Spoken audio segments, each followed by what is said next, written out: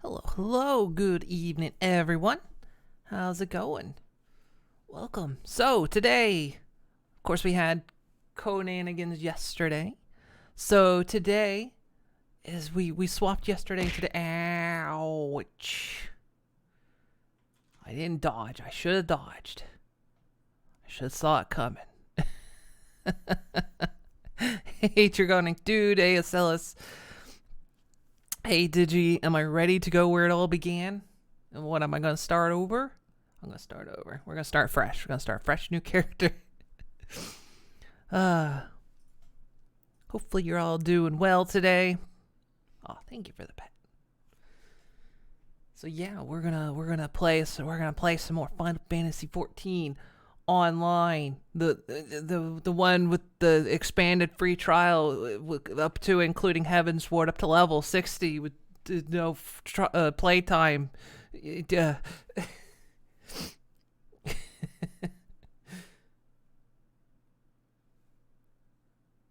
Yoshi P resets my progress. Oh no. He just makes me do that Metal Gear scenario over again. Ugh.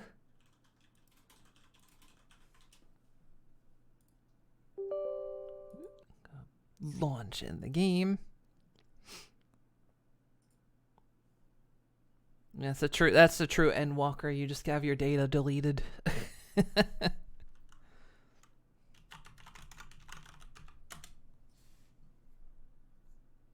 Sorry about yesterday. Your voice felt doable at the start, but it gave out. That's understandable.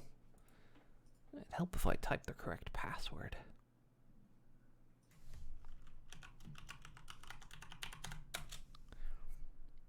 Your net was horrible yesterday, so you couldn't stick around. That's alright. I mean, partway through the stream yesterday, the 7 days I crashed my GPU.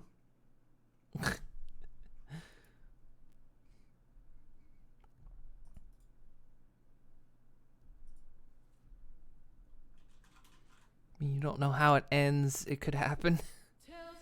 I feel like something like that wouldn't have been so easy to keep secret. Plus, I don't know if people are dissatisfied with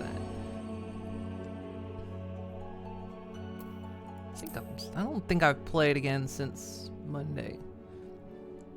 I don't remember if I need to change my data center or not. Oh, no, we don't. Okie dokie. Blah! Dadgummit.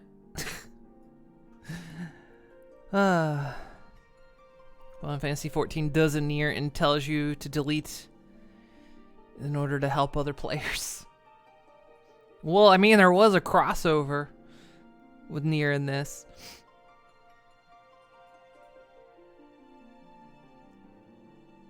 Oh, Last Figment 14. Good game.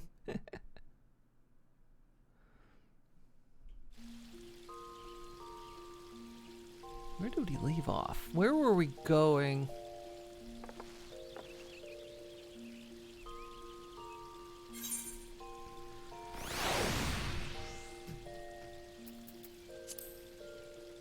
Speaking with Lena. Alright, we were going to the Crystarium.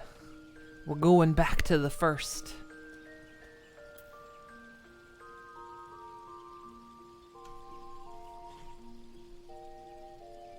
We're gonna go play some Warhammer Dark Tide. I heard people were saying that. I don't know anything about it, but apparently people are excited for it, so I'm glad for y'all. Like a lot of people I know were like, "Oh, it's out," and I'm like, "Ah, sweet." I don't know what it is, but looks like you guys are gonna have a good time. I'm tangled in cables here. Ugh. Ugh. Ugh. There we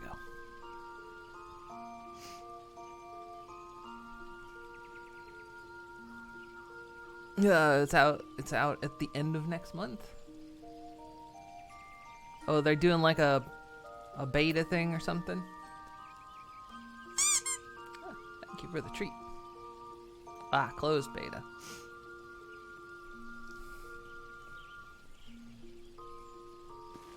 Okie dokie, so honestly, fastest way to Crystarium is just teleport there.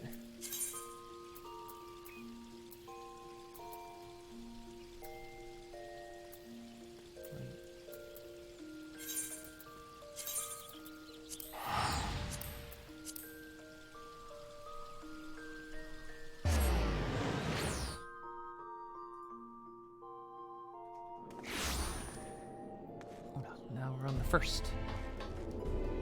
We're on the first shard. Going out here.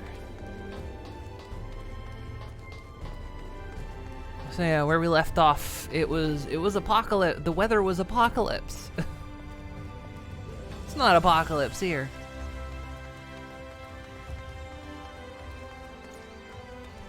Been addicted to Digimon Survive lately. Luna's here, she needs to run. She is here, but she's got her noise cancel. I told her, I was like, you know, spoiler, she's like, I've got my noise canceling headphones on, I'm gonna blast music. So, she's like, if there's any spoilers, if I catch any spoilers, it's on me. On her.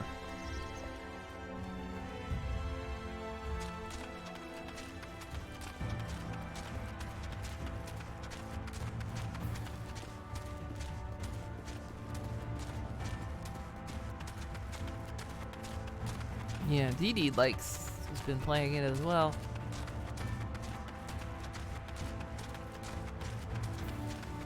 Playing Digimon Survive.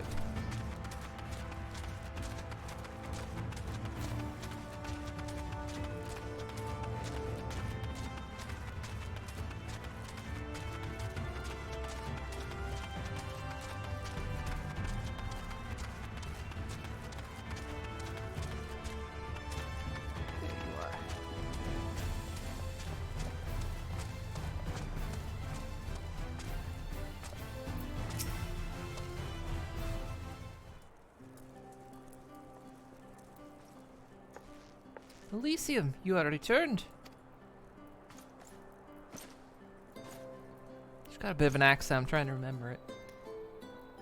You've been well, you and the others. Well, no shortage of trouble, but we're well enough.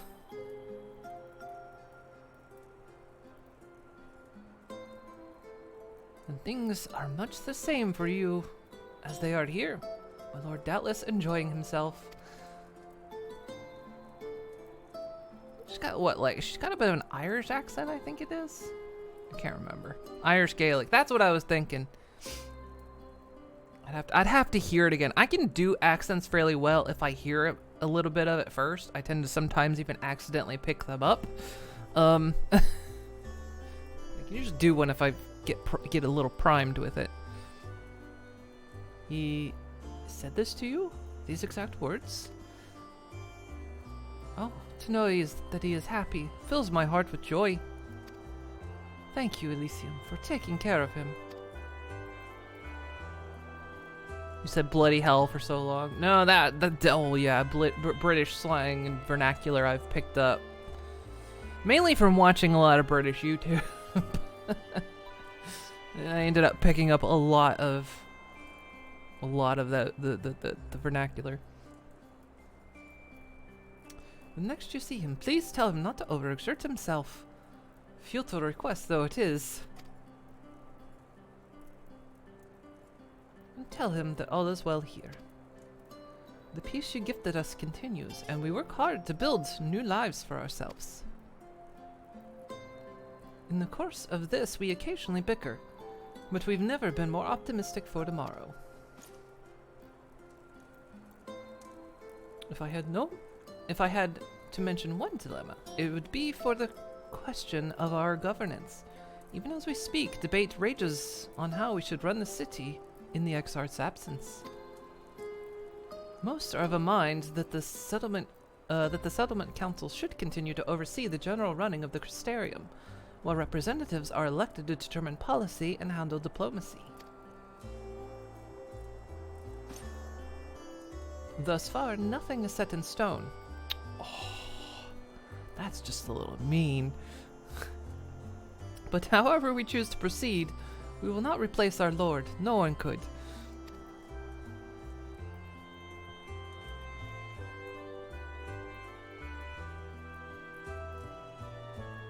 Have we recently observed any unusual phenomena?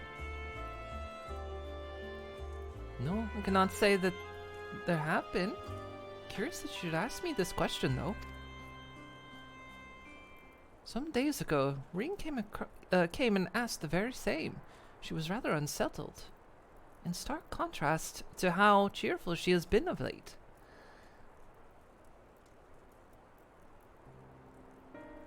Ring has been dedicating herself to the restoration of the empty, you see. Though it will take many long years, the goal seems to have given her a newfound sense of purpose and fulfillment.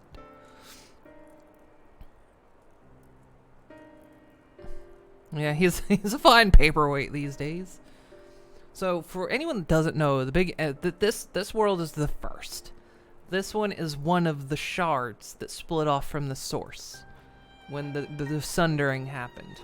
You know, the 14 shards. Or 13 shards, I guess. And this world got flooded with light.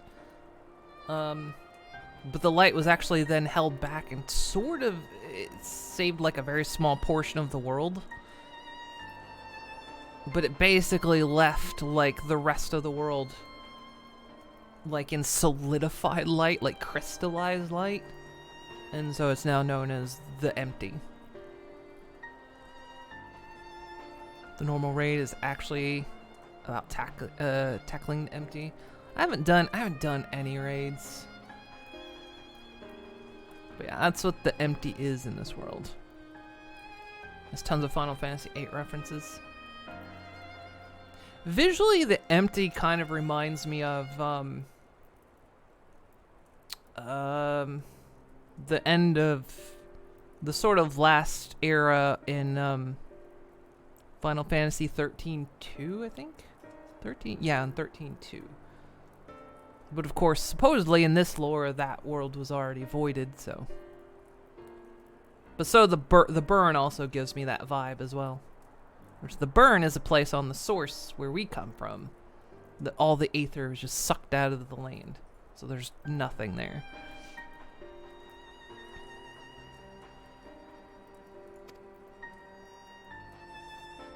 So when I saw her in a state of such worry, I couldn't help but feel worried in turn. Especially since she wouldn't tell me what troubled her. I dare say she would be more willing to confide in you. May I ask you to broach the subject with her?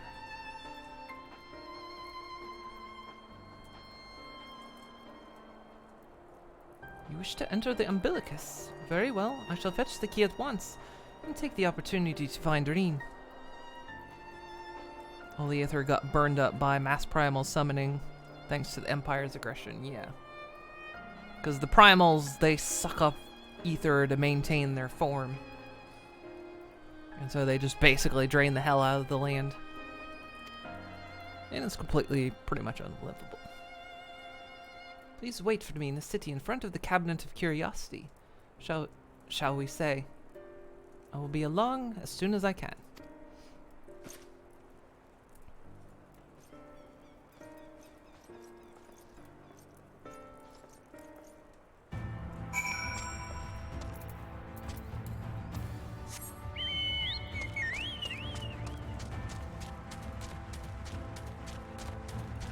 So this crystal tower is actually from our world. There is one in our world, and this one was summoned from a different time period and brought here. In an effort to bring us here.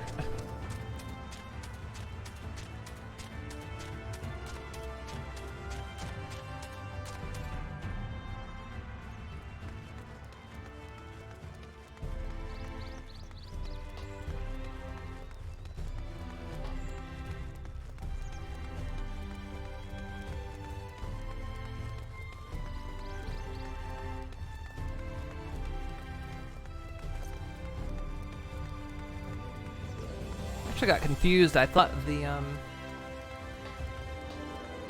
Halloween event was started today. No, it starts next Wednesday.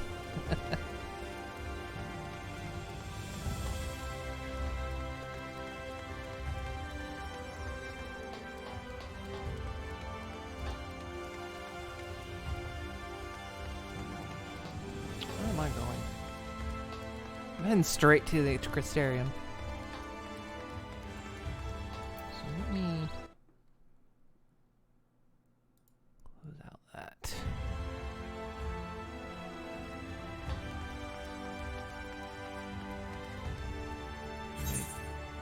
Oh, wait. Oh, I zoned out on where I was going.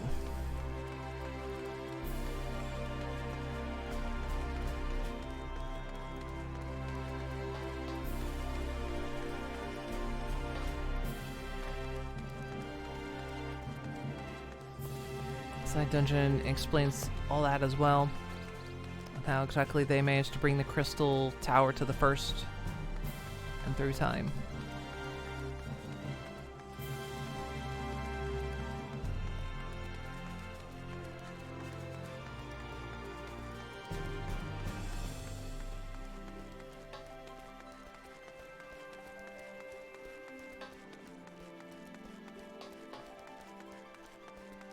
Yeah, kind of once I get done with the MSQ, I'm gonna go back and like sweep up a lot of the side stuff. That'll be my time. The flying event cannot be skipped. You may wish to cancel. Okay, yeah.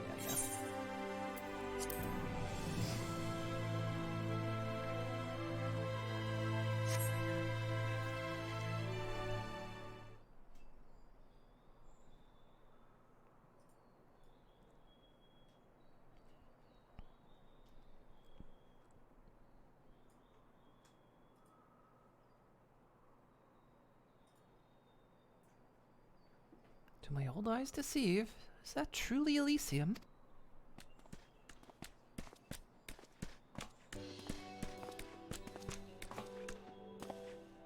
Ah, it is. Full glad am I to see you hale and whole, my friend. What a wonderful surprise it is to have you back with us, and at this most opportune time. In case you haven't heard, we're planning to produce a tome chronicling events from the flood, that was when the light tried to take over the world, to the knight's return. Hey, paranoia. For the subject, we tend to draw upon records kept by the world's peoples. Historical and contemporary first-hand accounts will be the centerpiece of the tome, but yours will be the one to crown them all. I've been asked to contribute a chapter on the soul, a subject that is key to understanding much of your endeavors. In the course of developing the spirit vessel, I gained valuable insights into travel beyond the rift, knowledge that will allow me to attest to your existence and deeds.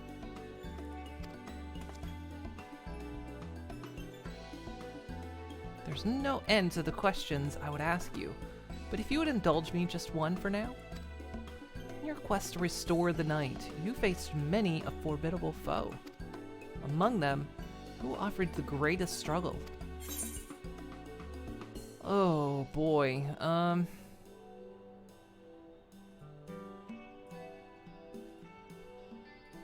honestly, Hades. Ah yes, Hades. He who sought to resurrect his ancient brethren. He was the final obstacle in your quest to restore the night. Your battle in the depths of the tempest. The stuff of epics.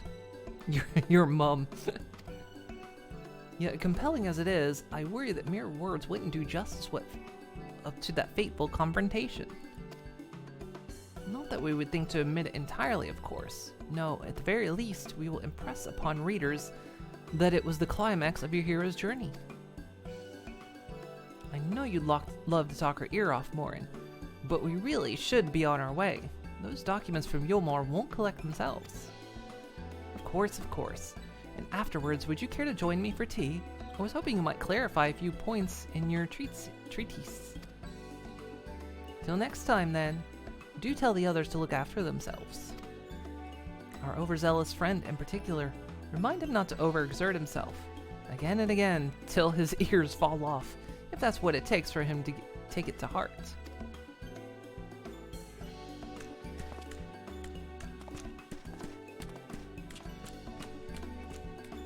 Hey, Masonic.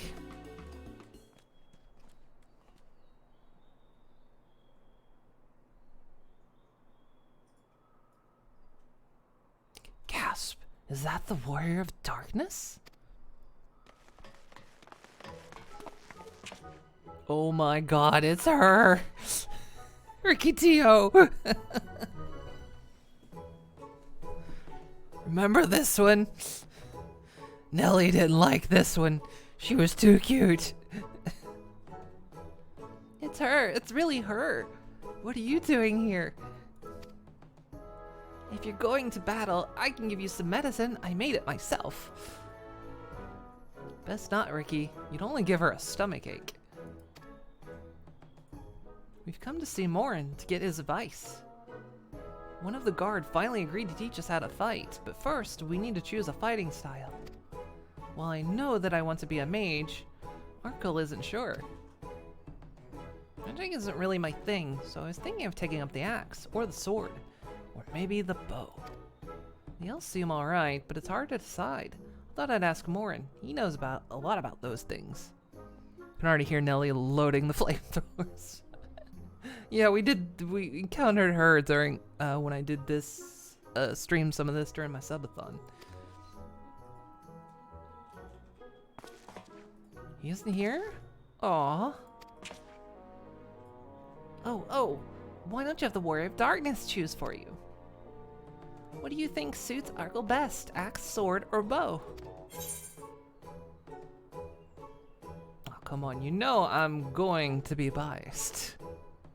Just use fists. For fighting and hunting, both. The bow. The bow? If you took up the bow, you could be just like...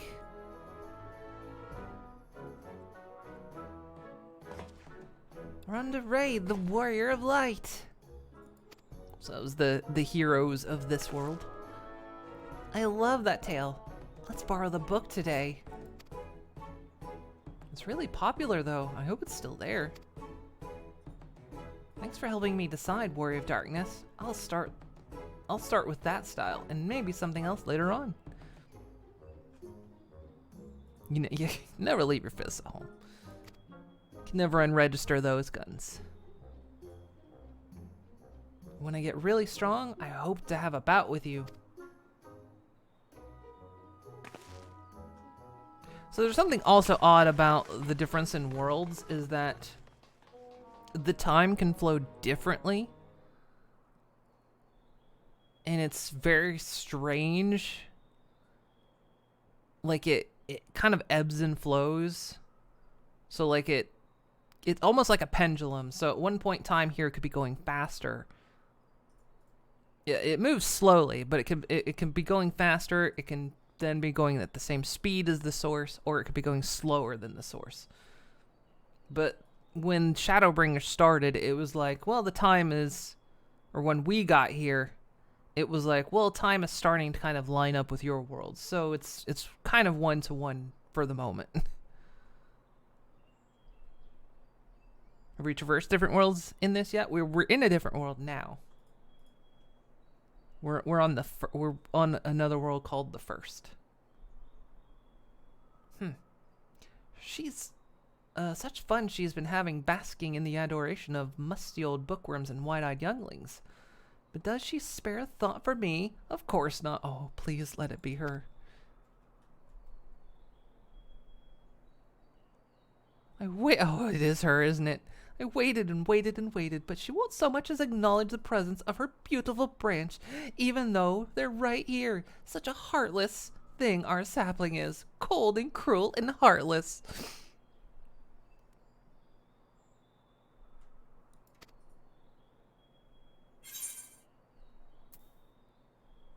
Oh, faithful Feu, loveliest of branches, how I missed you.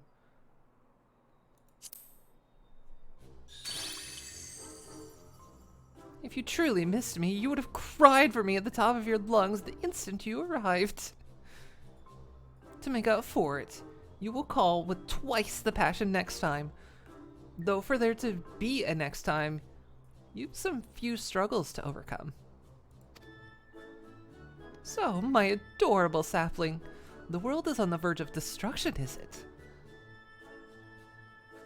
How do I know this? Joined as we are, spying on you is as simple as sliding down the back of a rainbow. Would that I could aid you in your quest, but the fate of we Fey folk is bound to that of the star. Whither it goes, so too do we follow. Such is our way.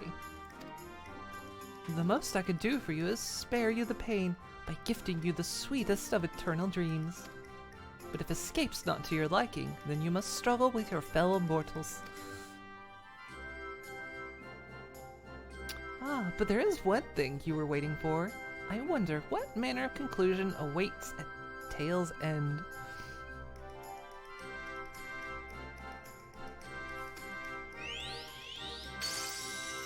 Bye, Feoul. I love her. Or them. I guess they're generally non-binary.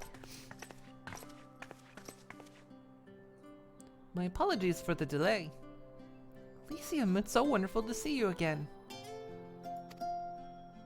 You doubtless have much catching up to do, so I shall leave you to it. I've taken the liberty of unlocking the umbilicus and you may enter at your leisure.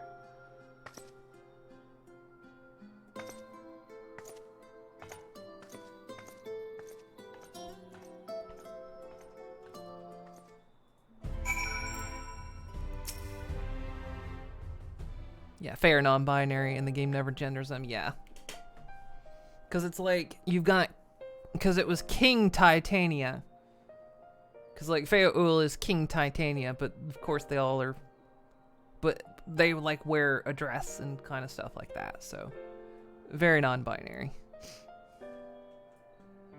I'm relieved to hear that everyone is well. I've had this feeling like a pit in my stomach. And I was afraid for something, I was afraid that something might have happened. Maybe I'm overthinking things, but it's just that I'm the Oracle of Light, but I've never spoken with Heidelin. Never once heard her call. Even so, I've always had this feeling deep inside me, a connection to something immense. These past few days, though, that connection has wavered, as if that immense something was distant, then close, then distant again. And then, the other night, I was jolted awake by the feeling that had been completely severed. Wanting some fresh air, I went to open the window, and to my horror, the sky was ablaze, like during the star shower.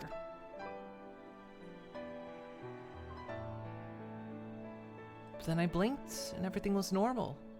The next day, no one said a thing. No one else had seen what I had seen. This is what we saw. Yeah, King's more of a title. As far as I could tell, nothing was out of the ordinary. I began to wonder if it was a figment of a half-remembered dream.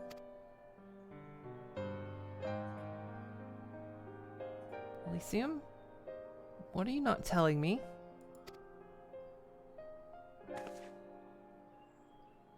I have to know, please. Doesn't matter how terrible it is.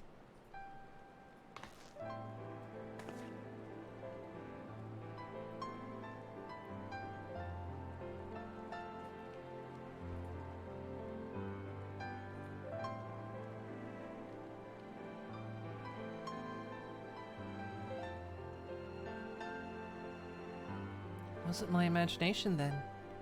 The doom we witnessed in Amaro has come again. I can't believe it. Like I told you before, all is well here in the first. Ouch. Hey, Kite. So don't worry about us, please. Only look to the threat before you. We're fine right now, and even if we weren't, we've learned how to survive. Should the final days reach us here as well, you may be assured we won't go quietly.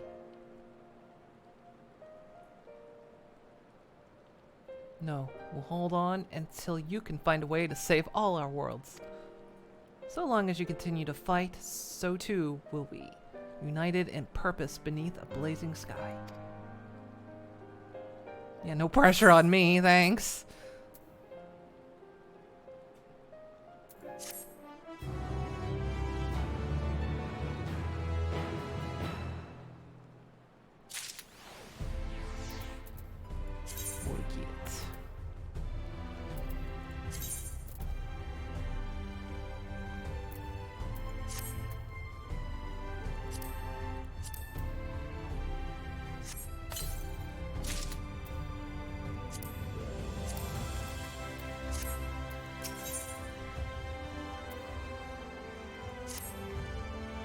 headed to the Umbilicus to consult with Elidibus, right?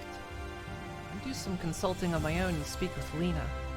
Decide how we might best prepare for the final days. So it's farewell for now. But we'll see each other again. I'm certain of it.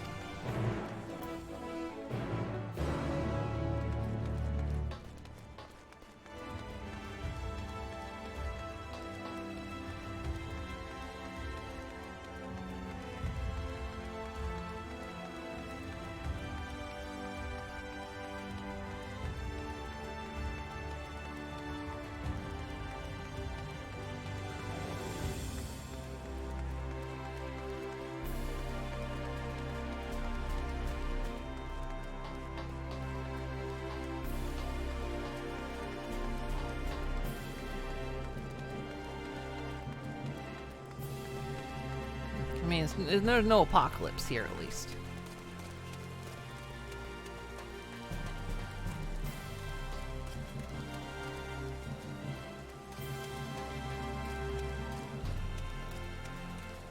It's just rain. Which could roughly be the same thing.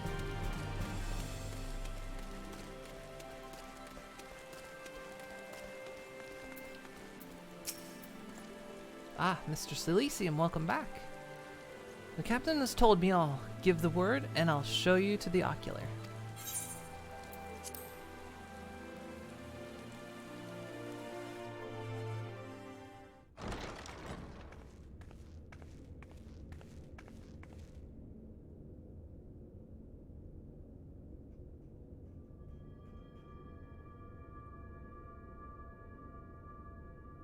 A lot of memories here.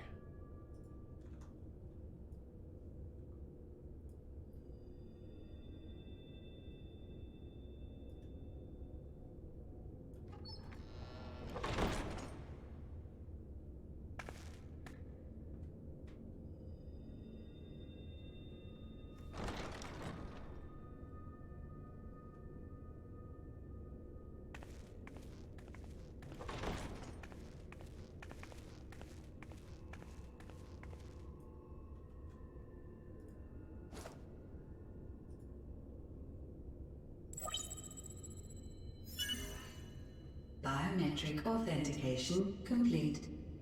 Please state your business.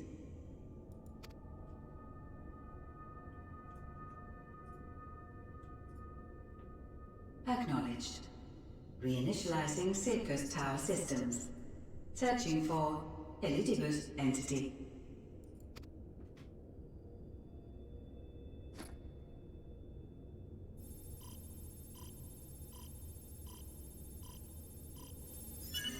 Target located in subterranean core power accumulator.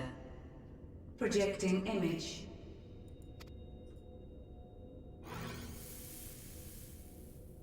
My home. My friends. No more than a dream.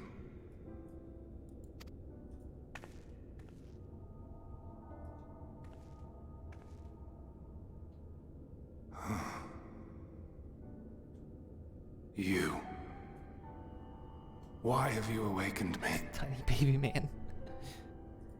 He's kind of small. I no longer sense those places beyond, or Lord Zodiac. You must explain all.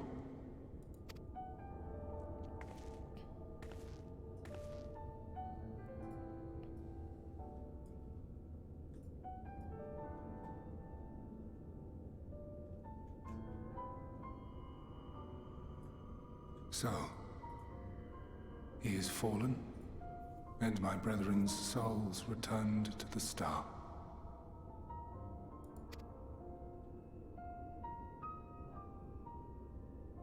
The doom we sacrificed so much to prevent is come again. Old burdens now yours to bear.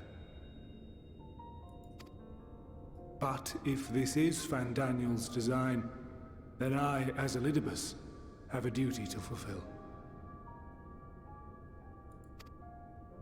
Your unsolicited act has restored to me some few memories of the convocation. Such knowledge as I have, I will share.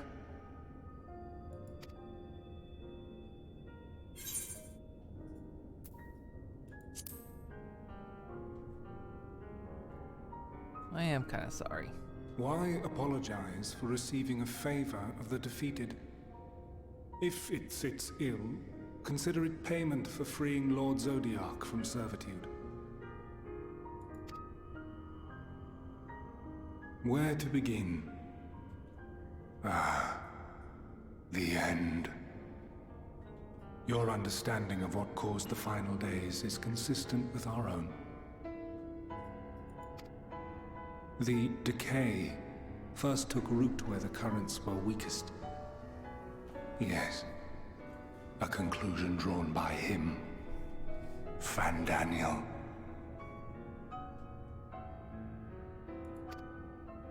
Not the him of here and now, but as I knew him, long, long ago. Having shed light upon the phenomenon, he dedicated himself to devising a countermeasure. Were it not for his knowledge of the Celestial, we would never have made the connection, and thence forestalled the final days. And though he inherited that noble soul, how different this last incarnation, so consumed by self-loathing and hate.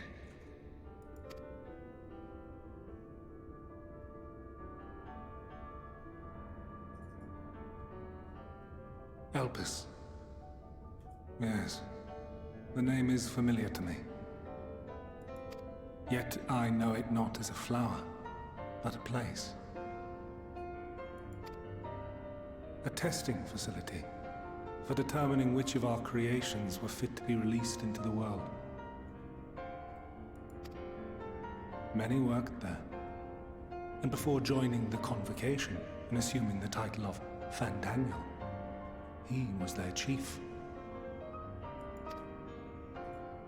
He was Hermes.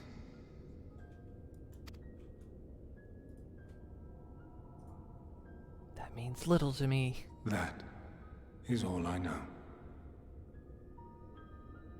The crystals tell little of the lives the 14 led prior to their induction. Elpis itself would tell even less. Nary a ruin has survived.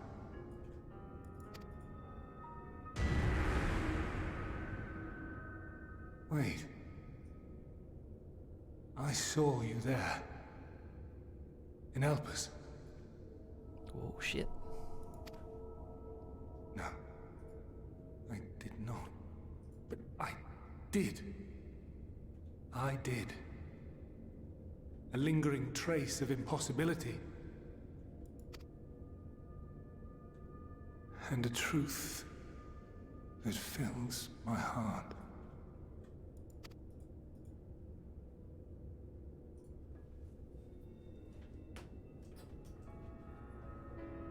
My memories remain clouded, I fear. However, they have revealed to me one possible course. You must travel to Elpis, to the time when Hermes served as its chief. To the time? In glimpsing the Exarch's memories, not only did I make his summoning magic mine own, I also mastered the workings of this tower, which, having absorbed my empowered essence, now harbors an abundance of energy. As such, I believe I can deliver you unto the past, unto that place and that precise moment. Yeah, that's the face I'm making. Given the eons that must be traversed, the gateway will not be fully formed. Your form will be less tangible still than those warriors of light I had summoned. In all likelihood, none will be able to see or hear you.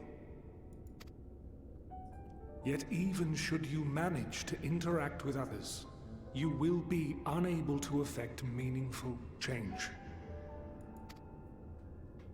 For the reality you wish to save, the reality to which you must return, exists as a result of the final days. You cannot reshape the past to undo the tragedies of the present. Cannot unmake the sorrow and suffering fated to come.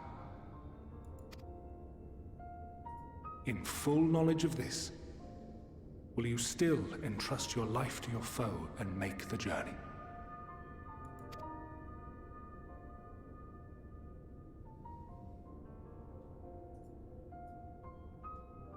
Very well. I shall cast you unto the river of time. Let this be my final act. You must input the commands. I no longer have the authority.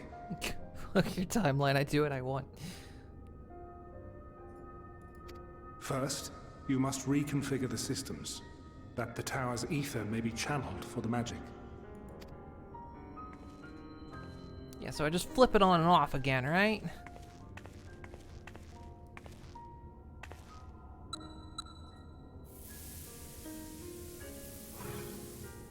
Oh, shit. Sorry, I reset the clock. It's flashing 12 now. The preparations are complete. The gateway will soon open. Return at once to the ocular.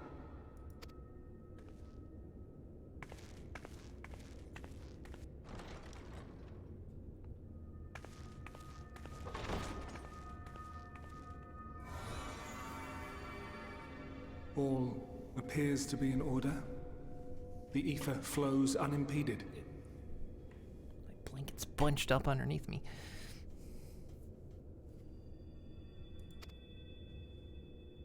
The magic should consume every last mote of my essence. Why are you surprised? Did I not say that this will be my final act? Lord Zodiac is no more. There is nothing for me here. The ones I love and long to see again are waiting in that promised land, beyond memory and dream.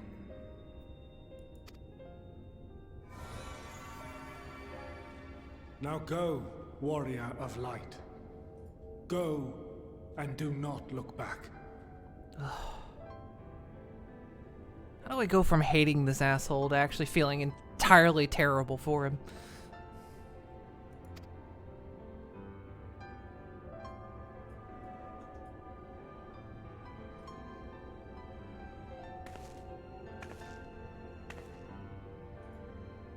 Well, Heidelin, I take my leave of you. Yours is the mantle of the last of us. May you have the joy of it, the burden, and the solitude. One final burn. It falls to you now. You and your champion to save our star.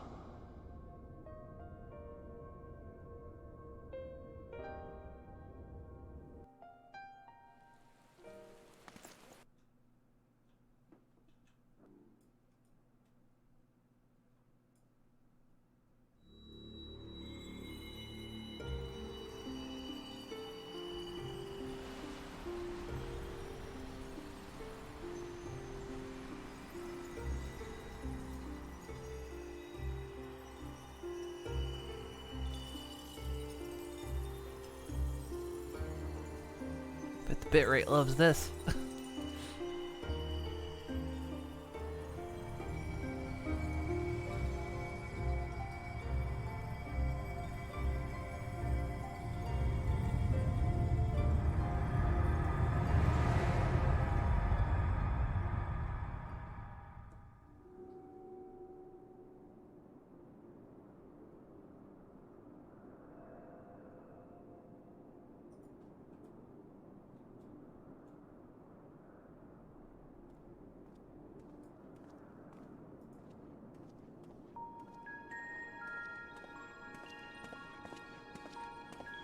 they really were bigger.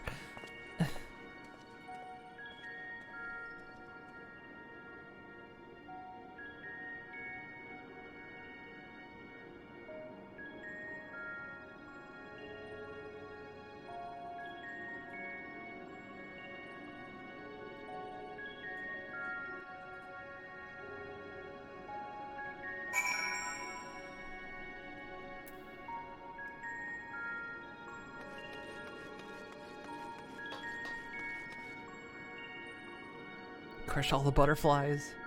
Be just a tiny baby. That's what they kept saying to me. This device is reminiscent of an aetherite. Perhaps it is possible to attune with it.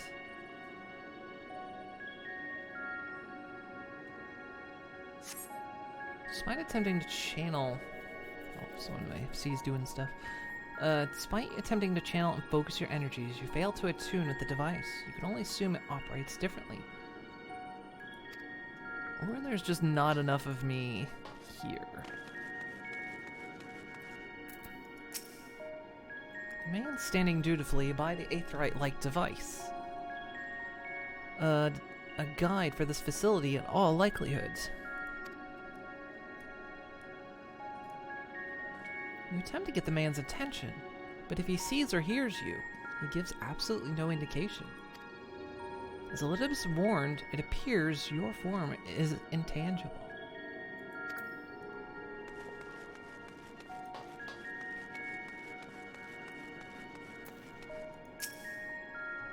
This is the right place, yes? Propylaeon? Judging by the woman's words, the facility is called Propylaeon. You attempt to gently prod the woman to attract her attention, but feel nothing, and it seems neither does she. Oh, man. Oh, it's college all over again. Hey, Slip.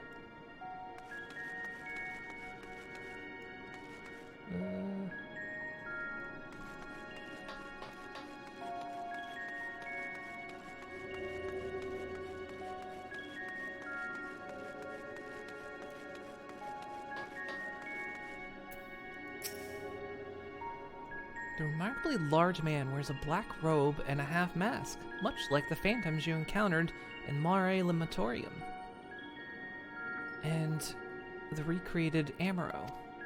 It would seem you have made it to your destination. Was I supposed to talk to him first?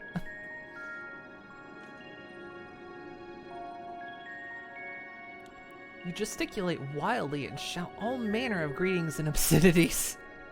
But the man does not so much as glance in your general direction. Oh, fucking swore the hell at him.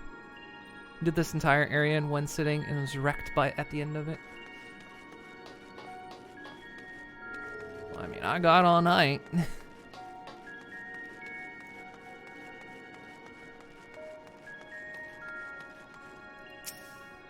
suspect the door leads outside, but how to open it?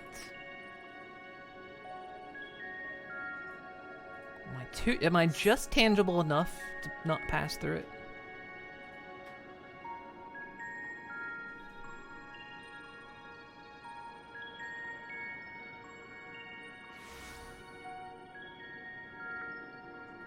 And here we are, Elpis.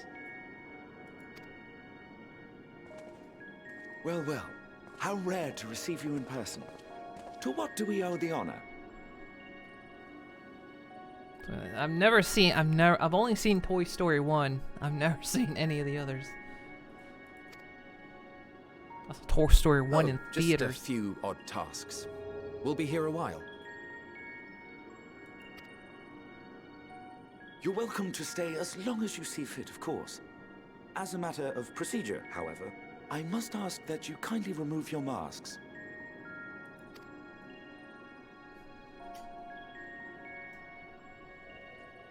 Come now. Is this truly necessary? Surely you can tell who we are.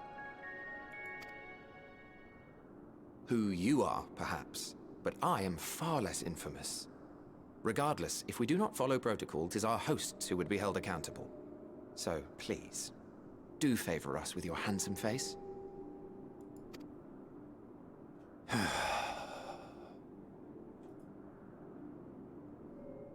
It's him. I missed you. Kind of, even though you were also an asshole.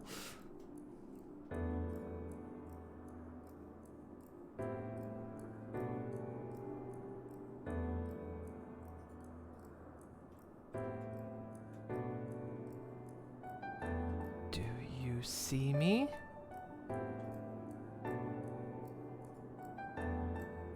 Satisfied? Oh no, they're all hot. Well, this is, fuck, of course you asked me. Emmett Selk. Not actually sure who this person is. Emmett Selk is the one we fought at the end of Shadowbringers. Who is also basically the founder of Garlemald.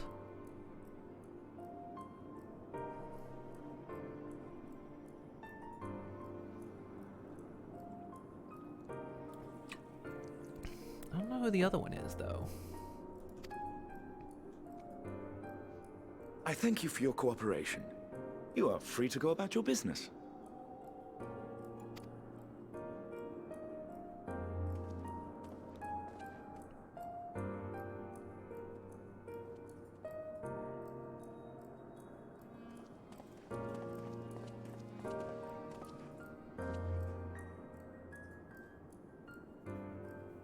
By the by, you see it too, yes? Oh shit, they both see me. These two Ansem's canon best friends. On this land of power pearl headed people, yes. It was basically the big empire that was always trying to take over everything, but lacked magic.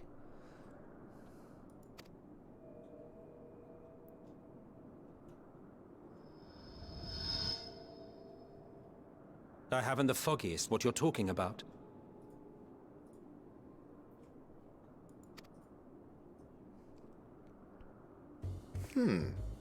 That's odd.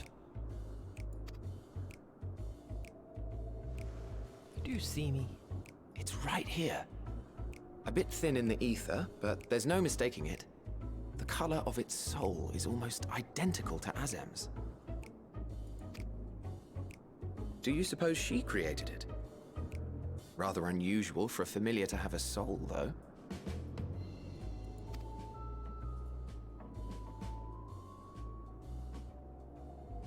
Don't ask me. All I know is that it's trouble. Doubly so if it's her spitting image. Yeah, I just don't know who the other person is. I know him, I just don't So know that let's one. leave it be. Come now.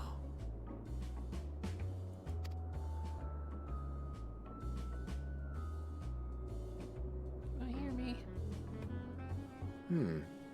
It's trying to say something, but it's literally too intangible to form words. Give me something to write. Why don't you give it some ether? Spare a snifter of your bounteous reserves. Motherfuckers.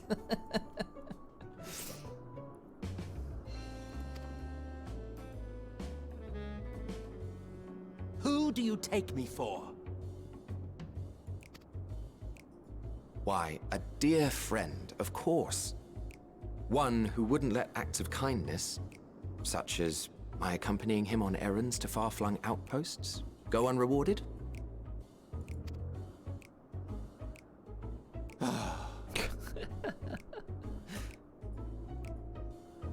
Give me some ether.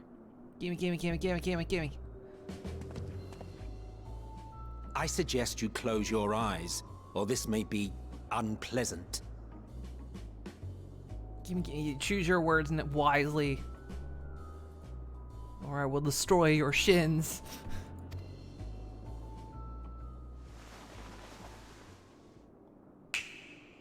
Oh, he does the snap.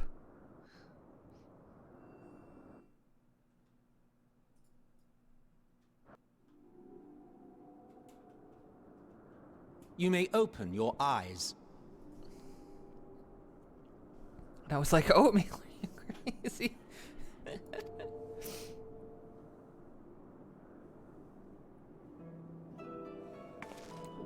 shit, I'm tangible. And I'm as big as you? Sort of, mostly. Oh, you even adjusted its size. The better to indulge your whim. This way, it will be easier to communicate. How very thoughtful of you. And may I applaud your artful reinforcement. Without further ado then. Greetings! I am Hythlodaeus, Chief of the Bureau of the Architect. Ouch. No, don't throw apple. Nah, just give it.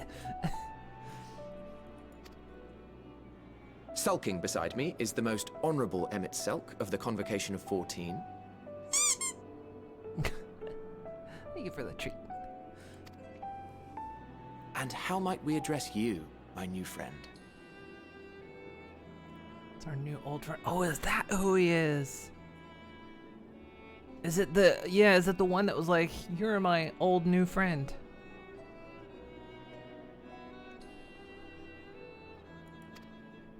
Oh, you're right. That was his name, wasn't it? Yeah. Okay, I remember. A fine name. And I'm pleased to see you understand our words. So, tell us, whence have you come?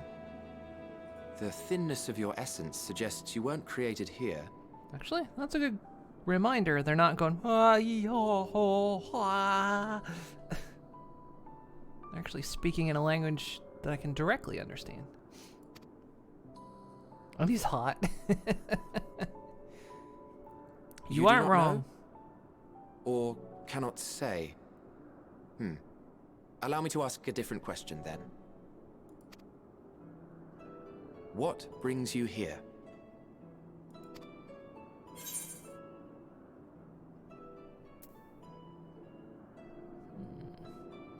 A man named Hermes.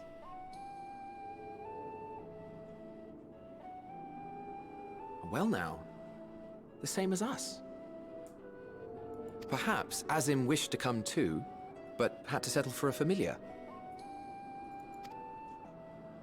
If she truly wished to be here, then she would be. Right you are. My apologies if we've given offense. The two of us can discern the color of souls, you see, and yours happens to resemble that of a friend. And with your purpose matching our own besides, we jumped to a hasty conclusion. We are here to speak with Hermes, the chief overseer of this facility, which we also intend to tour in order to gain greater insight into the man's work. It's time to go commit shenanigans in Azim's name. Azim's name. We, I say, though this is Emmett Selk's charge. I am here only to serve as his guide. So now I'm curious about something, because they did say Azim is a she. But is that based on our character creation, or are they canonically a she? As in, as the source of our soul?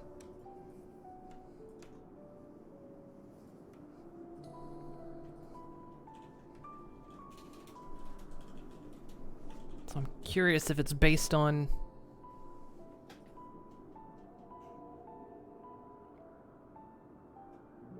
It's based on your character creation. Okay. Yeah, I was curious about that. Because, I mean, it's not like how Ardbert was a piece of our soul, but of course he's just a dude.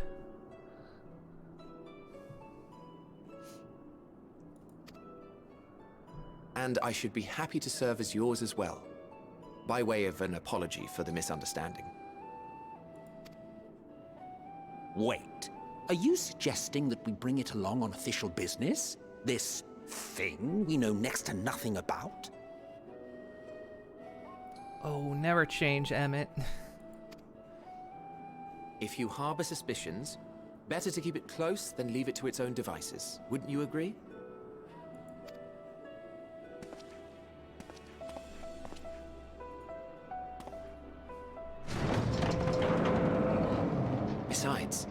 Having a mysterious life form in tow is the norm rather than the exception here.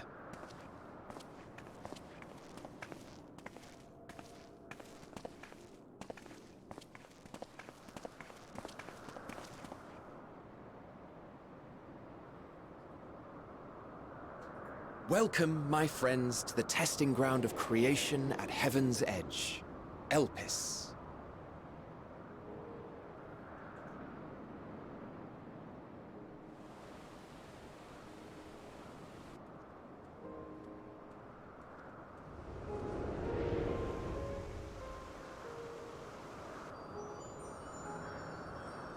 Hey, it's the doggy.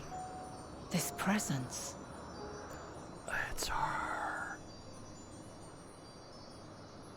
Oh, I said Elvis. It's her.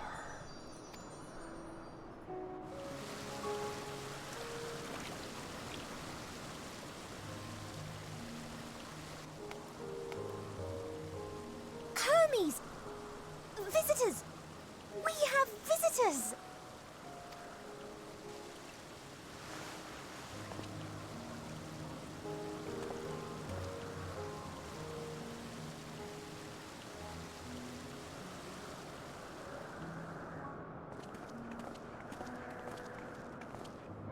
That's a new race. What secrets are you hiding, I wonder?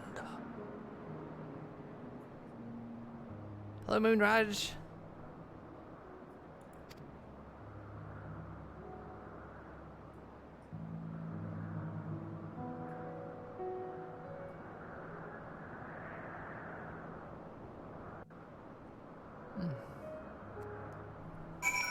Oh, good. My chocobo somehow made it too, and my tiny rat.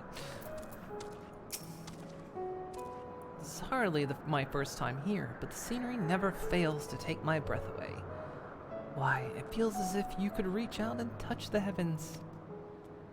Now then, to begin our guided tour. Perhaps you already know these things, but for the sake of thoroughness, I shall start with the basics. Using concepts to give shape to ether, creation magics allow us to bring forth anything we desire, be it inanimate object or living beings. Anyone may conceive of concepts, but they must all undergo evaluation at the Bureau of the Architect. As part of the process, living beings and certain arcane entities may be sent here to Elpis for in-depth observation and study. And it's a fascinating facility, isn't it? I dare say you'll enjoy touring it with us.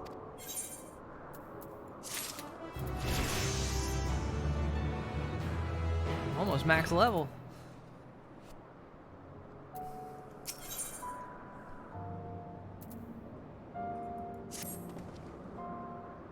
Now then, our friend Hermes. Aside from overseeing the facility, he also conducts his own research.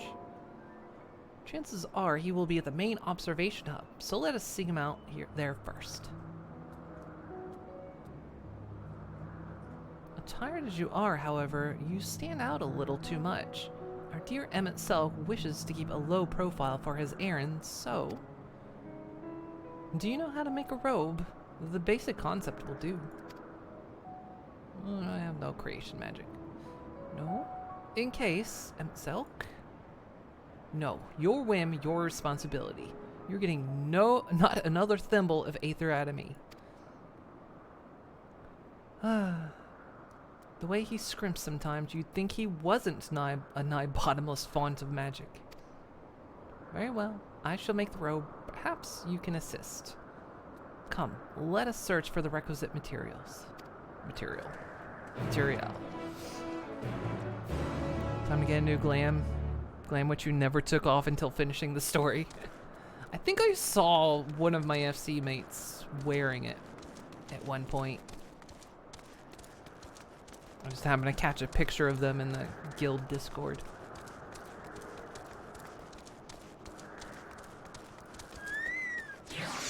Bye, Eris.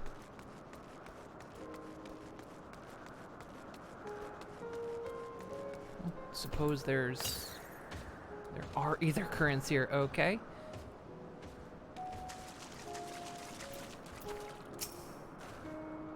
Yes, these creatures should suffice.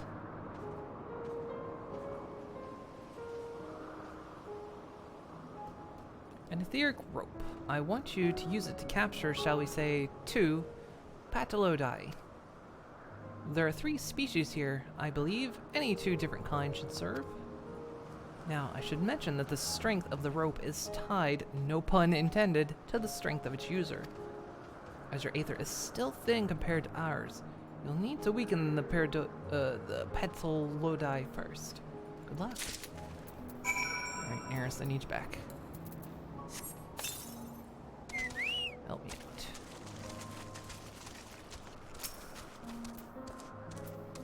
Hey, what'd I say about puns? To jam them up, mate. That's right.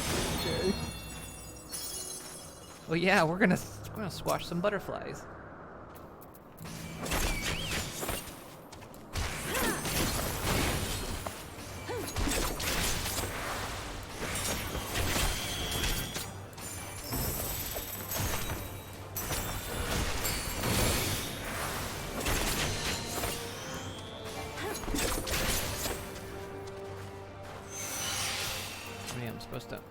I'm not supposed to kill them. Forgot what I was supposed to do there for a minute.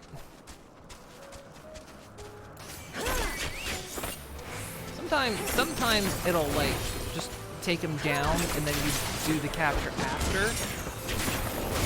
Sometimes it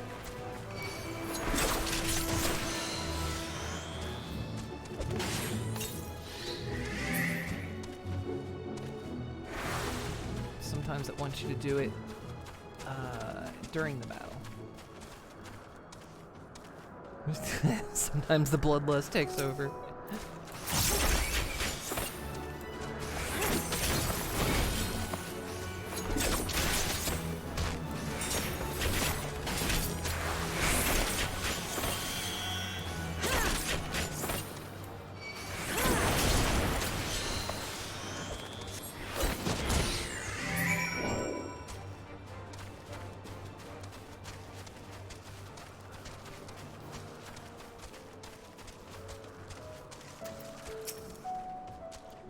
The Petalodi? Come, let's see.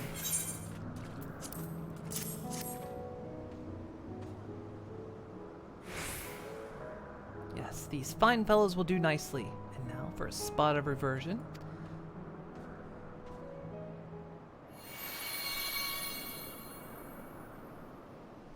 There, it's ready.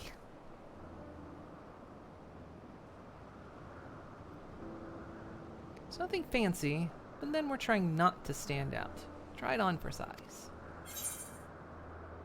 Turn living beings into clothing just like that? Won't someone be angry for us using?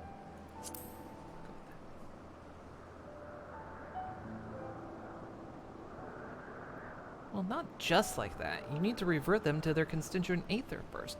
Okay, I'm starting to gain an understanding of things that may have happened. Something I was positing. Their creation magics and their creation efforts into creation have been a bit of source of the problem. Lest you wonder why I asked for 2 species, it's due to the difference in their etheric balance. Blending them allows us to produce a garb with superior etheric stability. Well and good to disguise and educate it, but it won't fool anyone who can see worth a damn. Fair point. But at the very least, it should spare you unwanted attention from casual observers. Yeah, they're still there, it's just been reformed. Yeah, I know, but I mean, like, it's relating to something happening to the end, right? When the end days start to happen. And kind of the difference why their magic created the horrors, but in our world, they become the horrors.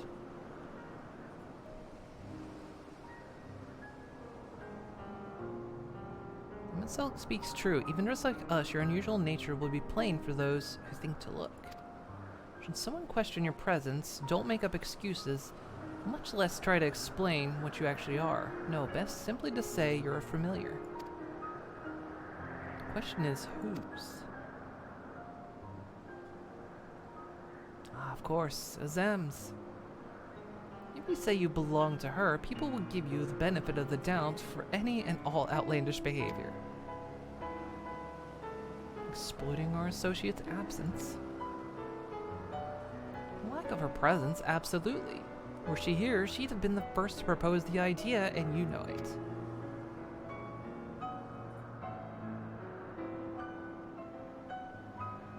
With that, your story is settled. Let us continue with our errand.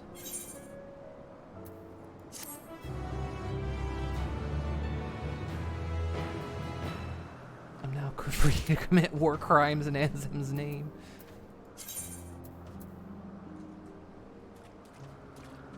Okay, cool, but I need... But I can't put these on right now. I mean, I can, but...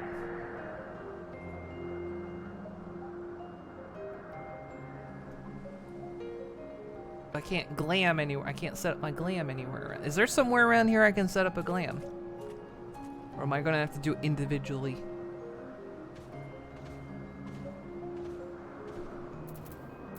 I've got a bunch of clear prisms. I only have 3 regular prisms. Which is enough, but...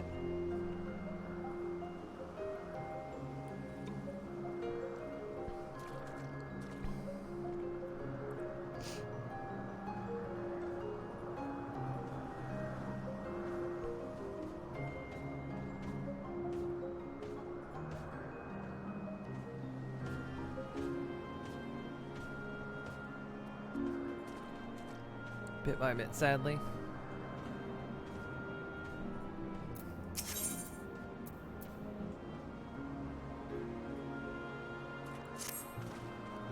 If you're ready, let us continue along the path to Anagnorisis.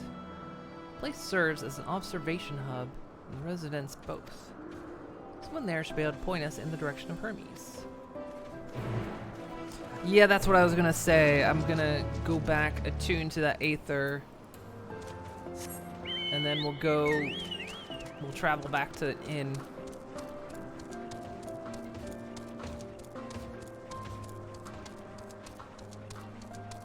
Yeah, we'll make a plate out of it.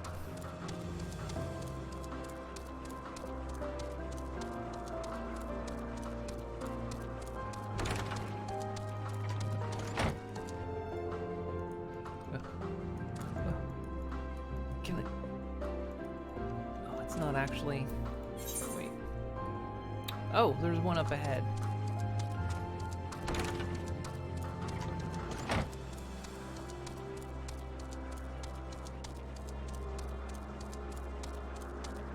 I guess because that one maybe. Oh, why is my camera dying? What the hey?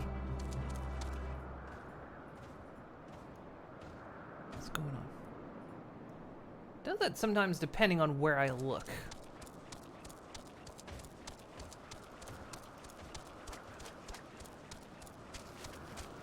Oh boy, it does not like this area.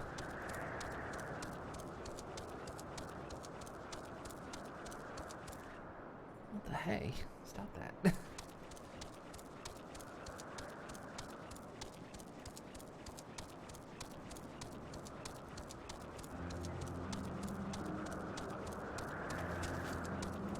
is a bright area. Ugh. Wonder if... Ugh. Maybe I need to... Ugh.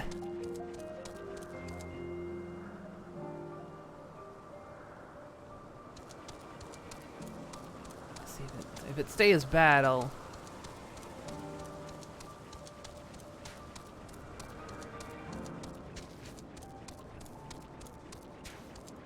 If it remains bad, I'll fix it.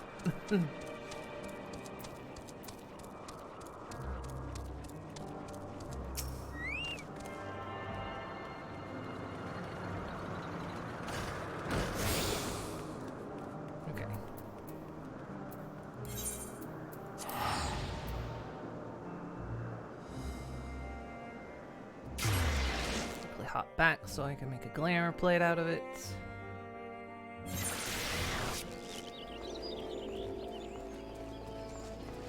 Like whenever I look at the Aetherites, that happens. It like just takes the last remnants of my GPU.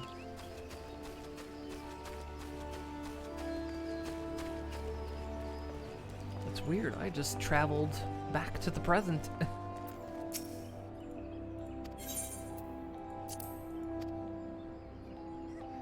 Kind of just like when they give you things, it's like, put on these clothes, and it's like, give me a dresser where I can do this. Ugh. So it's the Sophist gear, okay. So I need to glam that as well.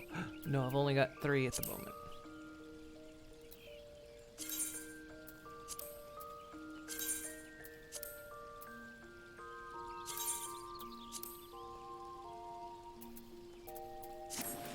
She really taught me what friendship could mean that Yeah, day. 'cause And it I'm was out of glamours at the delicious. moment.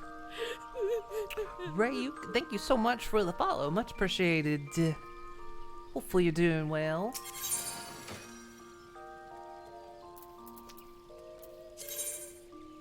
see, do I have an empty one? Here we go.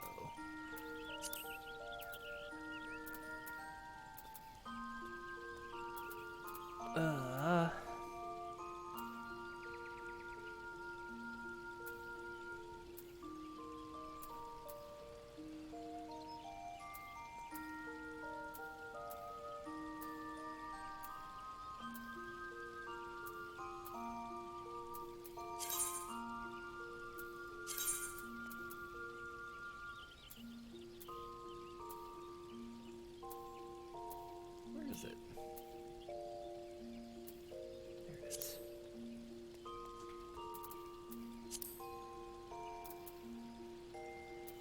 Let's see, what was it? It was... There were no Sophist gloves, were there?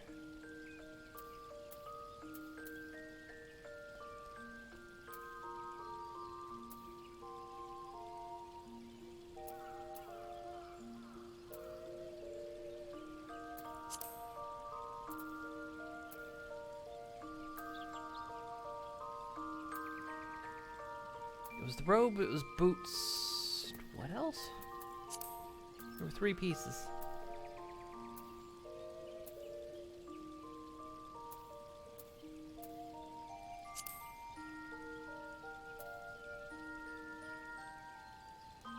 Chest leg. It is legs, okay, yeah. Just being dumb, and for some reason I can't oh, right there.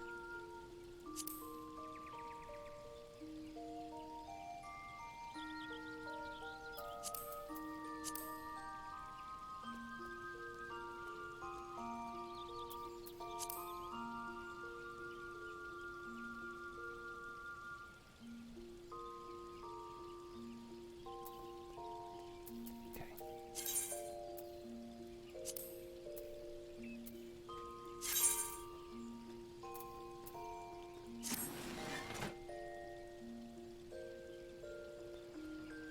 This is a mask-free zone.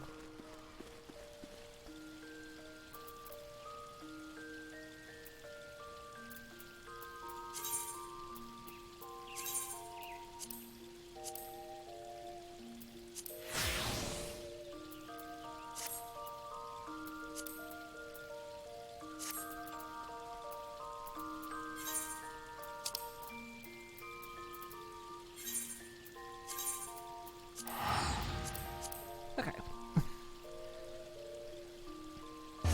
So I'm live from Ash's channel.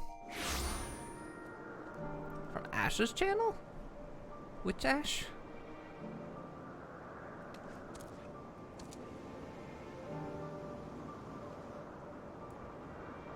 Let's see, okay.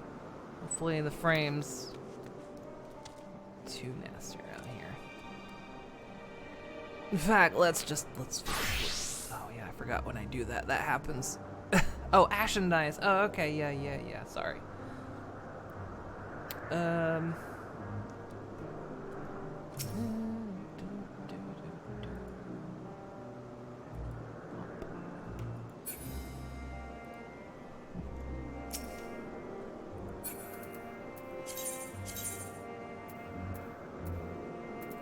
Always changes my job because my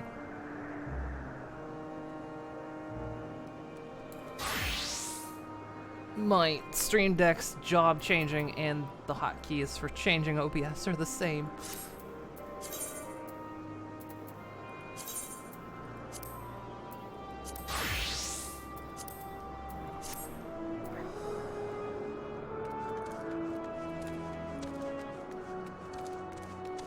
Should hopefully be a little nicer on the GPU.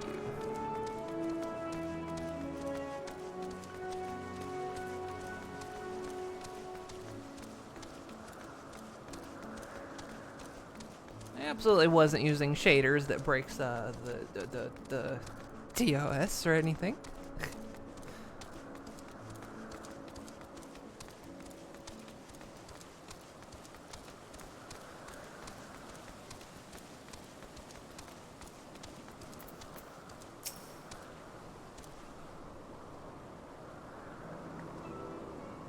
Yes. Can I help you?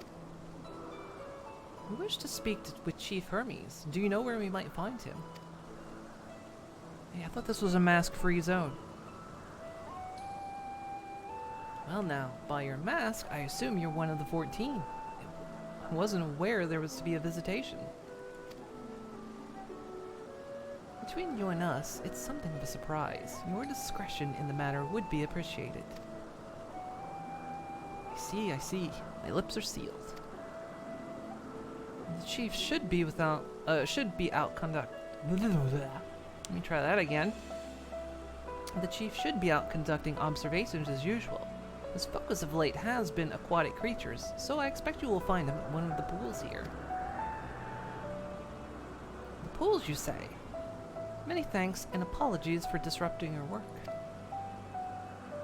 Oh, really? I thought this was supposed to be a mask-free zone. I say, Mytholodius, while I've never met Hermes, you know him well, do you not? That being the case, can you simply find him by his ether? Why? That I could. As you know, MSLK and I can discern the color of souls. By the same token, we can also see Aether quite keenly and from great distance. With this skill, I could readily locate Hermes, but I felt that it was a waste of an opportunity. We're here to perform an assessment after all. By searching the ordinary way, we stand to gain insight into Elpis and the man in charge of it. This is as much for your own enjoyment like as not, but point taken. If you're going to accompany us, make yourself useful and help us look for Hermes. According to his profile, he has short, dark hair. So you know, it's because we're in Elpis that we don't have our cowls up. Special exemption due to the need to be aware of dangerous creatures. Elsewhere, we do not exhibit our individuality. It's unseemly. This is all common sense, but I would not assume you to possess any. Yeah, that was something we learned, is that they all wear hoods and masks because as part of a more perfect society, they didn't want people, you know, to be judged by their looks. You know, they didn't want jealousy of maybe someone's more attractive than the other. So they all, you know, covered themselves to, you know, hide their individuality. You can also do what Y'shtola does, but without damaging her life force thing. It's also not being blind. I still can't figure out how Y'shtola works, because there's some questions I have about her sight. Because like in Shadowbringers, she could see the paintings on the walls. She looked straight at them and could see them. How did she see them?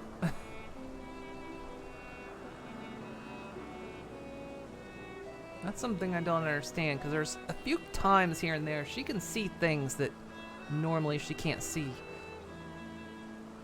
The writers don't know either, don't worry, okay. At least it's not something I'm missing.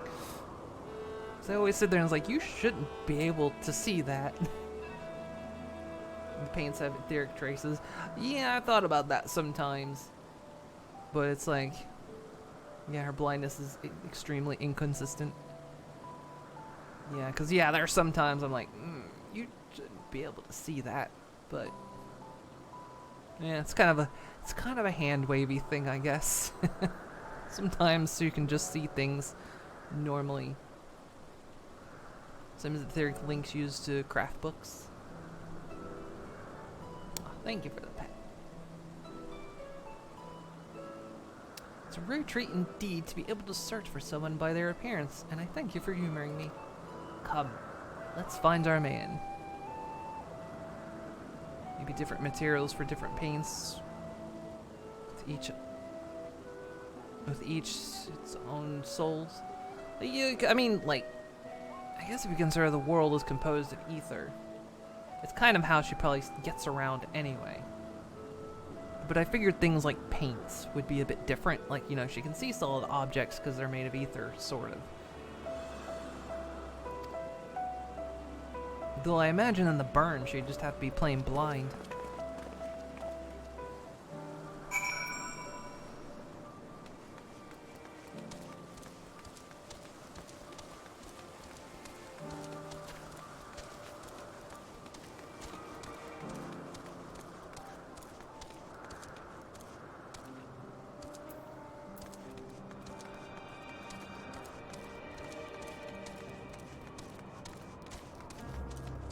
Is he gonna make me search, or is he actually gonna have a thing above his head? Well, he was supposed to be near water, right?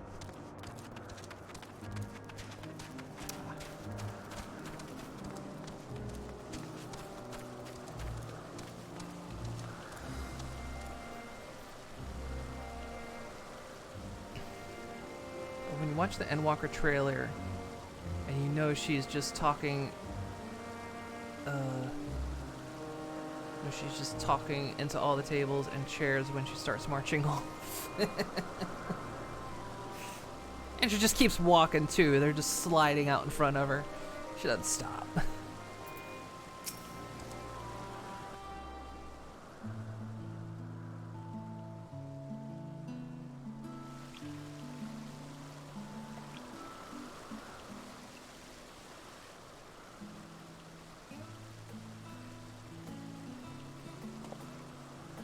Huh.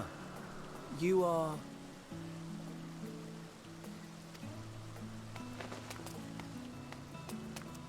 Oh. Different. You're different too. You and me. We're alike. Friends. I want to be... Okay, she reminds me of Sunny from Metal Gear. Wait. Please. Wait.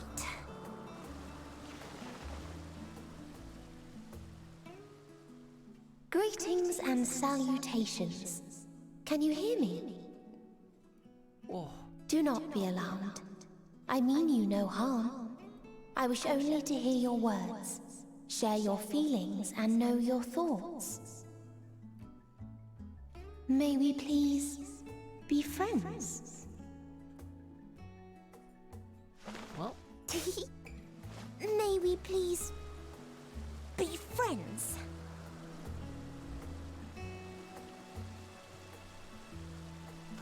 Ah, I see you found him.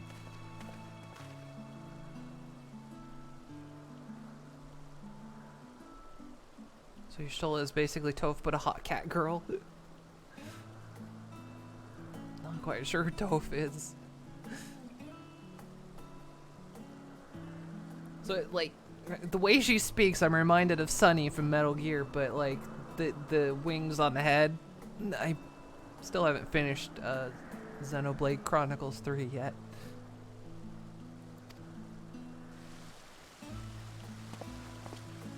It's Ladeus. It's been a while. Too long, I think. Too long indeed for close collaborators. Avatar, okay. I've never On this watched blessed that. occasion, I bring not only myself, but others who long to speak with you. It's one of those things everyone says is great, and I just never watched it.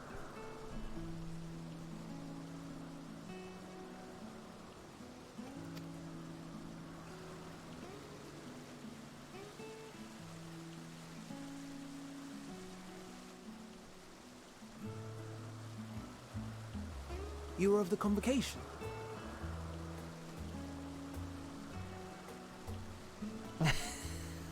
Yes, I've never seen it. I've not seen a lot of things that were popular. Emmett Selk at your service. Do I have the honor of addressing Hermes, Chief Overseer of Elpis? Also, I've noticed their eyes are a little wacky. You do. You The have traveled pupils are far for strange it. shaped.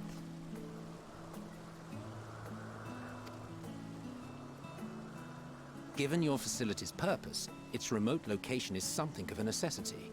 Would that I didn't have to rely upon a guide. Oh, you wound me. Have I not ever been an attentive and helpful friend? But moving along to more agreeable company, this one we chance to...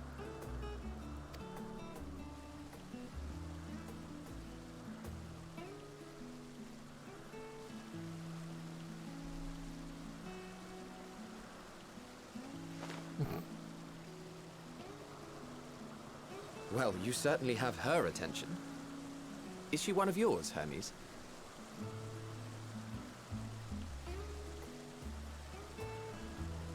This is what the unsundered look like.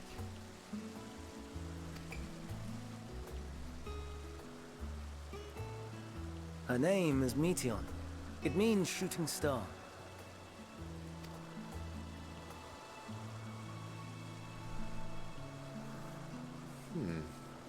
If I may make an observation, her ether is terribly thin. I fear she might dissipate at any moment. Nor do I believe you've made a submission to the Bureau. I would remember such a concept if you had. I haven't, as you say. I judged it too early. She's a pet project of mine, still undergoing preliminary testing. But rest assured that I will attend in person ere long. Very well. Being an authority on flying life forms, I appreciate that you are exacting in your work. I shall look forward to your submission. If we have finished with the perfunctory chit-chat, I would discuss official matters. By my coming, I trust you already anticipate the subject.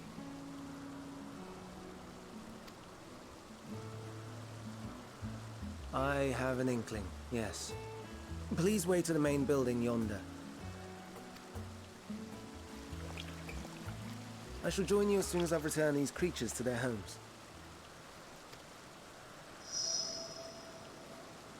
What's wrong, Hermes? An amystoma is missing. Hmm?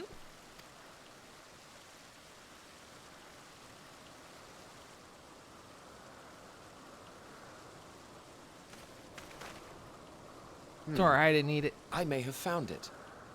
A creature with the self-same ether as those there, nestled in the boughs of a tree outside the grounds. Oh. Well, I didn't. Yeah, I don't know what happened to it.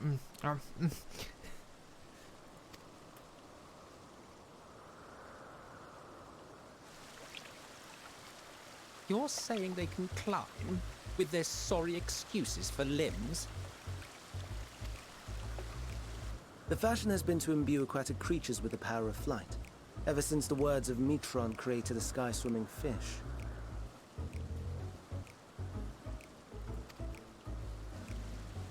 The ambystomas too can fly, if only slightly, and they could conceivably climb a tree. Whether they can come down safely, however... Excuse me.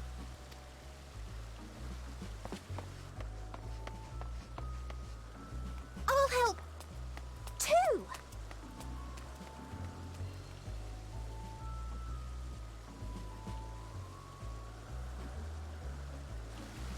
And what are we supposed to do with this lot?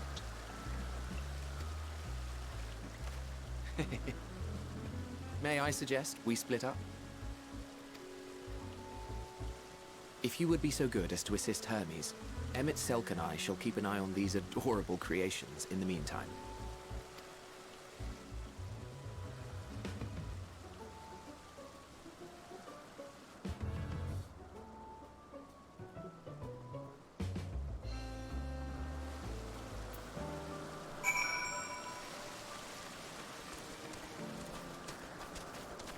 I'm looking for aether currents.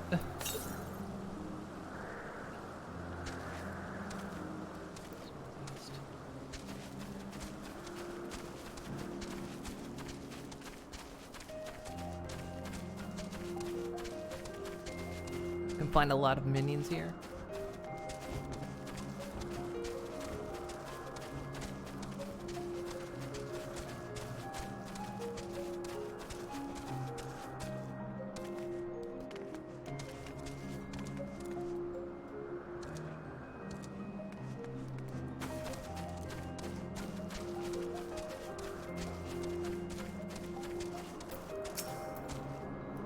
Hermes and Meteon have found their quarry. Creature known in this age as an ambystoma. Yet though it has been safely extricated from the tree, he appears to have found himself in quite a predicament. Ambystoma. Hermes saw it high up in the tree. He climbed up to get it, but it jumped on him and he slipped. Not the one. Like my little tiny rat, they're minions.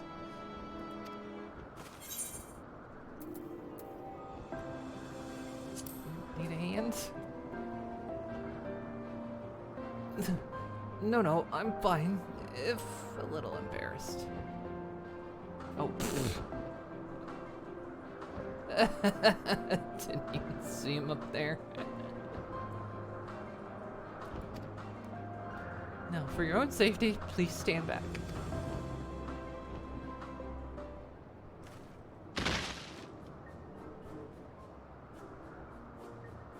Ugh.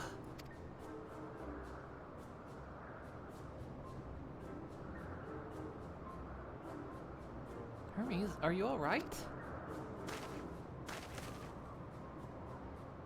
Quite alright, yes. My apologies for making you worry, Meteon. Both you and,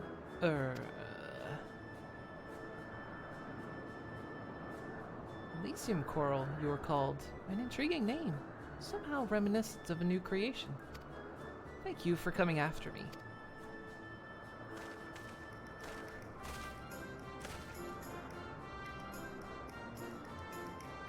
As for you, little one, you must be more careful.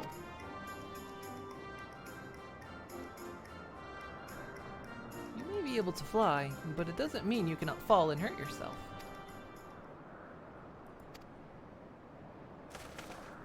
Oh no, I'd forgotten about all its fellows.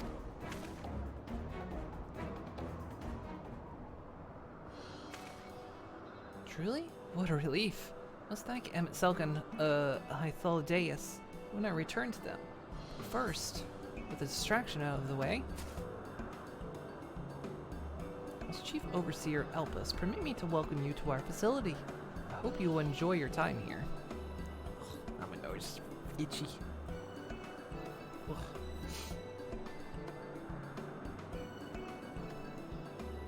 Ben Daniel's suddenly precious. I guess true, that is him, isn't it? Kind of forgot. They're so different.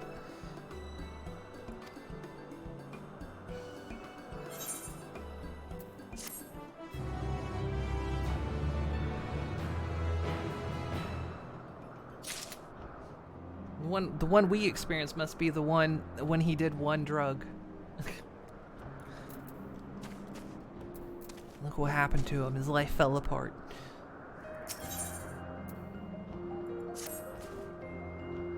Well, we mustn't keep the others waiting.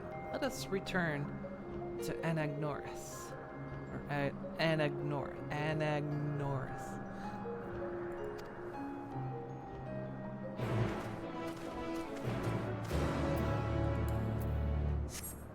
questioning my tiny rat or my chocobo.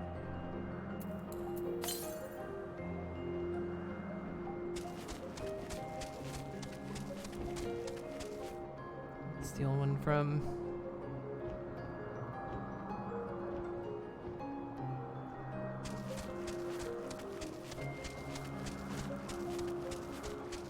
Yeah, there's the beast tribe, the Ixials. They are bird people. They're more beastly looking.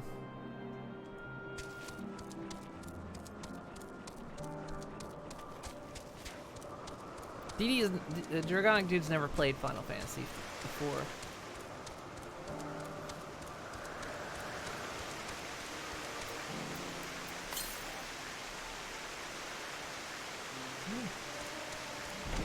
Oh, I can go in.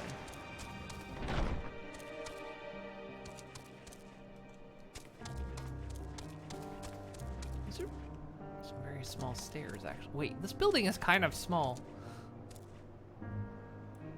It's out the back of this building, isn't it?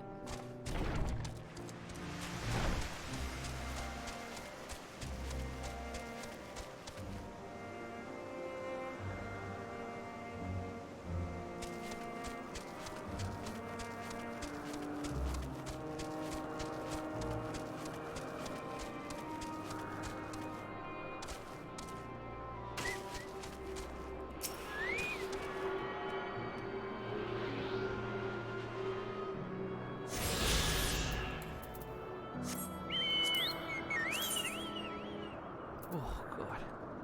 Okay.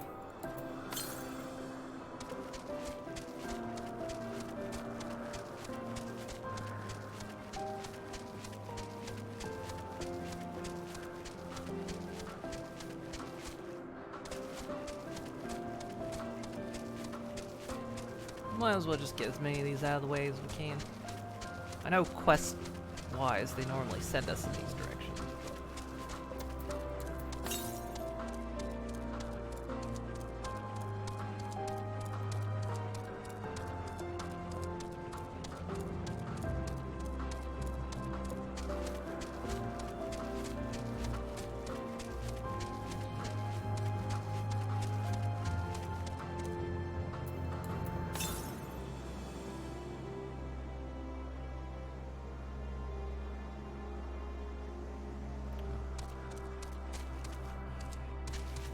I guess I'm gonna have to wait to get that one.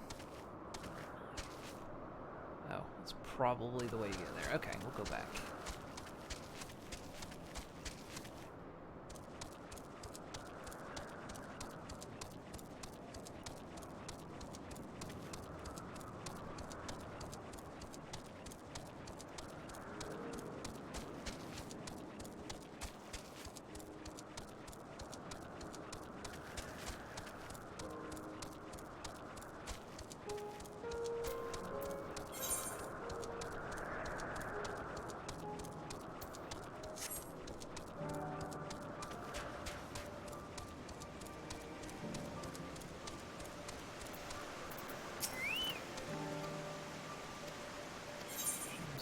Trigger.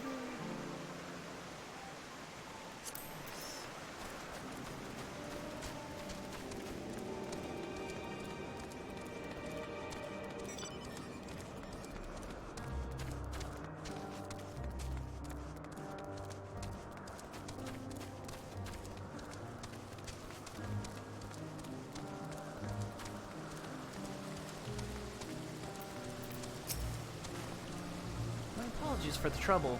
Owing to your kind assistance, all the ambustomas are safe and well. I'll presently send them back to their space. If you would go on ahead to the main building. Upon entering, you will see a table and chairs, a meeting area. We may speak there. Very well. Take care not to let the creatures slip away again.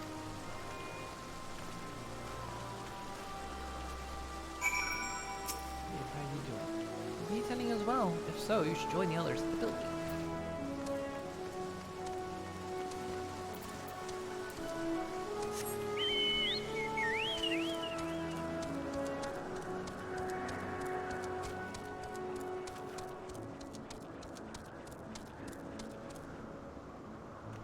only played the Force 4. Oh, you actually have played a little bit of this?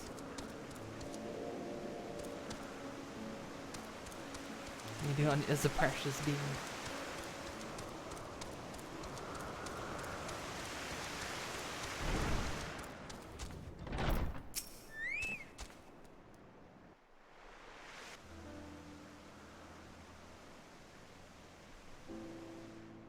This appears to be the place. And here is where we part ways. We will be discussing highly sensitive affairs. Only a select few may be privy to such knowledge, and that does not include someone who cannot or will not divulge their origins.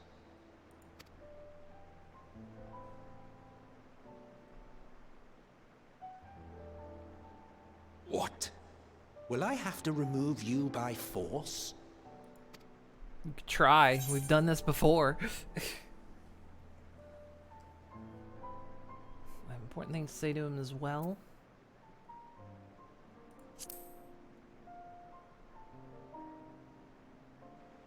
Yes, I'm sure your business with Hermes is quite pressing.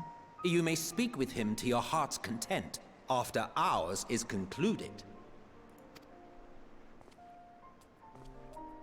I do not object to her attendance. Hermes, this is highly irregular. Perhaps, but I believe she can be trusted. Meteon would not have taken to her so quickly otherwise. Moreover, the presence of a third party may help me to maintain composure.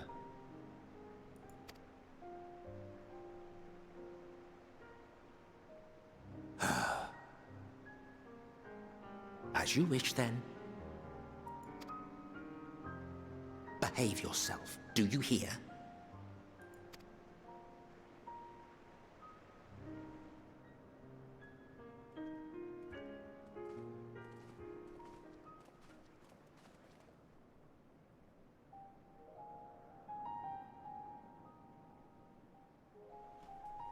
So, it's finally happened, then.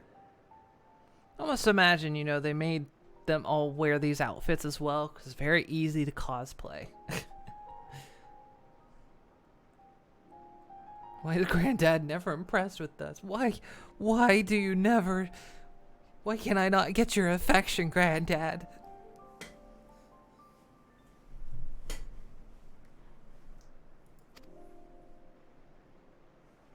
Aye. Van Daniel has declared his intention to step down, and named you as his preferred successor.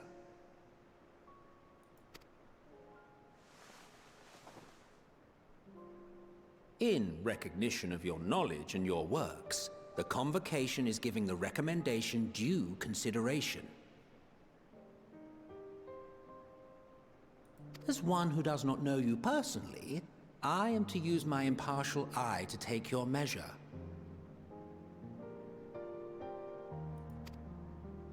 And above all else, to ascertain your disposition towards the invitation.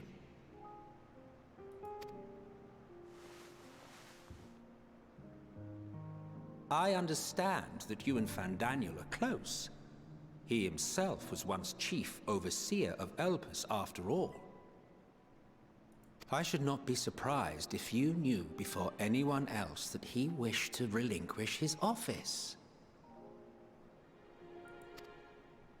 I did. He told me that when he fulfilled his purpose, he wished to pass the torch to me. A torch you seem none too pleased to accept. Are you so averse to serving on the Convocation? No, it's not that. For a humble researcher like myself to even be considered is an honor beyond words. No. What troubles me, what I struggle to come to terms with, is the very fact that Van Daniel is stepping down. Does this not mean that he will return to the Star?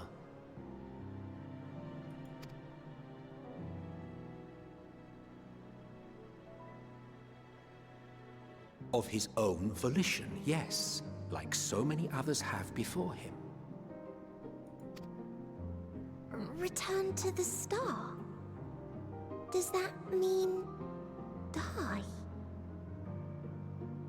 But of course they're immortals, so I guess they can choose?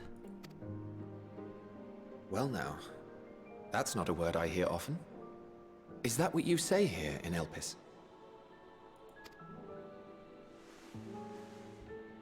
Mankind is the life of Aetheris. Each of us, a drop of blood flowing through its veins, bearing sustenance. In our finite time upon it, 'tis our duty to make it a better place, that all who call it home, now and in future, may abide in happiness. To that end, we have dedicated ourselves to the pursuit of enlightened creation.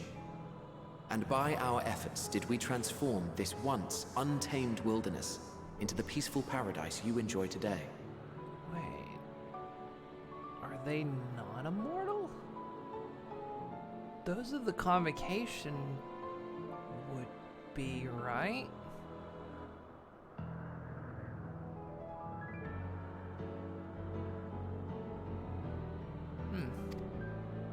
To return to the star whence we came is a privilege afforded to we who have so loved and nurtured it. A choice embraced by those who have lived their lives to the fullest, in service to our world. Hey, Ashen Ice! Welcome, welcome! How you doing? Welcome, Raiders! How you doing? How'd streaming go?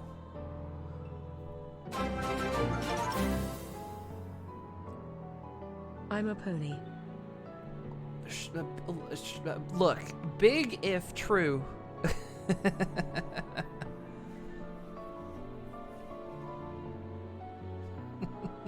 Played more Yakuza 5. Oh, nice. Did you have a good time? Also, thank you for the sub. Much appreciated. So, Ascians are mortal, but the ancients are implied just to live really long. So wait, Ascians... So the Ascians are the ones that became Zodiark, right? Just to get my terminology straight.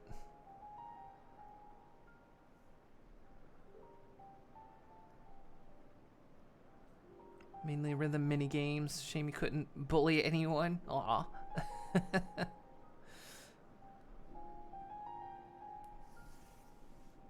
Well, I'm glad you had a good time.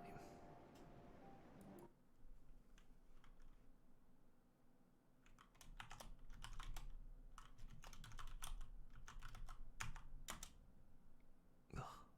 There we go.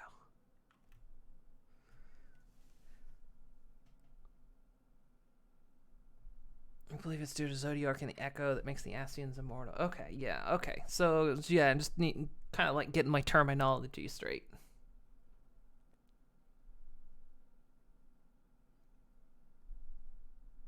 Because, of course, they would be part of them, and so they would kind of live based on that. And when they depart upon this journey, it is beautiful, always. The 14 are no exception. 'Tis believed no occasion is more felicitous than the fulfillment of one's duty. Our office becomes our lives, and to retire is to return, or so the majority of us hold. Some few have elected to eschew custom.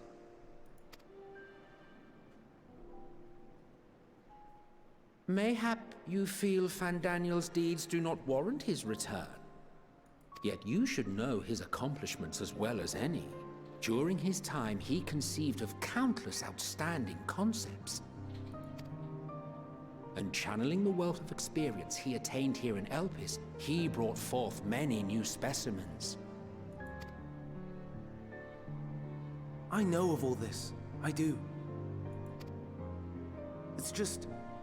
I cannot fathom why someone so great and wise, who could still do so much good, would want to end it all.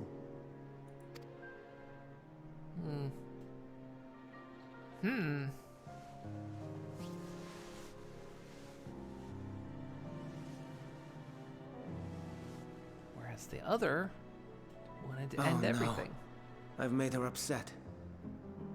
Forgive me. I know I requested your presence. Might I trouble you to take Meteon outside? A change of scenery would do her good. Go, I lost chat. Was anything said after the shout-out? My chat is telling me, welcome to the chat rooms. I'm sitting there going, did I get disconnected from it or something?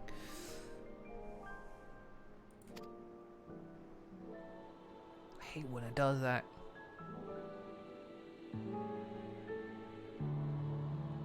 We had the glitch too. Yeah, I hate when it does that, because I sit there and go, did I miss anything? Was I actually disconnected, or was it a blink?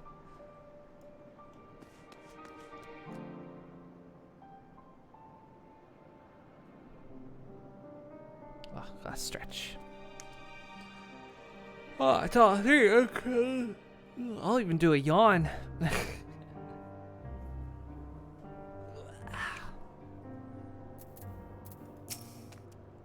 I'm sorry, Elysium. I didn't mean. A walk.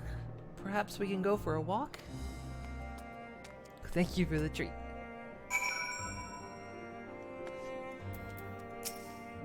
Forgive me. I'll make it up to you, I promise. Thank you for the boop.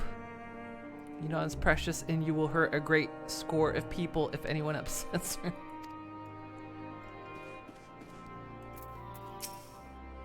Most would jump at the chance to serve the convocation, and yet... Don't mind us, my friend. Please tend to Meteon. Thank you for the pet. Oh, can I... Oh.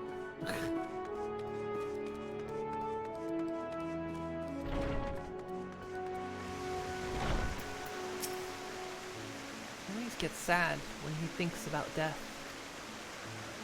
When others are sad, I'm sad too. That's how I am. How he made me. But don't worry, I'm fine now. So, why did you come here? She's an empath. You want to learn about Elpis and Hermes? Ooh, teach you. I can teach you. We could take turns. I tell you something, and then you tell me something. Sounds like fun. It will be. Where to start? Ah yes, let's talk about Memnon. He should be near the Aetherites. I'm not good at explaining, but Memnon is... So, I'll have him explain instead. Sorry.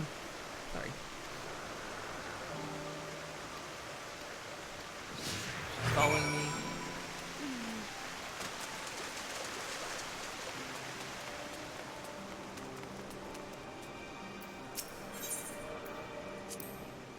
And Aetherites. Anyone can use it to teleport anywhere. Ooh, I'm good. I think our kid stopped yawning today. Sorry. Want to give the little bird a piggyback ride and head back? Well, maybe not anywhere. Not on the ground or other isles. For that, you need teleporters. Oh, and permission.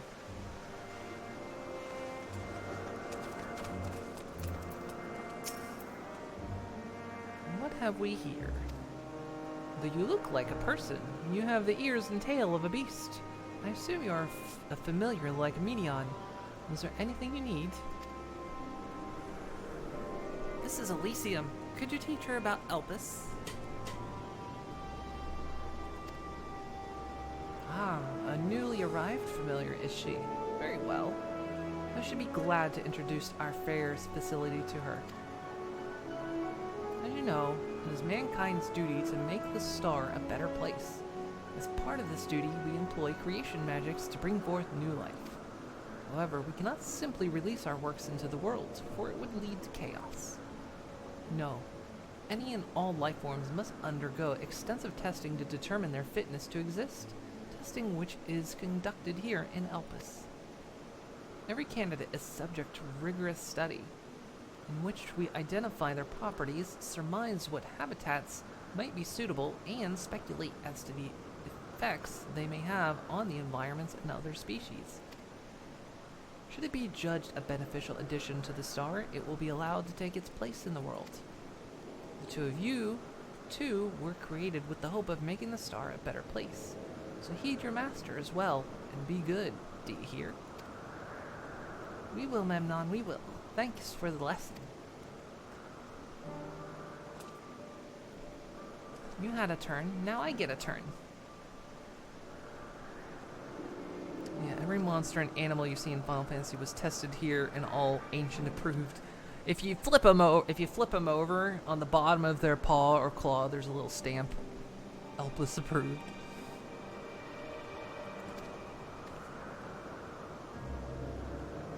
Where did you come from?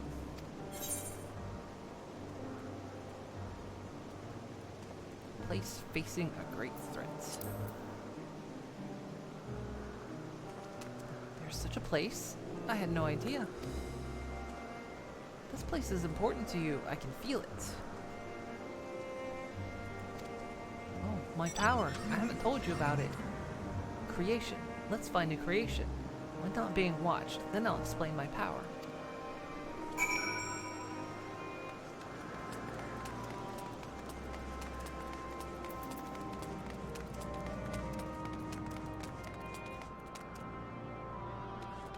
Includes things like, why would they do that? Or a Tonberry. Why would you deem a Tonberry useful? I meant to go to the little talkie thing. Oh well, it's fine.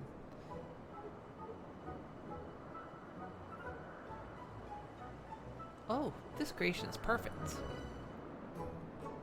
But I don't remember seeing it before. Perhaps it's new? We flipped you over. Would it say Twilight approved? Are you indicating she created me? Absolutely not. Tilburg is actually post-sundering. Anyway, I'll try reading its mind. That's my power.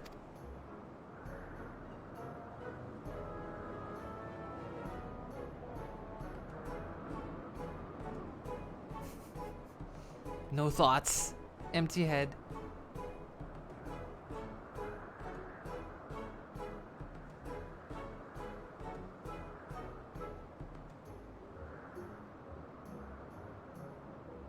I can't read it. Or maybe there's nothing to read? Wait, please wait. I'll try again. With you this time.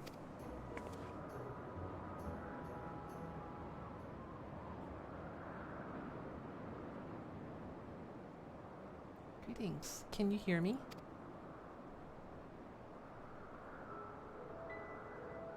Oh, like I haven't heard like every other creature do this to me, like dragons and... This is my power. I can read the emotions of those around me and project my emotions to others in return. I'm not actually speaking to you in your minds. Rather, you are converting my emotions into words and intention. A process performed subconsciously by intelligent life forms. This ability is vital to my mission, for it allows me to interact with intelligent beings even should they communicate via unknown language or other nonverbal means. As a consequence, I am clumsy at speaking. Yet though I struggle to express myself in this fashion, Hermes wants me to speak as much as possible, for everyone has thoughts and feelings they may wish to hide. I harbor an affection for you, one that is difficult to define. Aside from the fact that you share common traits with us, your thoughts are complex, prismatic. They draw me in and leave me wanting to know more.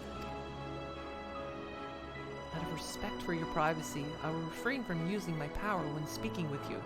Nevertheless, I want you to know that I wish to be your friend.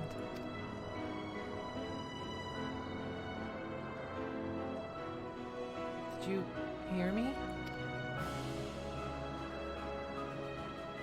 Good. Now it's my turn again. So, what are you good at?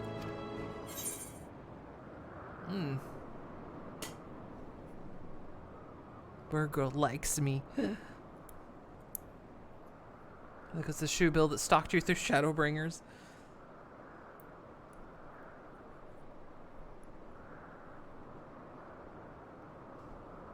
backstory of Tomberries is the Scholar quest line. There's a lot of side stuff I have not done. I'm gonna say I'm good at crafting.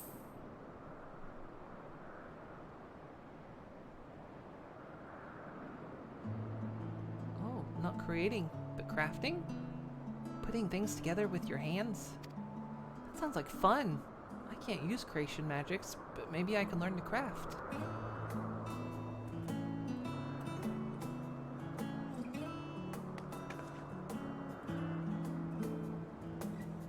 I'm gonna eat you if you quit looking at me. Don't quit looking at me like that. I think we might be bothering it.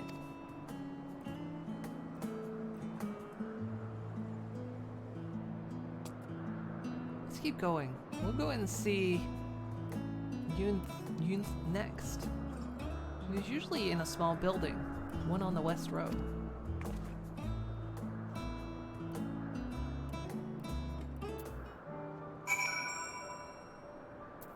Good at being yeah.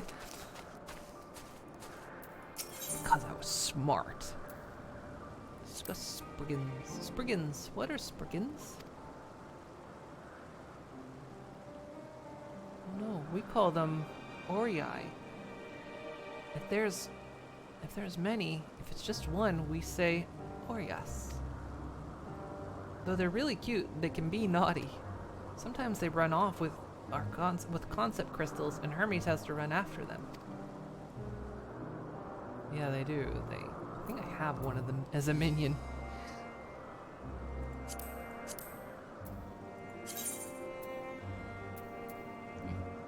Well, I've got a dust bunny, but they're essentially the same thing.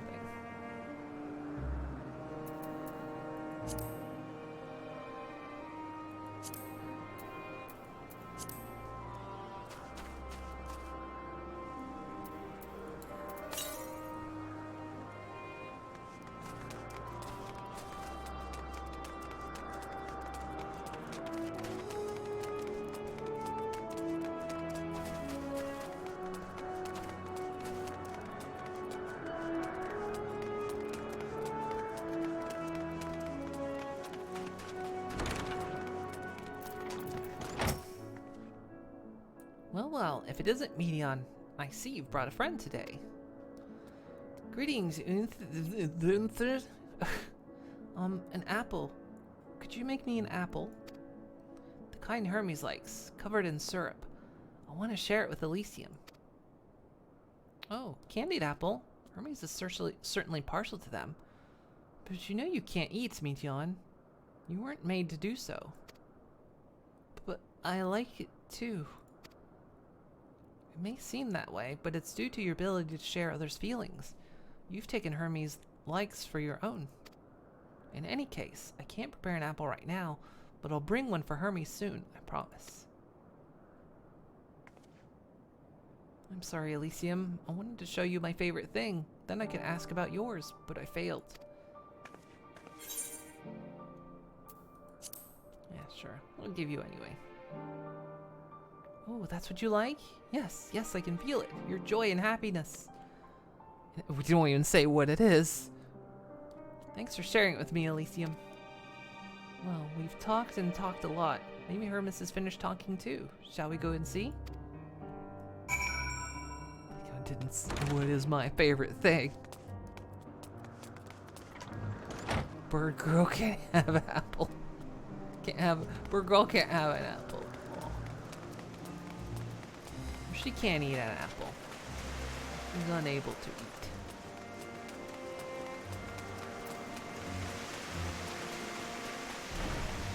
Taco, yeah, just taco. What's a taco? I want a taco.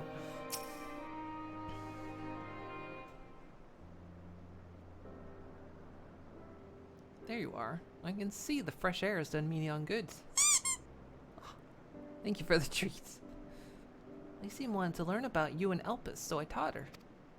About this place, about my power, about your favorite food. I'm not sure if the last one will be of any use. But I do appreciate you keeping me on company. While you were away, I finished speaking with our guests. Finished? Hardly. You requested time to consider the invitation, so we have no choice but to occupy ourselves with an inspection of your work. My apologies. It has been decided that Emmett Selk and hydrocopter will accompany me as I attend to my duty. For some reason, sometimes I just can't say them. If you wish to learn more, perhaps you would like to come too? I'm compelled to remind you that she is in no way associated with the convocation. We simply chanced to meet in Propylion. Hydroplane. There's no guarantee that the matters we discuss will remain private. I do not mind. To see the joy her presence brings Medion, I cannot imagine our mysterious friend harbors malicious intent. Elysium is kind, really, truly. She taught me as much as I taught her. You're coming, of course, to watch Hermes. You're bound to learn lots and lots.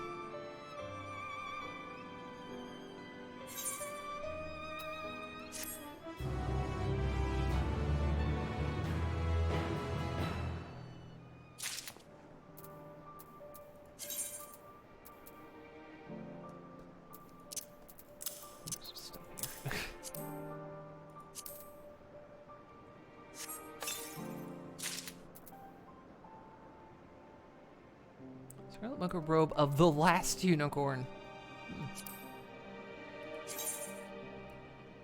Oh my god.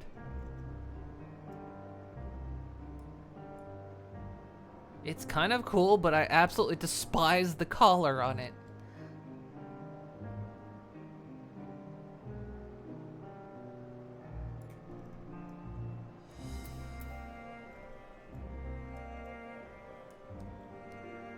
It's like everything else is cool about it, but the collar. So.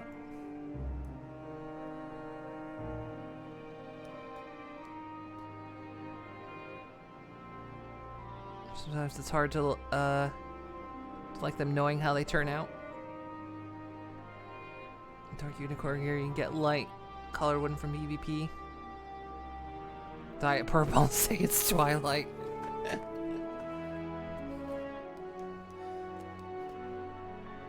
It is dyeable, isn't it? Yeah.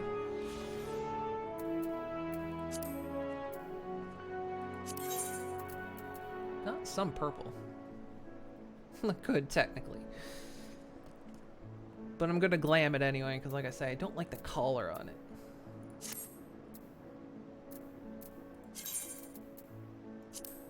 Maybe I'll equip it.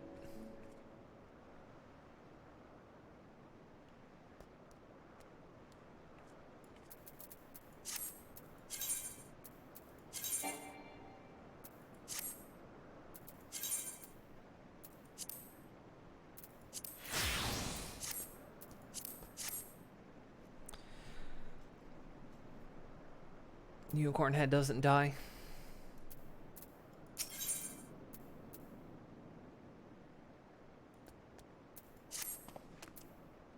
If everyone is ready, there are a few creations I need to check on. First, we shall return to the spot where we found our wayward ambystoma. Have care when you step outside a hub, for there are there may be more unruly creatures about.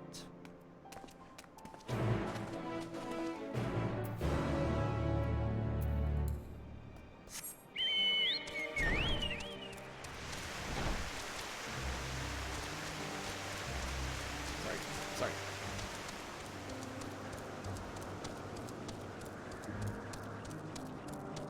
I'll probably end up keeping it, like I won't desynth it.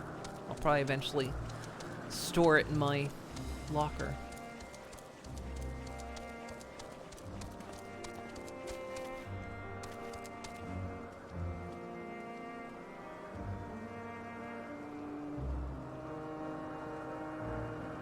Is that a Kate Sith?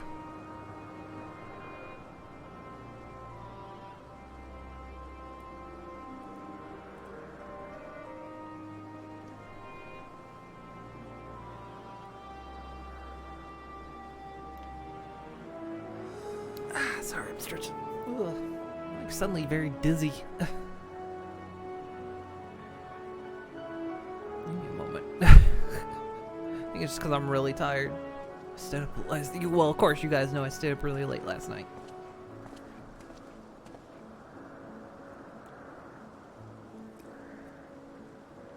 When I do a lot of reading, sometimes I get a little dizzy.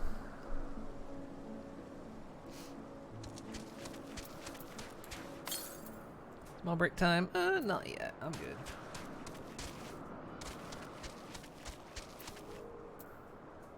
Also kind of went from shrimping to suddenly sitting up and stretching, and all my blood like just suddenly rushed across my body.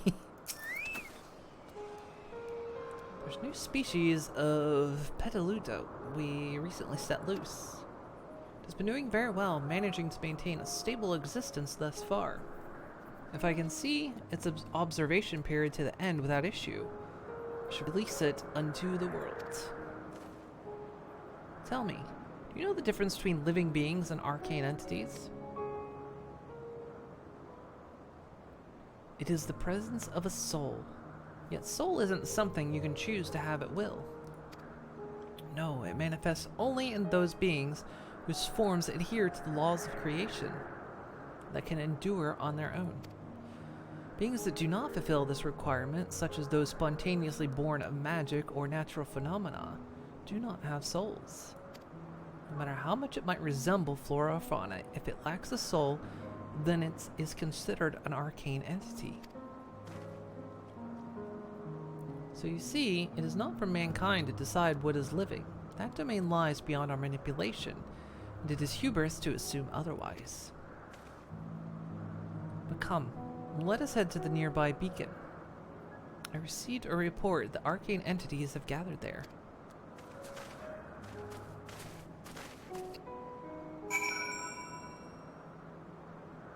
Blood was free to flow.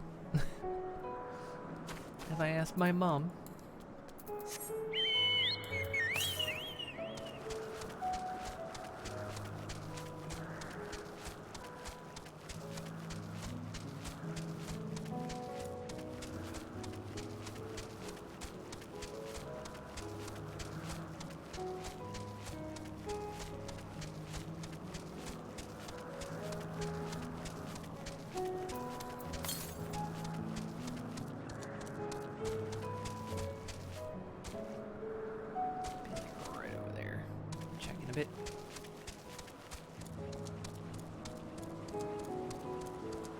Oh, these things. Ah, yes, lightning pneuma. Just as the report said. Although we call this structure a beacon due to its form, it is in fact a magical device. By manipulating the balance of elements, it keeps the isle airborne and maintains the climate thereupon. In the course of its operation, it often sees an internal shift towards a given element. Right now, that element is lightning, which draws the pneuma here to replenish their aether. Appears Medon is busy. Would you care to assist me in her stead and feed the pneuma? Pneuma? Pneuma? Hey! By using this lightning converger, you can harness ambient lightning and focus it into a ball, a veritable feast for our dazzling friends. Go on, give it a try.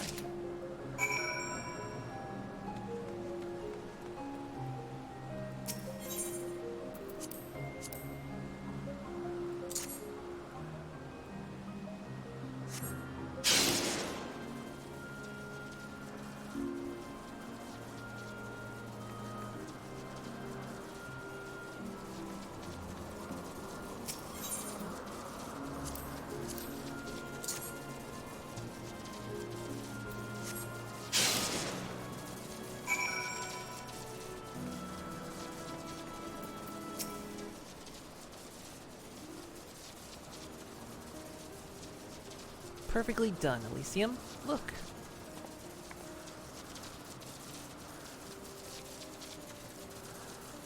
See how they gather to feed? How they express themselves through their actions despite their lack of words. Speech is not the sole defining characteristic of a thinking, feeling creature. nor is silence an indication that they do not possess these qualities. Be it a soulless arcane entity such as the Pneuma, or an ephemeral life form such as the Petalooda, all seek to perpetuate their existence, to survive. Is Minion a living being?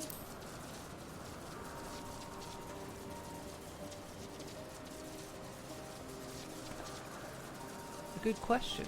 I can answer it from a theoretical standpoint, but it ultimately falls to the Bureau of the Architect to pass judgment.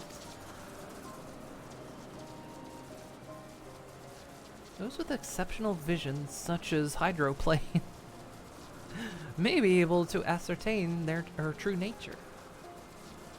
But to me, it doesn't matter. She is herself, and that is all I need to know.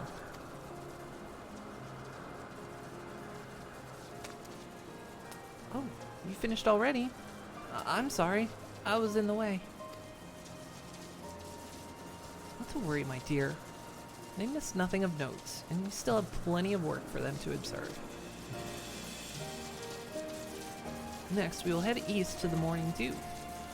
I need to speak with some observers there.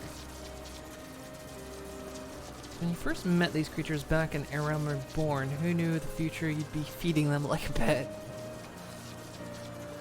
Good point.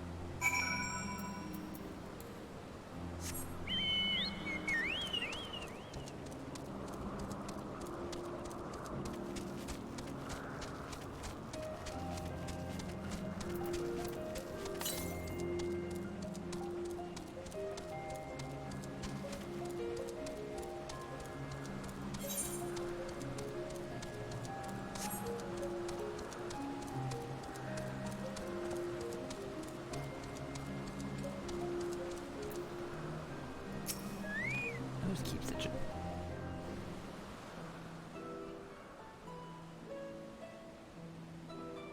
This guy.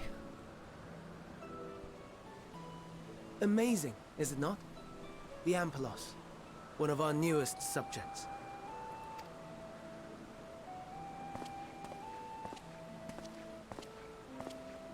So, how are we coming along?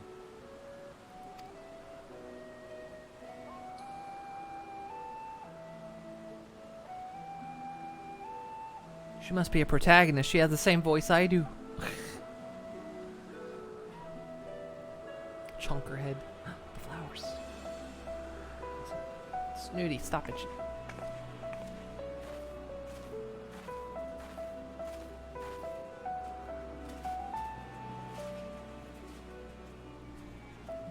Barrow playing in his paper bag.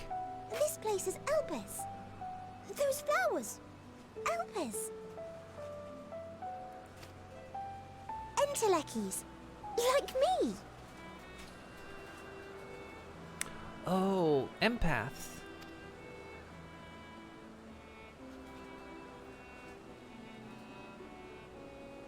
They are a product of Elpis, and so named for their birthplace. Okay, a lot of things are a product of Elpis. You can't name everything Elpis.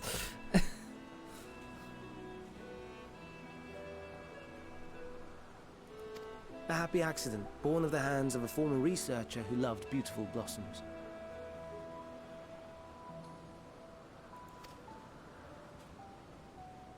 Unique for how they change color, to reflect the emotional state of those nearby. Though be it here or elsewhere, they are seldom seen in any hue save purest white. Reflect the emotional state, you say? By what means do they achieve this? In creation, there exists an energy wholly apart from ether, one driven by emotions. In like manner to how we manipulate ether, this flower is subject to the influence of said energy.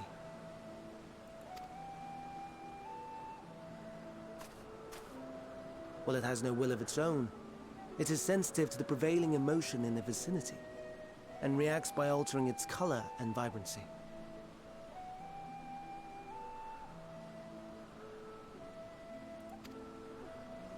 Elephant Lady was right. Akasha?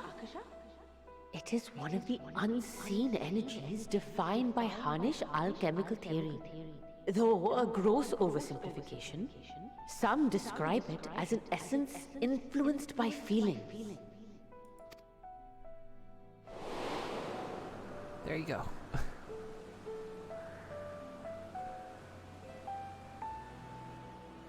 Akasha. Though I'm not familiar with the term, your description suggests it is the self-same energy. Dynamis, we call it.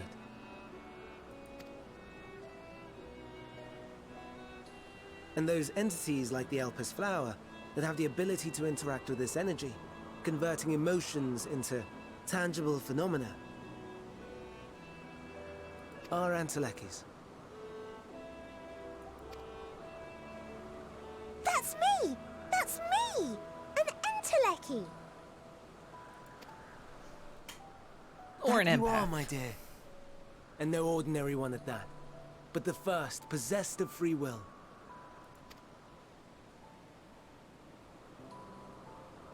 Wait. A form of energy other than ether? Dynamis? I've never heard of such a thing.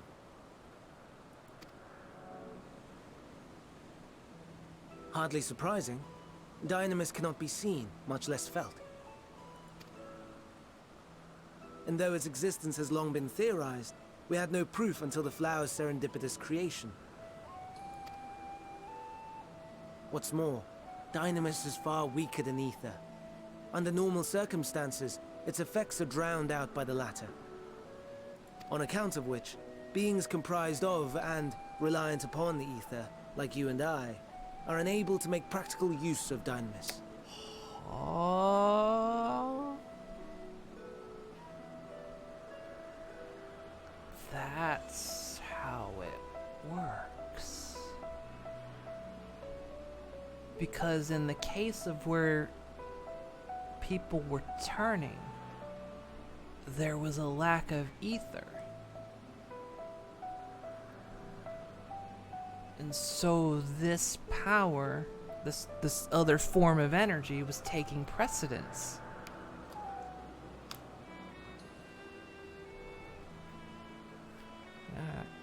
Clean my oculars. So that's why. Because these guys are so chock full of ether. So in the when there's not much ether around, emotion starts taking over. Because it starts becoming the more prominent force.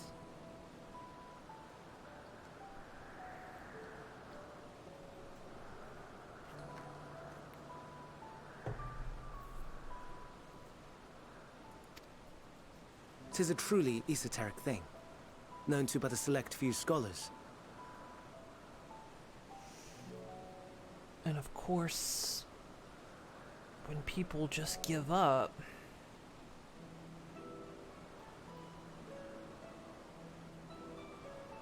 their own soul kind of starts to rot away, which the ether starts to rot away. And again, okay. Starting to get it, starting to put some pieces together. Intriguing. Then, given the limitations you described, why create Neteon?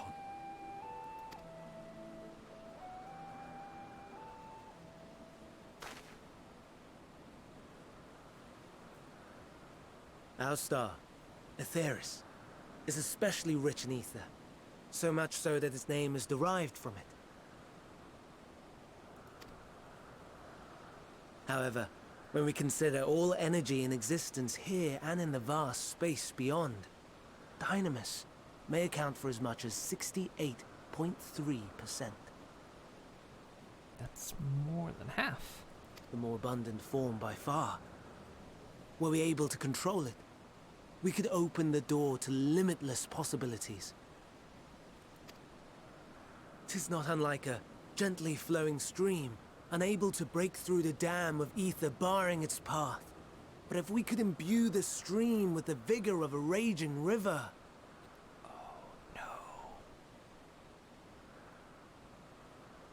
You didn't.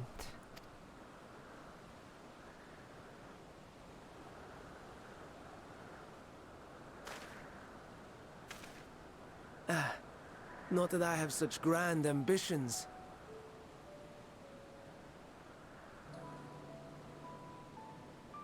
It's an allegory for matter and dark matter, and energy and dark energy in real life physics.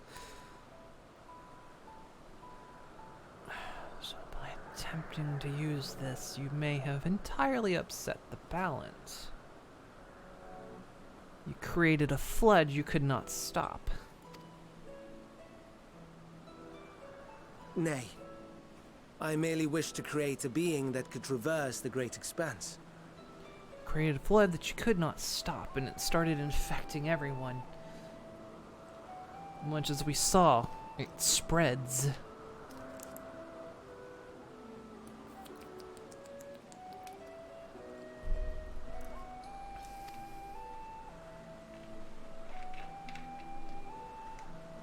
The relative scarcity of ether beyond the bounds of this star was a concern. And so, I looked to another source of energy by necessity.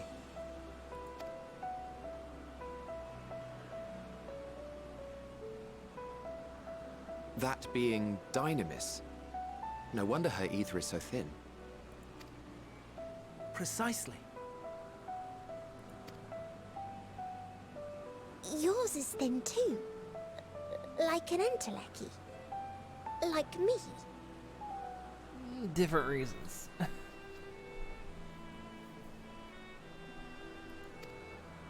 So, are we the same? Entelecchies.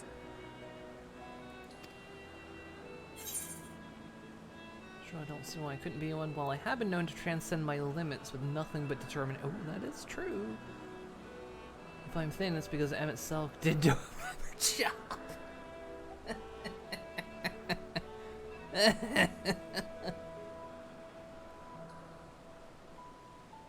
Yeah, but there is the talk that we've always had of sometimes we do transcend our abilities with nothing but emotion. So we must be drawing on that other source. I know I want to diss him. I want to so bad.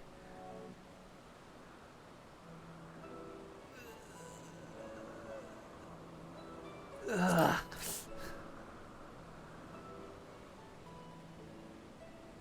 Well, aren't we ungrateful? Mayhap I should revert you to the pathetic, faded thing you were.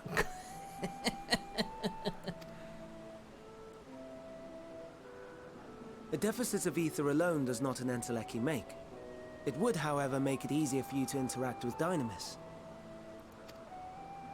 And limited though its influence may be, this quality could prove the difference between victory and defeat. You do well not to underestimate it.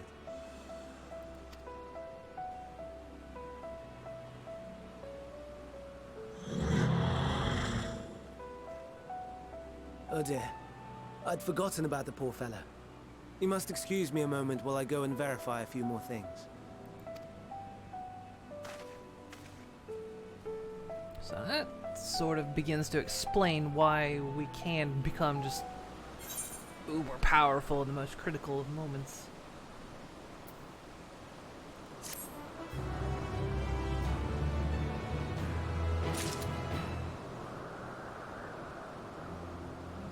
As a warrior of light is an eternal battle of sense.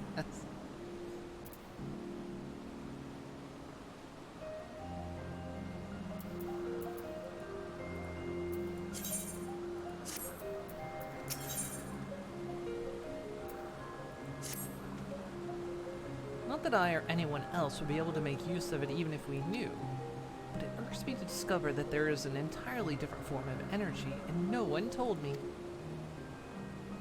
Personal annoyance aside, Harvey's knowledge is undeniably impressive. Given that there are none among the 14 who specialize in the Celestial, he would be a welcome addition.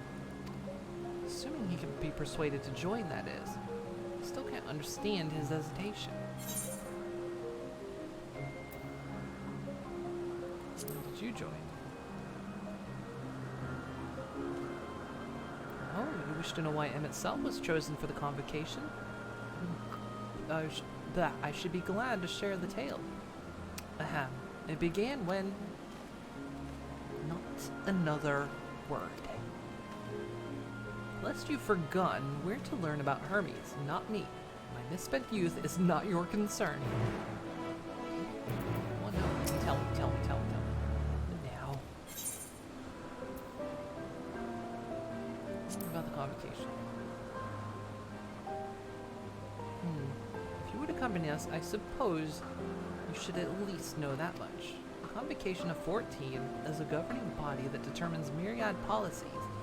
Our goal is to ensure that all is right in creation, and that our star may know a brighter future. As the name suggests, the Council is comprised of 14 offices, each which is held by an individual chosen for their surpassing abilities. Depending on the office, one is required to either be an authority in a certain field, or possess skills that would facilitate the performance of their stipulated duties. The former category includes Metron, specialist in aquatic life, Logrif, specialist in terrestrial life and husbandry, Amarut, specialist in fungal and plant life, Emeralith, specialist in medicine and healing, and Laha Breya, specialist in creation magics, who has brought forth phantom beings of the highest complexity. As for the latter category, there is Ultima, advocate of the arts, Elgorthon, champion of enlightenment and rhetoric, Pashtero, preserver of discipline and order, Emitselk, keeper of the ethereal realm or underworld, in the vernacular, Van Daniel, pursuer of extant phenomena, and Azem, traveler of the world and counselor to the people. What, should I be revealing such details to you? Don't be silly. Even children know this much, and you would be do well to remember it all. Fair point.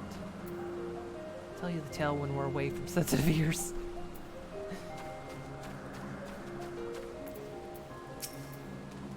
My apologies for the waits. I have inspected the Amplos to my satisfaction. All is well with the creature, and I dare say it won't be ere long it is released unto the world. Another creation, however, reportedly isn't faring so well. The Charbidis. That is what we shall tend to next. If you would follow me, my friends, we shall return to the main isle and head north.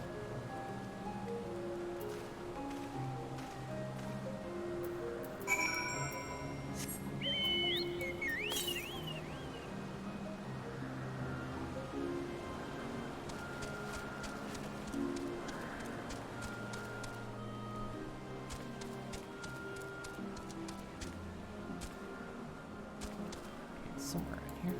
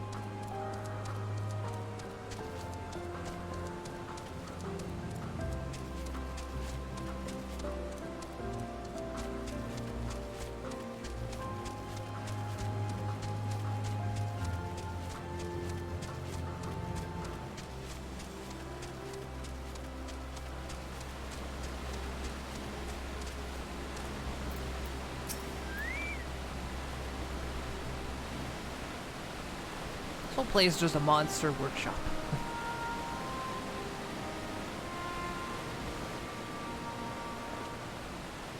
I understand there's a problem with one of the Charvdis. Yes, that's right. you know, the Chargus is based on a sea creature. Owing to adjustments to enhance its affinity to wind, it is capable of flight.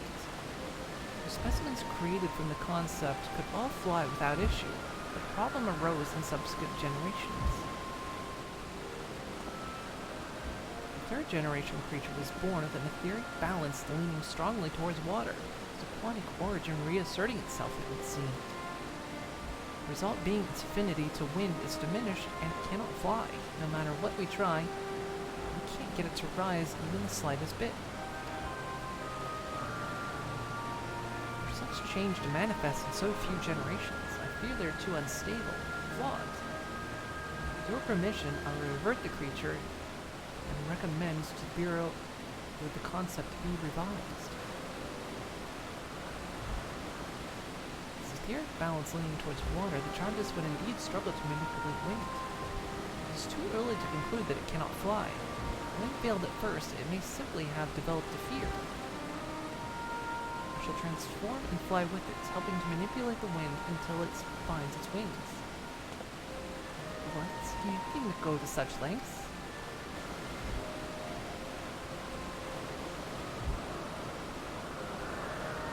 Don't you know? Of course not. Transformation is an art of which one manipulates a vast quantity of aether to construct another body around itself. I was wondering how they kind of went about this whole thing. In practice, it allows one to assume any conceivable form and thereby transcend the limits of one's flesh. Okay, that explains like how they take on these like absurd, like, I'll show you what I really look like. Basically when he transformed. Convenient enough it may be, transforming the presence of others is considered vainglorious in the extreme, as uncouth and unseemly as running about robless. Shameful. Might I understand you make a habit of this? Nothing of the sort. It's just that when transformed, I can wield the wind and fly. It may seem excessive, but what is our shame next to the lives of these creatures?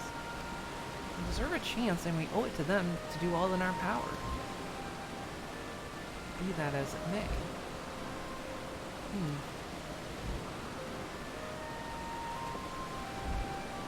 Yes, I believe I have a solution, MX. May I trouble you to move that Chargus away from its fellows, somewhere out of sight?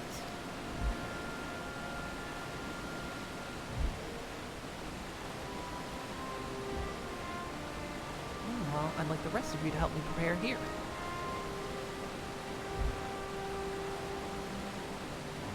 What mischief are you scheming now?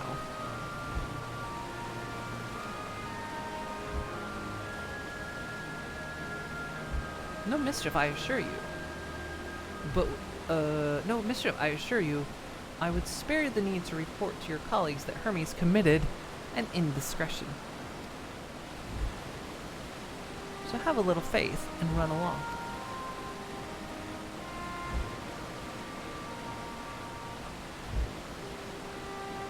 I trust you don't mind.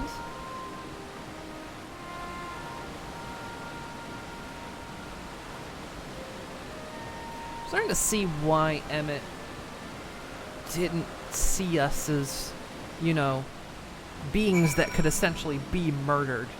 You know, he's like, you know, as such, I don't see you as, you know, true living beings, and therefore killing you is not murder.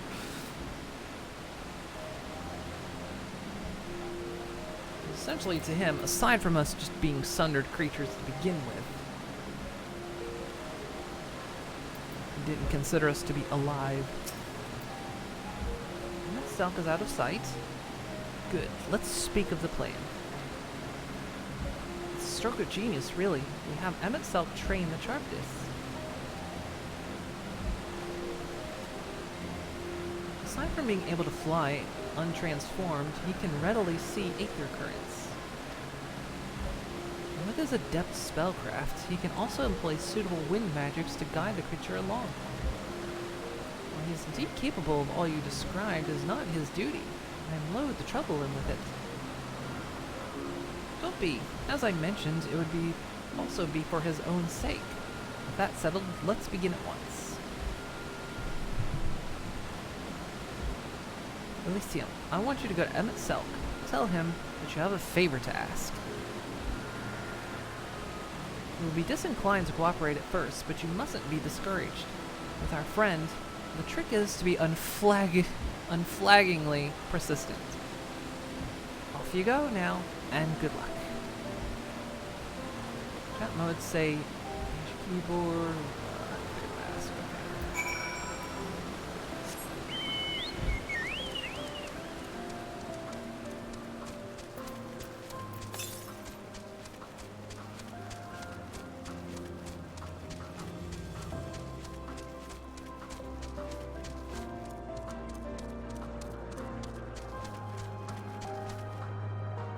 Time to do epic pranks. Hello, my name is Elysium Cora. Welcome to Jackass.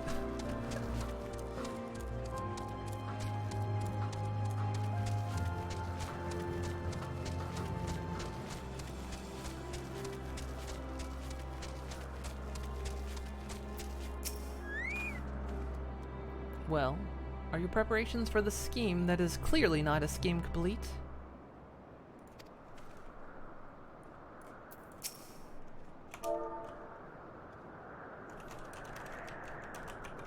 I swear this is just to troll everyone on this map. Because this will actually make me say it where people can hear. Oh no you don't. I'm not lifting a finger. Ugh. I don't know what Hydroplane is up to, and I will not be made, and it would not be made to know. I refuse. What is this?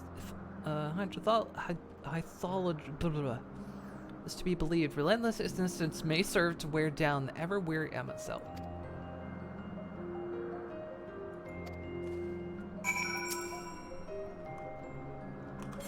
Oops. Chat select.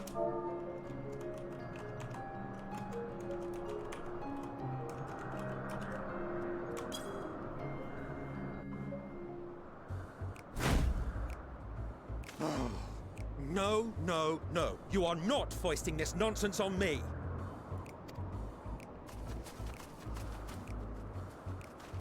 I'm given to understand you have the power to help the Charybdis, and should be quite willing to do so. And so I appeal to your better nature, most benevolent Emmett Selk. Please teach her to fly. My mic hasn't been like... I keep trying to... My mic keeps... not sitting where I put it. It's coming undone again. I need to like tighten the bolts with it. Sorry, I keep like moving it. Ugh. Stay in place. Or else Hermes will transform. Right now.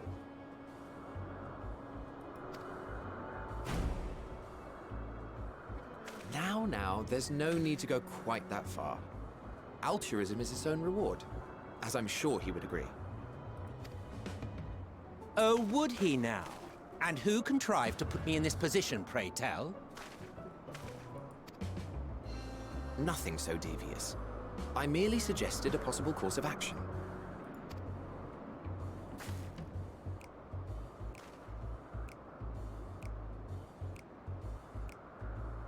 Please, Emmett Selk. Please. I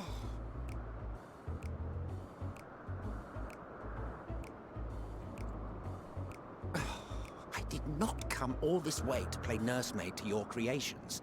I'd thank you to remember this favor and let it be the last.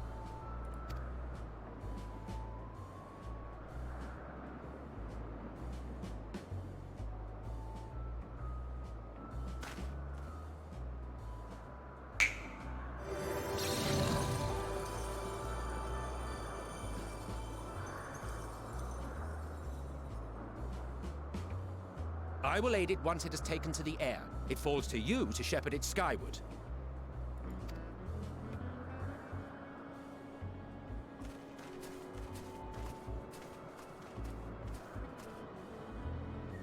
Well, let's relax and enjoy the spectacle, shall we?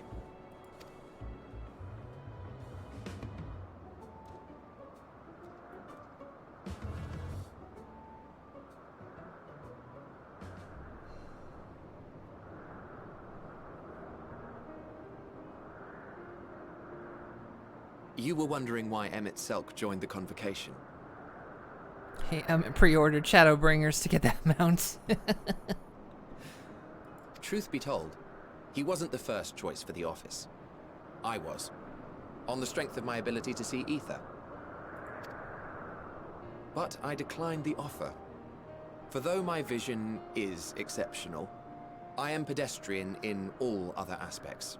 Worse even. Quite abysmal when it comes to manipulating ether, for example. Couldn't transform even if I had a mind to do so. What good is the ability to perceive a problem if one cannot act to address it? Emmett Selk has no such shortcomings. He excels in vision and manipulation both, the latter to an extraordinary degree. If there is a mage more powerful, I do not know of them.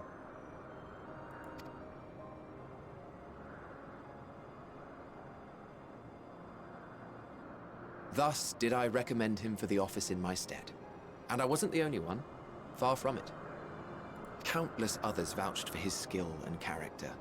People the world over, to whom he had previously lent a helping hand. Oh, how surprised he was. Claimed he hadn't done anything remarkable for anyone. Modest to a fault. He deserved every bit of acclaim he received. Yet he may well have gone unappreciated were it not for a mutual friend. A singular soul who can't help but involve herself in the business of others. Where she walks, excitement is certain to follow. Sounds familiar. Well, fuck, this isn't Conanigans. Yeah, it is. Hey, Nelly. I mean, this isn't Conanigans. This is when you get past day 60 in 7 days to die. Her antics irritate Emmett Selk to no end. But much of his grumbling stems from genuine concern. When our friend calls, he never fails to answer and lend his talents. Explains why he was always like... And in the course of doing so, hopeful he in himself Shadowbringers. came to be recognized and respected by those around him.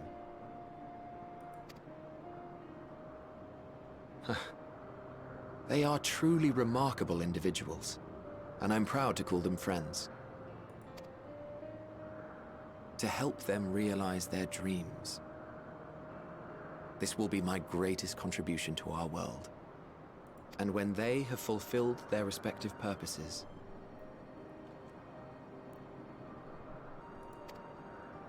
so too shall I have fulfilled mine, and together we may return to the star. Look at me, spilling my innermost secrets. I can't seem to help it with you. I can only assume it is due to the color of your soul. I just don't understand how you can be so alike and yet so different. He really went into Kingdom Hearts. Well done, my pet. Well done!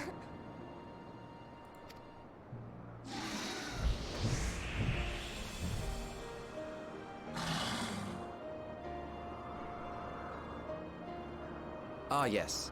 I dare say the Charybdis will be fine here on.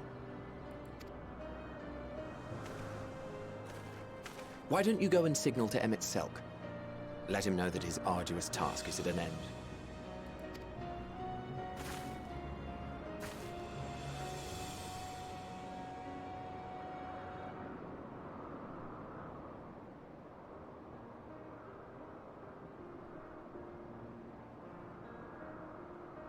You really want to put...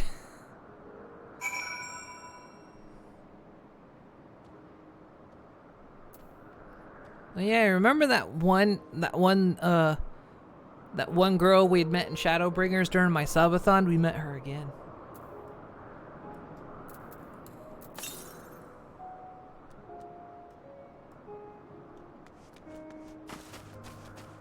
I think you'll have some extreme resistance if you attempt to do punting.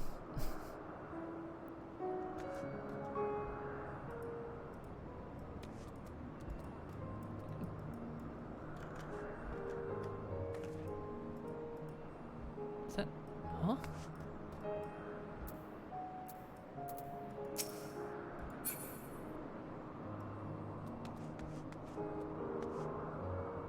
Oh, wave. Oh, I see. Let's see, that's what it said.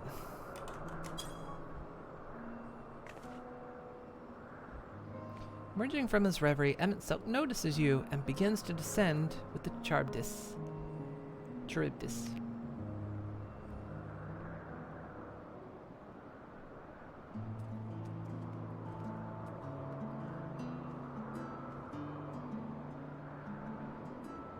I have no words to express my gratitude. Thanks to you, the Charybdis has learned to fly.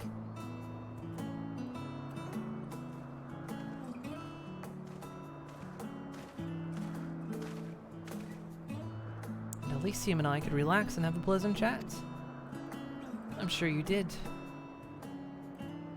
The creature needed some small assistance at first, but soon it was flying more or less on its own. I doubt you will need to repeat the lesson. That was truly impressive.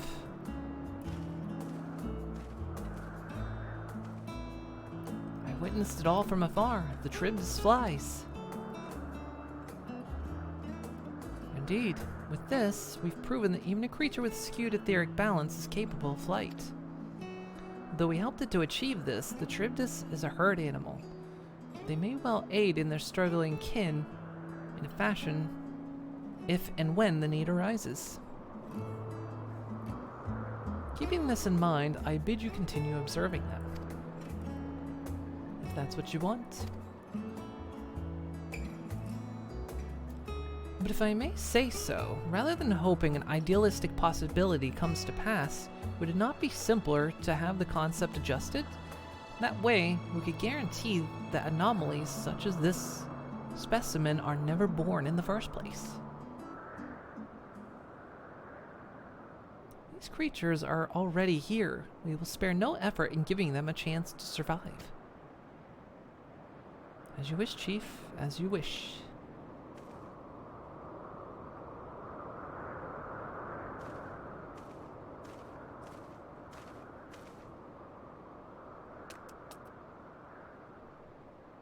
Hermes.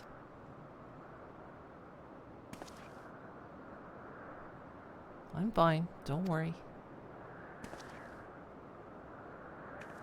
Well, that concludes all my present tasks. Let us return to Agnorosis for now. Agnorosis.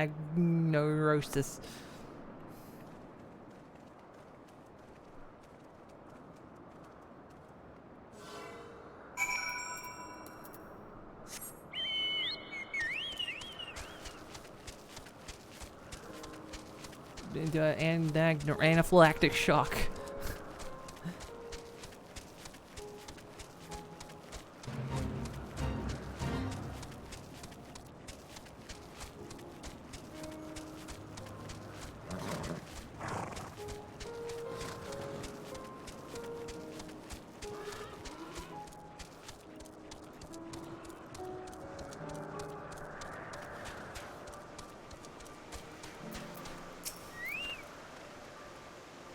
What? Want to apologize for forcing me to help, do you? Save your breath. You didn't force me to do anything. I merely chose the most expeditious way to have done with the impediment to our business.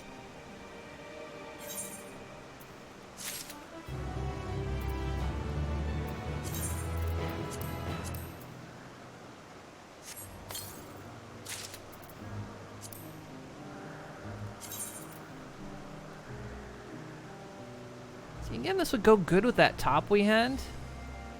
If that top didn't have the worst collar on it ever. You can't even tell I'm wearing it. Goes on easy. Can't even tell I'm wearing it.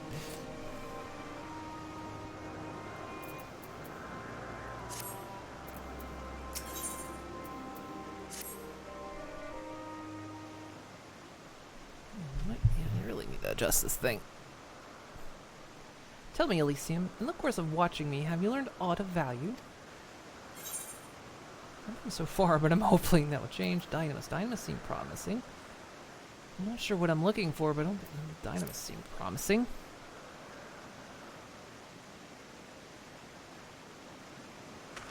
Dynamis, you say? Curious that such an obscure phenomenon would be of interest to you.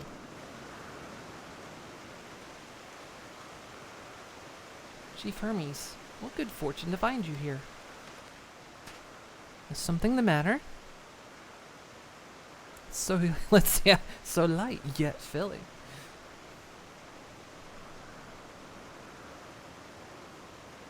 It's easy to move in. The Kaon, I'm afraid it's done it again. No sooner did we release one for observation than it set upon the nearby occupants, slaughtering them. Was the creature hungry or somehow provoked? I just fed them myself, and the occupants. Okay, corrals. We're keeping a wide berth. It is the nature of the Kaon that is to blame, their innate viciousness. To murmur aside, it is an outstanding creation, perfect in form and function. Though it may not be suited for release, I've no doubt that the Bureau will accept its concept for reservation. In any case, there's no point in postponing the inevitable. Doritos will revert them all once the paperwork is in order. Where's the scene of the incident?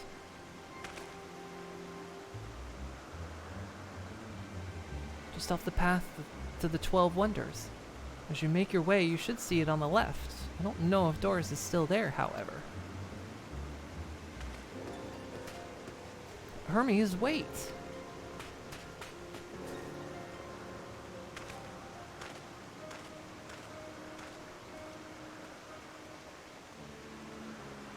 If this is part of his work, then I would observe.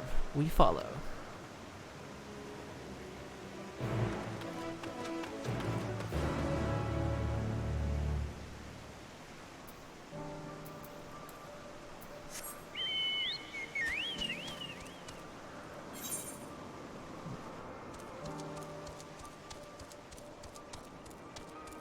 With you shortly. There may be an aether current I can get.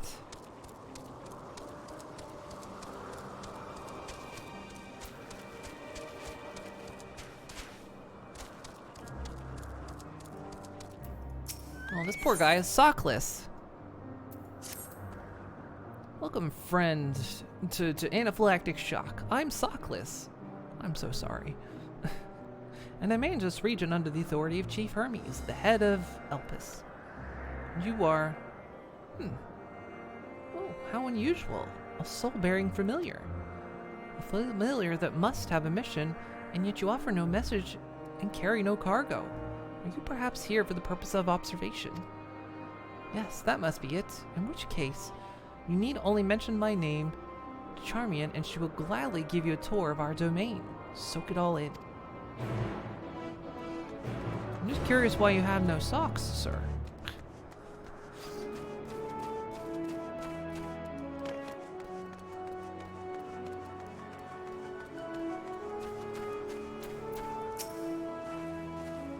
Yes? What can I do for you? Elysium, is it? An overseer Socklish wishes to act as your guide. Oh. Oh. No, I didn't mean it like that. I would be more than happy to show you around. I'm simply wondering why the Overseer chose to send you to me, of all people. Be right back. Okie dokie. I haven't been here long myself, truth be told. Until quite recently, I was wholly engaged in a prolonged research project in the Academia Anider. Surely there are other more experienced individuals who could provide more comprehensive... This grumbling is hardly constructive now, is it? The task was given to me, and I will attempt to cover the most salient features of our facilities to the best of my abilities.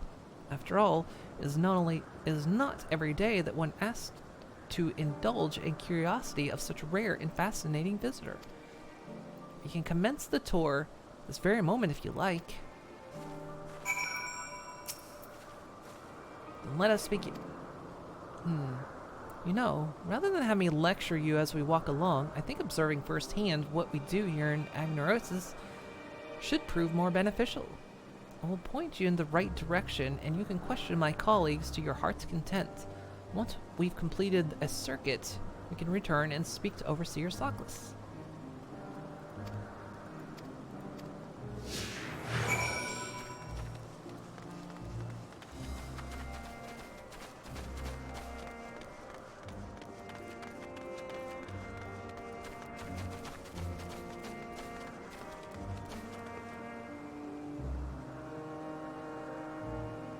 We know, is Burb silly?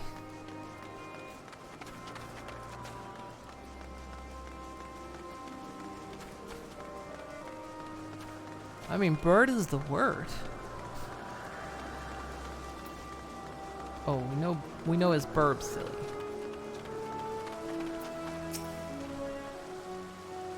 Charmian. Oh, and who is your friend?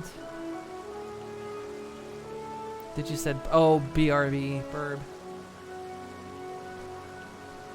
Azim's familiar. Why, you appear so astute and deliberate in your thinking. I should very much like to make an extended study of your composition and consciousness. Oh, do forgive my forwardness. It is my duty to chart the behavior of familiars, and I find it ever so diverting. Arcane servants are rarely permitted to roam the world at wills, you see, but our research here is given a special dispensation. Once the subjects are properly registered as concepts, of course.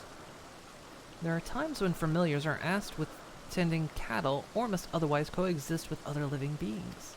Such projects are brought to me, and I'm responsible for observing and evaluating their potential capabilities. Oh, but of course, if Azim might grant us permission, then you could abide here for a few years while I analyze. And on that note, we really must be moving along. Step lively, Elysium.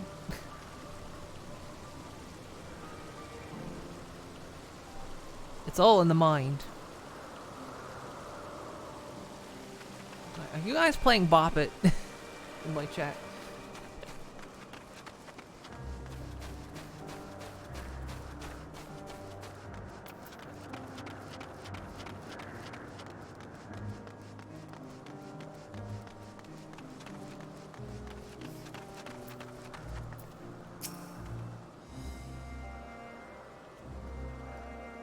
Who do we have here? A familiar of some kind, judging by your ethereal structure. Yes, I'm accompanying Elysium here on a tour of the grounds of Agnorosis.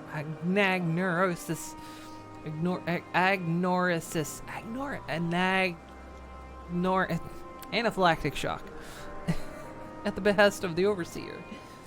Tour, feel free to wander as you please, of course, but I advise keeping your distance from the larger creatures. The fauna I have under observation occupy the top tier of the food chain and do not take kindly to intruders in their territory, especially the specimens found on the other islands. They can be exceedingly hostile. While I am sure you are quite capable of defending yourself, no one appreciates a surprise tusk through the abdomen, eh? Thank you for the warning. We will proceed with due caution.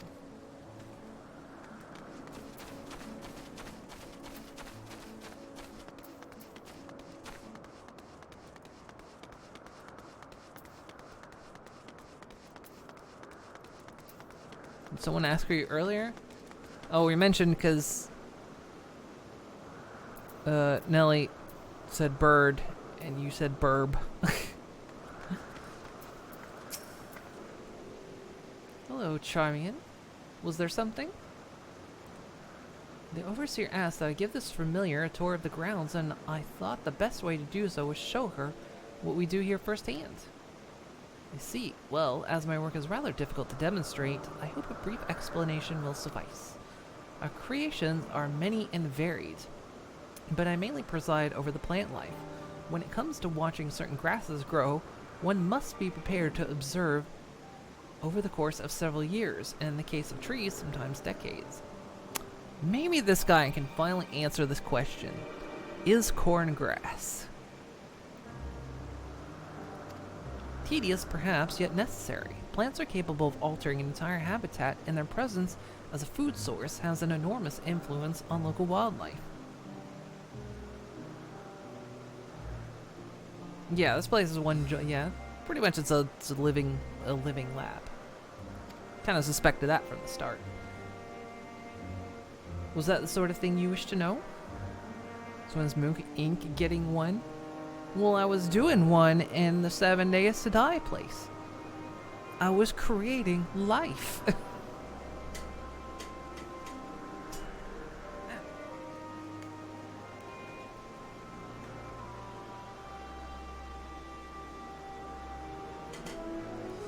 My headphone cable.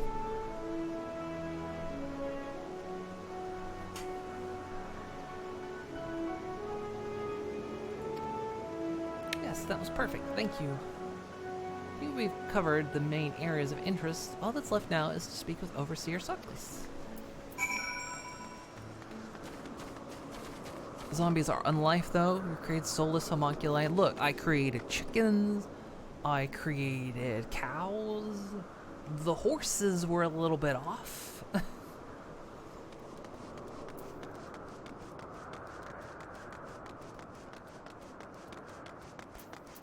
And the veal cow is a bit of a milkshake.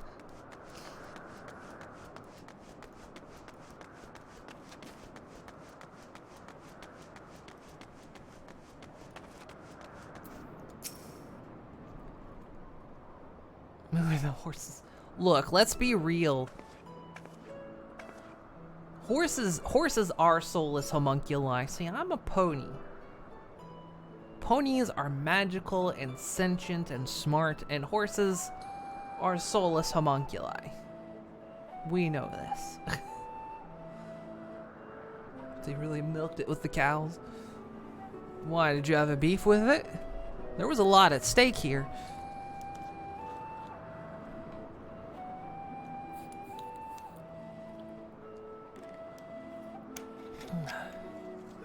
I see you've completed your tour.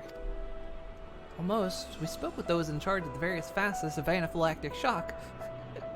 But I thought it would be fitting to end the visit where it began, with you, Overseer Suckless. I see.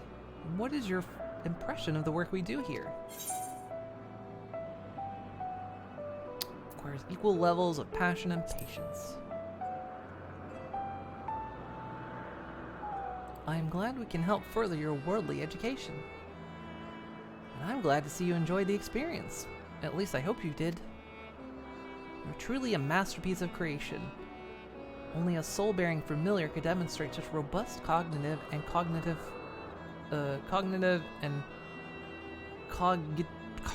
cogitative faculty.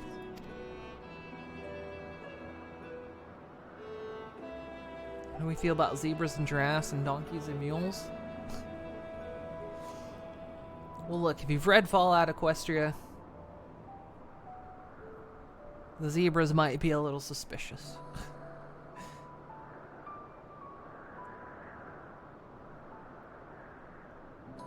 You're perhaps designed to inspire others. I feel something special has been woven into your aura. You have an intriguing presence, to say the least. Please stay a while and share more of your thoughts with us. Yes, I second this invitation. In all long years I have resided here, never have I encountered such a unique entity, and one of Azem's no less. As I always say the name differently every single time.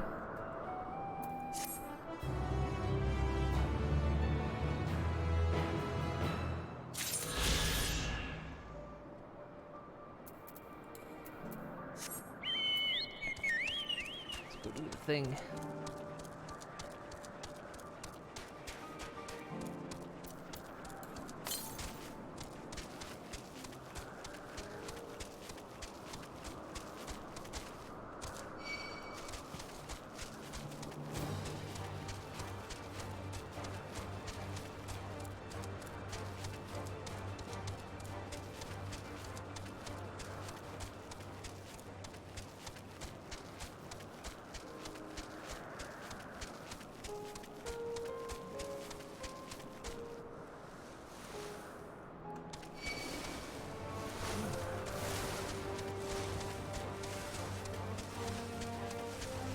seems like a problem, doesn't it?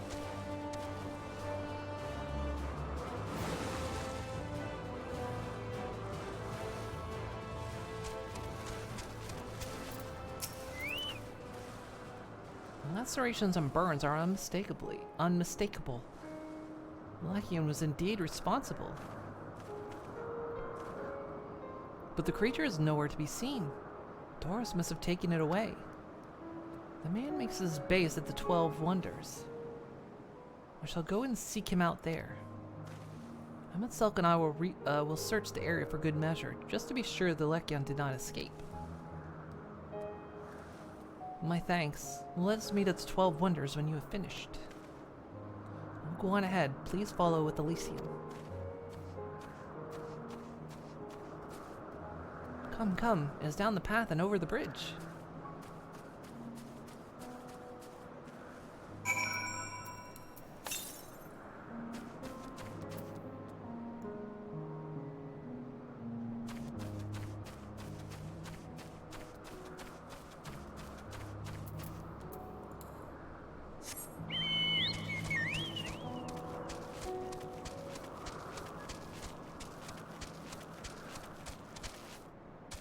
Scarlet, you little bastard.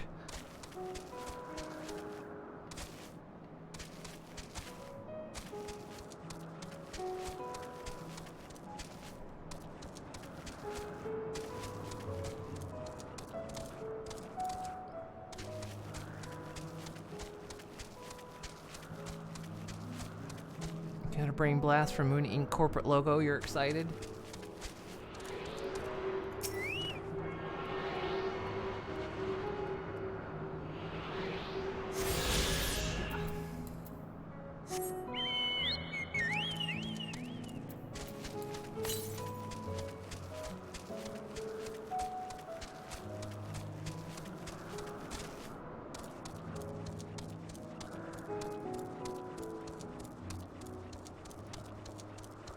So excited for the new 7 Days Escape plan. Well, you already created that nice that presentation. Now it's changed. Hey, Nina.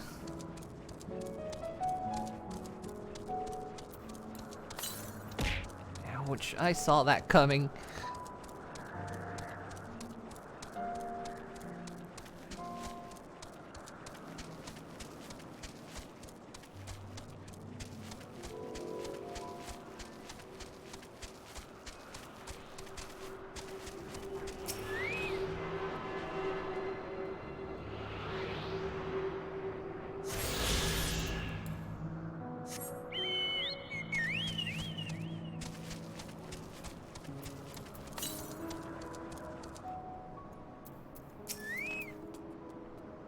There it is, the 12 Wonders. Hermes is looking for Doros.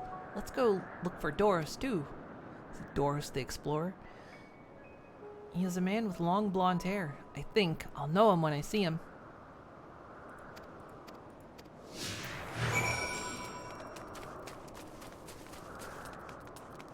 Hey, Sugar Skulls. I'm doing well.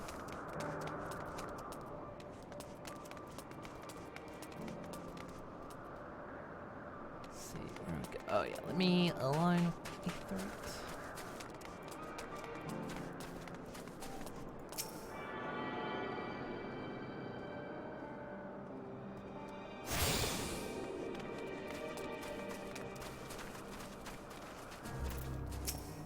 Well, that's a dark-haired man.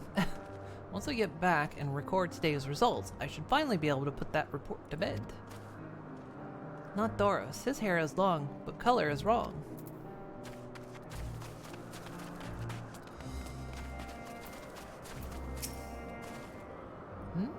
If you're with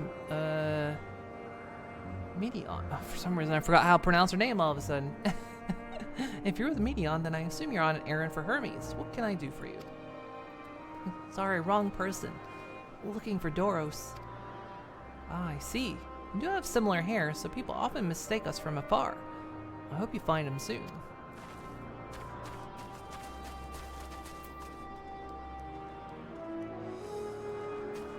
Oh, thank you much.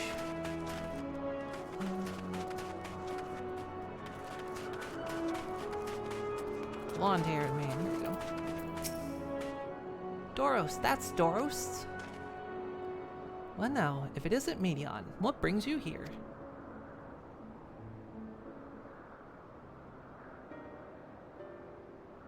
Ah, I thought I heard familiar voices.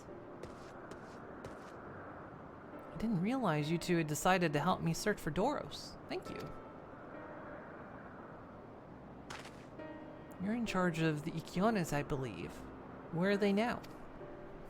Out in the fields in restraints. Frenzied as they were, I couldn't well return them to Catissus? What's with these names? Once I've submitted my report, I'll see them reverted without delay. It's as he says, the beasts were indeed quite ferocious. You're one of the 14. What brings you here? Nothing you need to concern yourself with, as you were. We've heard the news. Then Ikion slaughtered Occupites. As the observer in charge, you are of the opinion that they are not fit to be released? I am. Their abnormal aggression and exceptional strength make for a highly problematic combination. It matters not where they are released. Legionnaires would threaten other species and upset natural order. Could it be that the specimens observed are an outlier? Highly unlikely. We've created a good many of them. All exhibited the same tendencies. Even when we used Kairos to begin with a fresh slate, their behavior was unchanged. Kairos? A memory reconfiguration system. The chief himself created it. It allows us to erase or alter memories that we may observe creations in different environmental conditions without needing to remake them from scratch.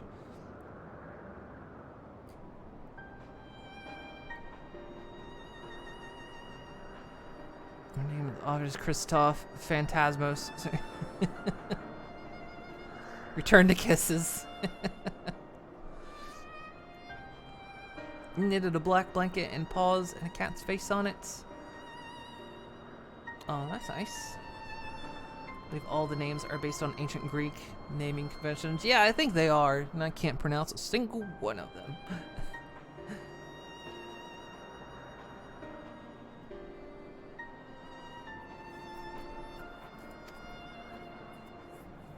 Quite impressive, and potentially dangerous.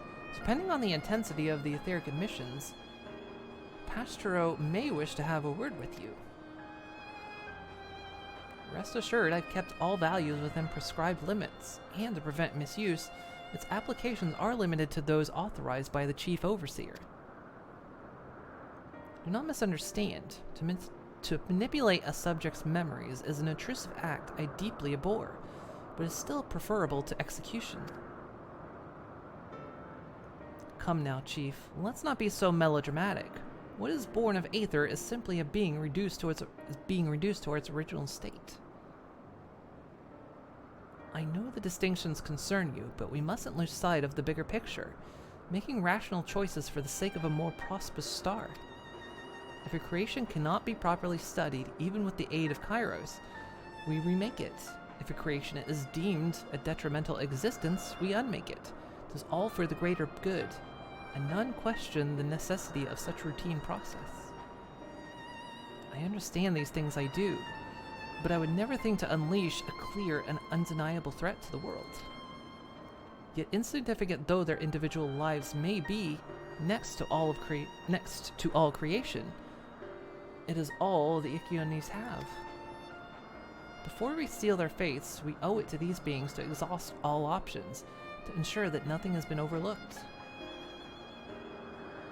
If you insist, let me provide you with a full report, and we may take it from. Oh man, I'm having trouble reading. And we may take it from there.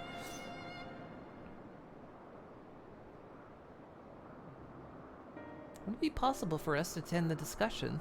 Emmett Selk may better carry out his duties. By all means. Pray show them to the meeting room.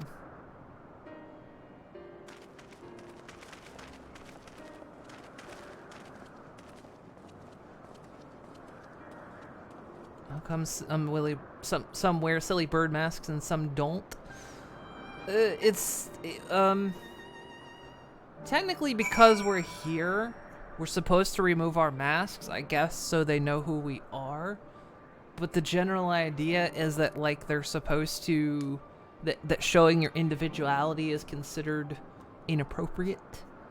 Because in their perfect world, you know, they don't want to breed, you know, jealousy or, you know, create any kind of hierarchy based on someone's looks. Something like that.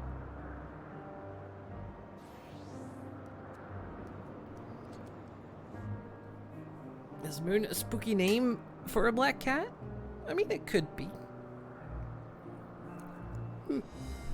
Sorry. Blah, blah, blah.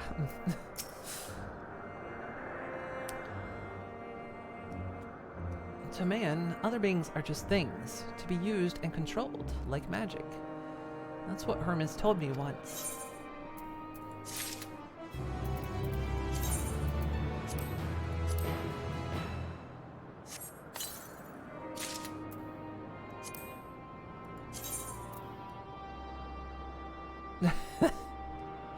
I don't think they made all of my boot.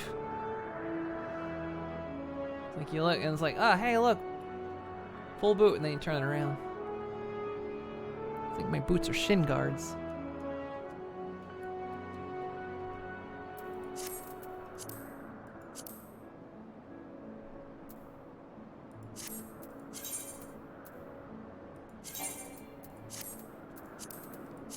Are you okay, hon?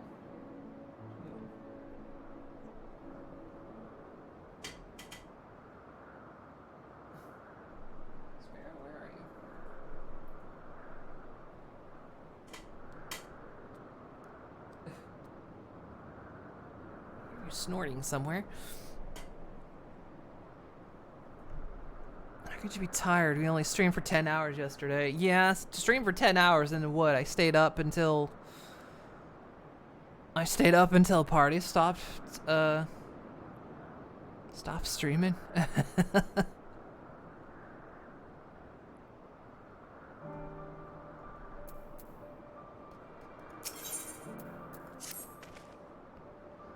I fear this discussion may take a while, during which time... Medion, are you feeling unwell? It's not me, Hermes. It's you. I won't go to the meeting. I'll stay with Elysium.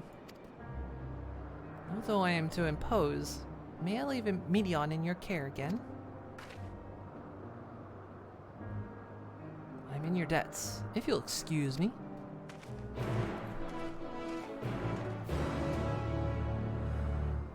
Sister helped you send an emoji of drumstick pony for being embarrassed.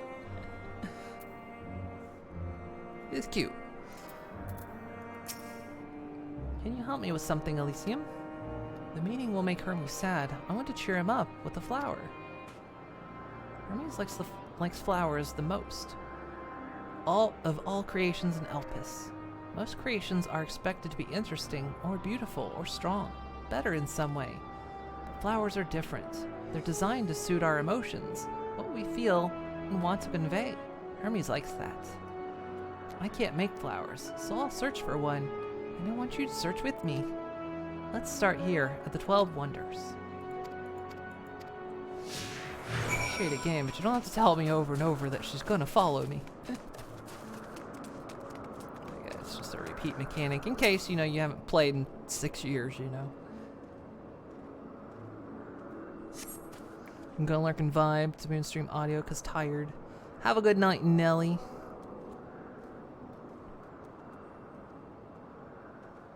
Well, my magical MacGuffins go full tectonic.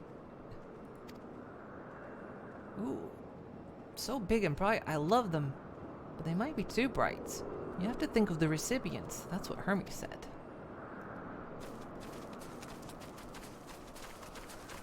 So it help you with to name your black cat blanket. I am not good at coming up with names. I'm terrible at naming things. Does Hermes want a tree, I guess? A tall, slender tree rises before you. You crane your neck to look for flowers. No flowers, Didn't my rat just climb that tree? If there were apples, we could have covered them in syrup. Let's head outside next. Don't worry, we won't wander far.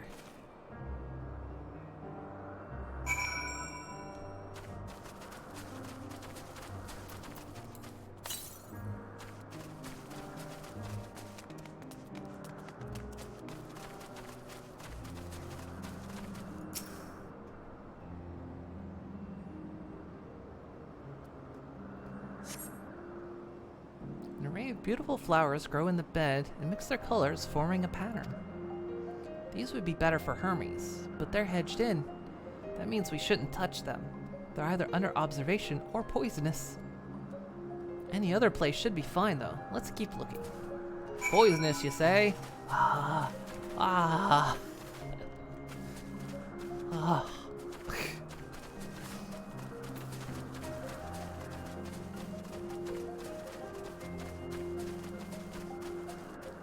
Familiar plants. Are we talking about the creature here that's just sitting here? Set on a tall, thin stalk, this oddly shaped flower is mesmerizing in its undulations. Oh, a Coney Island. A flower that can move. When Hermes wasn't looking, it shot seeds at him. Not a good gift, baby. But you're good, Elysium, at spotting flowers. We'll find something soon. Can you name it after me? Sure, if you want to. That's the rat's tree now. Yes, if the rat wants it, what the rat wants is what the rat gets.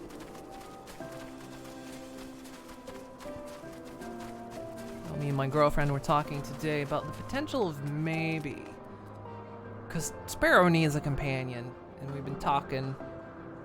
I'm wondering if maybe it's gonna be so hard to do, but if we can find like an older rat, because older rats are hard to adopt out anyway. And one that's maybe closer to his age, but older rats are hard to get together as well.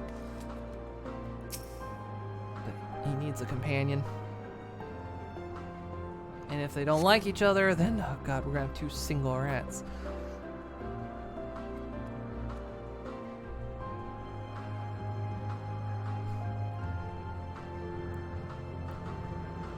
You find nothing promising nearby. At best, common-looking grasses with some few tiny flowers. Nothing around here. Ah. Over there, Elysium. Something huge. Huge! Oh my god. Yes, let's give this to him.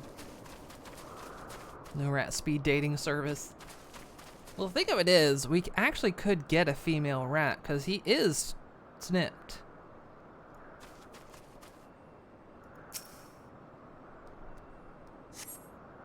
Terrible stench reminiscent of sodden old boots pervades the air. Without a doubt, the culprit is the Morble-like creature before you. Oh, thank you for the boop. Huge if true. It's an Adonis. The things around its mouth look like petals, but the flowers are the orbs on its head. When Hermes inspected it, it swallowed him up. He didn't leave his room for days. What do you think, Elysium? Would he like it?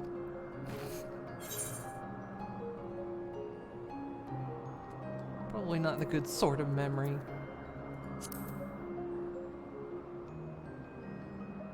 So not this one either. Finding a good flower, it's harder than I thought. I'm sorry, Elysium, but could we search a little more? Maybe as far as the fields over there? I'll pick something after that, I promise. Checking northwest.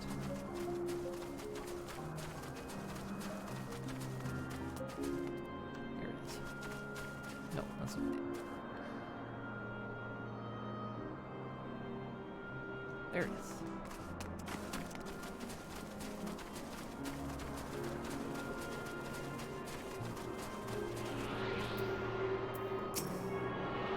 Fell asleep for a split second.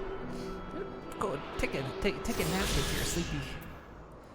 I know I'm tired today too. I've been yawning a bunch. whole lot of ether currents right here.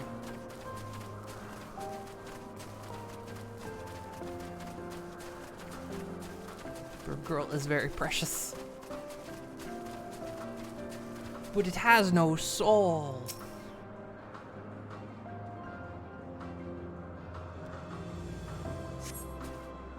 Lush green fields stretch out before you, ending where the sky begins.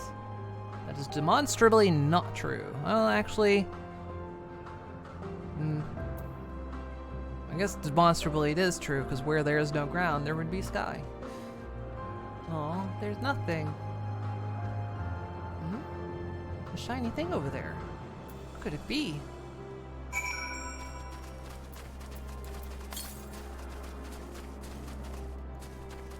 Shiny object.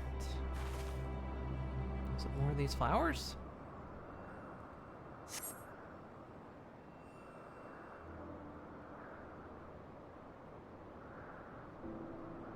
Oh, Albus flowers. They're here too. Hermes likes and dislikes them at the same time. Like me, they're what was it? Intellekeys? Intellekeys, that's how she said it. They're intellekeys. Like me, they feel his pain and turn dark.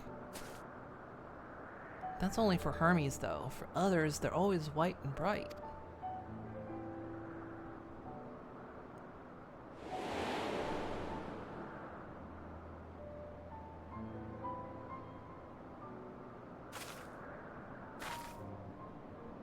This could be have something to do with why he turned like he did. Truly? The flower was dark in your home? Then, do you have it too? A dark emotion? I've known the pain and sorrow of loss. I felt great fury and frustration. I've been plagued by doubt and anxiety. I dare say I have a few.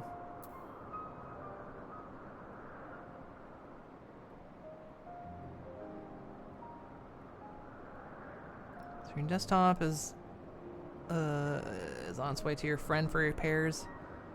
Cost ship it about $101. Goodness.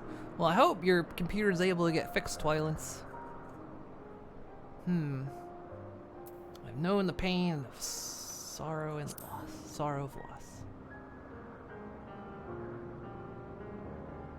I see. Hermes has known the same. The feeling that a part of you is gone again and again, but no one notices. Please, Elysium, won't you lend it to me, your pain and sorrow? I want you to make the flower dark in front of Hermes. He has been in a dark place since before he created me. He needs to know that he isn't there alone. The others are sad too. You want me to be sad? Truly, you'll do it? That's an odd request. Like, could you be sad for me? Yeah, I do have a lot of PTSD. I'll tell you what, my emotions are a raging torrent of sadness. Ouch. Thank you, Elysium. Thank you. It means more to me than I can say. I can't wait to see how Hermes reacts. Let's go back and fetch him. No sad, be glad. I gotta do it for Hermes. I gotta go be sad. Yeah.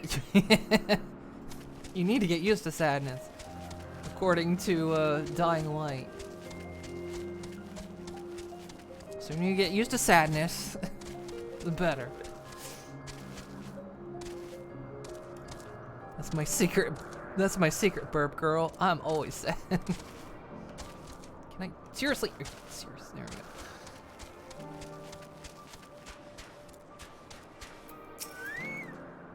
Seems they're still talking. Let's wait until they've finished.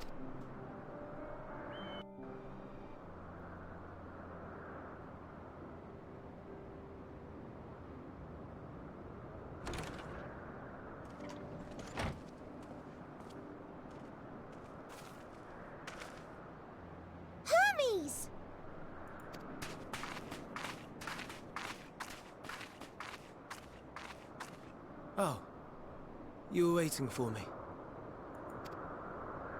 You've finished talking? Yes, we've come to a decision. My thanks for keeping Meteon company. Emmett Salk and Hythlodaeus have already retired to their rooms. There is room for you too, if you would follow me. Wait! I want to show you something first.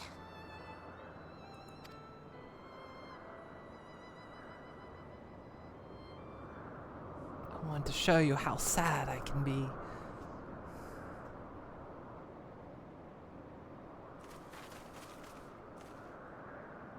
Elpis flowers? Go on.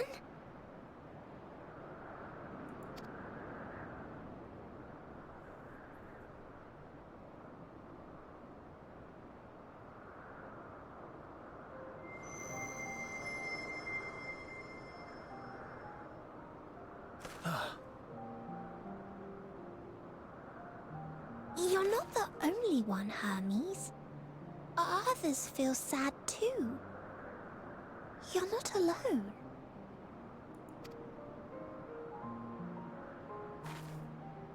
I see Meteon has shared much with you.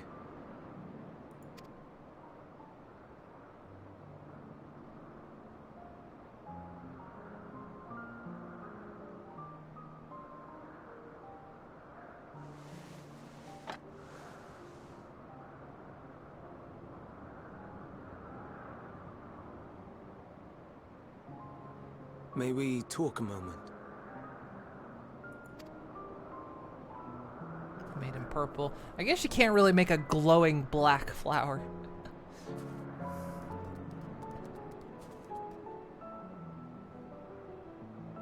Oh, it's Sonic.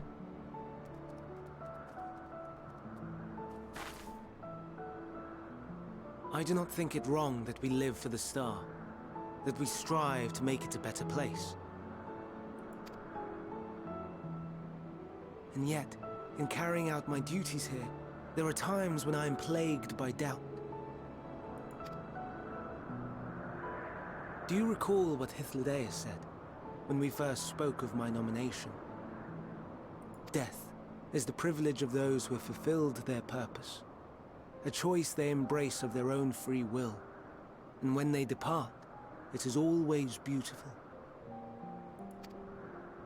Perhaps it is, but only for man. Creations that he deems useless are discarded with nary a second thought. Some scarcely born into the world, afforded a handful of breaths before life and potential are abruptly extinguished. We make an effort to spare them the pain. They sense what awaits. Rage and anguish and cower and fear. And it is not beautiful. Yet no one cares. No one. So fixated are we upon the duty that we do not pause to question the method. Pain and suffering, confusion and despair, writ plain in the eyes of those poor creatures. Yet no one sees. We turn a blind eye and carry on in blissful ignorance. Nor to miss. And always, always the blossoms shine pure and white. A contradiction so blatant I could scream, want to scream. How can you all accept this aberration? Then I wonder, am I the aberration for thinking thus? And I am filled with dread.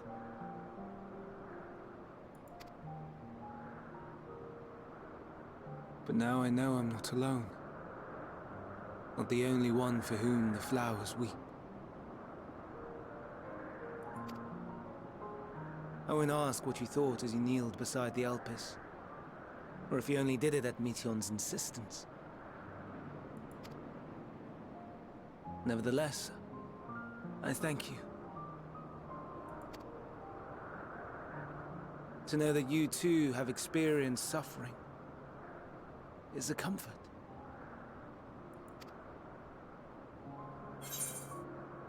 Glad it could be a service. Let's have no more brooding. Oh, I could tell you all about suffering.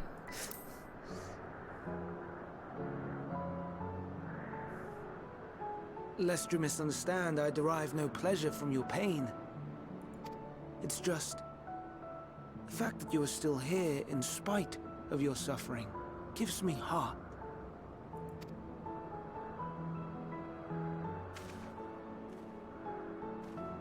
The stars in the heavens. Know you what they are?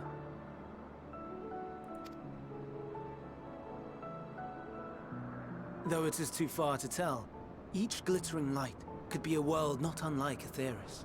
A world filled with life. So many stars, so many lives. For us, there may be no higher purpose than to live for our world. But what of the other living beings out there? What is it that gives their lives meaning? That drives them day after day after day? To pose that question to our undiscovered cousins, I created beings of Dynamis, who can traverse the vast emptiness between the stars. Meteion and her sisters.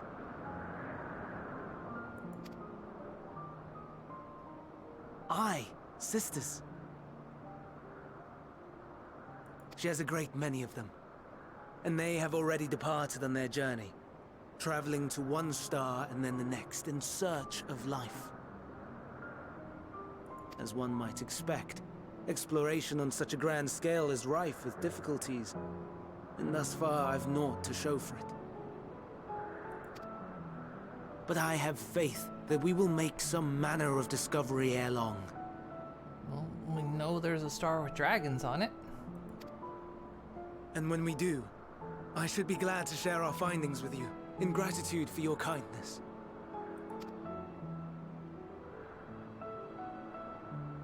It's getting rather late. We had best find our beds. It would not do for both of us to be sleep-deprived on the morrow. Come, Meteion. Let us head back. All right!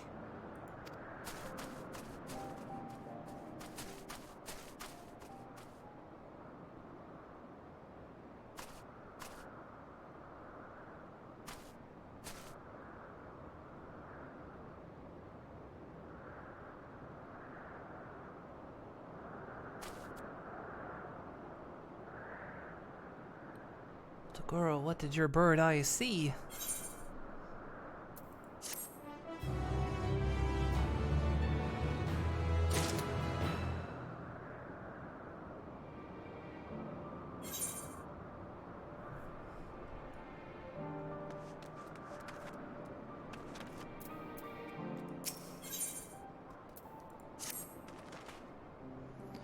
An all too brief interlude, perhaps, but it is time I attend to my next task. As Emmett Selk and Hythloidius are aware, we reached a verdict regarding the fate of the Ikiones. 7 were created for observation, and all 7 must be unmade.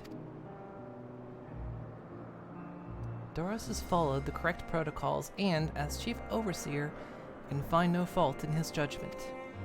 Ikiones would disrupt the natural order, ravaging and consuming other species until they themselves starve and perish. They cannot be released into the wild, and they cannot be allowed to remain here in Elpis. I intend to petition the Bureau of the Architect to have the concept preserved as a restricted purpose hazardous life form. Hythloidius has pledged to support me in this endeavor. Yet whatever the Bureau decides, the existing Ikiones have served their purpose. Doris has already isolated the creatures and is preparing to carry out the necessary measures. I will join him forthwith. It is my duty to witness the conclusion to this study. If you are resolved, then we have but to accompany you. Of course, let us be off then. We return to the main aisle. So a lot of her traveling in space. Space, full of bird girls.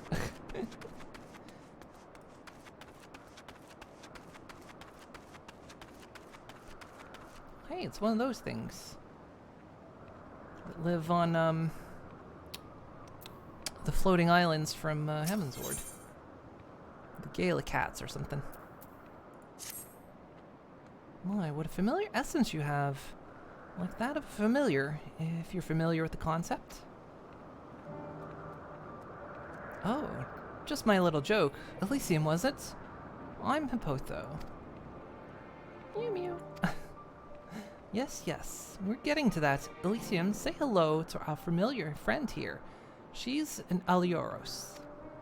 The Aliori are one of the newest creations, highly tuned to abnormalities in their environment. At the first sign of danger, they'll sound the alarm, by which I mean mewl loudly.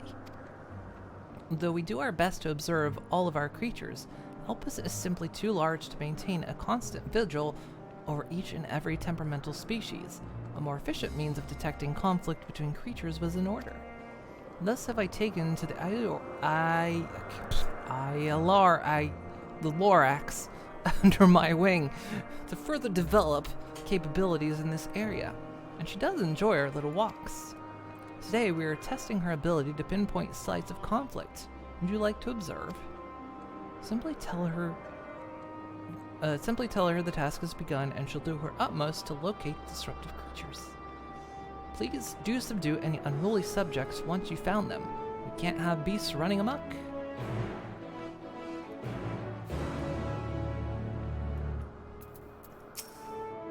Mew mew.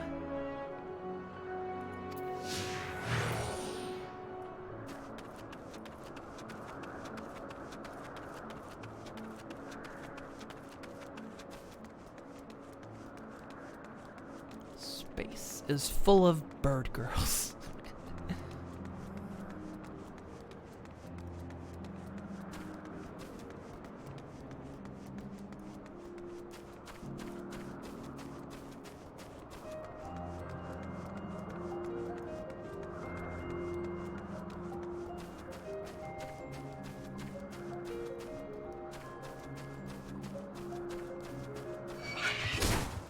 Ow, this one seems disruptive.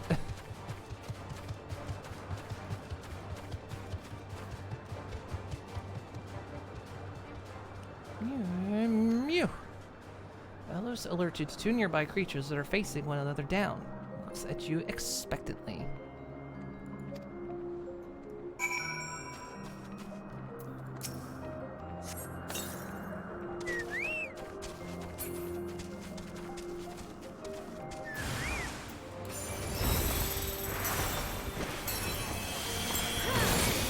So eradicate all creatures. Got it.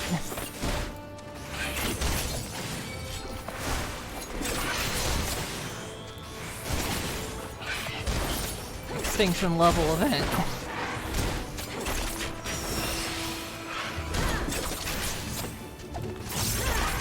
That's what they called me in high school.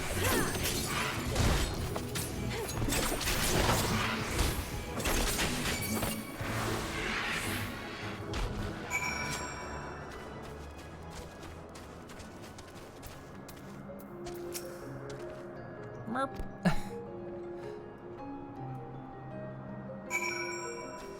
Is that it?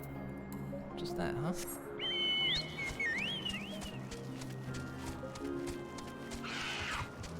Yeah, this thing is really aggressive.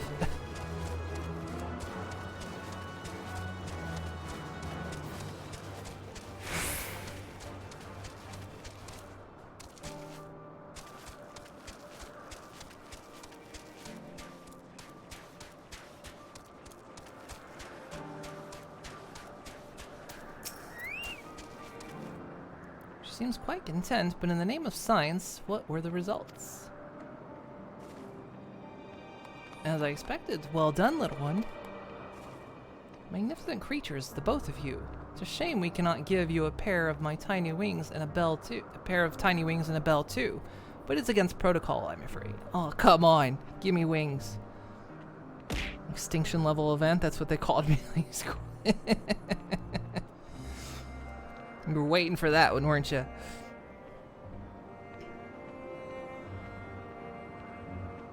I got wings. Well, I mean, I have wings. This me doesn't have wings. All are enchanted with theirs at birth, so they're able to acclimate properly. I'm certain you have your own unique potential to rise to, however. In fact, why not join us for another phase of testing? No, that's all I need for now. Well, I will return here one day and do all your side quests. But today is not that day. Just need power to use the wing. Yeah, see, I need magic. That did cause the final days. Now, see, I'm an extinction level event.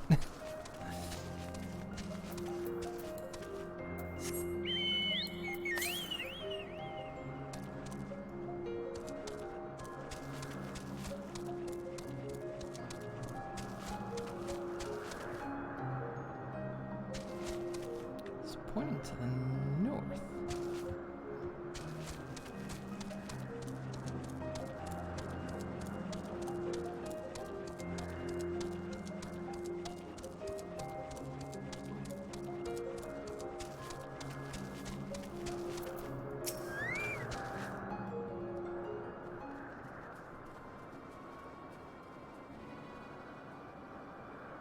Doris, are you hurt? What happened here? They caught me off guard. I had them bound with ethereal shackles, but they became frenzied, even more so than usual, and broke free.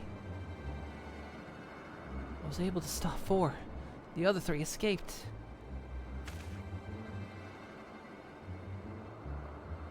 I see them. 2 have taken to the air above the 12 wonders.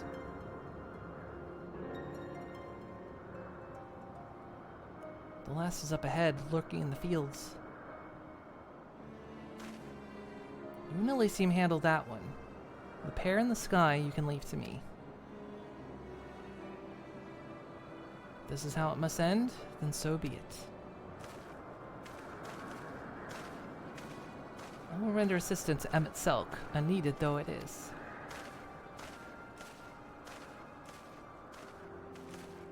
Man, this Papa John's commercial is heckin' stupid. Dumb bitch eating all the pepperoni. Pepperoni isn't gonna make you into some gaming god. But I eat pepperoni pizzas all the time.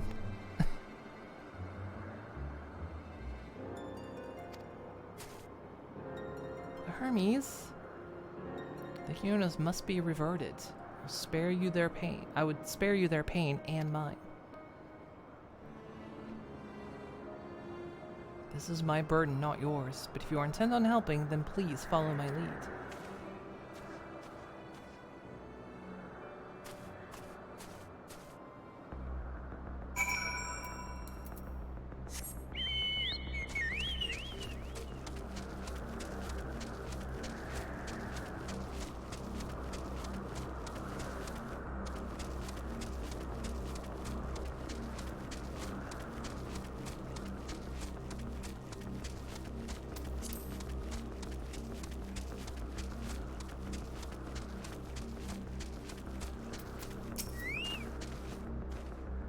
Appreciate your help and lament its necessary. There it is, our quarry, within striking distance and presence. But if it feels threatened, it may flee beyond our reach. Here's my plan. You will approach slowly, in full view, and draw the Ikion's attention. Now, I warn you, its abilities are as fiery as its temperament. Once it spots you, it will unleash orbs of flame. But fear not. By my measure, you are more than equal to the task. Withstand the onslaught for a few brief moments, and that will give me time to catch it unawares. Ready? Let us begin.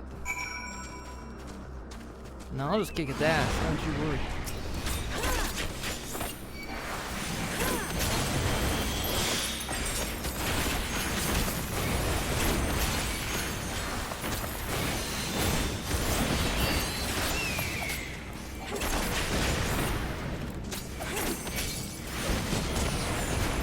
Charged when I did all that.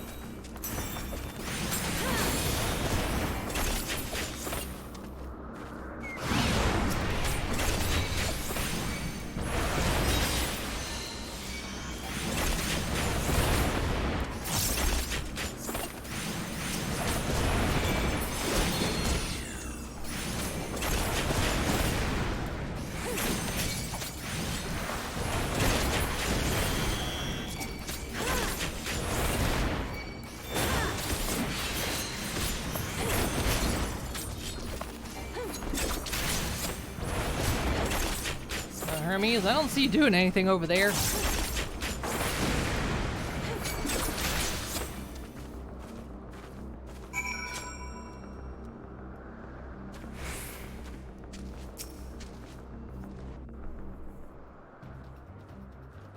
Point stands. Where has that got you, Moon? Now. I don't see you winning League World Championships over here. Maybe eating them perhaps makes you normal. I have to eat the pepperoni to dampen my skills because I'm too good.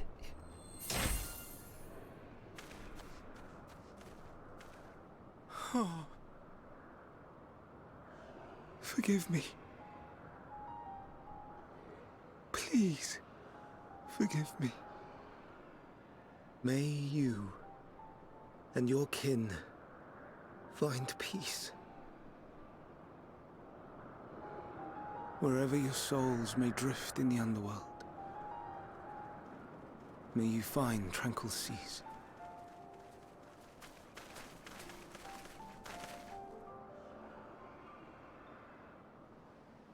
Be not forgotten.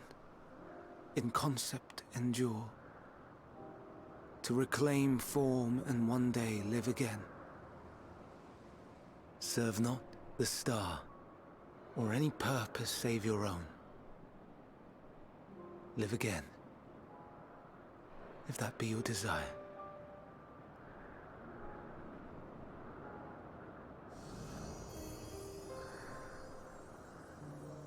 Hate, if that be your want. We are worthy. But leave your suffering behind. Lay down your burdens, be born anew. Fly high. Fly free.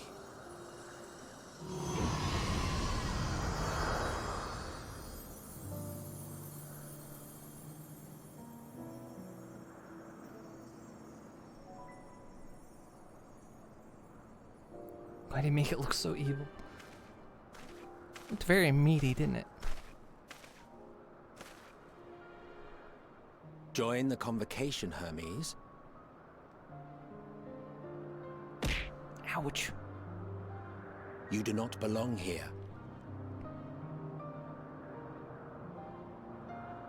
Leave to replace another. To be replaced. It changes nothing.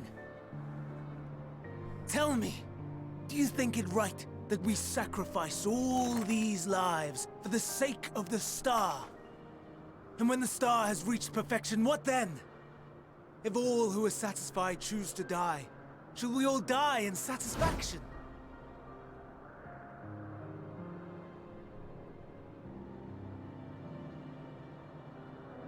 I do not know.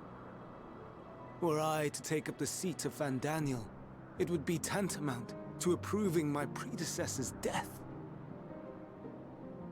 I do not know if it is right.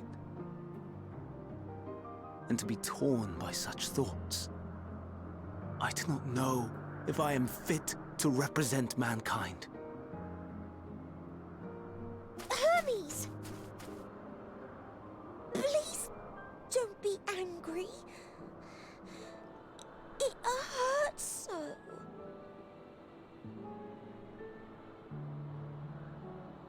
Forgive me. If you would still consider me in spite of everything, I beg some time to gather my thoughts.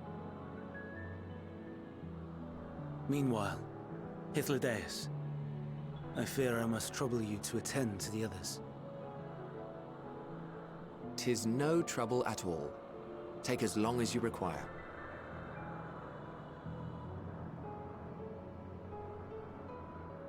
And you, my friend, I pray you find that which you seek.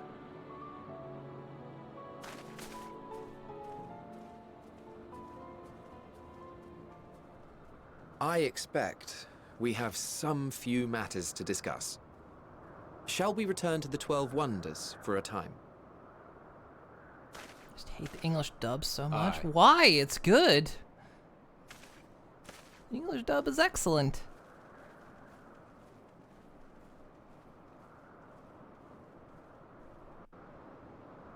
No, it's good. What are you talking about?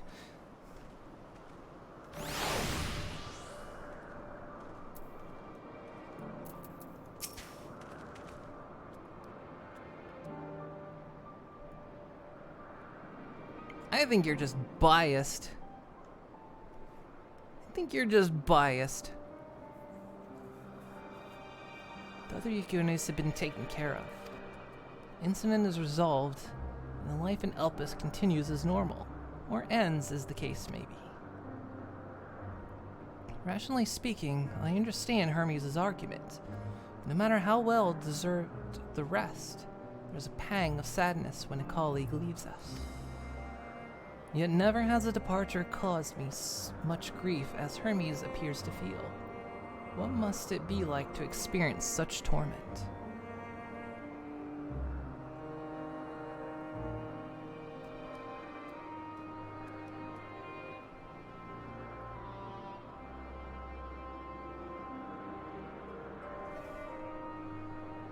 Like English read all the subs while listening to the master language. Bah.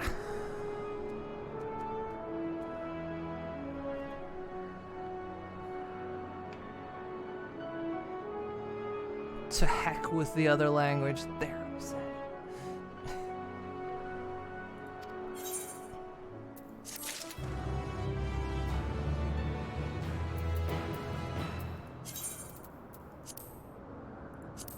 Now, I will admit, the voices in A Realm Reborn were not that good. Once it gets to Heaven's Ward, they get excellent.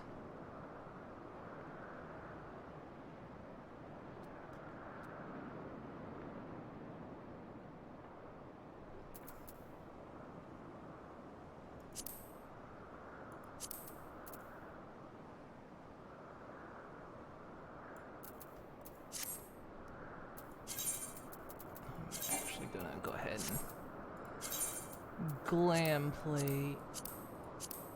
That goes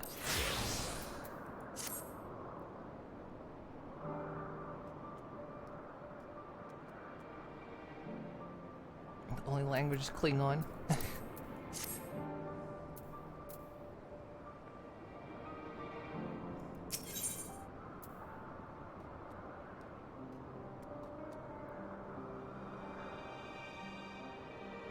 Thing of it is, when I originally played A Realm Reborn, I didn't think it was that bad, and people kept saying, oh, it's not good, and I was like, it's not that bad. But having gone back more recently, and playing my old character again, who's now in Heaven's Ward, but when I went back, she wasn't quite in Heaven's Ward yet, and I went, oh, you're right, these voices aren't actually very good. It's not until you get to Heaven's Ward and the new cast comes in that it's like, oh, it's so much better. Like you can feel the passion, and especially as they start settling into their roles, you can tell it gets so much better. Like kind of early on, you can tell they're kind of feeling around their characters, but then once they settle in, it's really good. Old Merylweb is hotter. I do like the original Merylweb's voice. I was disappointed when her voice changed. Same with Nanamo's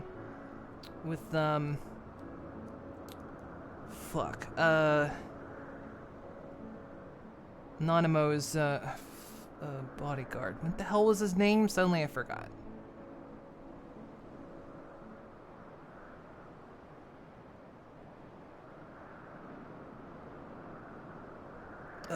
What was his? Suddenly I know his name, and I suddenly can't remember. But I liked his voice originally too. So yeah, Merylweb and his voice. No, not Arm. Yeah, Arm. Yeah, the guy that lost his arm. For some reason I can't remember it. I don't know why I'm having trouble. It's one of those things where I forget a common word.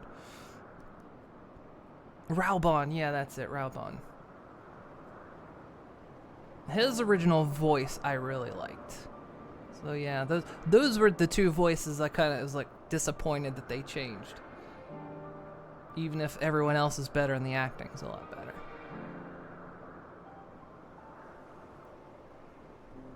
Yeah, he has a face. The guy has a face.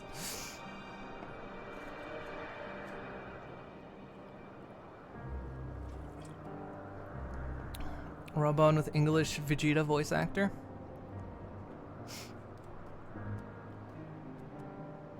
Issue with the the issue with the original cast was less the quality and more the direction. It wouldn't surprise me.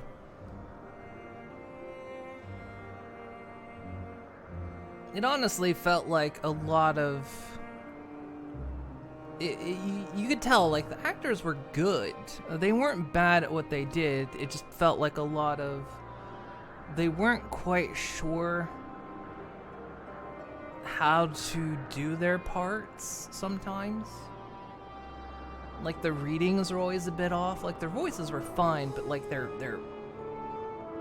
Like, they didn't quite know what their characters were kind of like.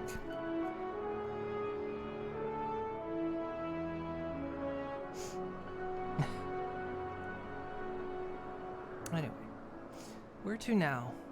Is there anywhere you would like to visit before we leave? I should be glad. See, you want to talk about... Okay, you want to talk about subs and dubs, though? I will be outright honest with you.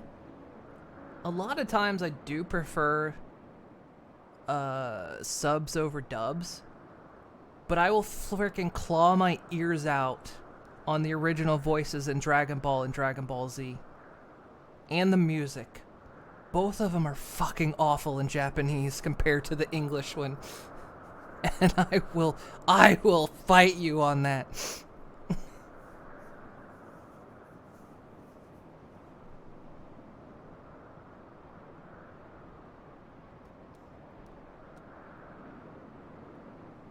Yeah, Realm Reborn had to be done pretty quick too, because of the whole thing being remade.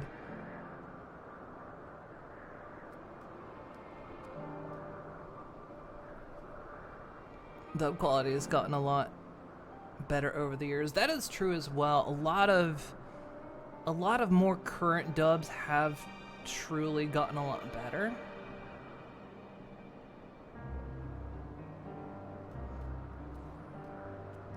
Because of course budgets have increased and things like that. Still not the best from what I hear. A lot of dubbing voice actors still get paid quite poorly, but yeah, things like that have gotten better over the years.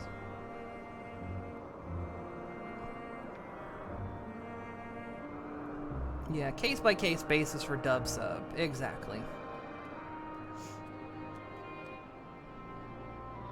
I think that with anime becoming more mainstream in the US, the pool of VAs is expanded and the quality will only keep rising. Yeah, and see that's it too. When it was less so, you know, your pool was smaller, all that kind of stuff. Yeah, some dubs are excellent. I mean, I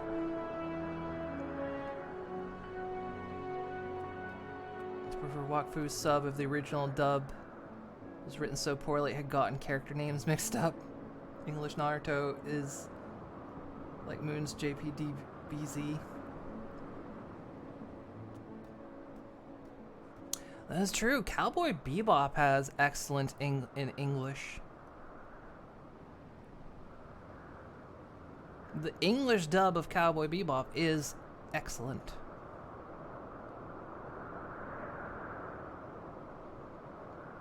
And I mean, I don't really watch much anime anymore, but I did a long time ago.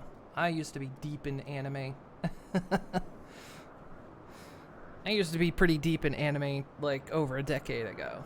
For quite some time. So, you know, I was always the dubs over subs over dubs, you know.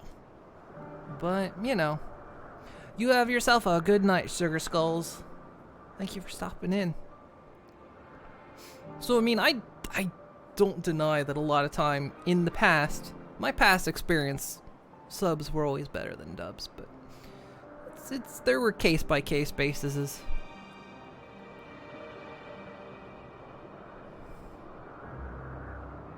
Yu-Gi-Oh! Isn't also a top tier dub. I can't say on that one because I haven't really watched Yu-Gi-Oh!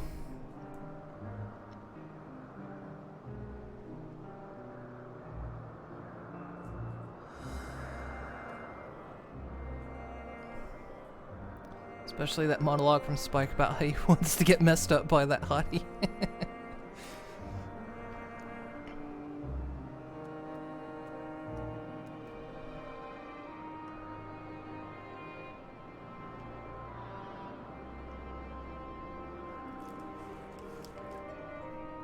Yeah, so very case by case basis when it comes down to it. I will agree to that. Most certainly. Sorry, I might get up and take a quick break here and kind of need to go to the bathroom.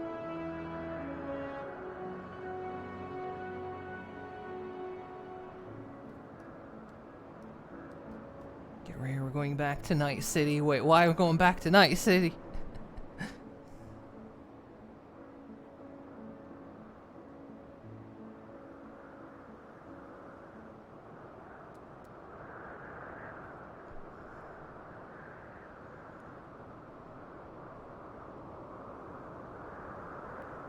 Actually, I'm gonna go ahead and do that, since we're kind of at a little pause moment anyway. So I shall be back in a moment.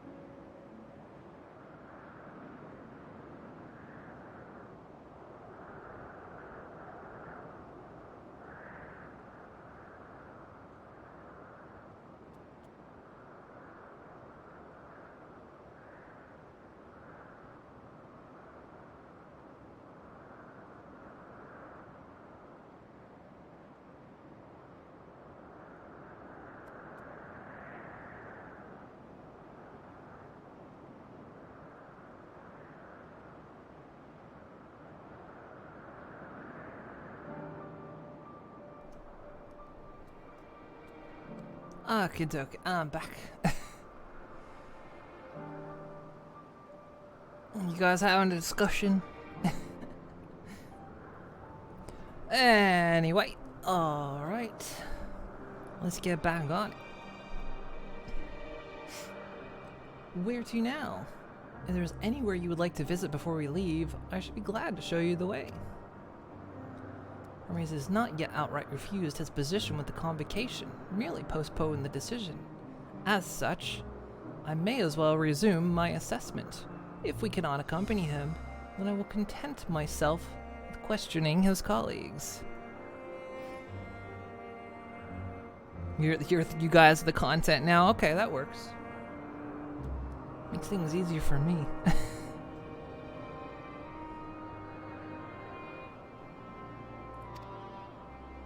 Ever the pragmatist.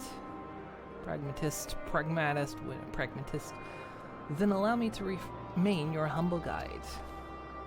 What of you, Elysium? Will you continue along with us? Wonderful. Our fellowship travels on unbroken. I say we explore another part of Elpis and see what new encounters there are to be had. Features now Old Moon Miss. What? If you follow me, we'll first head back towards anaphylactic shock. Do.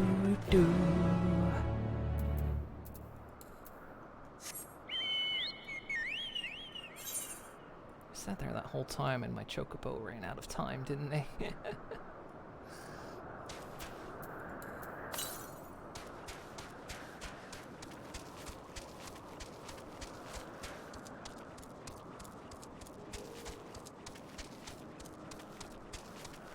This is to the north here, but I think it's on up there, isn't it?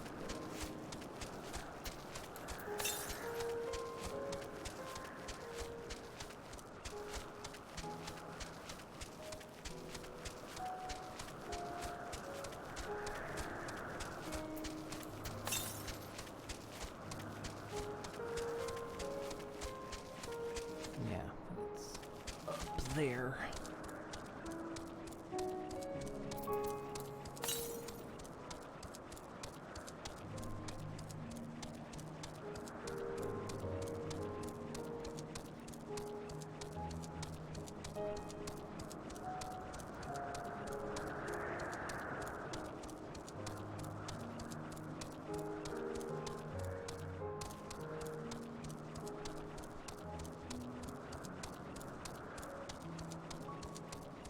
I'm entirely lost on your conversation goings on, so I'm gonna let you just be at it.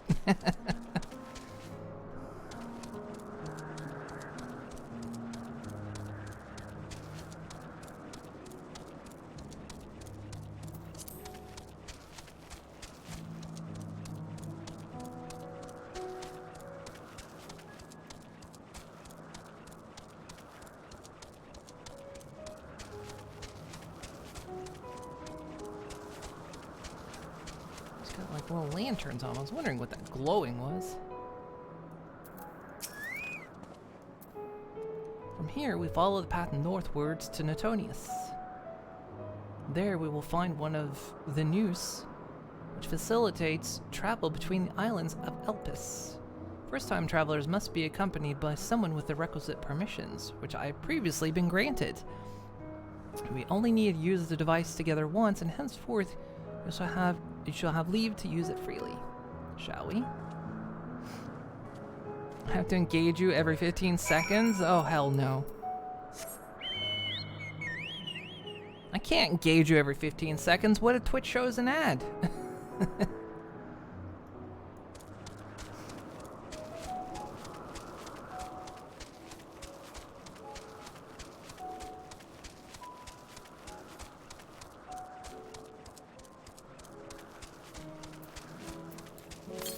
Stretch. Okay. Ouch.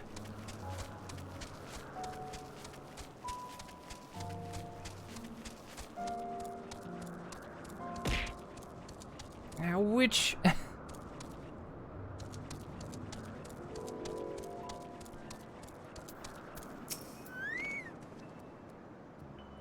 here we are, Netonius. This news will take us to Kalimelios, Zephyros, the Western Island. That's it right here, looming large over us. Step this way and we can soon admire the view from above.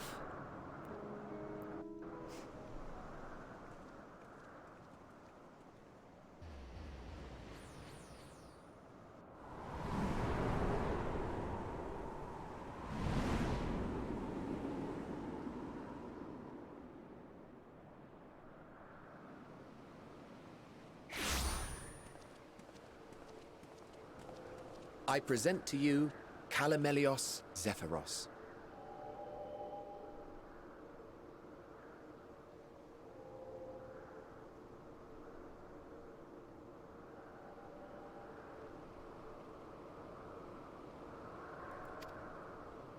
Here you will find a number of testing facilities, Waifu as claim. well as the observation hub of Poiton Oikos. Right then. Let's begin by... Okay, guys, you know what? I'm glad I killed every last one of you. Because you guys have... These assholes, they're done with naming things, okay? Enough. Just saying in advance. You can't say it in advance. It doesn't work like that. If they haven't appeared on screen yet, you can't advance claim. Yeah, see? Dee Dee's got it right. And of course, you know I have the advantage because of a very slight delay. No, not too late. You know what? I undib your dib.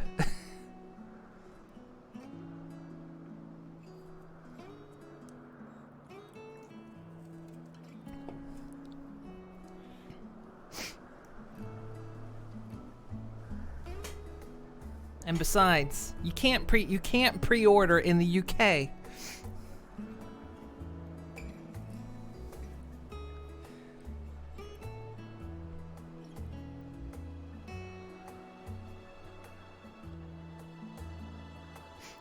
You never seen already? Nobody dibbed. Okay, there's your dib. Okay. Well, well. An Arraius. How delightful. There you go. That's your dib.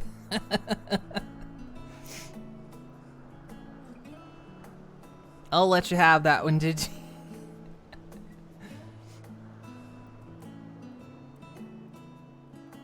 No, that's you dibbed. You dibbed.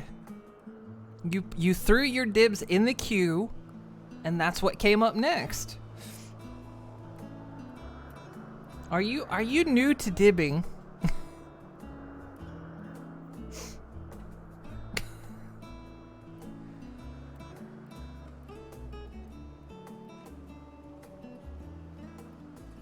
If you're gonna throw your dibs in the queue, you gotta take what comes next. I mean, she is cute though. I assume it's a she. We don't know. Or you can have that one, I guess. And what, sure. pray tell, is that? Fine. Tell you what, Digi. You didn't have to take that one. You could take the next one comes up.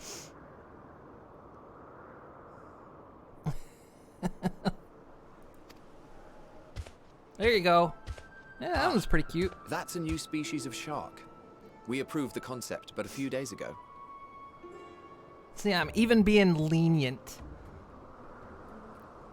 No, you can't keep doing that, Digi. You can't, like, keep shifting your dib. In fact, at this point, you've now taken 2 dibs. You've taken 2 dibs, and you're not even being responsible with those. So until you finish your dibs, you can't have new dibs.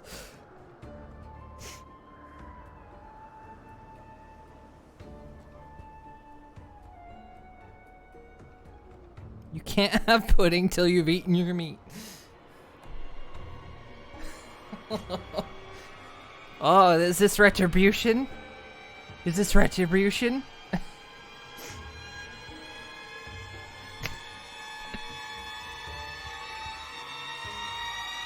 Alright.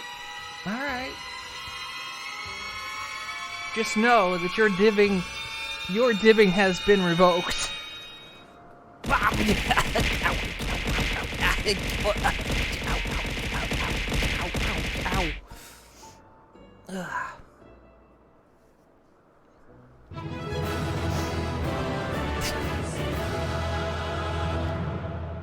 Sharks are among the most popular sea creatures.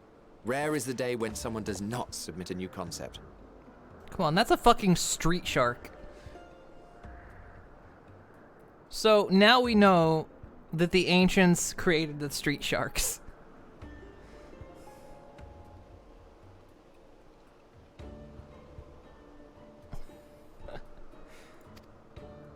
At first, they were largely orthodox, consideration given to such things as size and environmental impact, and then a whimsical someone thought to bestow it with flight, another superior intelligence. And then the floodgates burst. Concepts with multiple heads, or arms and legs, and so on and so forth. It was getting absurd. A part of me wanted to tell them to go away and find something else to create, but in the end, I couldn't deny their passion. And here we are. You insulted it.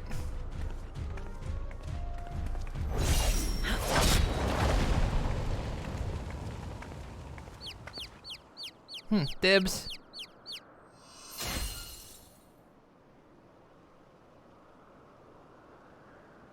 That was too close. Oh, hey, a bit! Are you unharmed? Nope, I beat you.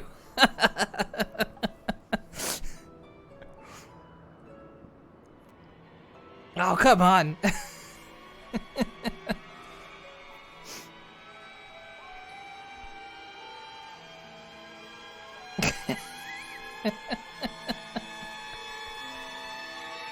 You don't get dibs when you're in the future, so you're next in line.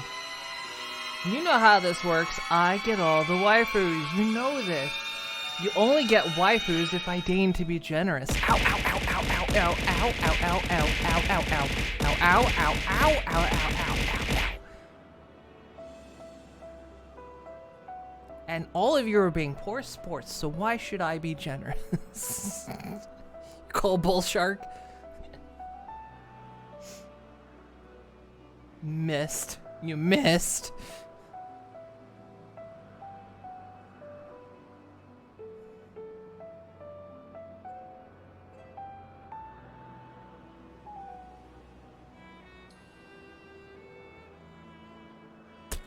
Bah.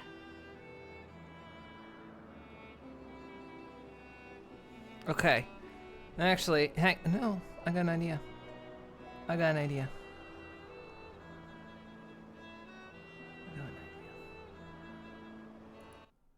Give me 1 minute. One moment.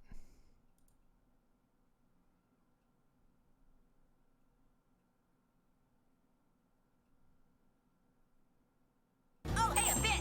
No waifu wants a stinky horse, so there.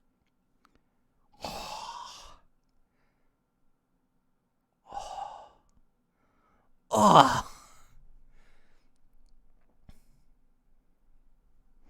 Oh yeah? No waifu's gonna want a sulfurious dragon either. So there.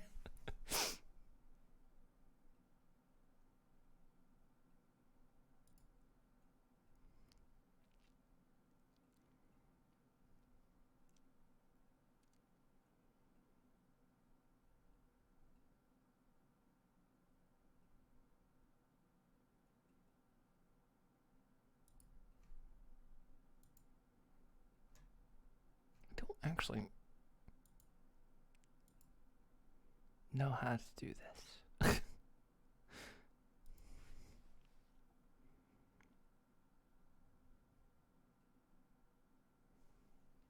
No.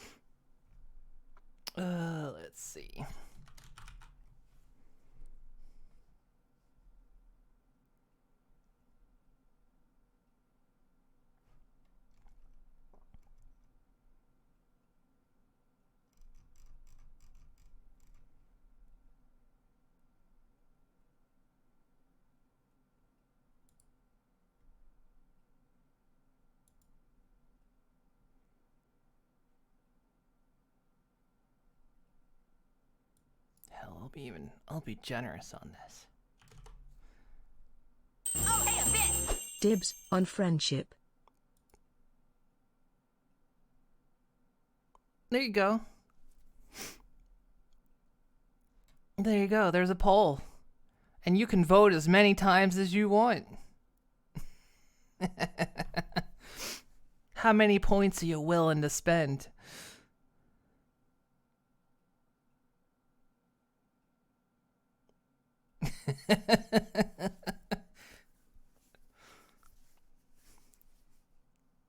You don't see a poll?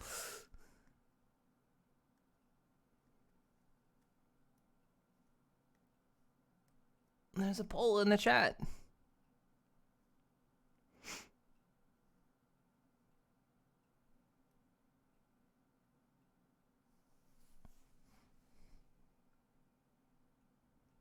You're on a phone. Does a poll not work on phone?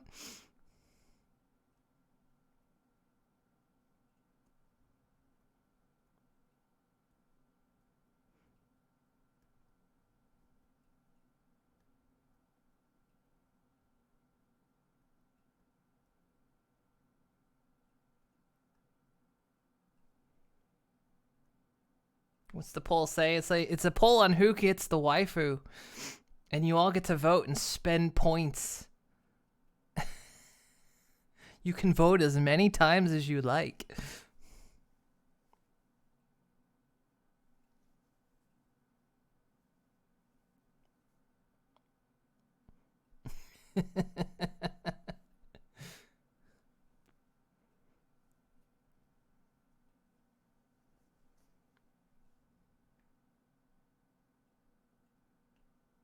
You can spend all your points if you want.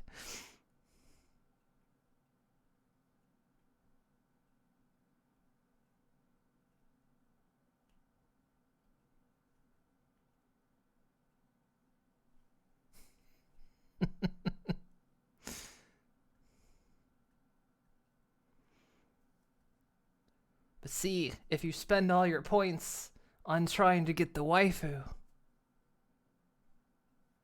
then there are points you cannot abuse me with.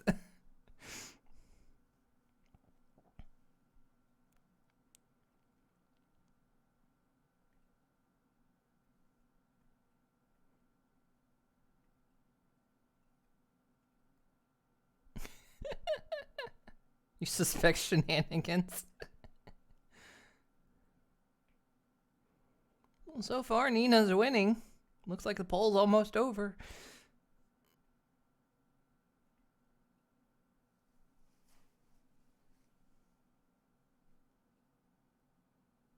Oh, well, Nina got it. 51 votes.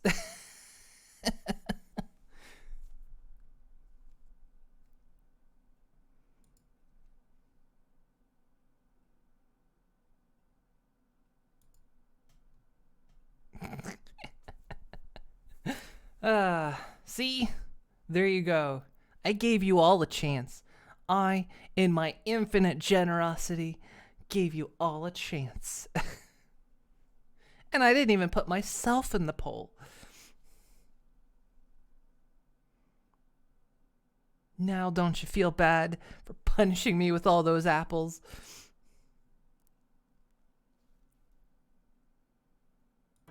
Well now, if it isn't a pair of Ouch. familiar faces.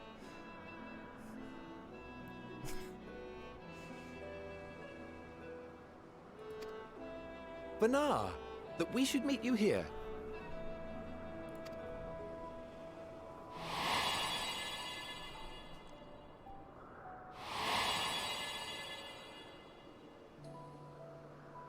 As I mentioned earlier, the better part of the convocation holds that when we retire is when we return to the star. Thank you for the treat.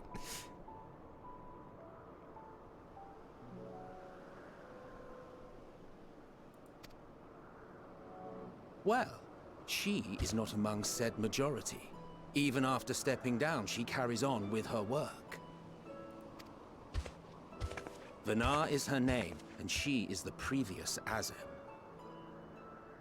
Wait.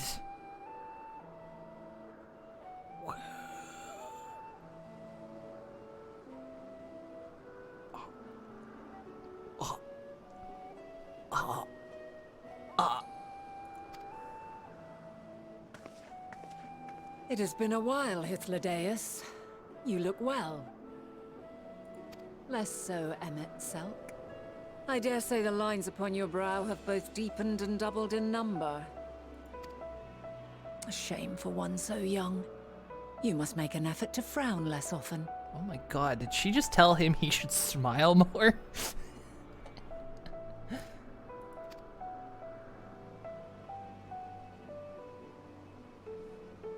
Easier said than done, thanks to your unruly successor.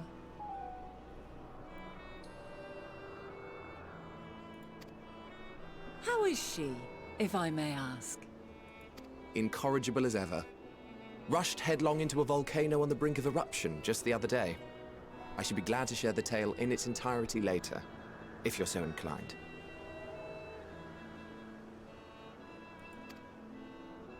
Oh, you know I am. Now then, you are?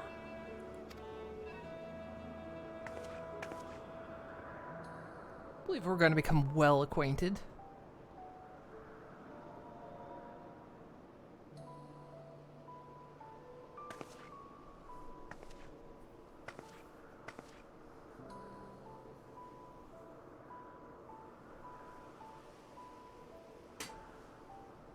I say, have you perchance come from the future? No, you're dumb. You're a big dummy.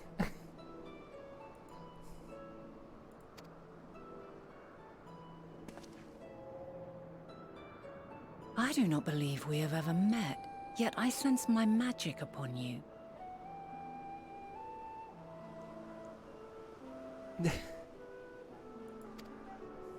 Therefore, if I wove the enchantment, I could only have done so at a later point in time.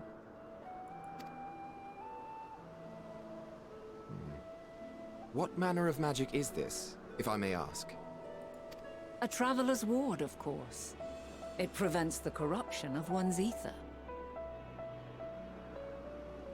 The blessing.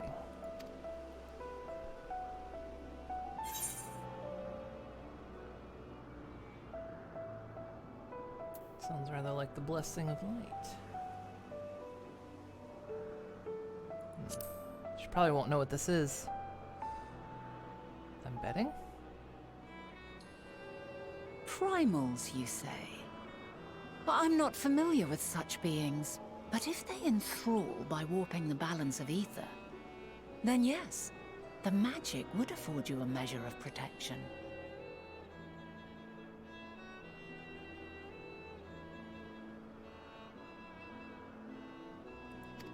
I gather from your question that you are not ignorant to its presence. Hold on. From the future? That's absurd.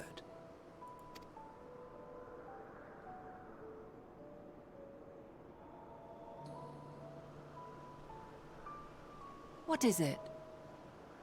Are you unable to speak of the matter?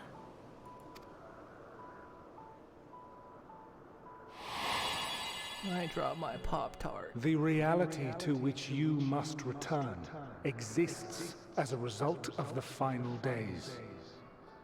You cannot reshape the past to undo the tragedies of the present.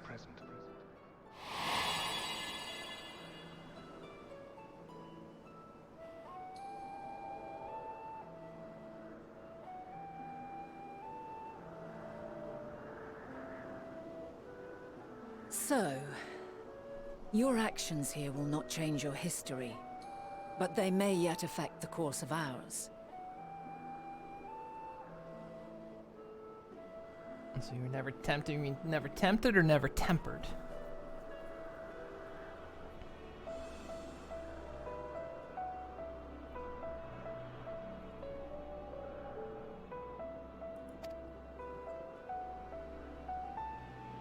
How very exciting. I'm quite fond of delving into the unknown, and there's naught more unknown than the future.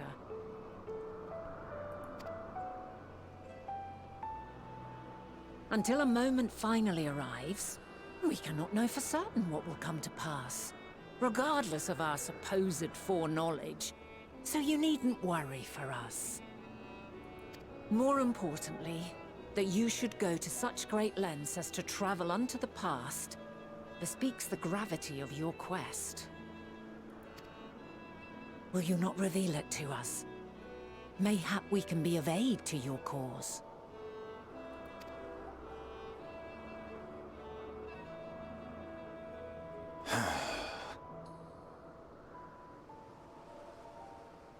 If this is true, then you've been keeping quite the secret to yourself. As a representative of the Convocation, I will hear it all. Your identity, purpose, everything.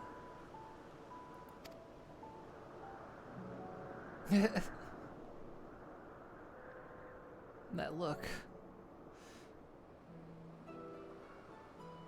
Why don't we move to a place more conducive to calm conversation? I've been working here for some days now at an old friend's behest. Found out a certain cheat regarding the jutsu for ninja.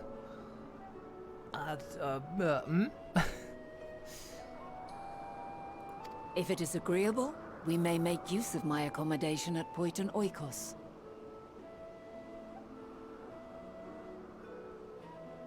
At least he looks like a kid called by the principal.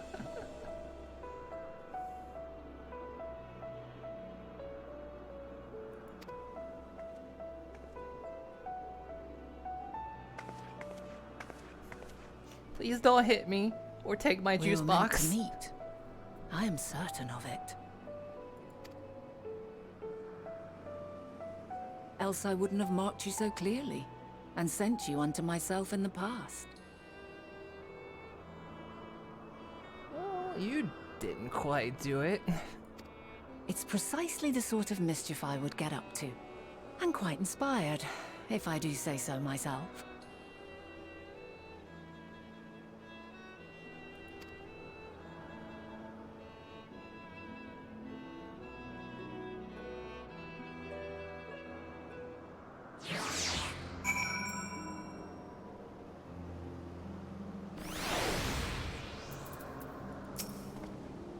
My apologies, but before we move along, a colleague has tasked me with a matter which I'd rather not leave unresolved. It involves finding a certain concept engraved crystal, and the quick-fingered Aureas which made off with it. An Aureas, you say? I think we might have seen the culprit before being distracted by that business with the street shark. Would you like us to follow its ethereal trail? That would, of course, lead us only to the Aureus. There is no guarantee that it hasn't dropped or stashed away the crystal you seek. Please, even that much would be enormously helpful. While you are hunting down the thief, I can follow behind and scour the forest floor just in case. Can I ask you to join the search? I would appreciate another pair of eyes to cover the land to the west of here. Many thanks. There's a small bridge leading to the Poidioiki. Let us meet up there once we've exhausted our efforts. Yeah, the whole Oreo bunny. Ugh. I'm glad I slapped the shit out of these guys in the future. I'm so terrible at naming things. I'm so tired of saying your words.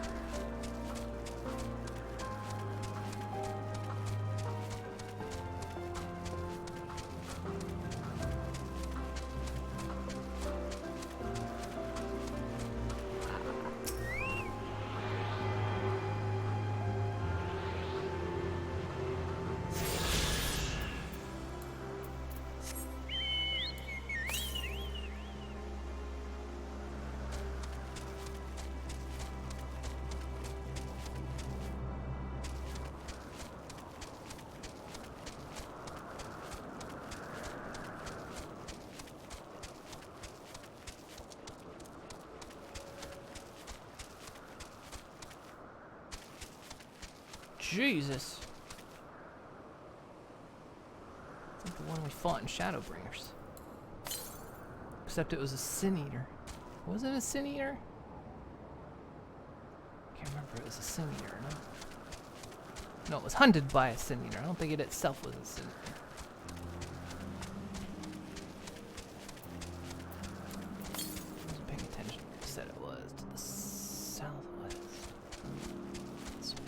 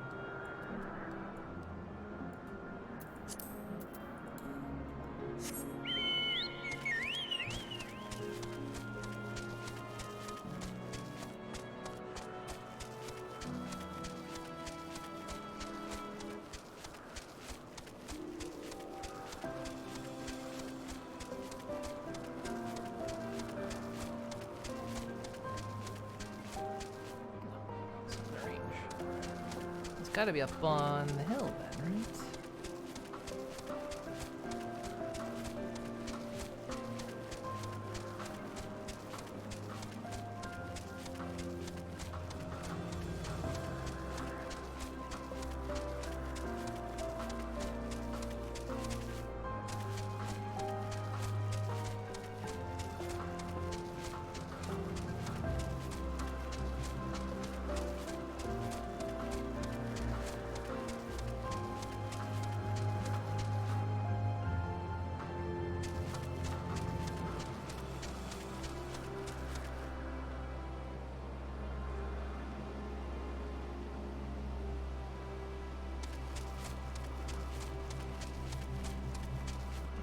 Stashed up against a tree, right?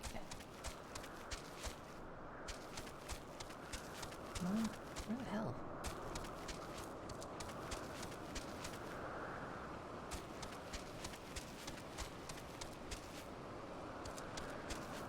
Ah.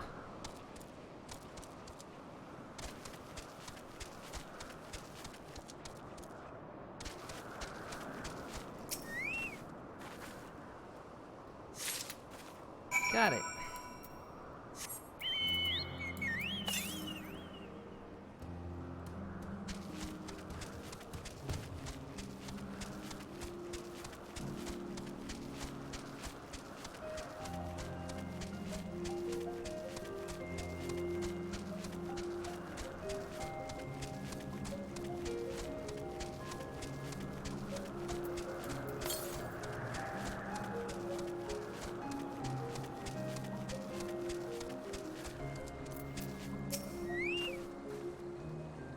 Last searcher returns. I'm afraid the Aureus no longer had the crystal, nor was I able to find it as I followed in its wake. I don't suppose you fared any better. Wait, that looks like one of... That looks like the crystal she gives out. Crystal, well done. Wonderful. Now I can focus on your tale without that missing concept nagging in at my mind. Have you always had a knack for finding things? Traveling and searching go hand in hand. We travel often then. It seems we have something in common. Long ago, when I had the seat of Azem, I was forever trekking back and forth across the star in search of answers to people's problems. Naturally, the need for such journeys has lessened considerably since I entrusted the position to my whimsical successor. Yet I am still eager to come running should an old acquaintance or new interest require my personal attention. That is what brings me to Elpis. In fact, my time, goodness, I'm doing it again. Many times has my presence been requested. Many opinions sought concerning the habitat of this or that creation. Agreeing to help locate that missing crystal was a minor distraction, which now promises to become a major revelation. How strange and wonderful it is, the way one thing leads to another, wouldn't you agree?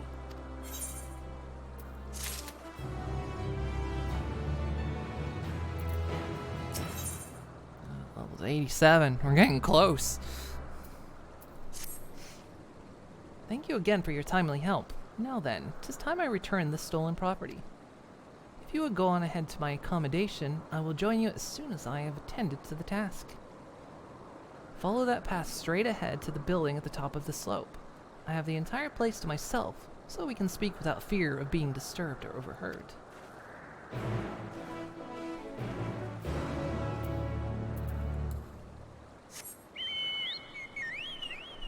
I've kind of learned, though, that even if we change things here, it will not affect our timeline, because it could be very similar to Grahatia. Because as Crystal Exarch, he came from a future that shouldn't exist anymore, yet he continued to exist.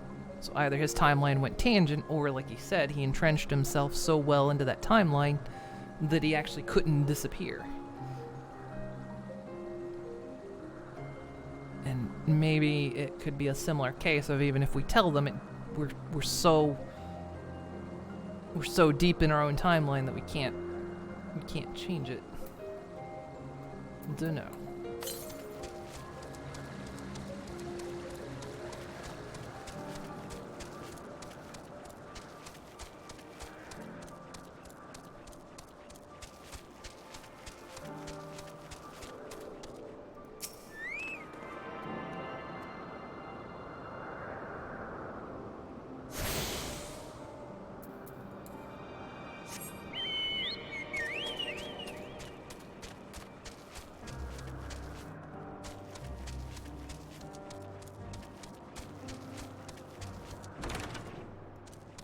Mind if I bring my bird in here?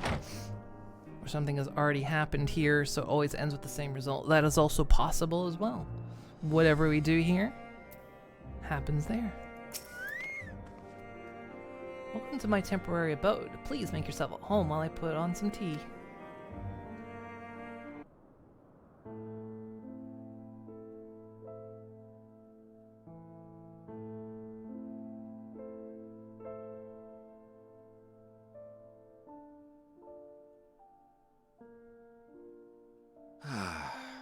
A wonderful aroma.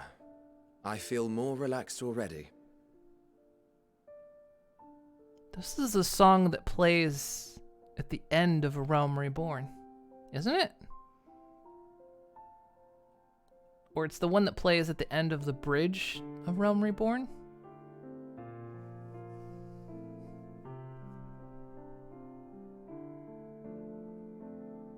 Yeah, I thought so. Anyway, time for the Warrior of Light to do a trauma. Oh no.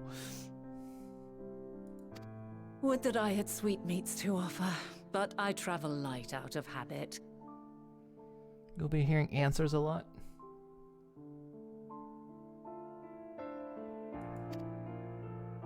There's plenty of hot water though, so please have as much tea as you like. Man, I'm having tea with Crystal Mom here. This is crazy. Now then, will you tell us your tale?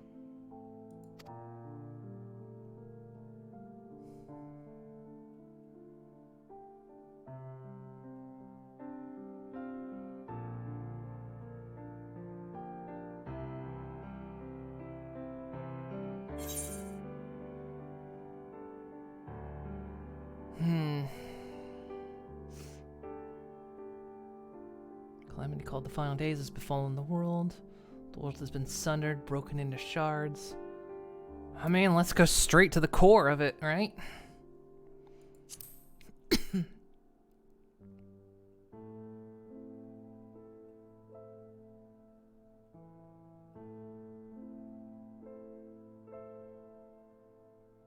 Why don't you start from the beginning? Well, sit here. Which beginning do you want? There's a couple beginnings at this point.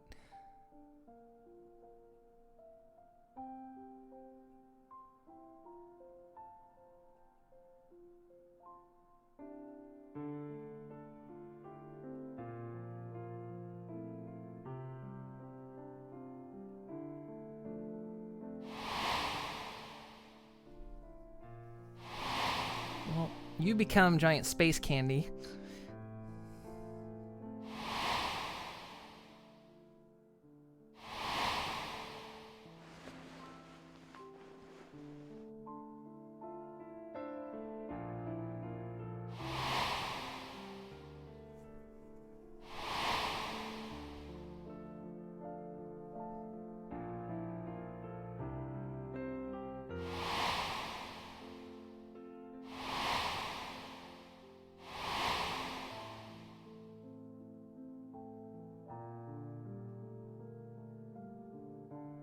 All the cups have stopped steaming.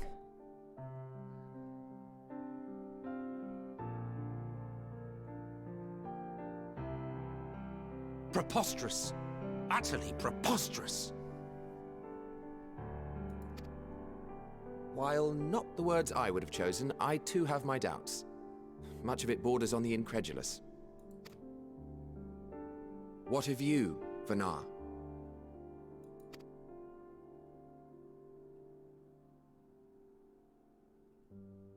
Not knowing the precise details of the first final days, it is difficult to determine the veracity of the tale.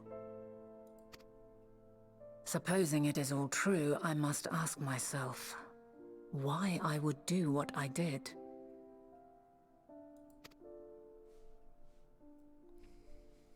Why would I feel I had no recourse but to oppose the 14 and create this Hydaelyn? Circumstances change, of course, but it would not have been an easy decision regardless. No, there must have been a reason. One compelling enough to force me to take such drastic measures. Then there is the Elpis flower, which I said would serve as a guide.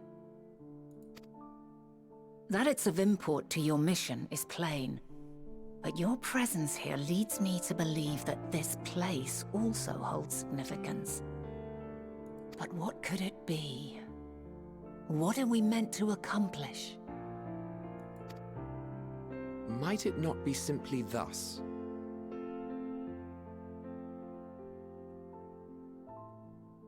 Just wonder how much points you spent on my channel. I have no idea how you would actually know. In the future, whence she came, the final days could not be averted. Mankind has no choice but to flee the star. By alerting us to that eventuality, perhaps you wish to pave the way for other futures. Theoretically speaking, it is a possibility.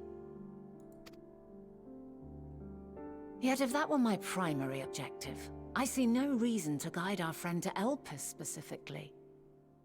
The capital and Amarot, or even my own home would be more logical destinations.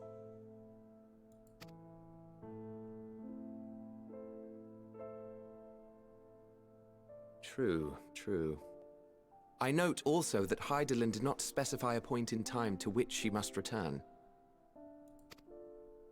By this, it may be inferred that it was not critical that we should meet. Alternately, she had reason to believe that our paths would converge, coincidental though it may seem.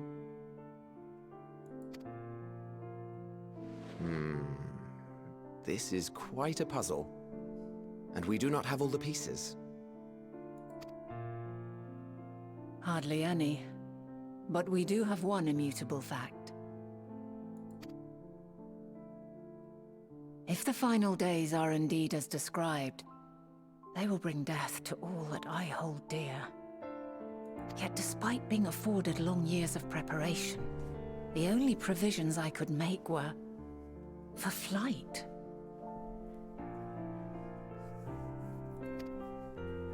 Nay, my first and foremost endeavor would be to find a way to forestall the coming doom. Which you did. Given that even the 14 failed, mayhap you deemed it impossible. Nothing is impossible. This I have always believed. And if Hydaelyn is indeed me, she would believe the same.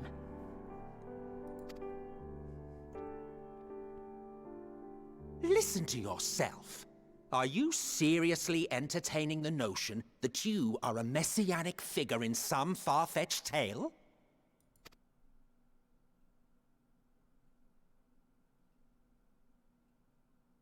Well, I will not. I refuse to accept that our world could be undone by some unforeseen calamity. I also take offense to my portrayal as a megalomaniacal madman. To sacrifice oneself for the star is a noble act, and I would hold those who gave themselves to this zodiac in the highest esteem. Yet, you claim I recreated Amarot and populated it with phantoms of our people? A bizarre indulgence that would be insulting to their memory. Worse still, I even invited you there. Literally invited my own downfall. Why would I do something so idiotic and inexplicable? Did I leave some details out?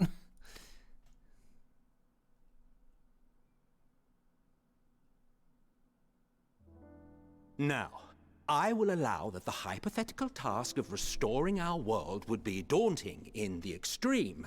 The thought of having to bear such a burden for 1,000 lives horrifies me. It's the Amaro music. But I would never forsake my duty. I would never forsake my brethren.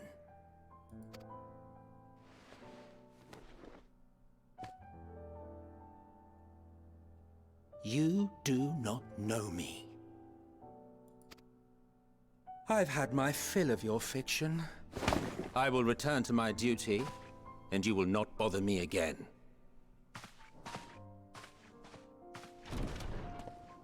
Emmett Selk! Wait! So we set him on the path of pissiness.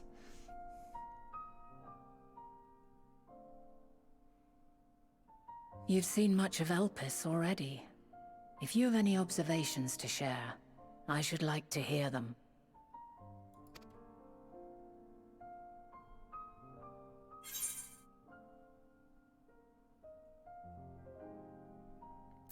I think Dynamis is the key.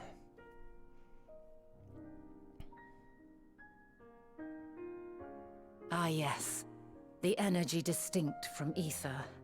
Though not my field, I have a basic understanding of Dynamis. And you say Hermes researched the phenomenon in the course of creating Meteon? Yes, I believe this warrants further investigation. So real, did Mr. come to my body swap dinner party? Technically, it would have been one of his descendants.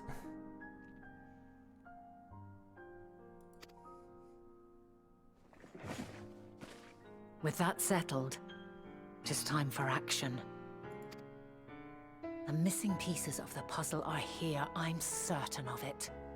And when you find them, the picture my future self has painted will be complete, and you will have your answer.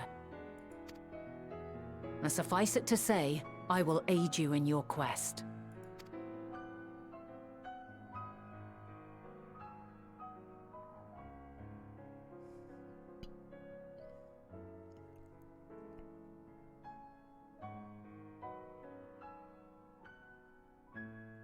Have faith.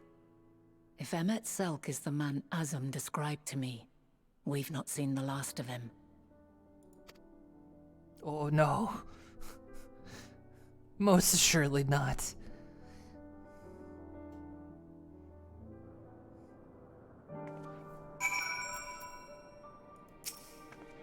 Shall we begin our investigations then? I'm acquainted with Hermes, of course, but only as a visitor received by the chief overseer of Elpis.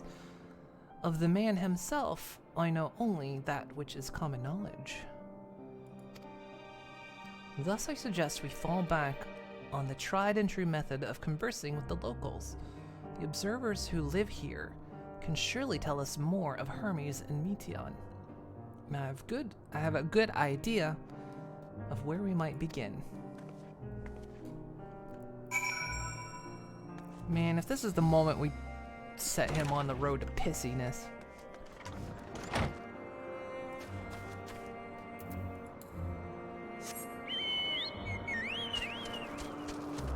Plus he spent his entire time making sure to never forsake his loved ones.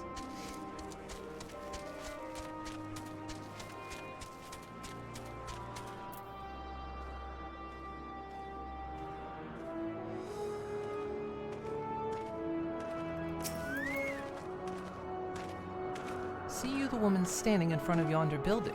Her name is Ismene. She is the one who made arrangements for my stay in Elpis, and from what I recall, she has held her position here for quite some time. Chances are she can provide us with some insights. Go and ask your questions. I will help with drawing out answers if need be, but I leave the choice of topic up to you.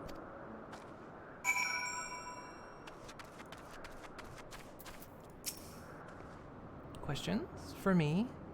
Well, I suppose I have no other pressing duties at the moment.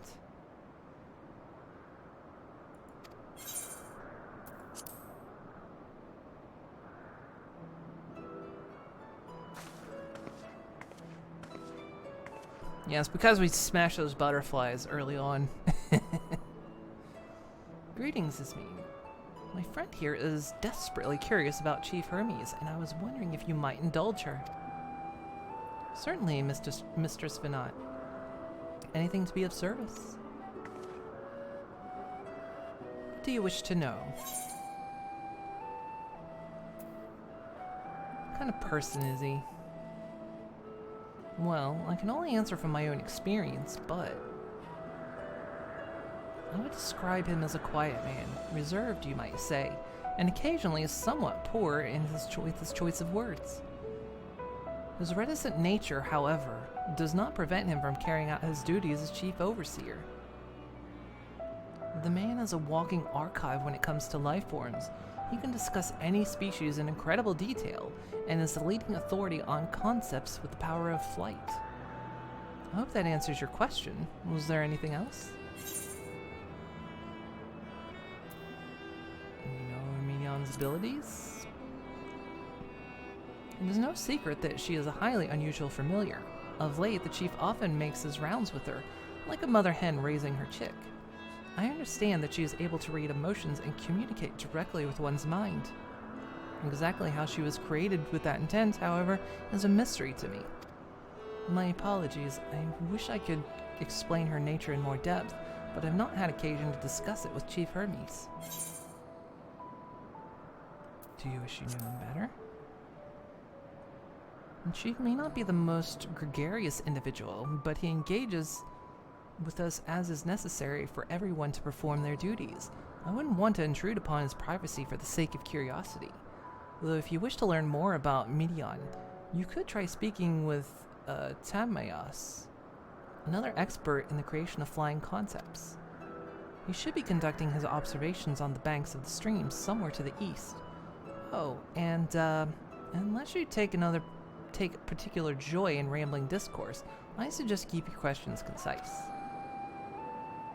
I shall keep that in mind. Thank you for your patience and your insight. Think nothing of it. If there's aught else you need during your stay, please do not hesitate to ask. Come, Elysium. I think we've taken enough of Ismene's time.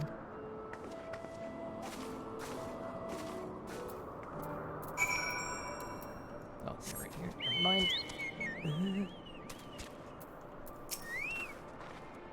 Our investigation is off to a fine start, wouldn't you agree?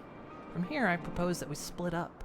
I shall continue making inquiries with the rest of the observers if you could track down the colleague Ismene mentioned. Given how you steered the previous conversations, it's plain you need no assistance from me. All I ask is that you watch your footing around the stream.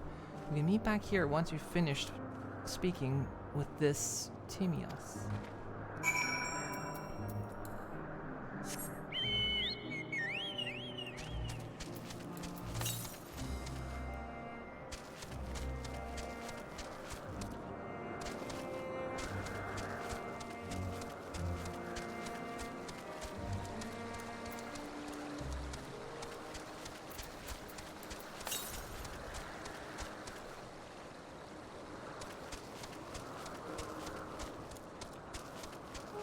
Hang on, I'll be back. We'll see where.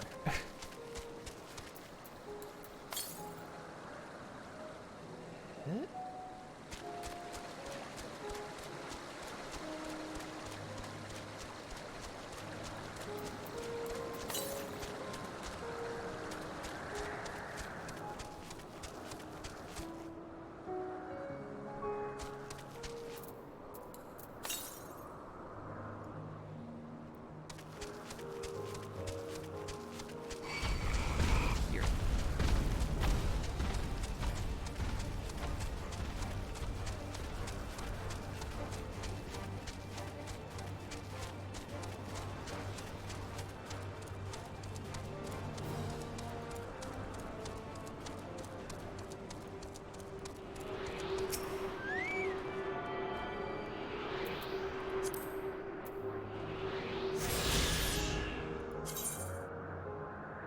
Two more exist.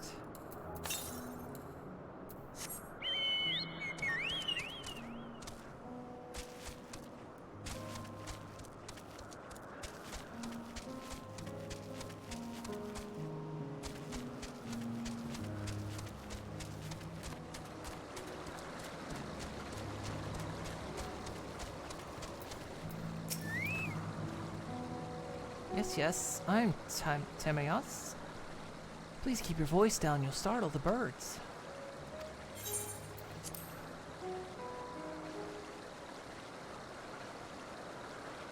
So what is it you wish to speak about? Looking at Chief Hermes' flying creations. Chief Hermes' work? A worthy subject indeed. Those beings which soar through the clouds, majestic and graceful, are ever a favorite of creators. Even now, with so many varieties in existence, the flood of newly imagined concepts continues unabated. What sets Chief's creations apart, however, was how they benefit from his boundless knowledge of the celestial realm. Birds that climb so high that they disappear from view, others which traverse the boundless sky in moments, and all without riding the currents. I know of none save he who can conceive of such marvels. Even we who prize elegance of form above all else are dumbfounded by his genius. Medion too is a marvel then? My opinion on that matter would be superficial at best. Despite my admiration for Medion as a concept, I've never delved too deeply into the inner workings of her nature. I know she has a gift for communicating via emotions, but otherwise her abilities are a mystery to me. If Chief Hermes should choose to submit Medion's concept to the Bureau of the Architect, then will the design be registered for public scrutiny. Analyzing a colleague's creation before that step is frowned upon, to say the least. Of course, if he came to me, a fellow artisan, looking for advice, that would be an entirely different story.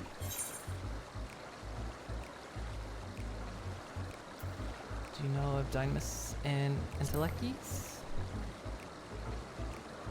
Dynamis and Entelechy? Those terms do sound vaguely familiar. Was there not a flower made here in Elpis which exhibited properties of one over the other? It must have been centuries since I heard anyone speak of such things. Has there been a resurgence in interest? Then why bring up the subjects? I'm flattered that you sought my insight, but I cannot afford to neglect my duties for the sake of idle chatter. Now I really must return to my observation. Surely you have your own tasks to attend to.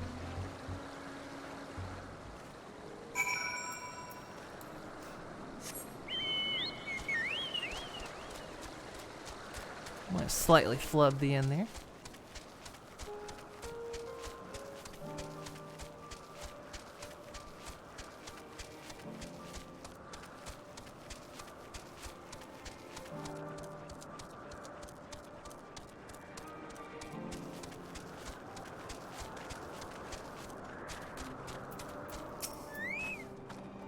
Back already? That was quick work.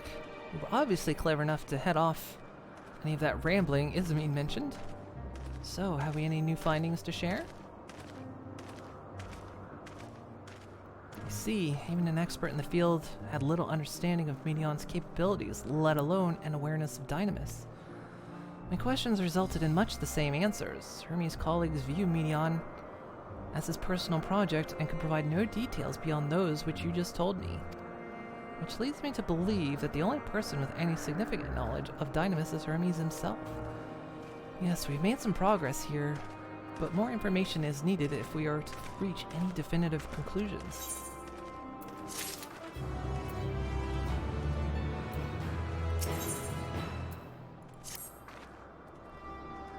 At present, the strongest link we have to the final days is the power of Dynamis and the intellects which can control it.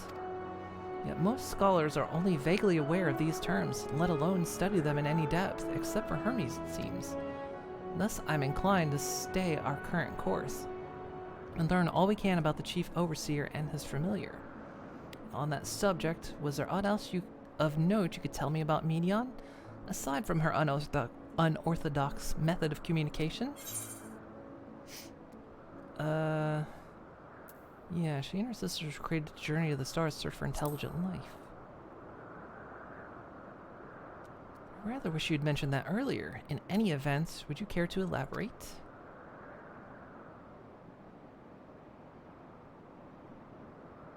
So these siblings of hers now travel the great expanse in search of deeper meaning. Thank you. Though the mystery at hand remains unsolved, I feel you've touched upon a vital clue. One we should keep in mind as we continue. Next, I propose we take ourselves to Perpetua Crystalline, not far from here. Just follow the path to the west.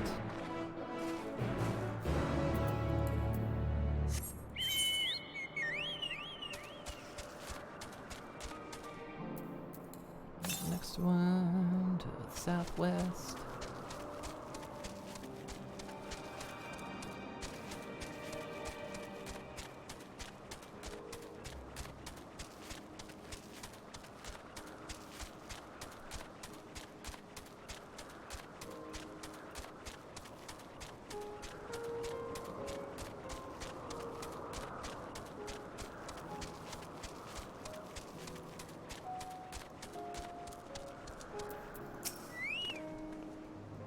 This tower and the one further along are both part of Perpetua Crystalline and the facility where they archive all of Elpis's observational and testing records.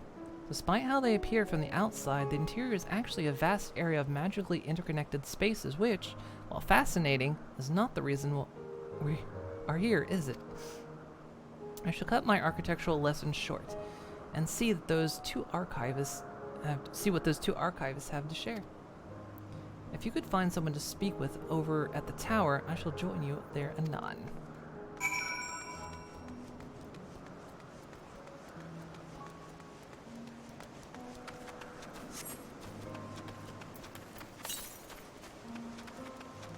Southeast. Great.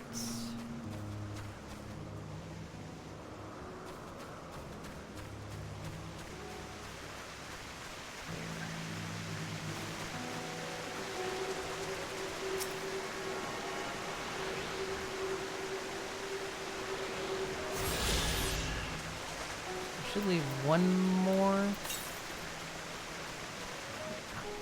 And the rest are all questing.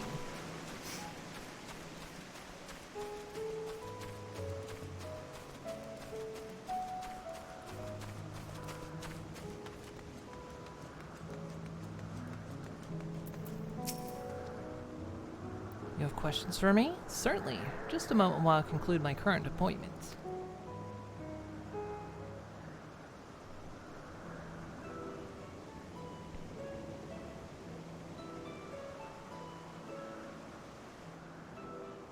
Indeed. So if you could provide a comprehensive log of those behaviors, we should then have sufficient data for our official records.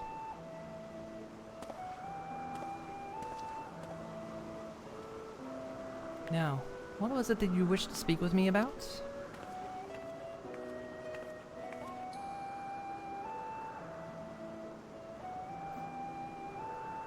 Chief Overseer's personal research project? And by that, I assume you mean Medion? Such undocumented studies are difficult to track. After all, hardly a day goes past without seeing a researcher trailed by one creation or another.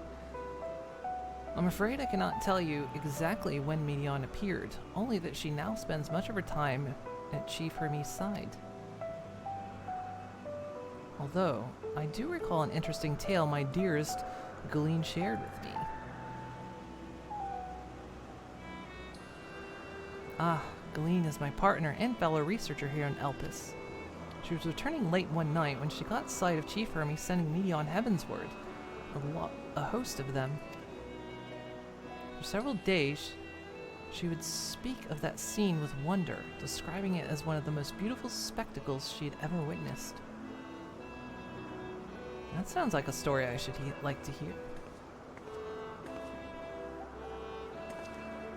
Mistress Vanan, I thought you had already returned to the surface. Permit me to thank you again for your invaluable contribution to our concept placement proposal. Pray do not mention it. As you say, my original plan was to leave after that task, but I have since become engrossed with Chief Hermes' research. Would you favor me with a retelling of this sight which so delighted your Galeen? Of course. Or you could hear it from her lips directly if you prefer. At present, she should be observing a subject in the Metabosius thalassae. She does enjoy her time there, watching the sea creatures hunt and play, gazing upon the salty waters of the world's ocean, recreated in such sublime detail. I imagine you must find similar joy in indulging your boundless curiosity, Mistress Vanan. Even though such pursuits must continually, and regretfully delay your return to the star. Indeed they do. 'Tis a rest well deserved and long overdue, I should think. How greatly have you prospered for the wisdom you accumulated. How greatly we prospered for the wisdom you accumulated during your travels as Azim. And what would Elpis be without your earlier academic work? The theories you developed served as a basis of many techniques still in use today. Man is a creature of contemplation, but none embody that nature with as much enduring passion as you. I dare say, there is not a soul alive more worthy of a return. I shall rejoice the day you depart on your final journey. I rejoice the day you die. I will be honored. Well, shall we take this opportunity to meet with Galeen in person? Then allow me to reconfigure the door to the archives here. We'll take you up to the Skyway and spare you the need to avoid hostile concepts on the ground. That would be most helpful, thank you.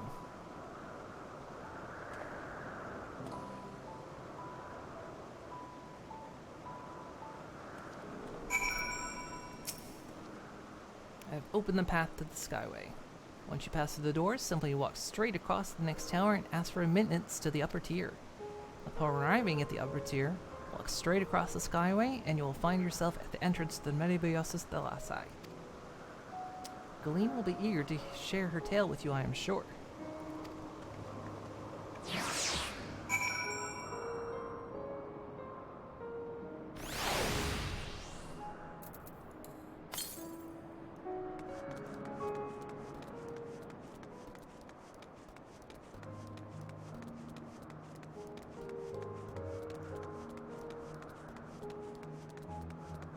This is a very approachable archivist.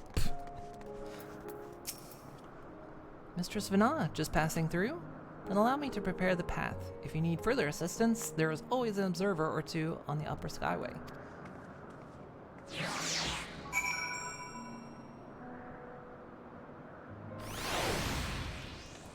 hilarious if we were just looping.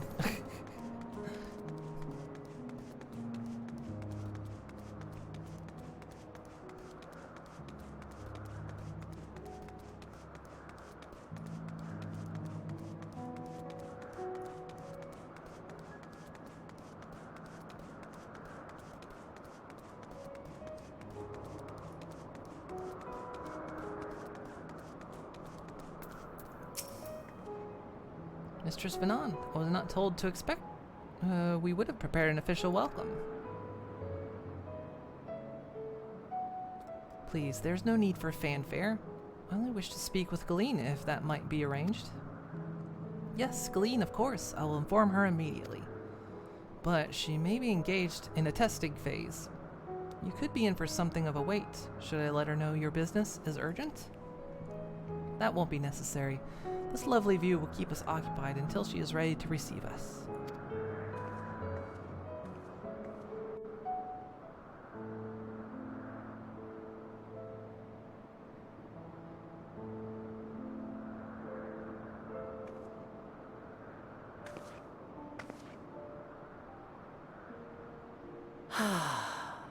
A delightful breeze and a breathtaking view.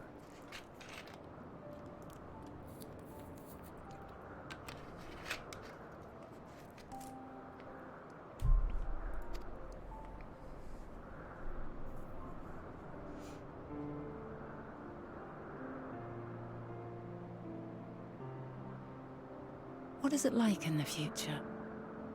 Is the world still a beautiful place? The chairs are a little smaller.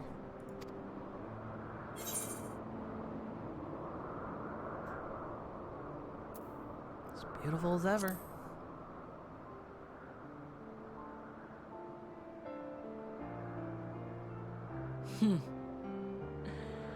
I swear I could hear the glimmer in your eyes and the adoration in your voice.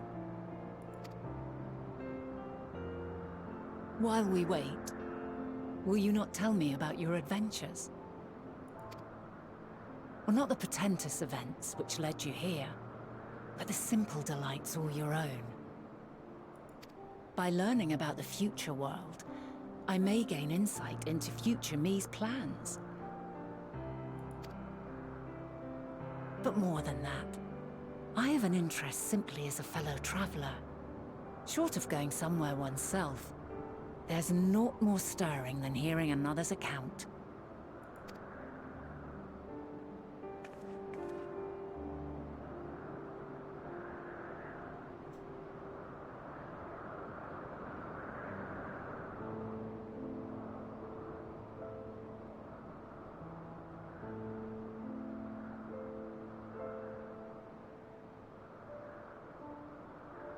I just told her about the time I kicked Emmett Selk in the nuts.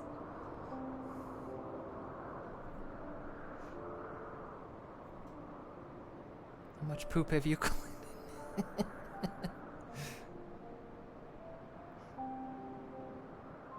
Incredible. Would that I could have been there to see it.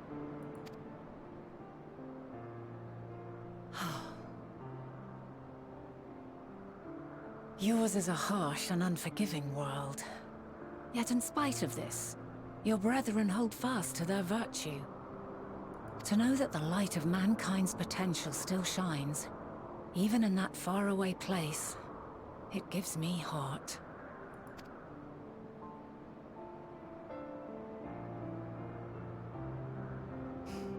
Thank you for regaling me with your tales.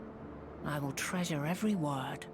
Did we ever tell our companions we were going into the past? As you know, I was once a scholar. And among other things, I sought to understand the workings of the world. What exactly is ether?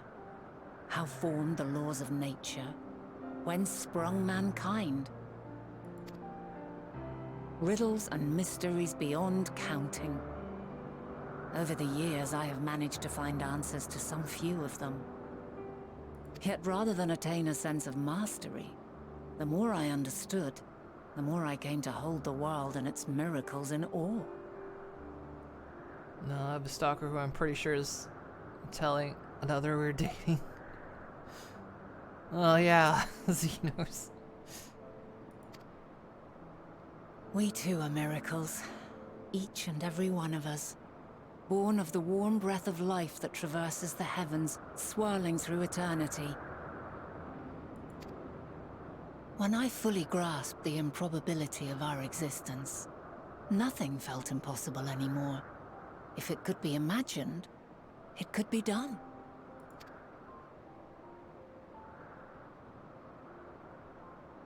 A passion swelled within me. An epiphany dispelling all preconceptions of what was natural and true. And a presence without. Immense, yet intimate.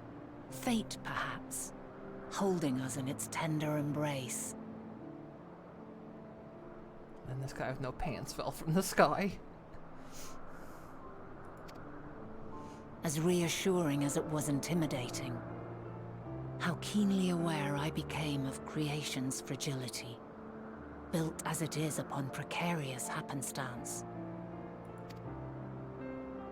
I was overcome with an irrepressible urge to know the world more intimately, to hear its voice, feel its breath.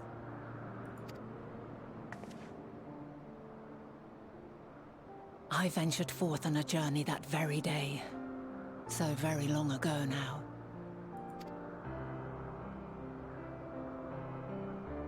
Freed from presumption and prejudice, I saw the world through a newborn's eyes. Everything fresh and new, and so beautiful. And then the trolls let me breathe underwater.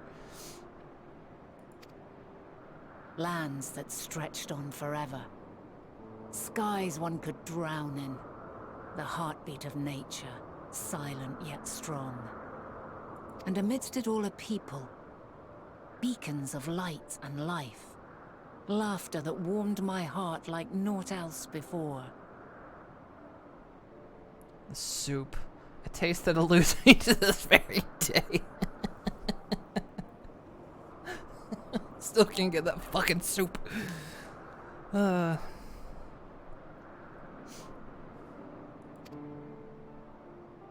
are my meaning, and my purpose, my love. And so long as they need help, I cannot return to the star. Perhaps my future self is still waiting for it. The moment she can let go and walk unto the end. Safe in the knowledge that man will find his own way.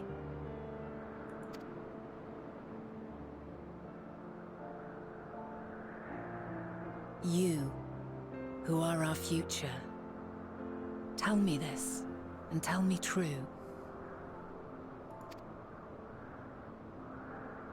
Has your journey been good? Has it been worthwhile?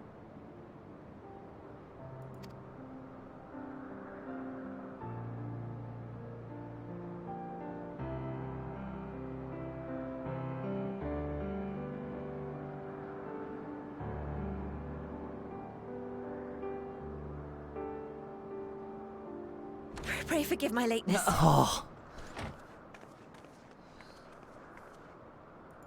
My observation subject was rather irritable, and it took a while to settle it down. No need to apologize. Your work takes precedence. Besides, we had a pleasant conversation in the meantime. You're too kind. Now then, I'm told you wished to ask me some questions. Indeed. I've an interest in one of Hermes' creations. Meteon. You witnessed a host of them take flight, yes? Oh, that! Yes, I did. 'Twas in the dark of the morn. I'd left the Thalassai after nocturnal observation.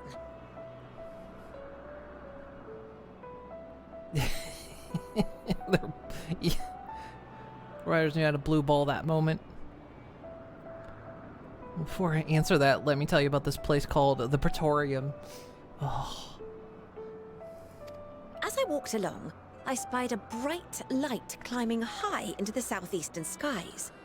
Then, in an instant, it was gone, like a shooting star, only rising rather than falling. So like a ground-to-air missile. But then another shot up, then another, and another. Intrigued, I made my way to the edge to investigate. And who should I spy on an isle to the south but Hermes and Meteon, the Metea, rather. There were lots of them, and I realized they must be the shooting stars that I'd seen. A dazzling spectacle indeed. Have you spoken with Hermes about this? Oh, yes. The sight left such an impression on me that I approached him about his mystery project the very next day.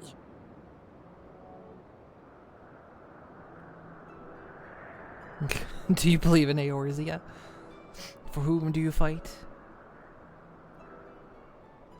Well, Fantasy 14 is another post-apocalyptic universe.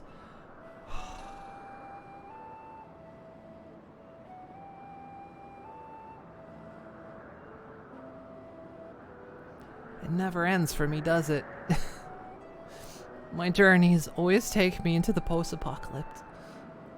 Alas, he said that he couldn't reveal anything just yet, that he needed to conduct further tests.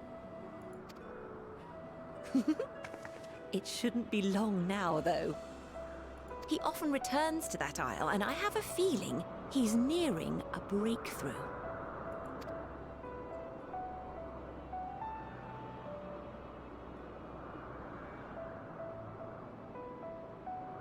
Splendid.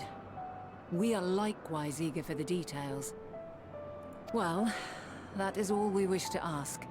Thank you for taking the time to indulge our curiosity. You're very welcome. It's always a pleasure to speak with other inquisitive souls. Oh, and will you be descending now? If so, I shall link the doors for you. Please.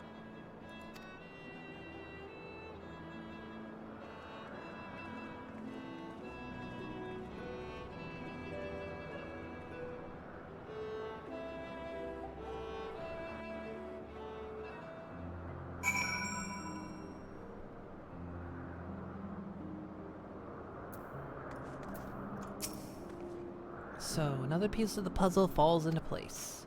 From what we've learned thus far, I think we can safely conclude that Hermes hasn't been revealing the details of his research to others, which suggests that either someone will appropriate his discoveries and make use of them, or that Hermes himself will have a hand in causing the final days.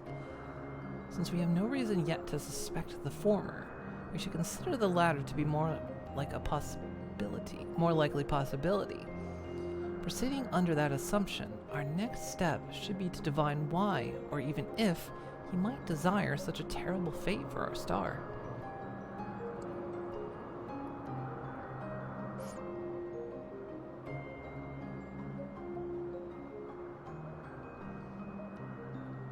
Bird girl, bird master, we are all bird people, and moon is a Pegasus.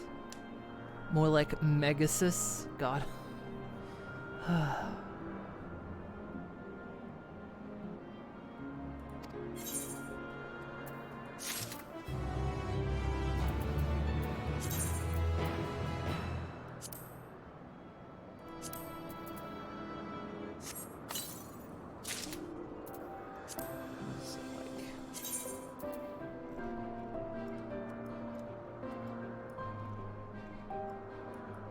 Well, I could be a unicorn.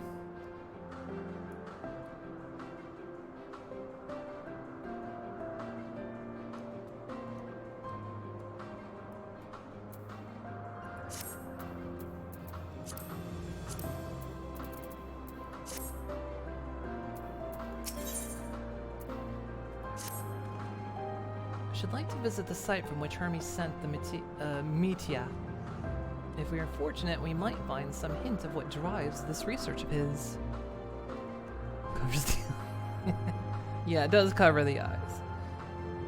We want to see our facial expressions. Eileen said she spotted them in the southeast, rising from the isle. She could see from the edge. By staying at the same vantage point, it should not prove too difficult to locate the isle in question. Let's take a look, shall we?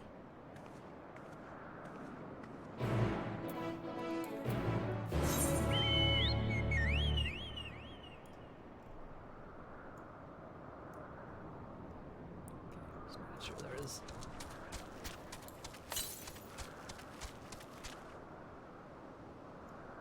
To the northeast? Oh, be over there.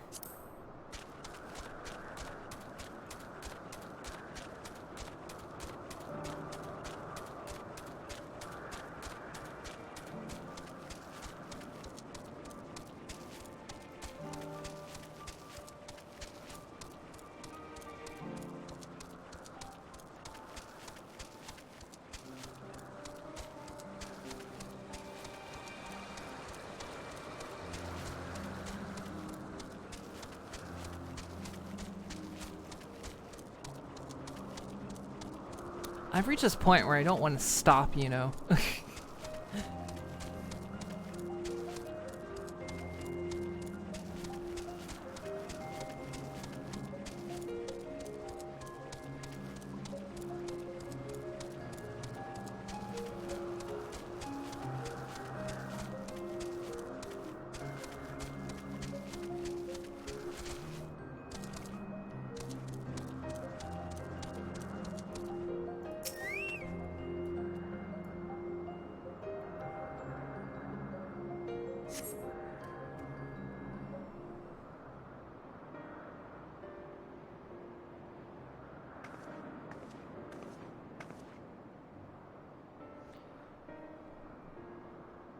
Did this entire era's main story in one go. Now, if I were conducting some mystery research, where would I go? Ah, what about that one? Have you the means to fly? 'Tis quite a distance away. Inconvenience, but hardly an insurmountable problem. To me, Argos. Argos is her creation. My friend, would you mind creating a bubble to carry Elysium over to that island?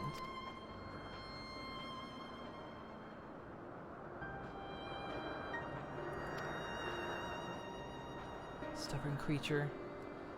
There is no place on this great star we have not together traveled, and still he remains obstinate in the presence of strangers. Argos has rather exacting standards, I'm afraid.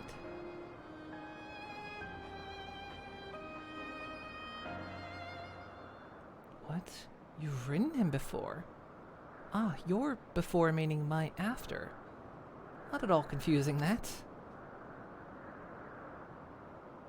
Interesting. That's certainly not unthinkable. But speaking of the here and now, the quick solution for us is to face off in a sparring match. Demonstrate to him that you are capable of holding your own against me in battle, and you should convince Argos that you are worthy of his back. I get to kick Crystal Mother's ass. And besides, I might even teach you a thing or two in the bargain.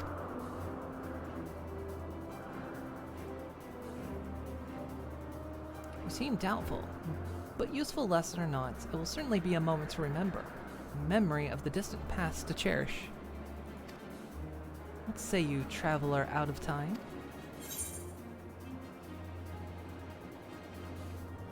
If this memory turns out to be a bad one.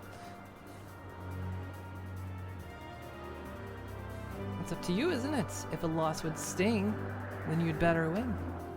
Clear your mind and prepare your weapons. I will await you at the clearing over yonder. She wants to see if I'm worthy to be your champion. Mommy.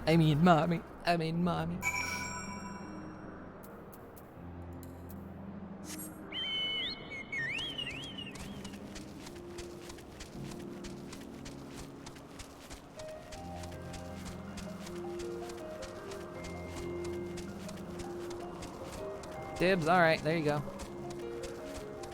There's your dibs.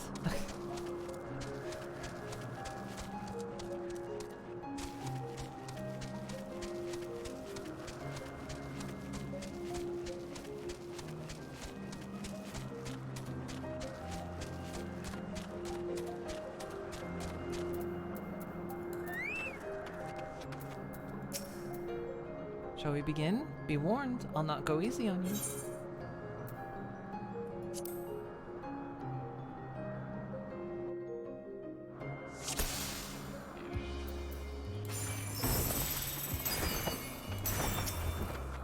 Let neither side hold back.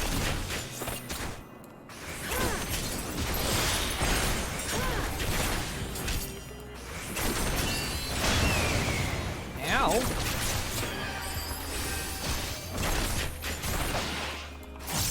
My blade sings!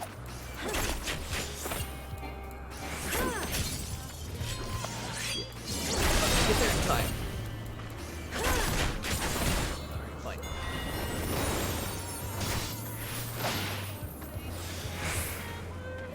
Interrupted me. This isn't gonna go well. Fucking kidding me.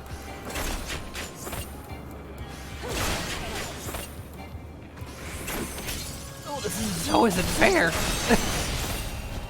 How am I supposed to do this? Are you fucking shitting me?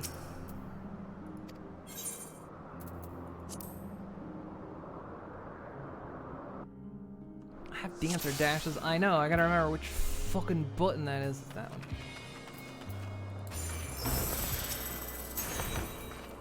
Let neither side hold back.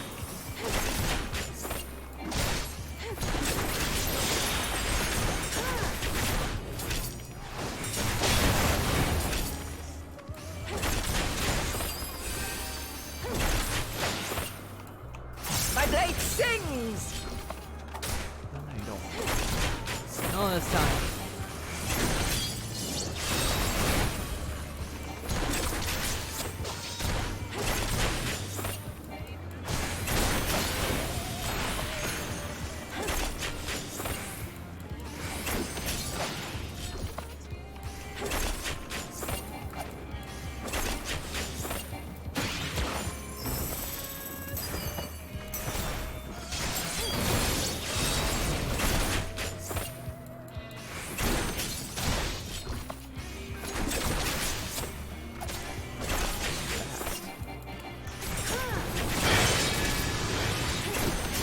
Oh, what the hell is this? Stop! Stop it!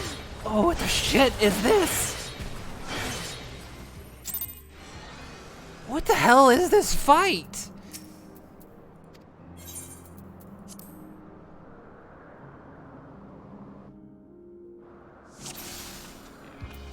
This is legit a battle I have to fucking memorize. Let neither side hold And there's back. a rule I have about battles. If you have to memorize it, not including trials, but this includes basically any game. If you have to basically lose a couple times before you can actually win, then it's not a good fight. My blade sings!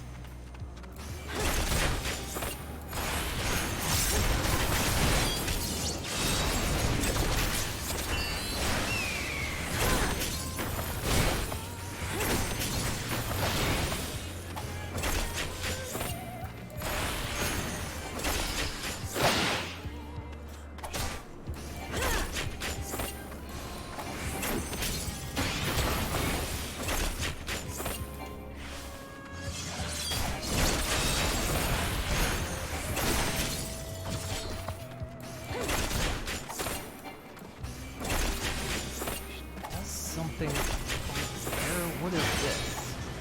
Oh, I see.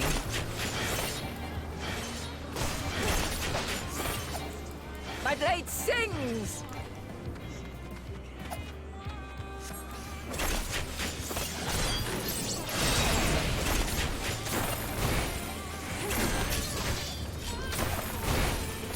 Impressive. I shall have to try something different. Please don't.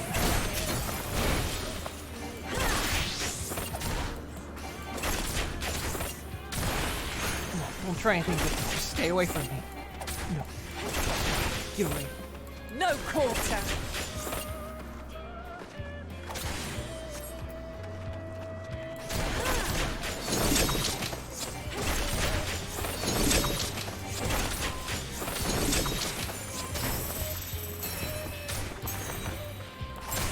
Have a taste!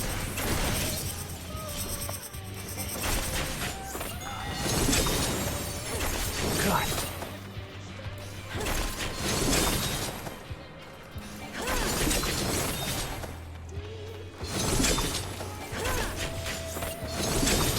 Please stop this.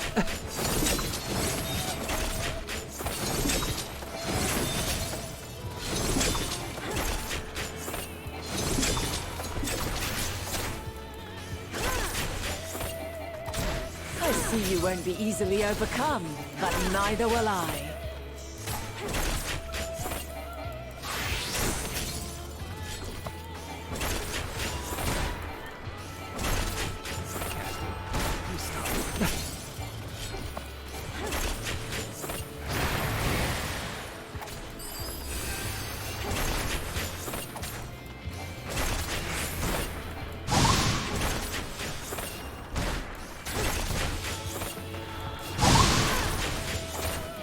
Prepare yourself!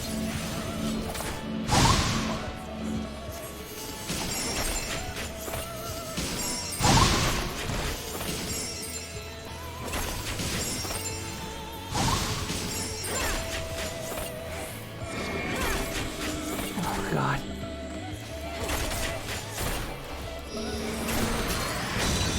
Oh, God. Oh, wait, that one.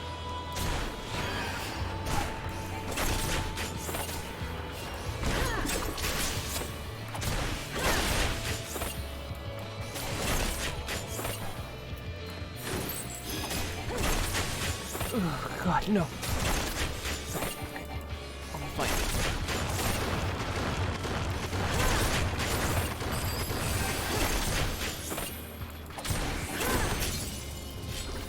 We've only just begun! Come at me with your all! Oh, please. Please stop.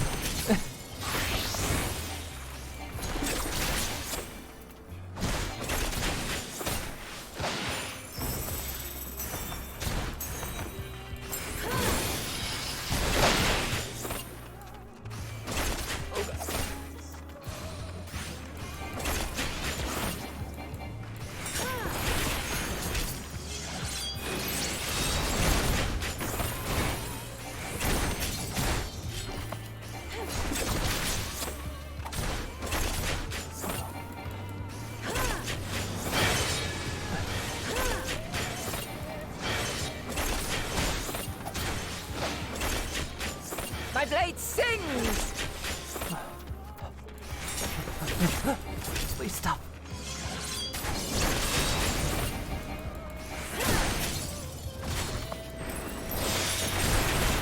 Please stop, Crystal Mommy. I shall have to try something different. No, please don't.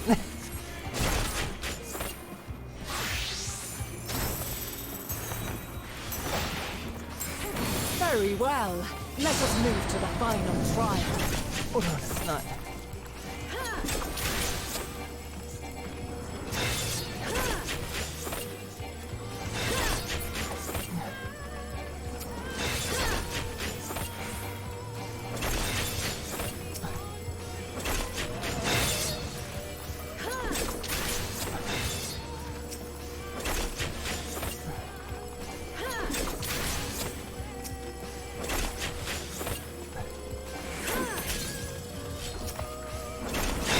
The DPS checking me. Ugh.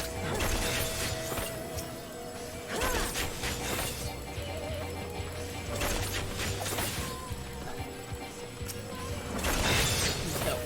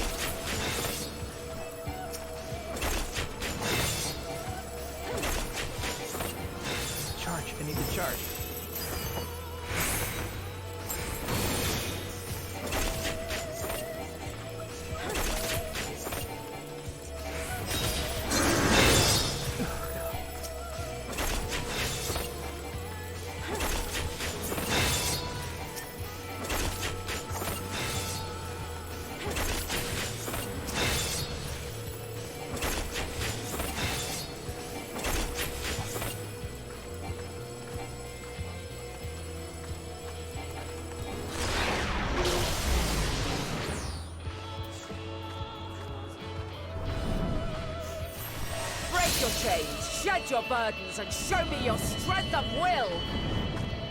Oh, please don't.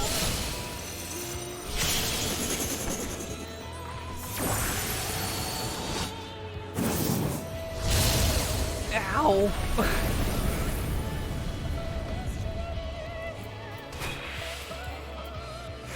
You still stand. The people of your time are more resilient than I had dared hope. I have seen enough.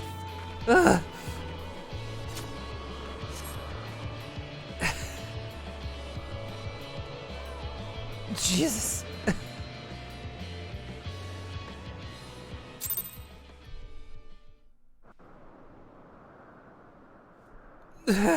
I did it. 'Twas my intent to finish it, but clearly I underestimated you.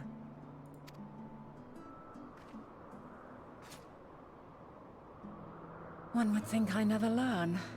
I made the same mistake with Azem when we first sparred. Despite being less than half my age, her strength was astounding. As is yours. 'Tis plain you have weathered considerable hardship. Far more even than your tales would suggest. Oof. I mean, to be fair, I could have gone easy, but I didn't. I've never lowered the difficulty on one of these. I appreciate that they offer it, though. Much on our journeys.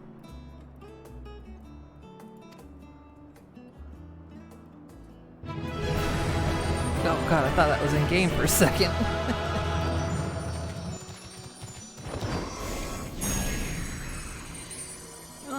Oh, budding. He reproduces by budding. Well now, I dare say he has warmed to you.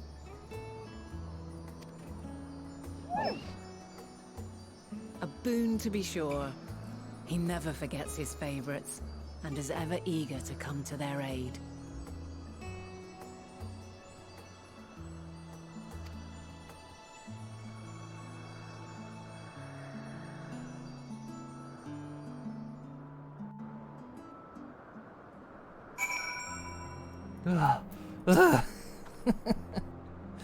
Argos will soon have us standing on the very spot where the Metia made their departure into the night sky. With luck, we will learn something of Hermes' intentions. Ugh.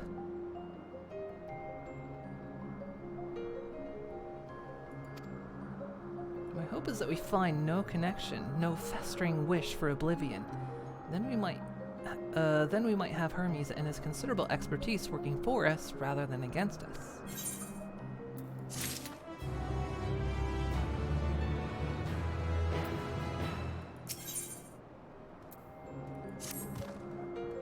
Let us move over to the edge before mounting. I'm sorry. That will allow Argos to catch the currents rising up from below and give us a smooth ride over to the isle.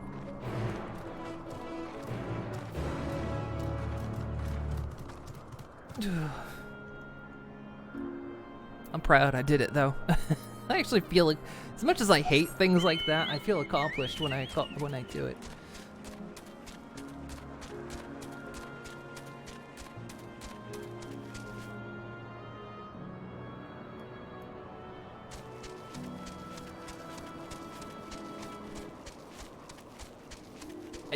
I do kind of hate the aspect that if you kind of have to learn the details before you die, with the exception of raids. Raids are a special case.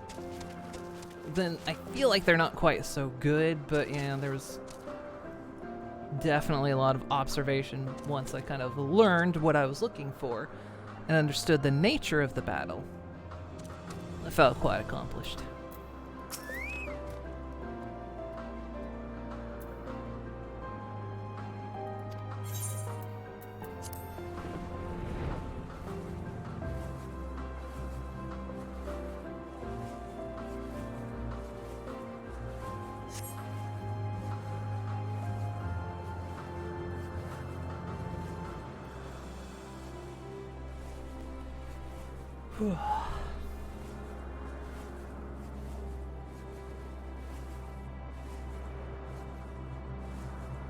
Now, what was the name of that tree? No something? Neforian. Quite. Oh, I hate these because you can't read them fast enough. Like, look, there's all this blank space. You give me time to read that statement. You didn't need to make it disappear so quickly.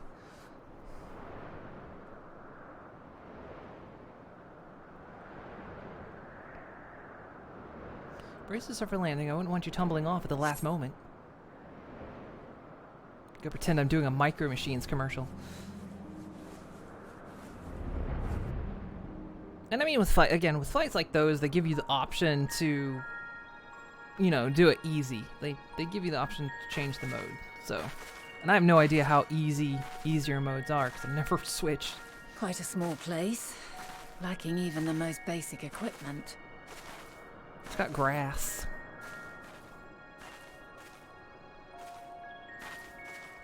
The present may yield no clues, but we may yet try perusing the past. Have you done this before?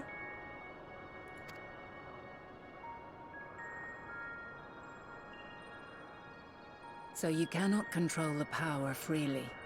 Worry not. I shall assist you. Come and stand before me. Yes, Mommy. There are two ways to see the past. The first entails peering through the walls of the soul in the moment a subject is recalling a memory. Oh, she's gonna give me... This is the echo. The second requires no subject, and is instead a process of piecing together an event from ripples left in the ambient ether. As memories are etched upon the ether of the soul, so too are they etched upon the ether of the world. In this way can history be preserved. Such memories are given to fading, however, and can prove challenging to visit. But come, let us try. Close your eyes. Not giving, but more an attempt at teaching you to actually control the echo. Well, yeah, that's what I mean.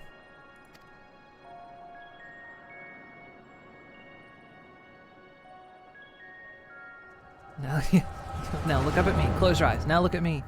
You're on a boat. Now look at me. Now look back at the floor. I'm holding All two units tickets. fully functional and proceeding on course towards their respective stars. Estimated time to completion of survey is 108 cycles. Suddenly, she's very good at speaking. End of status report. Severing connection with shared consciousness. Ah, that explains it. Did you hear that, Hermes? All is well.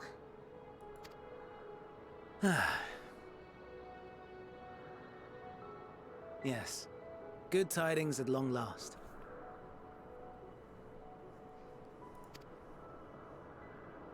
Every step of the way, I've been reminded how little we understand creation. How the universe defies imagination. But soon we won't need to speculate. We'll know the answers. What others live for. If you're a bad warrior, good warrior. If you're a bad warrior, you have to tell me. Indeed.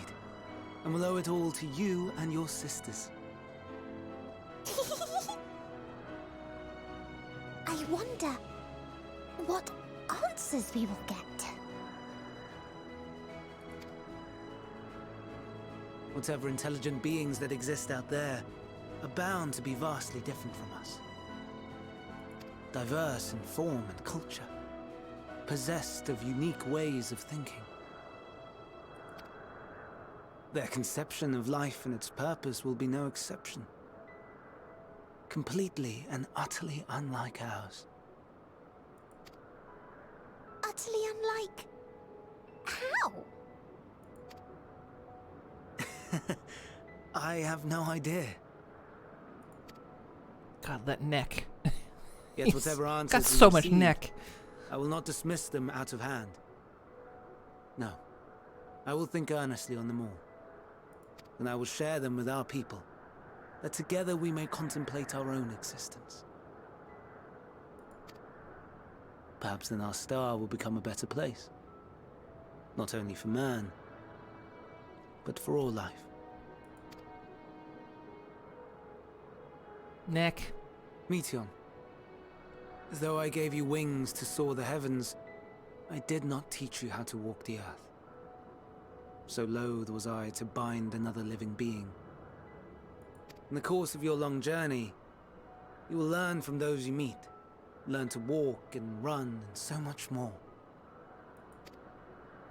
And when you return, older and wiser, we will have a celebration to mark your homecoming and coming of age both. Or will there be apples? Covered in syrup? And how are you supposed to eat them? Rather than food, perhaps... ether?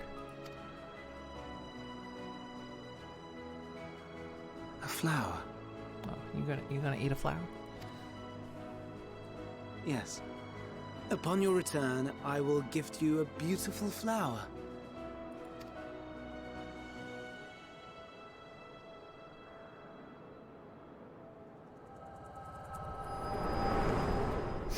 Yeah, the L is a Nick.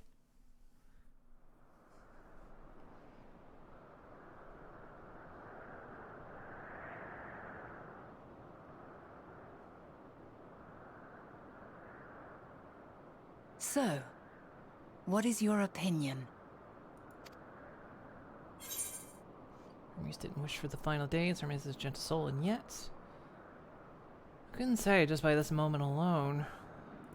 Go with Hermes' gentle soul, and yet...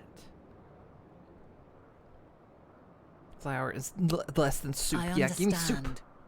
He is a gentle soul, and well-intentioned. Yet it does not take ill intent to beget ill. We must consider the possibility that something may have gone awry. Perhaps it was oversight, or simply an accident.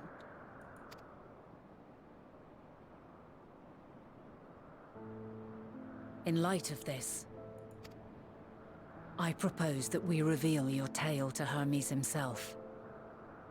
If he does not wish for the final days, as we believe, he may well join us in pursuing a solution.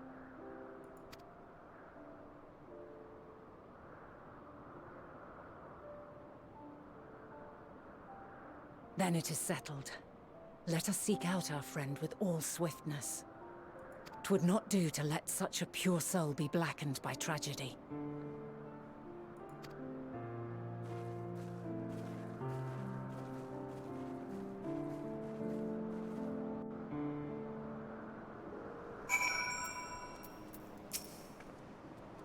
There are any number of places where Hermes might be in Elpis.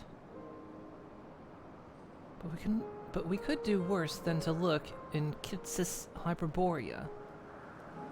With the largest facility, it stands on oh, for fuck's sake, the Northern Isle. I wonder Elysium, or an institution which claims to studiously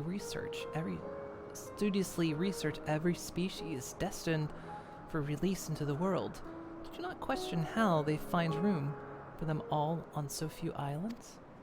The answer lies with Kitsis itself. Or Tysis, I don't know. I touched upon the practice before back at the archives, where a vast area is stitched together out of multiple conceptual spaces. The same holds true for the interior of this facility and its magically constructed environs. 'Tis there, with those sprawling habitats, the chief overseer and most of Elpis' observers conduct the bulk of their work. Come, the simplest route is via the noose north of the Protean Oreos. Fucking hate the names.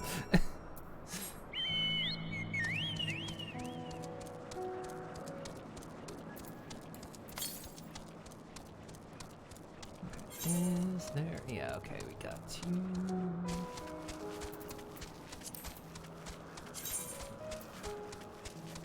There's at least 3 quest-wise, and I'm imagining one of them will be the final quest in the area.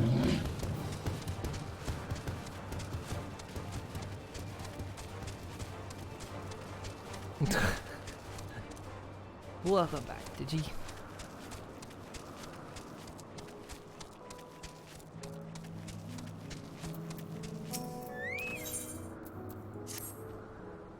You're a visitor too, aren't you? Perhaps you might be willing to help me then.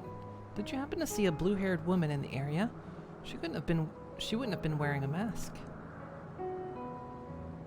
I see. She and I are students of academia.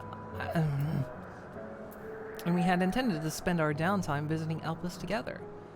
We were just on our way when she realized she forgot something back in Agnerosis, so she ran back. And that was the last I saw of her. She can be a bit, how shall I put it, scatterbrained. So, she may well simply got lost on her way back. I'd rather not search for her myself, for what if she comes back while I'm away? So, if it isn't too much trouble, perhaps you could be so kind as to look for her? Like us, she won't be wearing a mask, and so should stand out a touch. You'll find her in an area of Philmes Notos, in all likelihood. If you do come across her, could you help her out a bit? See she makes it back?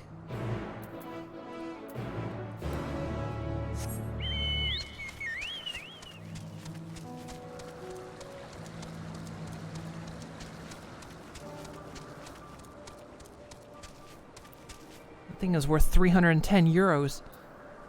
Gonna head out or you keep getting distracted. Have a good night, Nelly. What did you miss? No, not anything really. I'm running for side quests to get the ether currents.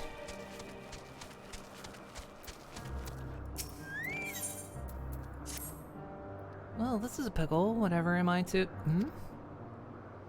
Please tell me you're here to deliver a message from Cleon. You are familiar, yes? Asm's familiar? Oh, and I do like the name, Elysium. But if you belong to Asm, then what has become of our visitor from Amarat? He was meant to arrive some time ago. Our wildlife subjects are accustomed to the presence of long-term observers, but when someone from outside of Elpis comes to visit, the reactions can be somewhat unpredictable, and occasionally violent. To be so kind as to track down Cleon and see that no harm has befallen him, visitors don't wear masks, so he should be easy to spot. And if you do happen to find him in the process of being mauled, you have my permission to terminate the offending subject. Safety first.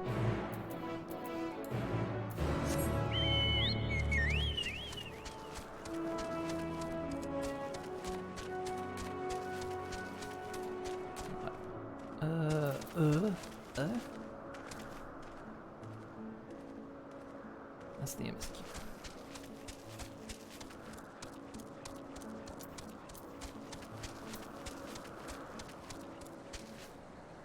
Some theories on the next happening? Not quite.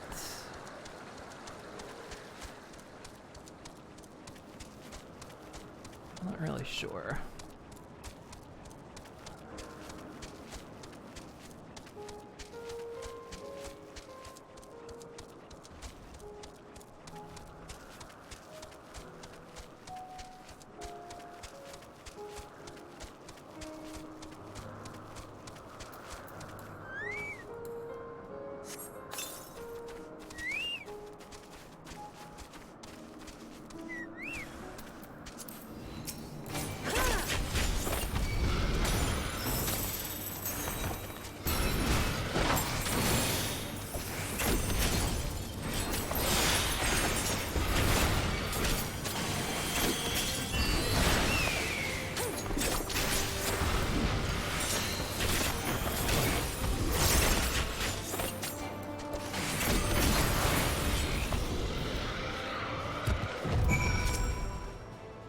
Thank you for taking the initiative. I wasn't sure about the etiquette of destroying a creature under observation. I'm Cleon, recently arrived from Amro. I assume Mara sent you to fetch me. I see. Well, we best not keep her waiting any longer. Fear not, I will avoid upsetting any more local inhabitants.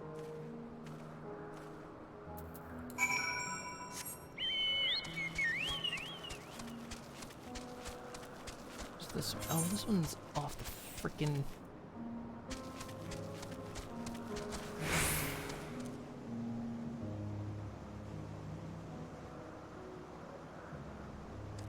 Oh, can't.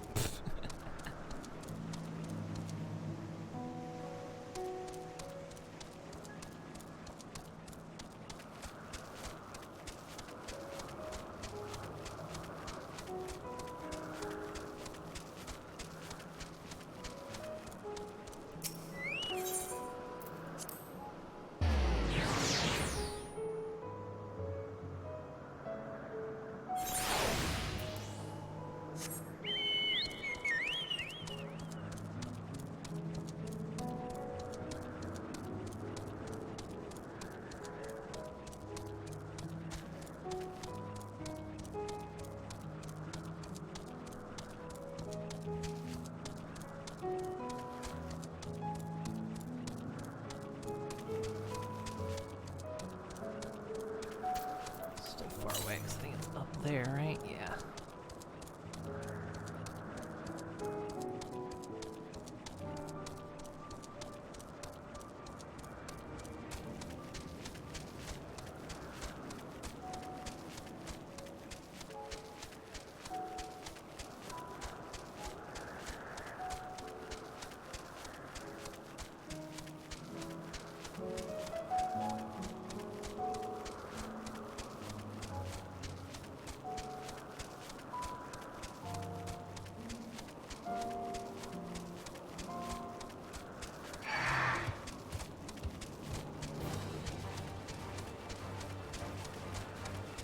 Leave me be.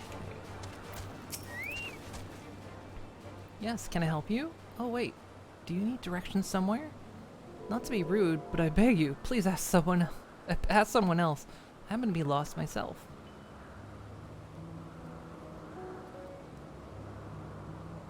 What was that? A woman asked you to come and find me? That would be my friend, no doubt. How embarrassing.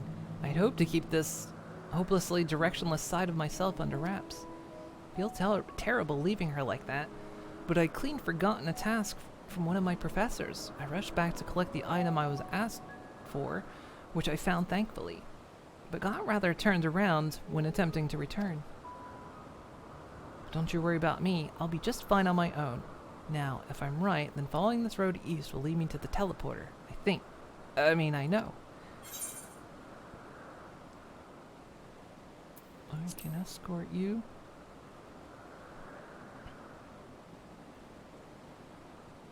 You mean it? Truly? Well, that is, I mean, if you're heading in that direction anyway, I don't see why I shouldn't tag along. Well, please, after you. If I'm able to get as far as the teleporter that connects to Ponia's Oreos, I should be able to make the remainder of the trip on my own. Now then, would you mind?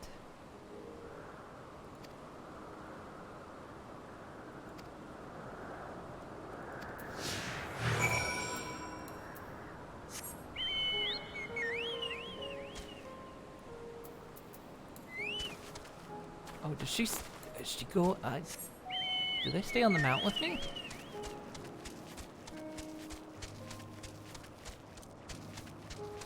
I always wonder about that. I've never done the ones where they follow you.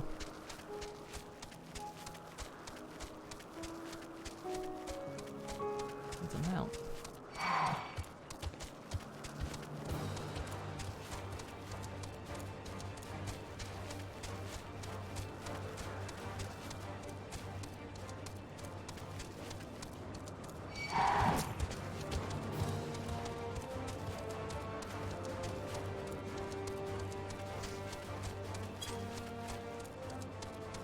Don't think they fall if I use a mount, do they not?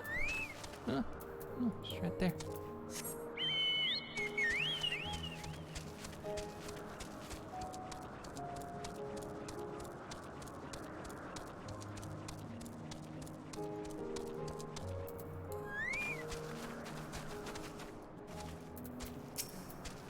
What a relief it is to see a familiar sight. I should be right without you now. After all, it's just a straight shot from here to potent Oreos. Goodness, the earful I'm going to get from my friend. I've kept her waiting far too long. Well, I should really hurry. She's owed an explanation and a heartfelt apology. Come see us, though. I'd like to thank you properly.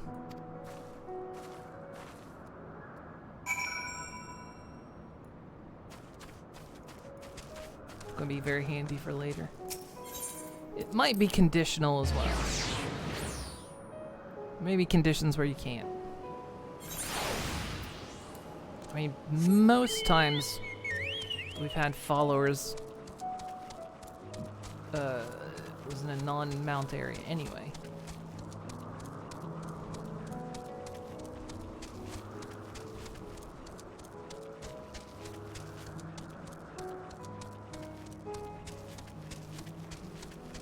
It's the only time I've actually tried it. Thank you for your help. Truth be told, when my friend first dashed off, I had assumed it was because she forgot an assignment for Metron. Lo and behold, I was right. We're studying at the words of Metron in that place, learning all we can about the engendering of aquatic life from that self-same master. Honestly, though, I have no idea why Metron would ask me to procure a flower of all things. And one that's still undergoing testing in Alpus. It's very beautiful, yes. But what does it have to do with ethnology? Well, nothing. But that's the point, surely. Must be intended as a present. One meant for Logriff. Metron is hopelessly enamored, as we all well know. We do? This is certainly news to me. I thought now that you mention it, I suppose I've seen the sparks between them. I wonder why I never noticed before. That settles it. We need to hurry back and begin an in-depth observation of their romantic entanglements. I can't believe I wasted all this valuable research time lost amongst the trees. I could have wasted even more of it. And I would have wasted even more if not for you, good lady. Now that my friend and I are together again, we can get back to the academia and deliver the flower to Metron before it wilts.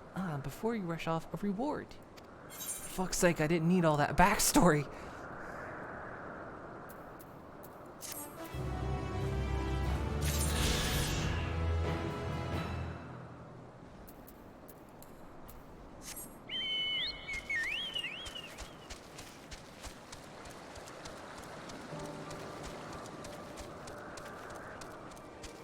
Is this area supposed to look familiar? What do you mean? I mean, like, been here for a little while now.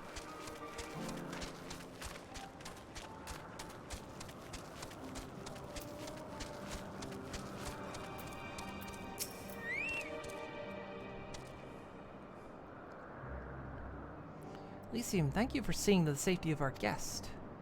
Indeed. My hesitancy to act would have ended poorly had your messenger not been there to shield me. And I'm certainly glad she was. Now, shall we proceed to the business of the day? I believe you have some concerns regarding your personal creations. Yes, and embarrassing as it is to admit, I was worried that the concepts I registered with the Bureau of the Architect may not be fit to release into the wild. Oh, you needn't feel embarrassed. You wouldn't be the first visitor we've had who's expressed difficulty in helping their children leave the nest. We can look for them now if you'd like. I should like that very much, but I do have one request. Can you untag me from this tweet, please?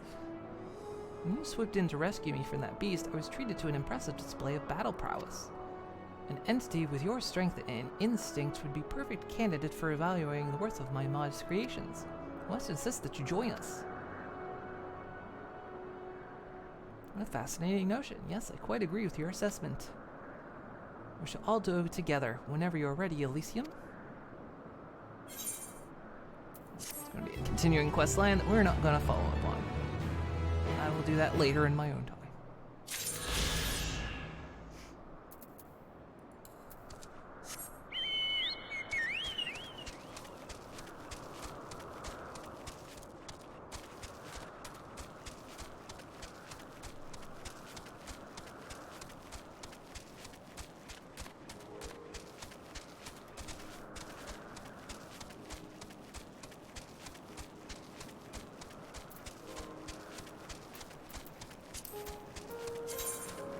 Yes, that leaves 1 and 1.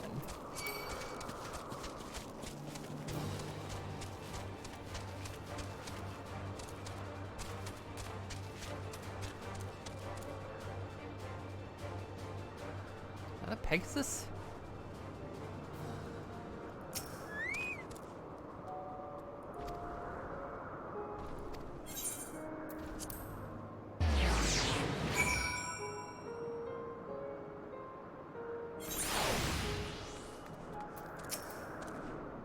Ah, good. The news acknowledged you as my guest. You should now have the authority to use it as you wish.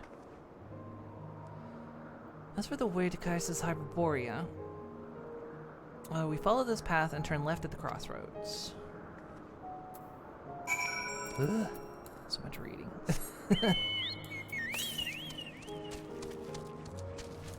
Northwest, which is probably over there.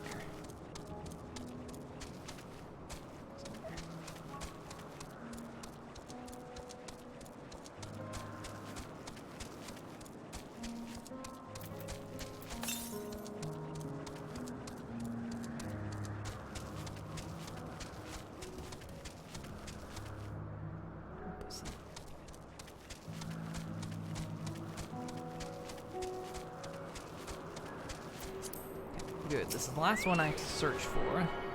The last one's gonna be quest-based. No more.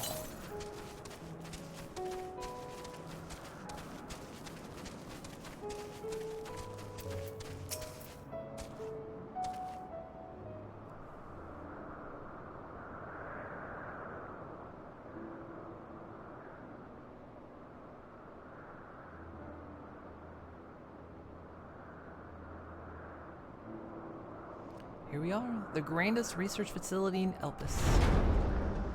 We should head inside and ask after Hermes' whereabouts. Did someone just walk in? Hermes is at another facility, as we just discovered. Oh, someone came out.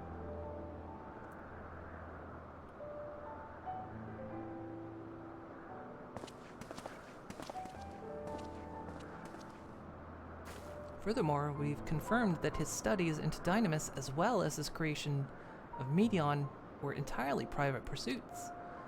No one else we spoke with appeared to possess the chief's depth of knowledge on the subject, and neither did we hear any tales of stolen research. Which means that if Hermes himself harbors no desire to bring down an apocalypse, then he might be recruited to help prevent one. Or so saith the illustrious Emmett Selk.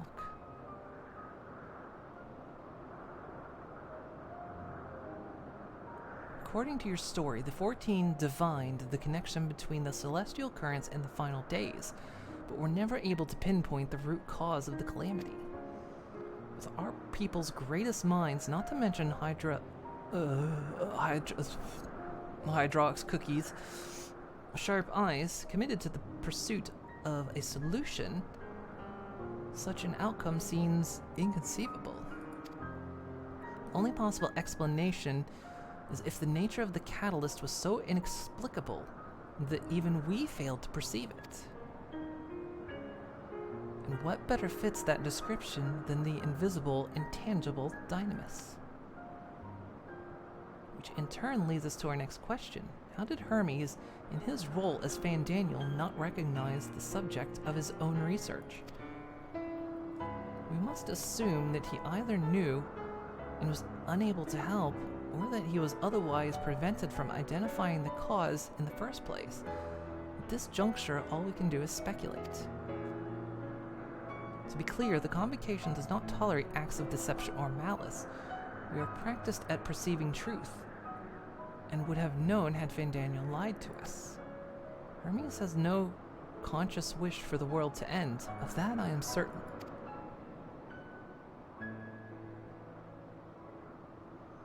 Seems there's more to the tale after all. I mean, I've kind of suspected that from this point that nobody has really understood Dynamis, and that's kind of the source of the issue. My assumption is that somehow Hermes, he talked about opening, making it, opening the floodgates to have more ready access to it, and I think he does it and he can't stop it, but what if that makes him hate everything in the end? We conducted an investigation of our own, you see.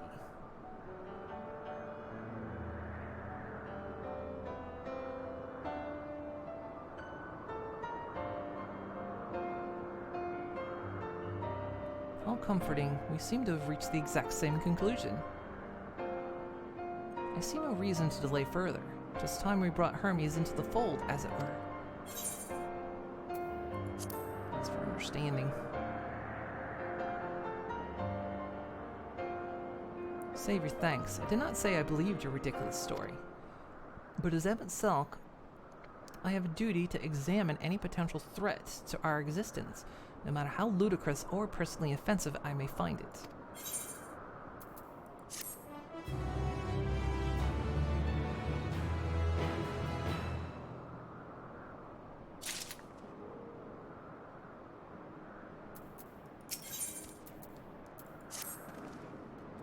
I think the time for leisurely exploration is past. We might have a moment to adjust my vision. There it is, on the next aisle over. Medion is with him. Hermes appears to be in the midst of an observational study, but I suggest we hurry over before they venture elsewhere. Head straight down the path. We can teleport to Meopsis, Euros, from the device at the bottom of the slope.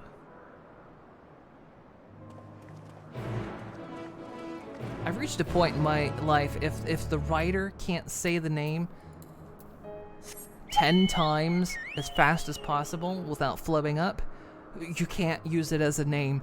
If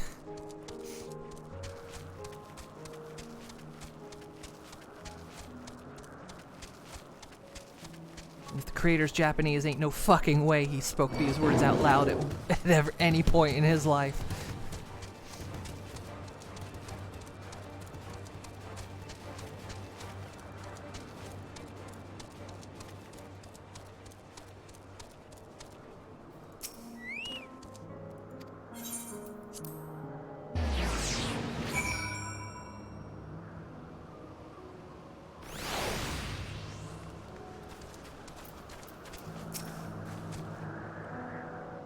They are close by, within the Hungering Gardens. That would be the circular enclosure you see just up ahead. Well then, Elysium, make yourself useful and bring Hermes out here to us. If I were to go, he would assume I was only there to press him on the Fandaniel matter. Of all of us present, you stand the best chance at convincing him to put aside his work for the moment. But the creations in there are not exactly... Then again, perhaps Elysium can handle them. She did survive a bout with Venat, after all. Off you go to find Hermes, but be prepared to come to blows with the garden's denizens.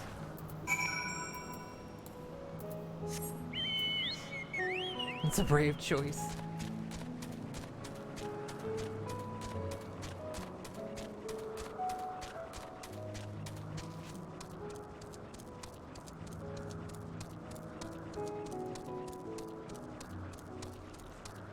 Shit. The fuck are these things?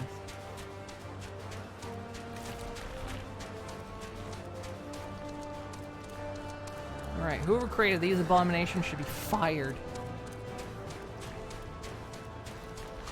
the hell is this? What the hell is this?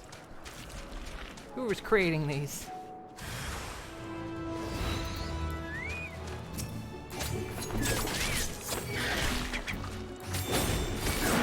Going our way, huh?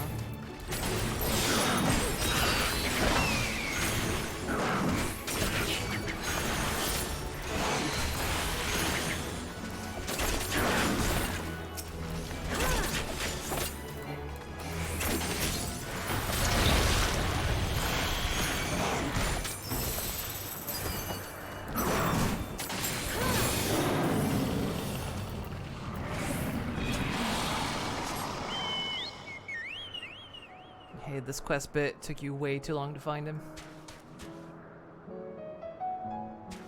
It's the Halloween-themed zoo exhibit.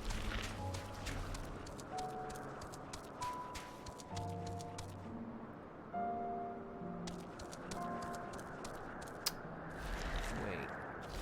He can change form, right? He's not hiding in a different form, is he? Folk sick.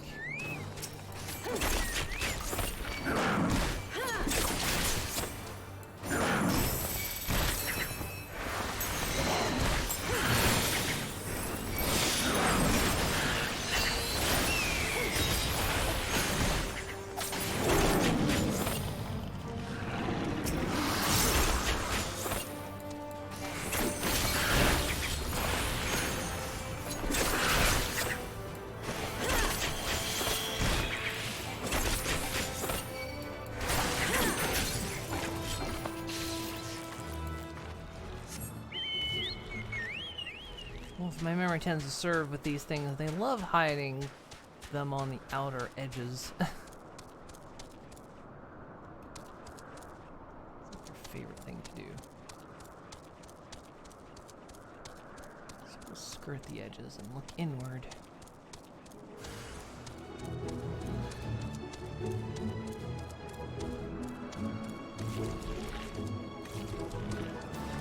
Imagine. Honestly, I'm supposed to fight whatever's chasing me. Or not.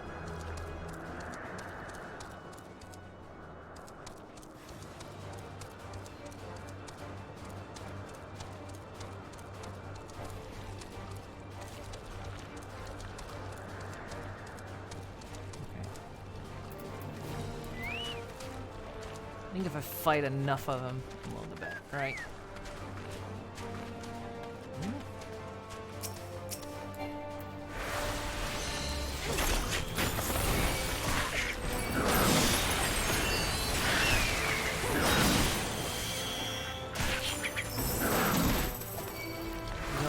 Stop doing that. I'm killing everything in here.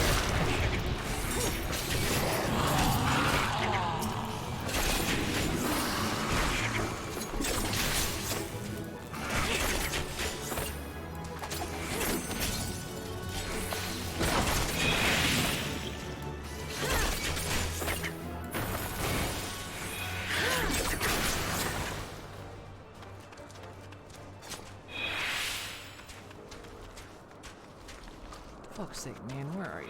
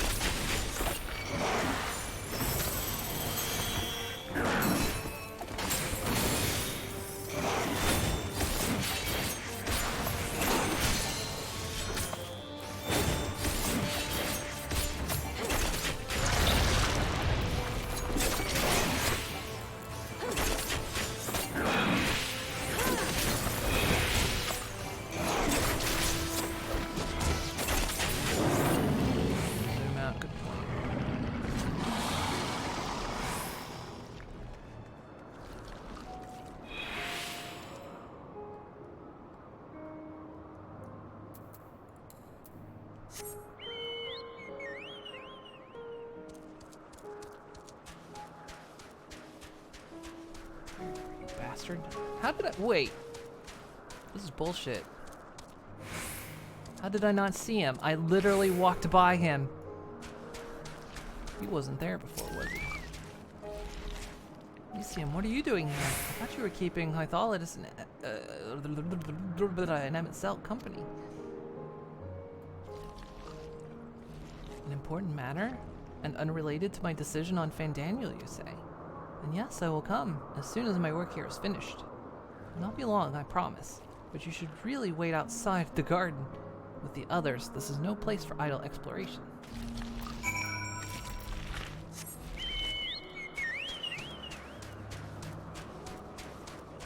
I don't think he appears right away, because we walked right by that and didn't see him.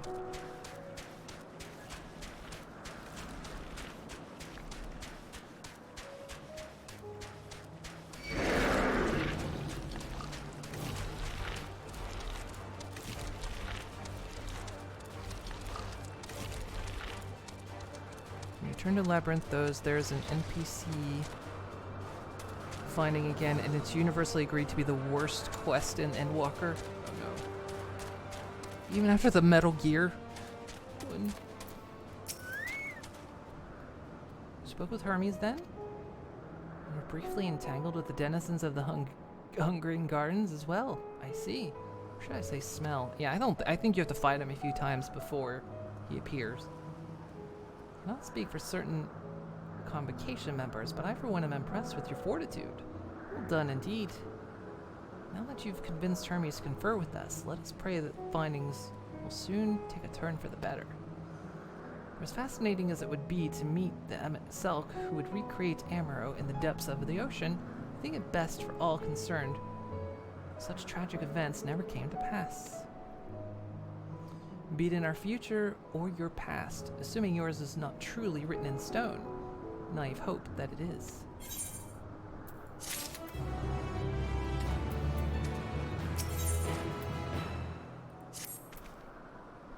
Rose said he would not be long, yes? Then we shall wait here until he emerges.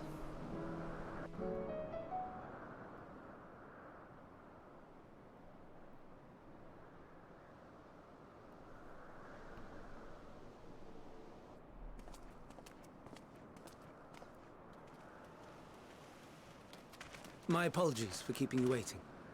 I understand there is a matter you wish to discuss. Aye. A matter of the utmost gravity. If one can suspend disbelief. Go on then. Tell him what you told us. Who you are and why you came.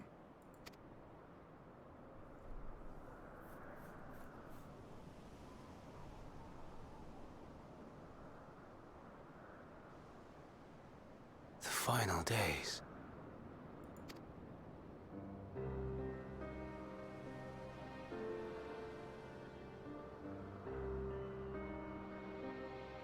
The phenomena observed during these star-encompassing calamities is likely the product of a dynamis reaction.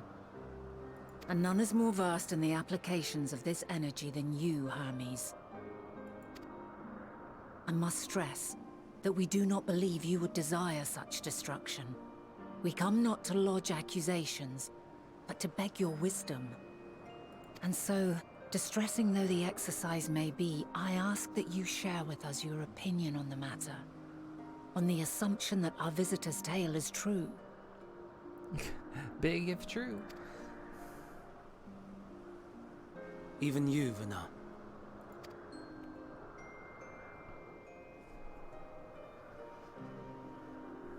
As you say, the phenomena observed in the two calamities may both be attributed to dynamis. Of note is the difference in its effect. In the first final days, it warped creation magics. In the second, it warped the people themselves. The key variable, I suspect, is the etheric density of the men of each age. As you know, ether, in essence, negates dynamis. Harboring high concentrations of ether, we ancients cannot readily manipulate dynamis, nor be manipulated by it. Therefore, rather than ourselves, the calamity affected our magics. In contrast, having been sundered, the people of the future are composed of but a fraction of our ether. Thus are they susceptible to the influence of dynamis and its transformative potential. But that would explain only the mechanism, not the cause. Though perhaps... What is it? Even should it be a hypothesis, we would hear it. Dynamis is an energy put in motion by feelings. Feelings for which there must first exist a source. The source to which the victims must be attuned. One that harbors the selfsame negative emotions. Elsewise it could not be the agent of such extreme change. So it wasn't the stagnation of the celestial currents. Someone, or something, is instigating the star's demise.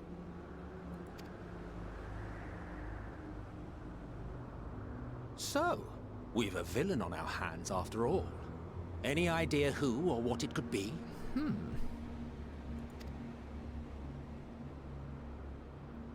The celestial currents comprise the outermost layer of the star's ether, encasing it like a protective sphere. According to your tale, it was where the currents were weakest that the phenomena first manifested.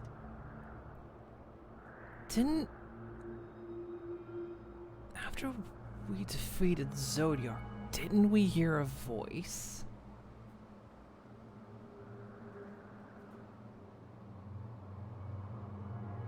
If the inciting factor came from without Aetheris, then its effects would first be seen in those locations.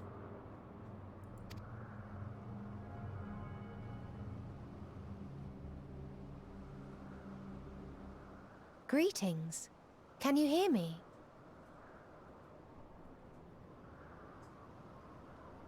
Do not be alarmed. I mean you no harm.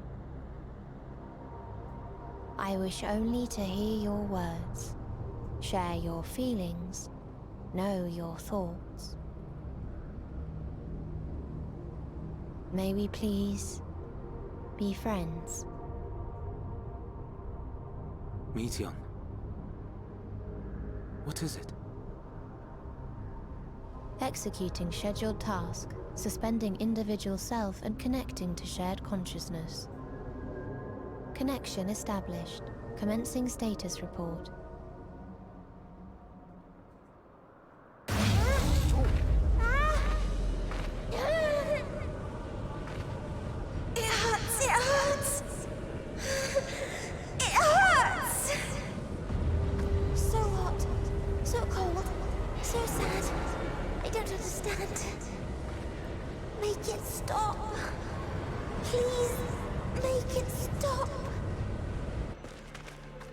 Steady, Meteion.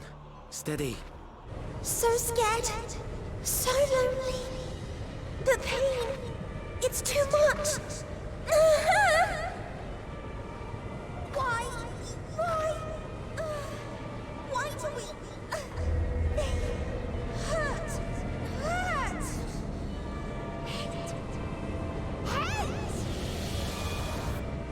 This is wrong.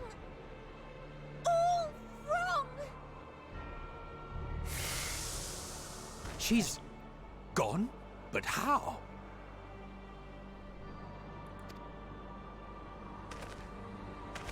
She has altered her etheric density in order to blend in with her surroundings, an ability for avoiding confrontation. Most effective. Frustratingly so. I can't see her either. Not even a trace. Stay away. Please. This is wrong. My mistake. So please. Are you all right?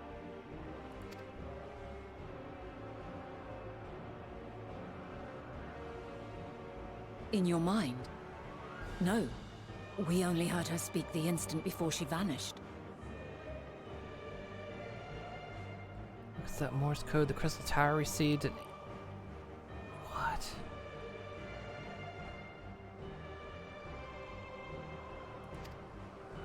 Of course. When communicating without words, Meteion also employs Dynamis. That would explain why you were able to hear her, when we could not. Then you are our best chance of finding her. Follow her voice and try to track her down. Hindered though we may be, let us split up and search as well.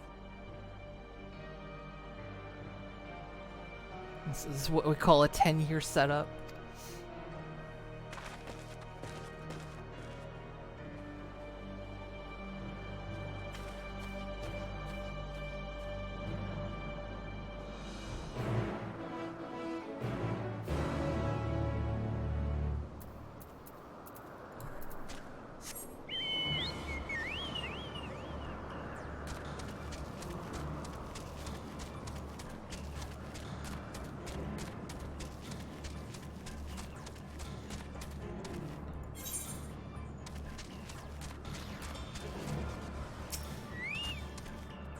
Calm your mind, your senses questing for any hint of Meteion's presence. It seeps into my mind. Our voices reporting. No, Hermes mustn't hear them. I have to run, to hide. Meteion's anguished voice grows distant as the source seems to flee down the slope.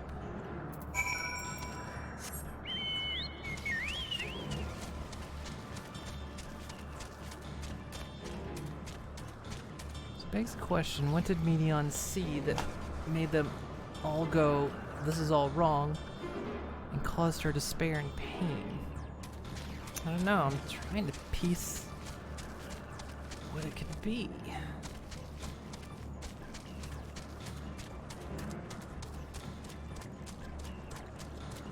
What did she hear?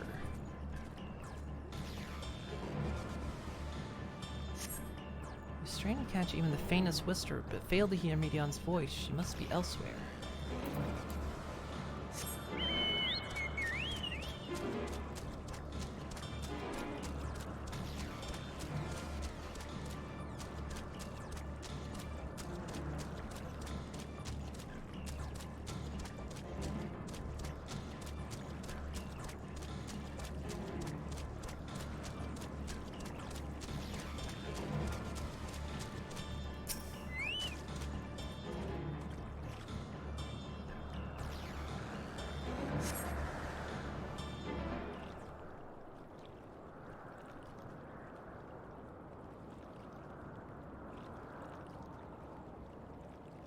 Greetings and salutations.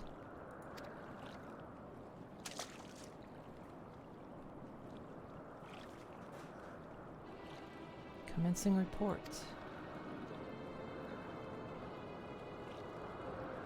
No. I can't tell him that. Tell them that. We must run. Run far away.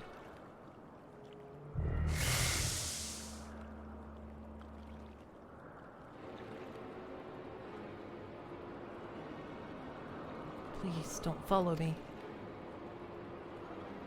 Medion's anguished voice fades. You sense her climbing to the top of the ridge.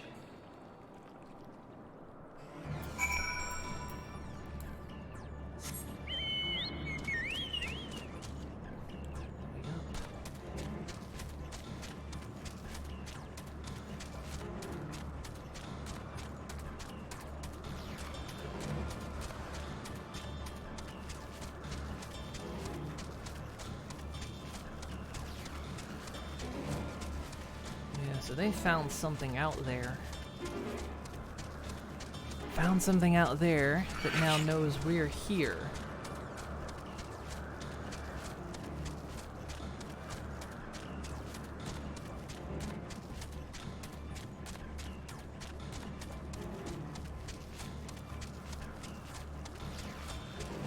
Or something. I don't know. Whatever it is, as Mama Murphy would put it, it is angry.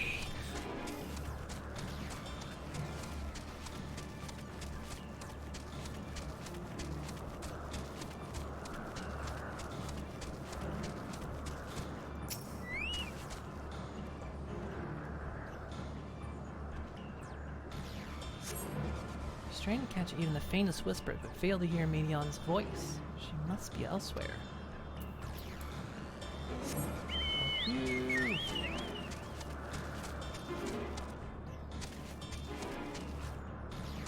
What do you got to say?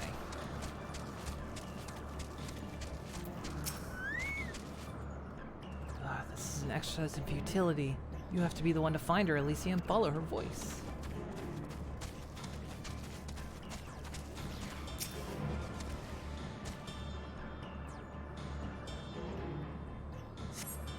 Trying to catch you in the faintest whisper. Fuck off.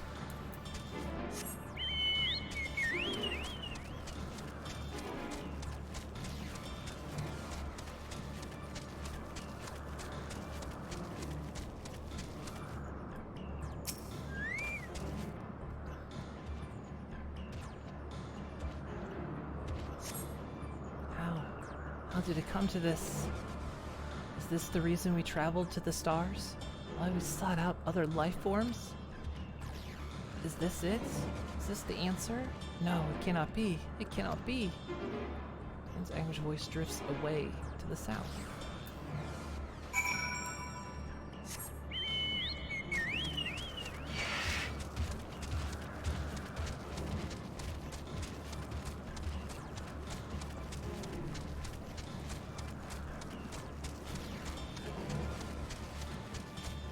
Wait, what was it the Crystal Tower said? Because I remember you sent me the video and I forgot to watch it.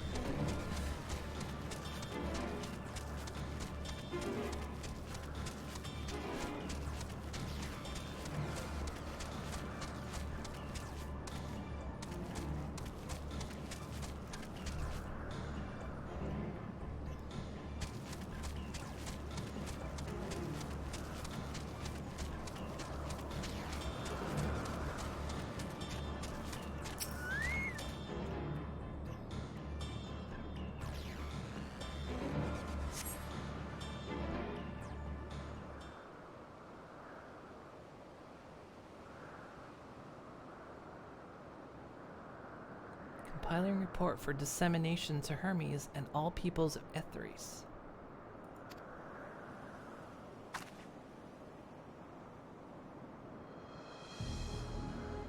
Processing expedition data. Preparing profiles on intelligent civilizations.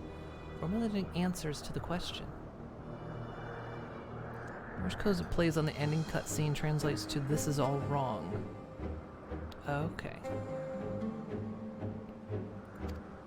Finalizing reports. No, Elysium, you mustn't listen. Oh, for fuck's sake! I'm gonna fucking hog-tie you, child. It's wrong, it's all wrong. You know, the anger's voice flees toward the lake. Oh my god! Stop this. Any sign of Medion? Panicked and confused, which makes it all the more difficult to predict her movements. Hermes, what do you make of this situation? The Media are linked to a single mind, a shared consciousness which connects them across any distance. I suspect something has happened which disrupted its usual harmony. How might we access the shared consciousness of theirs? Much as I would approach any sentient being directly. In Media's case, that means speaking to any incarnation within physical reach. So unless we can track down the Medion we just lost, we have no means to communicate with them. No way of knowing what befell her sisters. No way to provide directions or guidance. Then we'd best set our musings aside and concentrate on how we might find her.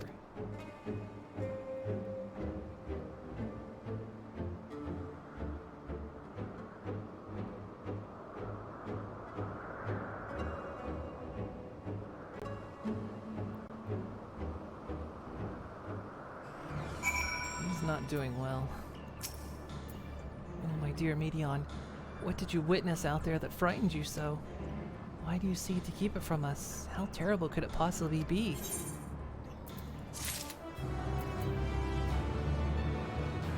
I set this up 10 years ago. It's quite the writing gamble and shows how thought out the story was. I know, it's really impressive. I love shit like that.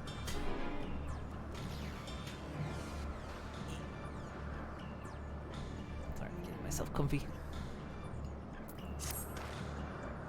Correct me if I'm wrong, but Medion renders herself invisible by matching her etheric density to that of the surrounding, does she not? If so, could we not just disrupt her concealment with surfeiting of aether? Much how Emmett Selk solidified your presence when first we met you? Don't be absurd. I can hardly channel ether to a recipient whose whereabouts are hidden from me. Which is why we must all work together.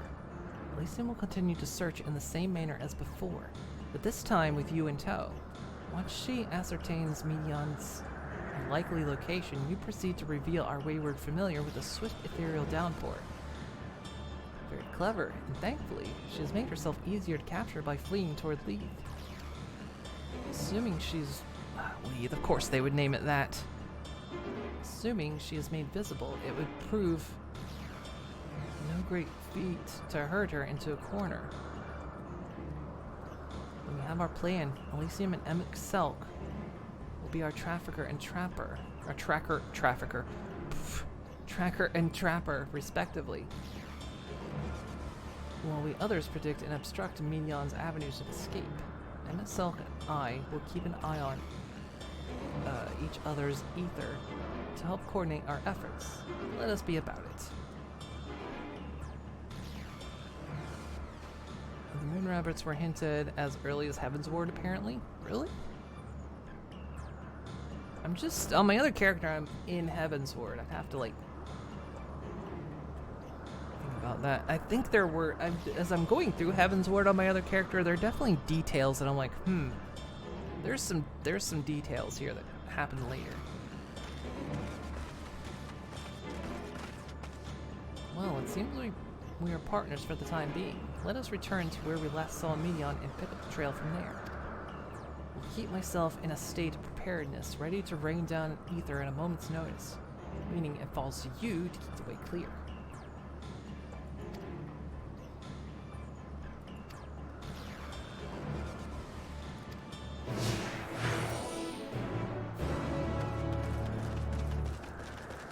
Alright, can we do this?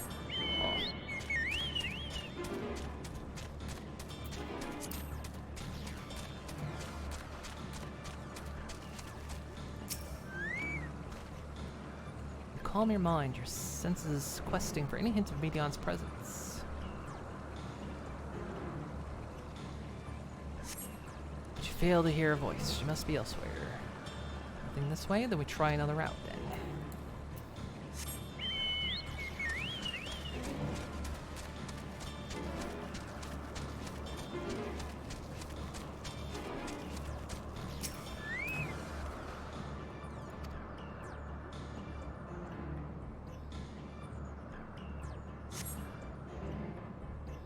Can't I fly? Are my functions being restricted? Why, yes. I'll just have to hide then, where no one can find me. Leanne's anguished voice heads towards the water's edge. She went to the lake? As if this wasn't tiresome enough. Well, at least an open expanse should make her easier to find. We won't lose her this time.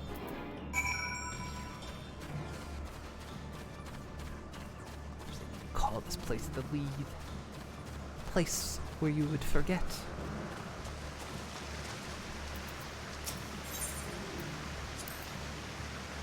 We should be able to reach the bottom of the drop by climbing down the rocks at the water's edge. Do not even think of dragging me over the falls. Final days you know, if I end up drenched from head to toe, I swear I will feed you to a remora.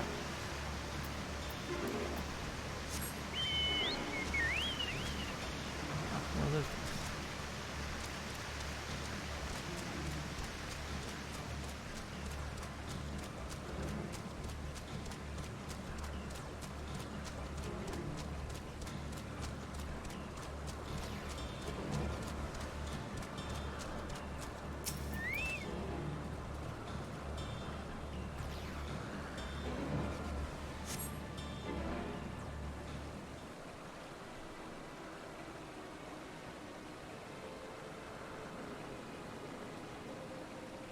Absolutely jumped down despite of it. Not here. I'm not here. Please.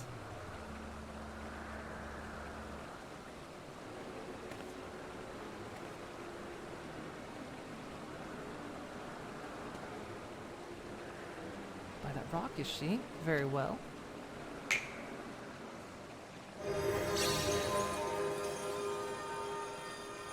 What?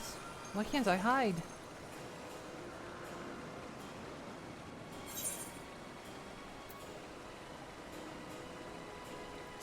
No need to run.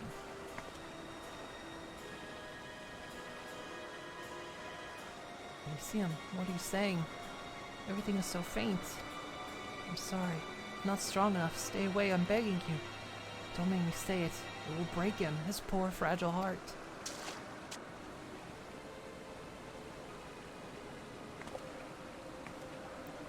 Now we have a chance. Once the others are in position, the two of us can herd her into their midst.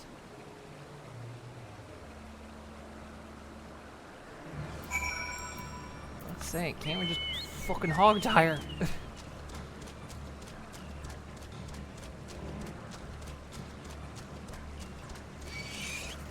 Talking about blue balling on what it is. I'm desperate to know. Come on.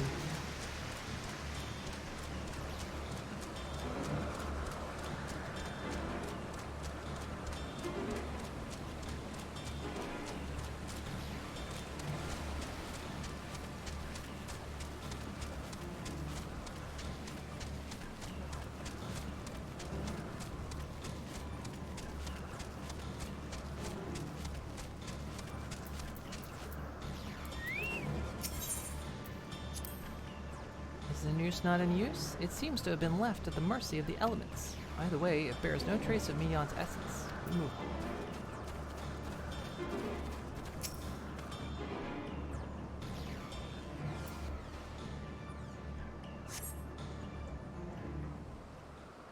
Deep Sisters found no taco. Oh shit. That would destroy my soul as well.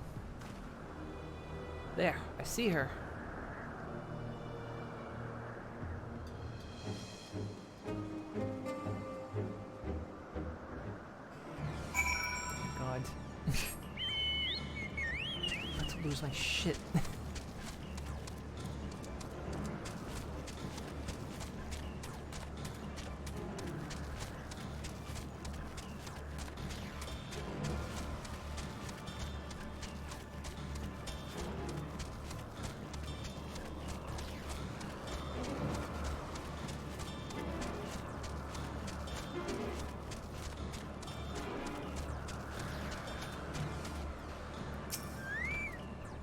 Silk is yet to...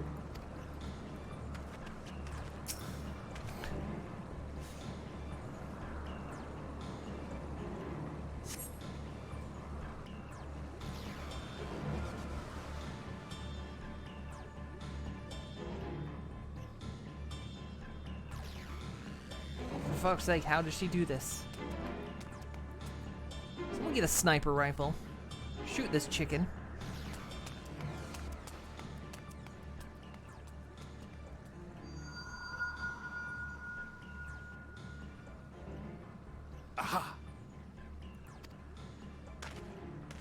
Give chase. We shall herd her into the shelter.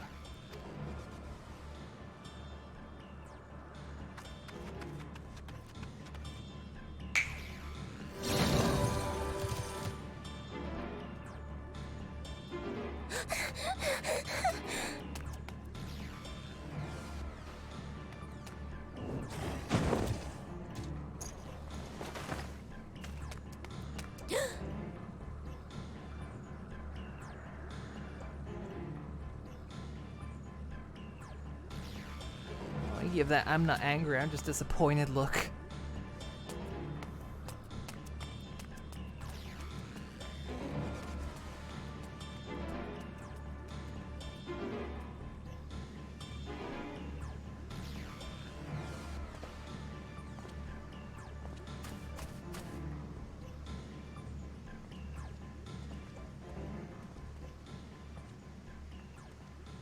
Please, Mission.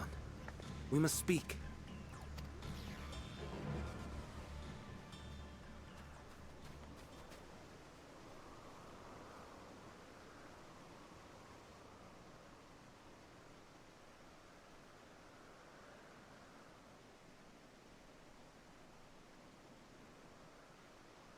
I'm sorry, Hermes. I'm so sorry. If someone can hear these words, then please... Please protect them. Protect them all.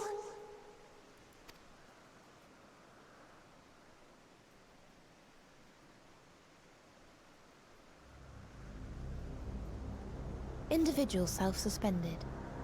Connection with shared consciousness stable. Our survey is complete. We shall now report our findings.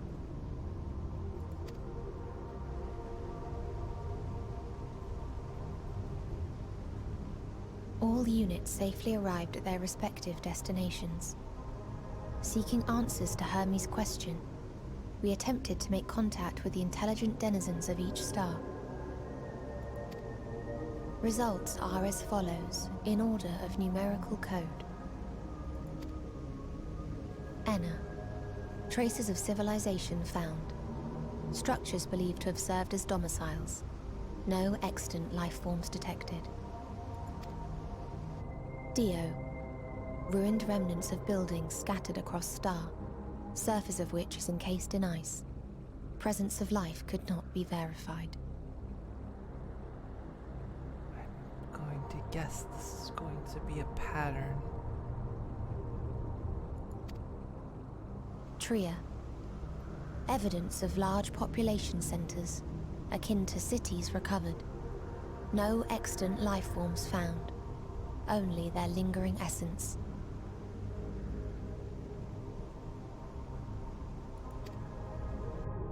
Tessera. Edifices surmised to be abandoned residences found. No extant life forms detected. Deadly plague or extreme environmental degradation likely to have led to mass extinction. They are all dead. Octo. Star found in state of violent conflict. Contact successfully made with inhabitants, but deployment of weapons of mass destruction resulted in total annihilation of local population shortly thereafter. Inea. Star is a barren desert. No identifiable flora found. Bones of living beings resembling men discovered beneath sands, but determination regarding their intelligence inconclusive. So every star they go to has no life on it. It had life, but they all destroyed themselves. So my guess is that in his breaking heart, he deems it all meaningless. That it becomes the end of everything anyway. And so, this is what ends up driving him. That if they're all dead, then there's no point. It all ends the same. Remind me, Hermes, what exactly was the question you entrusted to Meteon? I tasked her with asking what others live for. What gives their lives meaning.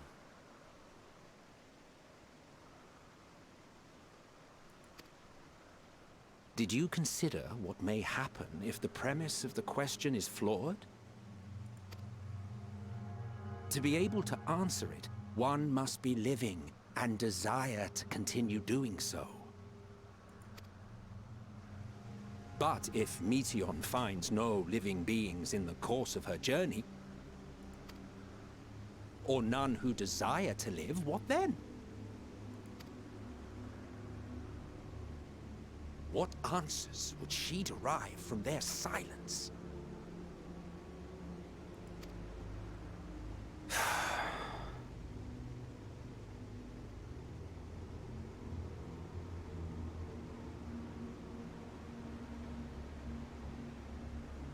Meteon, enough! Suspend your mission and return hither at once.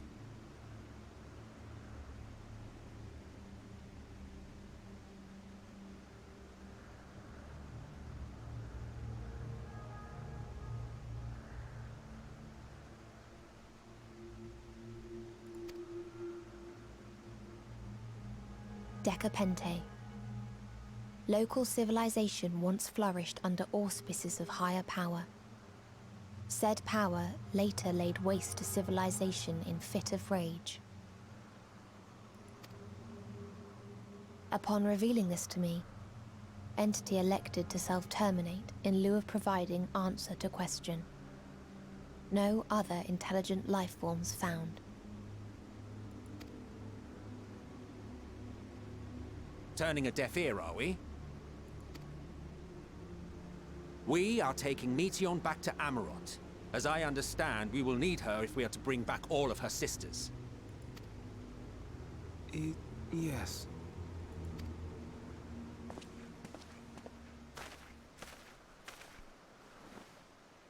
Meteon.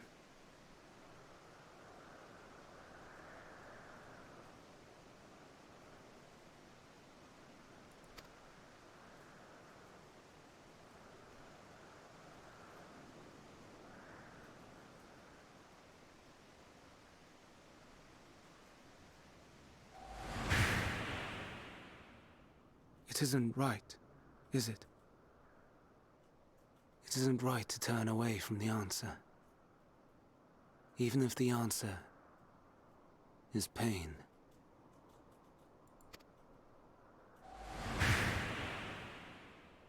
even if we aberrations must scream ourselves hoarse to be heard.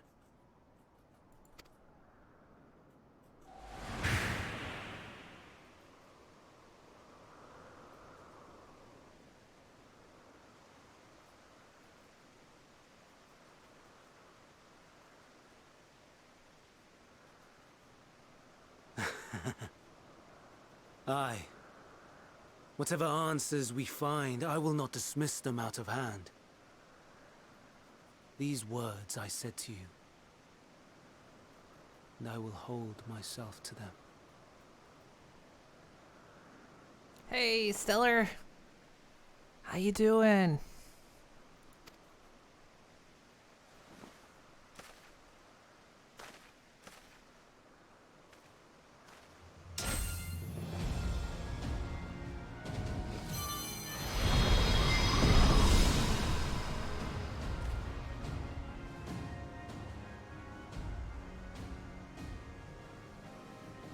What is the meaning of this?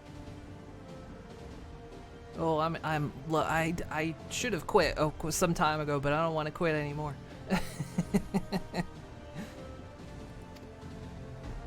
You cannot take Meteon, not until she has finished her report. All else must wait.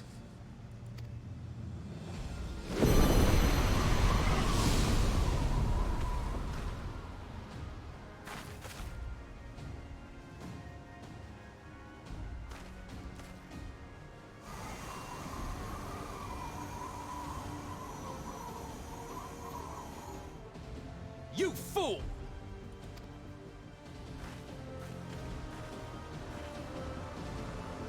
Trust dungeon upcoming. Oh boy.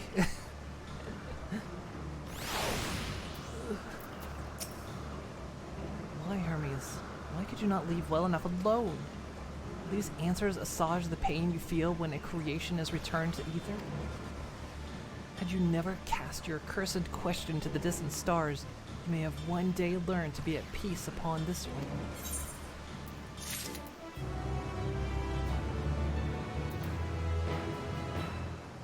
And then it's the first walk cutscene.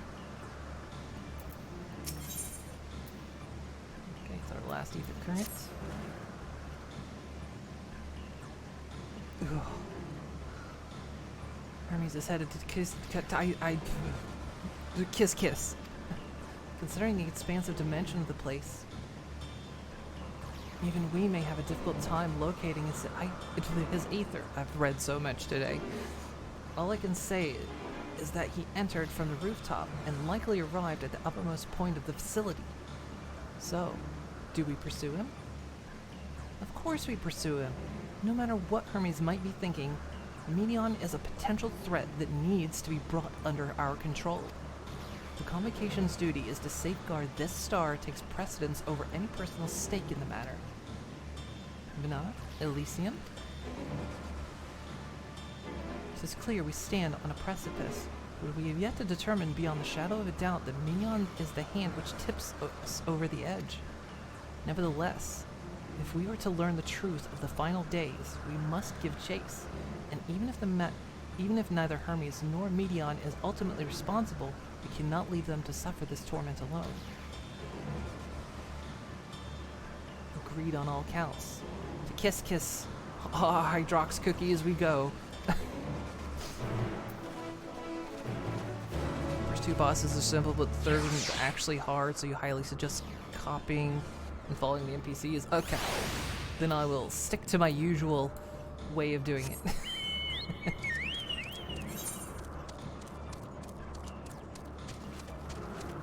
Usually pick an NPC and keep on their tail.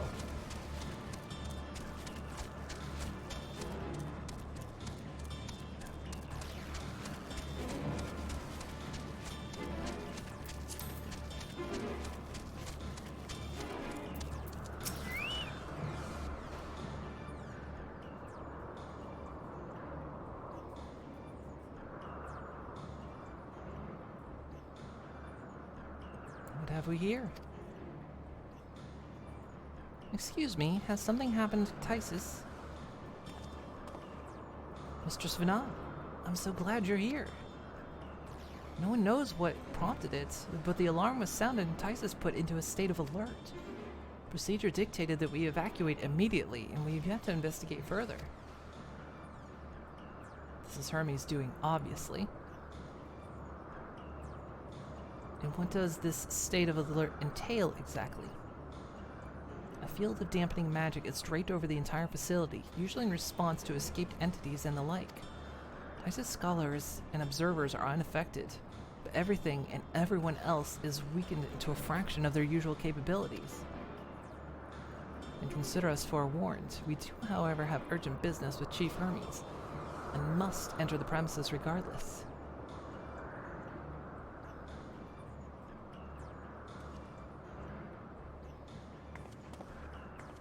That said, if Hermes is willing to enact such measures, I wonder what the other obstacles he is fit to drop in our path seem fit to drop in our path. With that enfeebling spell in place, we're not like to be at our fighting best. And I was hardly an effective combatant to begin with. I have little to offer beyond my ethereal vision. Then you will put that talent of yours to good use. You were fairly skilled at spotting weaknesses, if I recall. Fairly skilled, now you've gone and raised everyone's expectations. You all need only make the most of your strengths. I will fill the gaps as required. I was once Azam, after all. 'Twas my job to rise to the occasion, be that as defender, aggressor, or healer. I feel better about my lack of prowess already. And you, Emmett Selk, can impress us with your arcane majesty. You lob potential spells as easily as breathing, but can also channel the power in a protective manner, if you so choose, yes? Eh? Well, yes, should the situation call for it. Excellent. That should cover us on all fronts.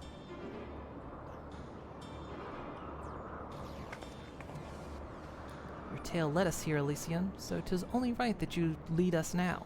No matter what lies ahead, we will win. We will win through Hermes. Such an odd sentence.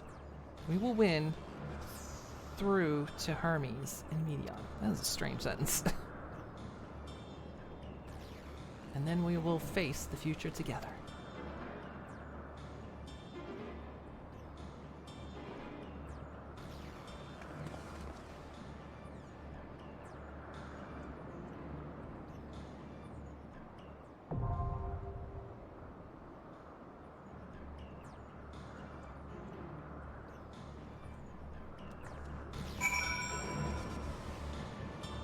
These are your trust NPCs, and it is hype. I imagine so, yes. Alright, let's do it.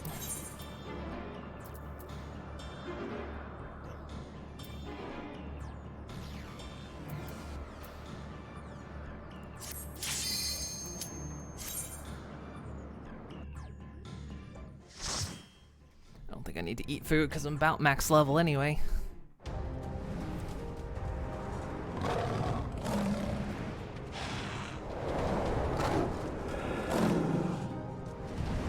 We'll finally have a character max level.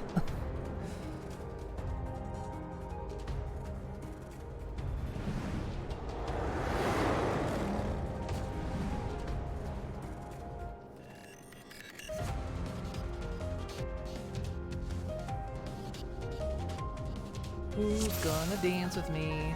Ah, my friend.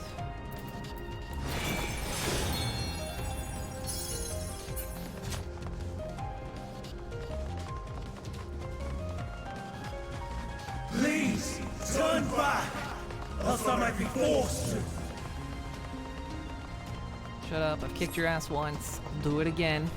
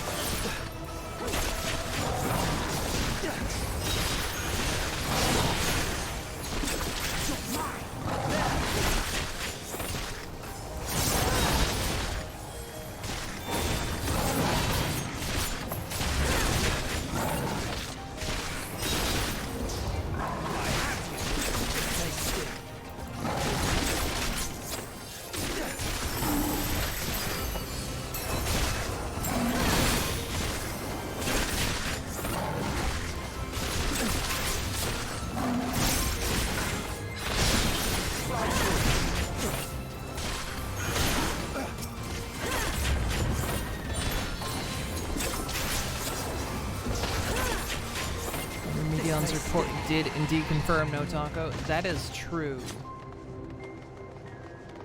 And that is honestly doing me the most harm.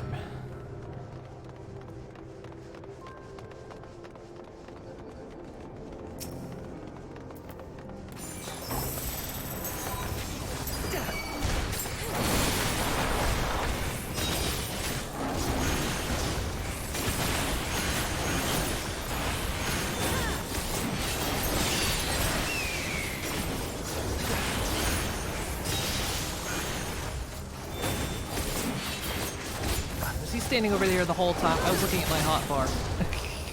I probably missed every AoE. Out of my way!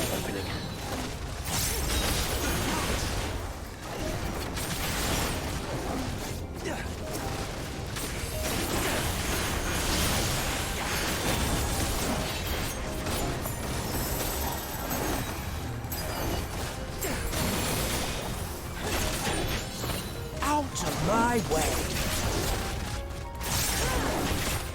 Tell her. Standing there doing all that AoE. And I wasn't in the pile. Have a taste. Oh, embarrassing.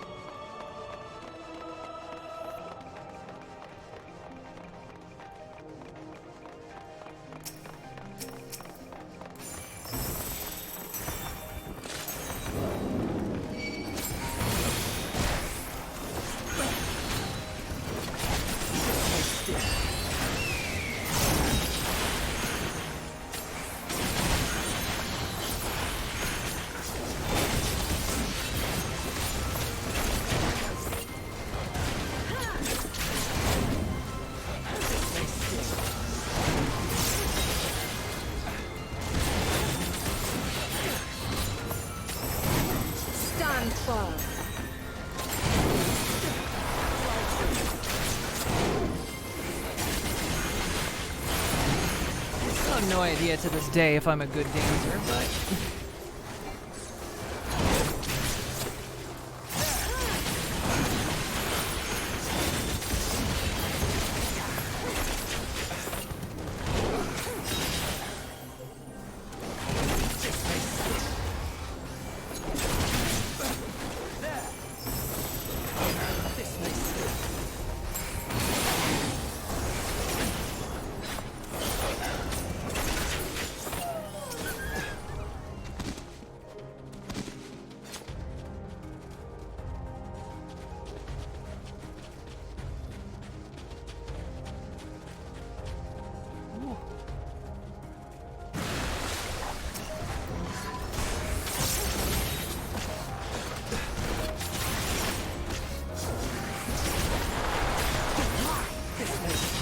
Have a taste.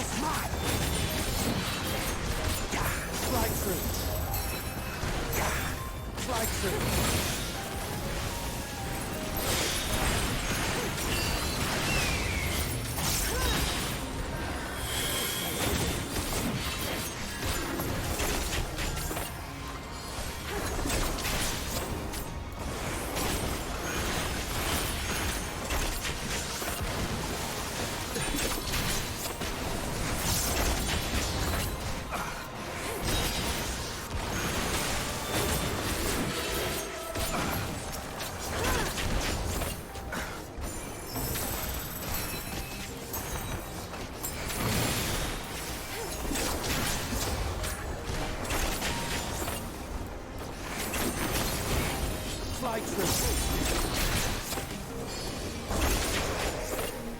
As the dance remained during the first tier of Savage for Shadowbringers, doing fine.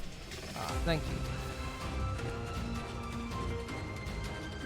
I'll do my best.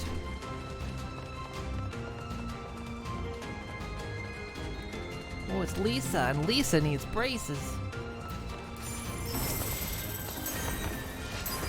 This may sting. Slide through. I see you opening.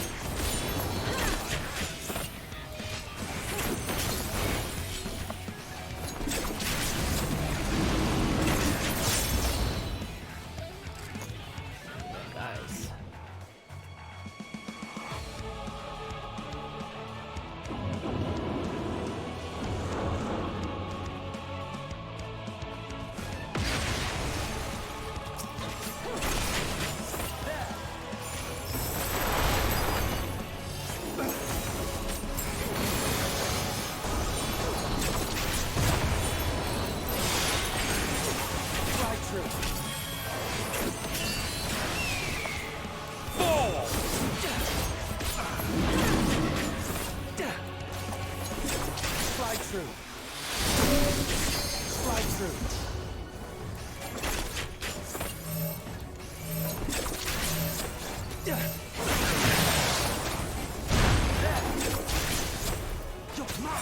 not entirely useless.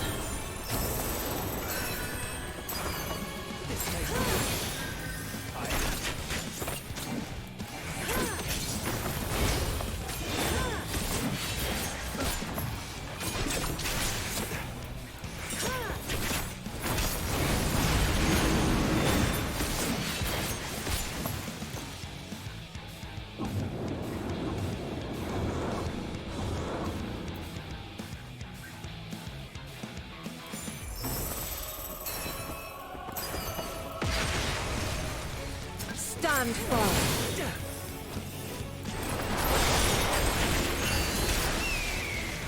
I'm not entirely useless.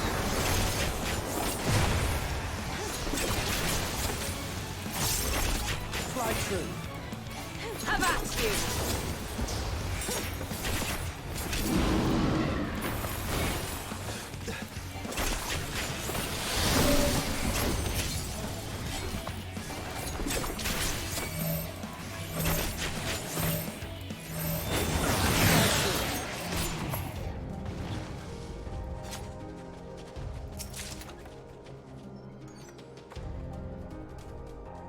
Be right back. Didn't even catch you gone. Too focused on the fight.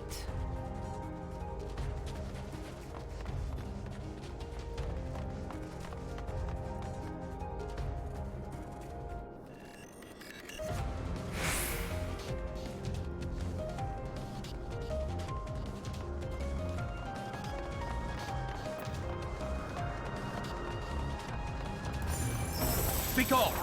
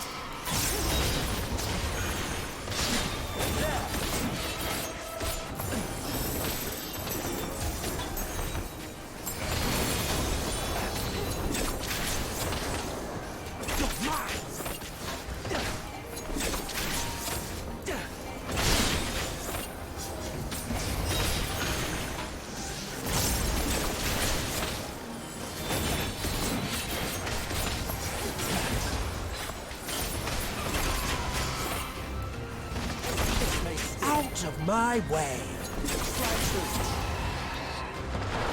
Take the science into this dungeon if they're high enough level. And they all have unique ways of handling the boss when it vanishes.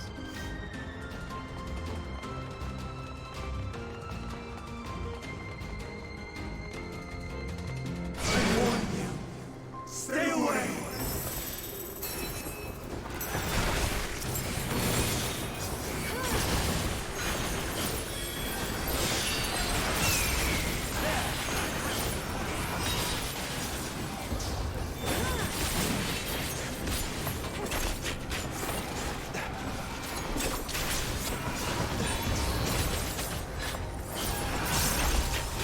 Have at you!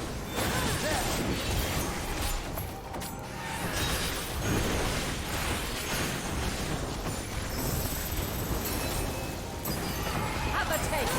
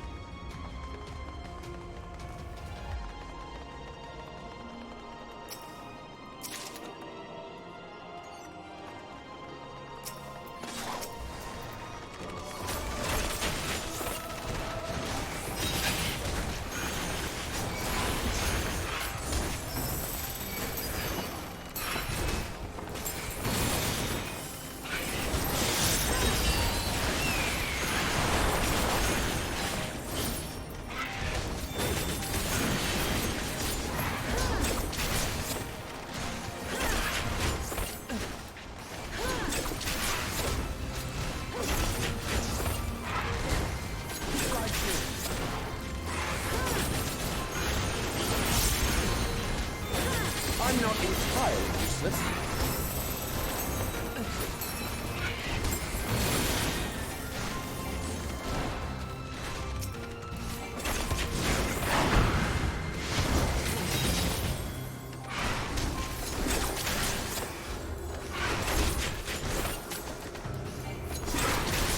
Out of my way! Have a taste! I have you!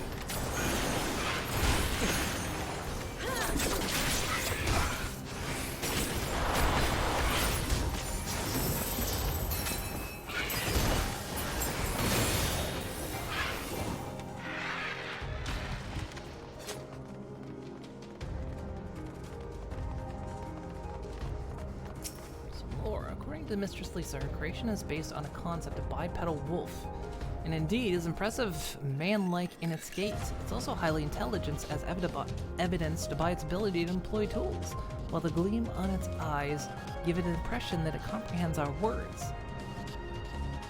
If it proves to be the case, it could be a shame that its throat isn't designed for speech. It makes mention of this in the next report.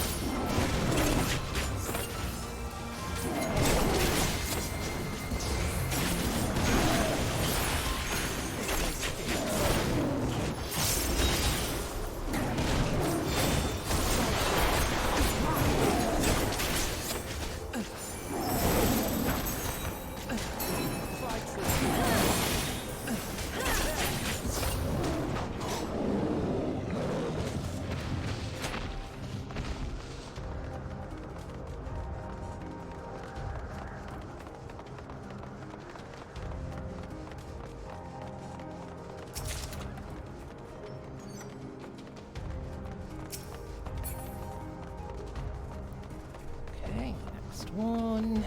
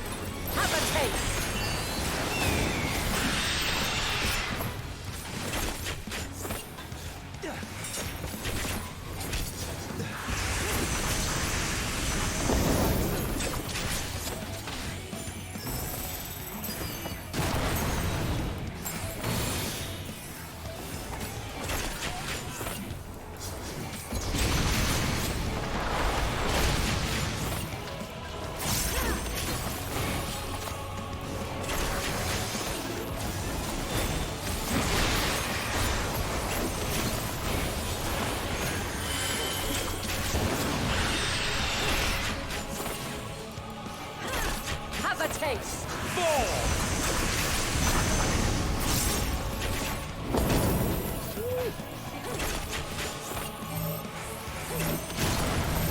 This may sting. This may sting.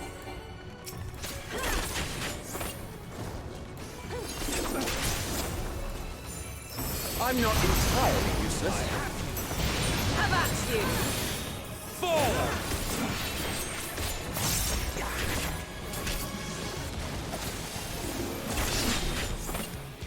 I'm not entirely useless.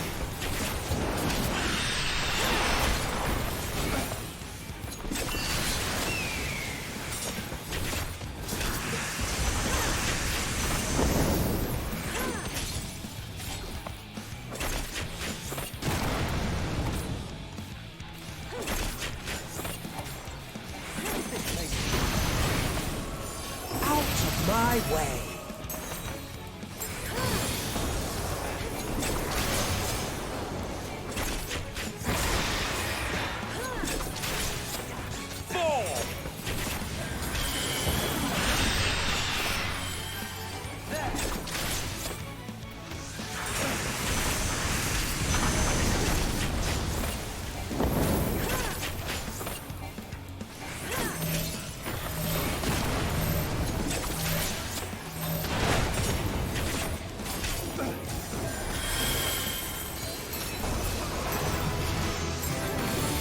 Hey! Max level. Well, not this dungeon, but I'm max level. My first max level character, or job, I guess.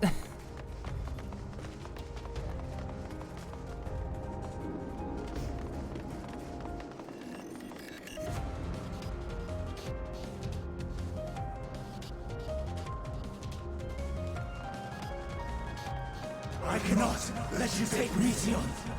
Not yet.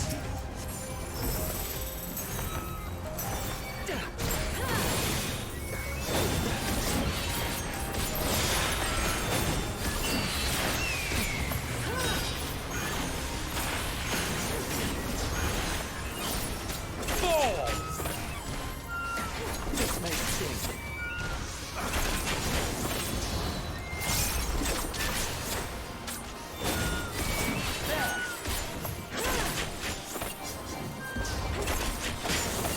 Fly true.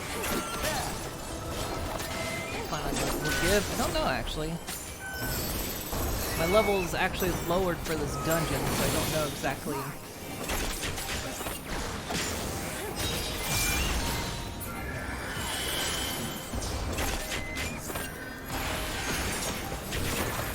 Max level for this dungeon is 88. And max level for this is 90.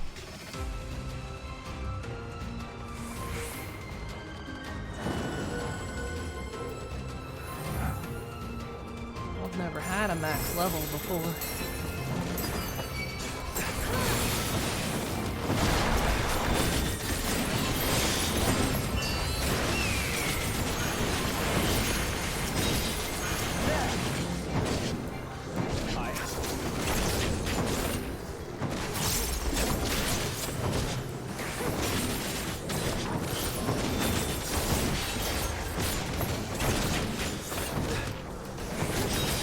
Fly true. Have a taste!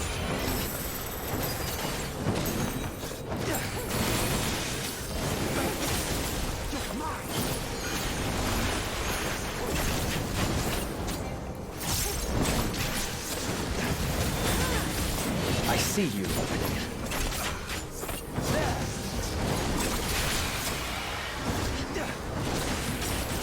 Fly true.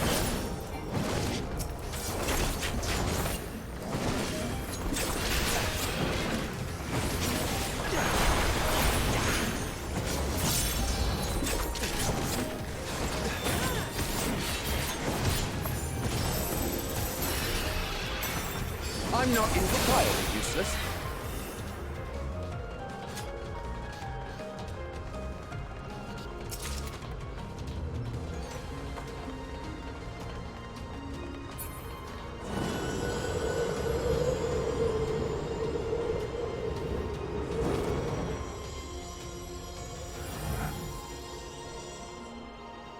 Stopping point is right after I leave Elpis. Okay. I don't wanna stop. But I know I should. I must hear their answers before their I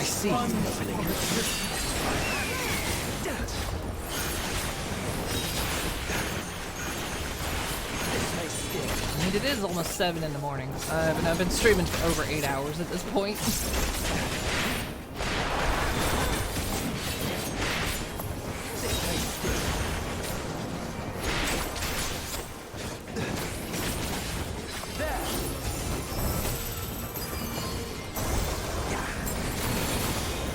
Have a taste.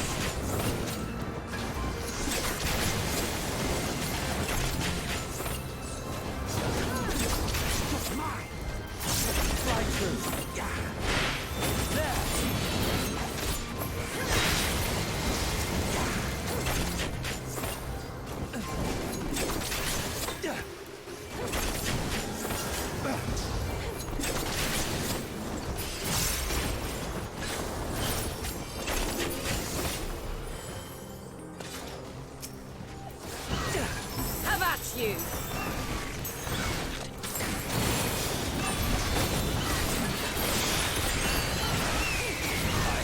This may sting. Fly through. Fly through.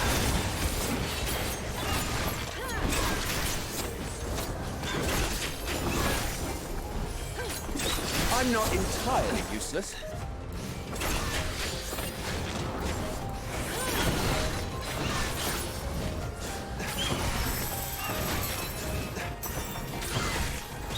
Fly through. Have a taste. This may sting. Have a taste.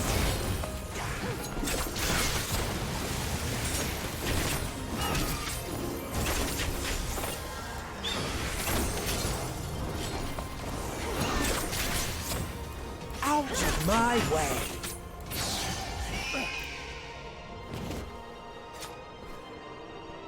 I Nelly love to overstream. Yeah,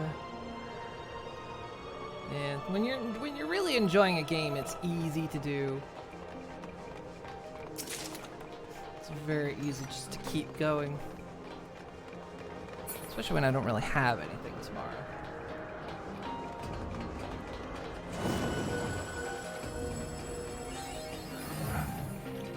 Oh boy.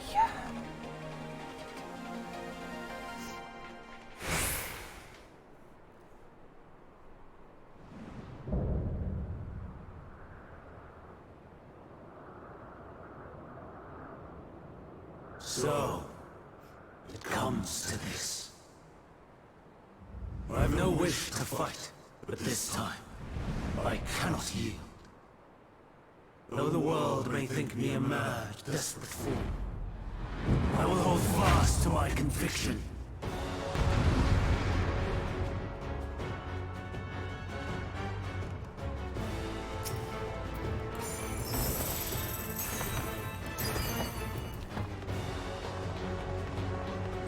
I will have the time and tranquility I require.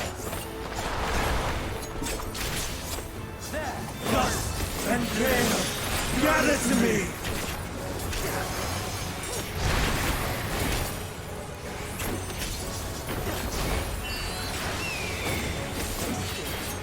Ancient brand, unleash your power!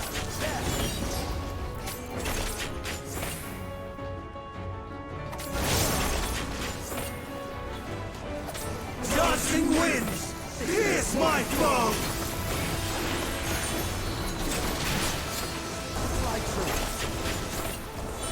Out of my way! On high, fall as rain! I see you opening.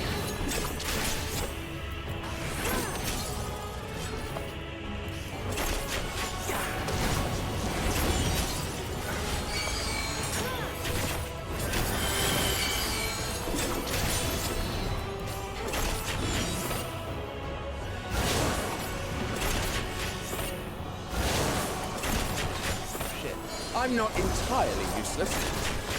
I was hitting those rocks. I was like, no.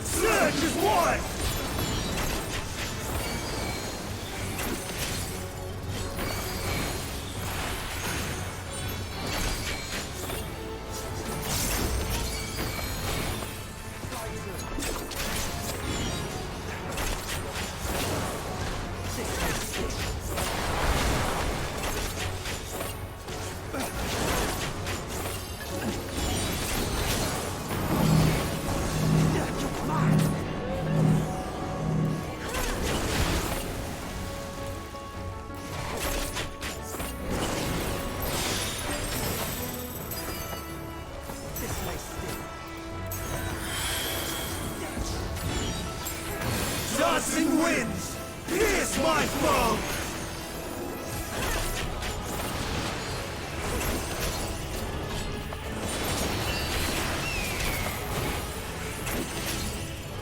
I see you, Oblivion.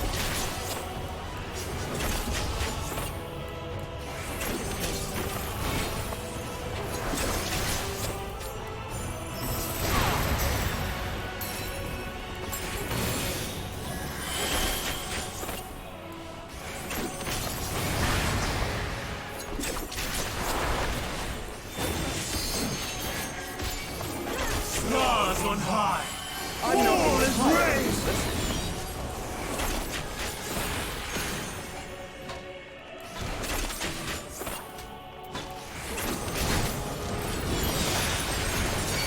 I see you, Oblivion.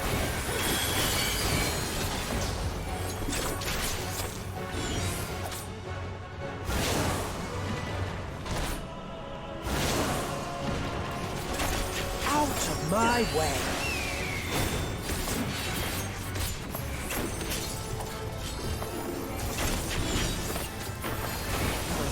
Do not have limit break.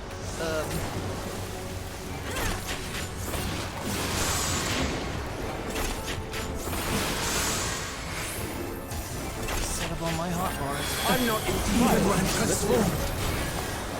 But I am not finished yet.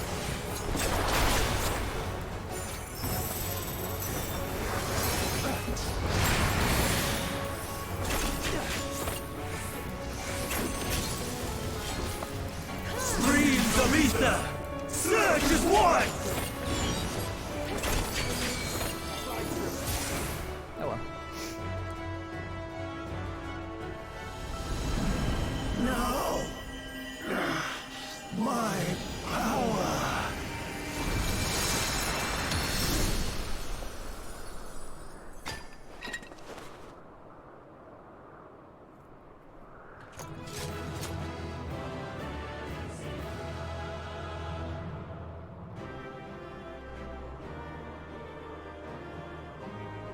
Your biggest advice for the boss is to follow NPCs like a hawk. Yeah, that works.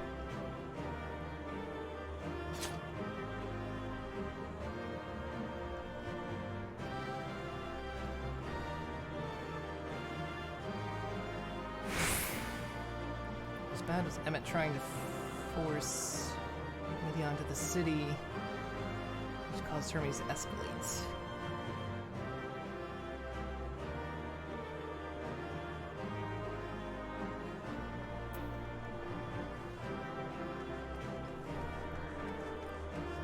Got it first try.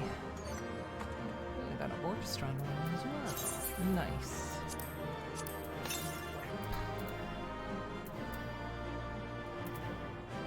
That's pretty good. Alright.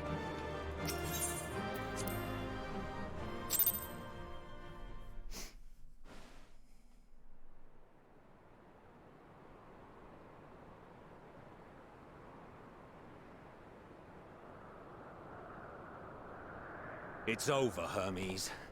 In the name of the Convocation, I hereby take Meteon into custody. And setting aside the matter of your nomination, you will come with us too. We require your knowledge to assess and resolve the situation. How you doing, Flutter Pony? Meteon, I am so sorry. With that, I could have listened to your report in full.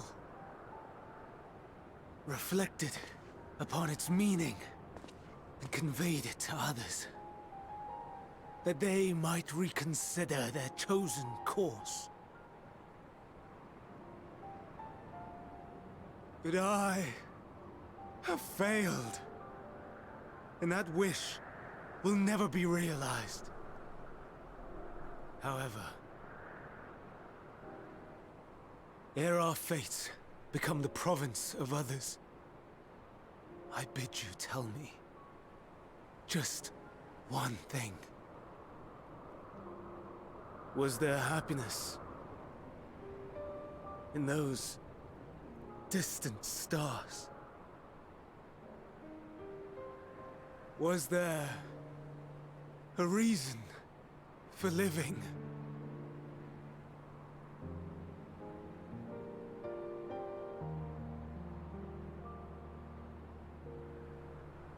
We conducted our search as per your instructions.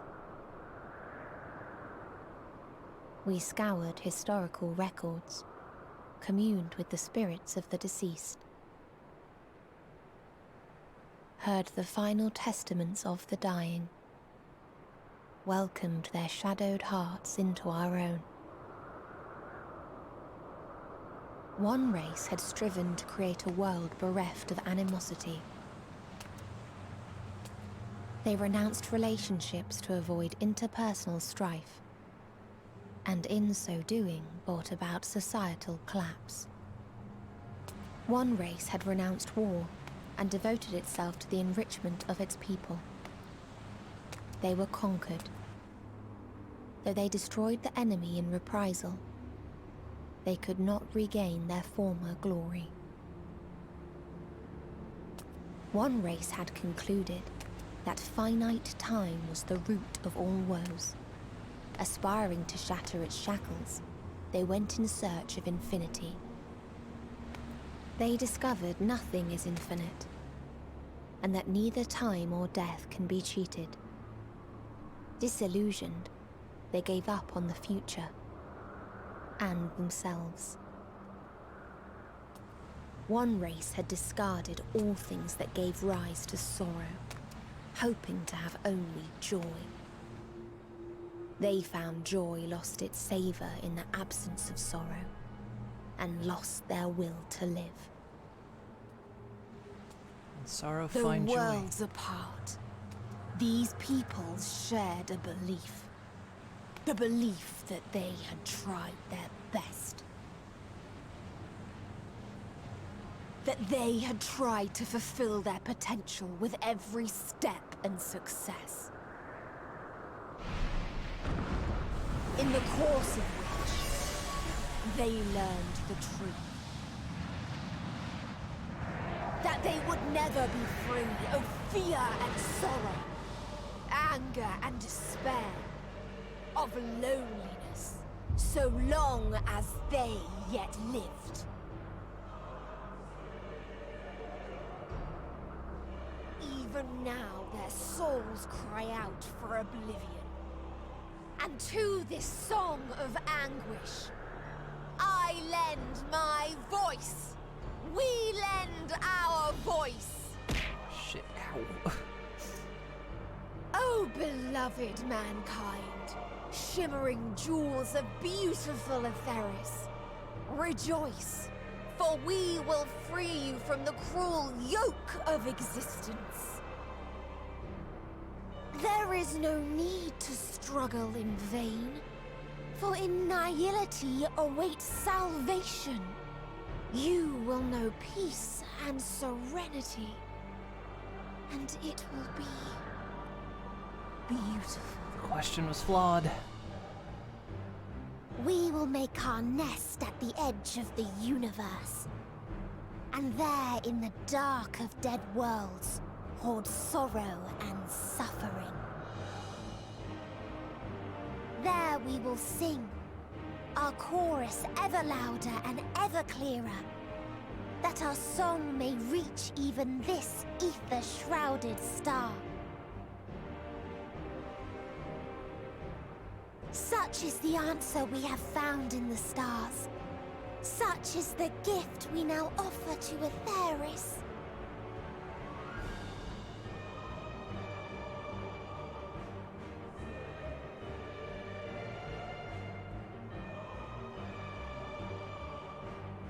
Who were you to decide our fate? to decree we live or die.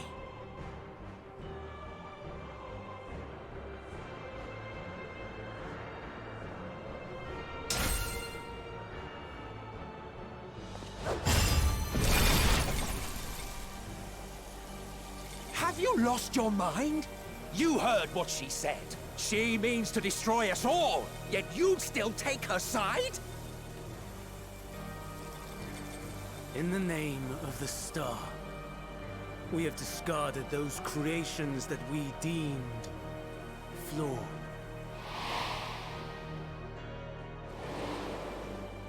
If we ourselves are flawed, does it not stand to reason that we too should be discarded?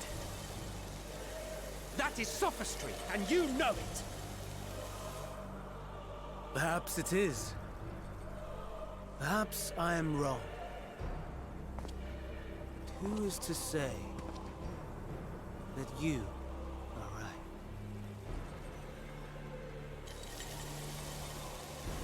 Let us settle this with a determination. In my authority as Chief Overseer of Elpis, I will make a judgment on man's fitness to exist. If he can learn to value all life and retain his will to live, even should his end be justified, he will surely find a way to avert his demise. If not, he will perish in the star. As with all determinations, provisions must be made to ensure fairness. Kairos! Awaken!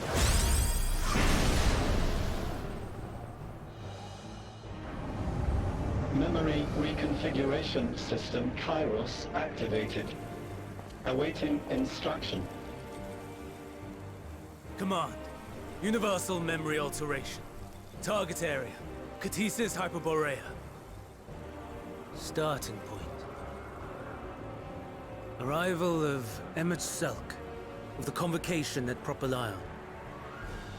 Endpoint. The present. Erase the memories of all events and replace with a vague recollection of the following. I was here, preparing to demonstrate the functionality of Kairos to Emmett Selk and Hithodeus.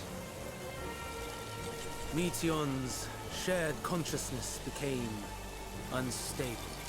She and her sisters could not sustain their existence, and all dissipated with a burst.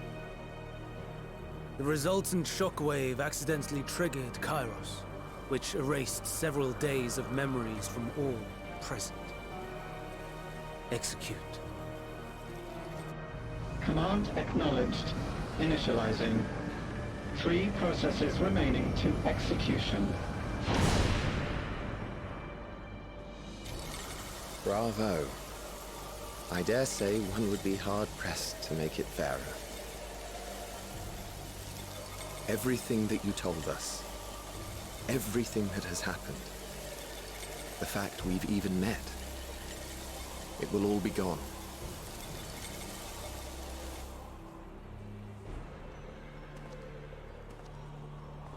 Go, Meteon.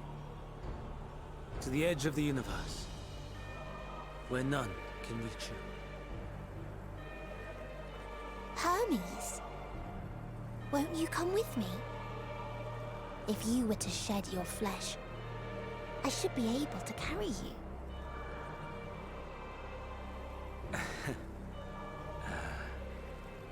I will remain. As a man, I will oppose the oblivion you bring. Silly fool. Had you said yes, I would have granted you the gentlest end.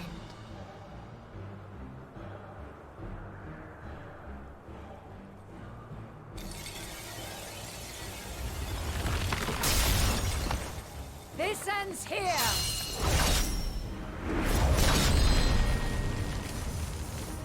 Fly, Meteon!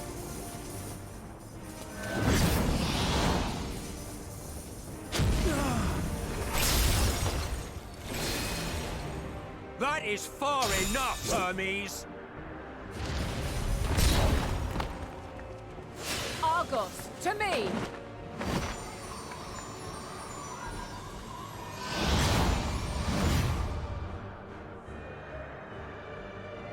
First process complete. 2 remaining to execution of memory reconfiguration. As if we needed more pressure. No matter what, you cannot forget what happened today. For it is the key to saving your future. Your world. This fight is our fight. What comes after, our problem to contend with. Not yours. No. Your own struggle awaits.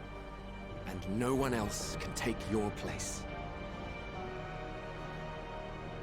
You must flee this place with your memories intact. And I will see that you do. Now then, where is it? There you are, my little confluence.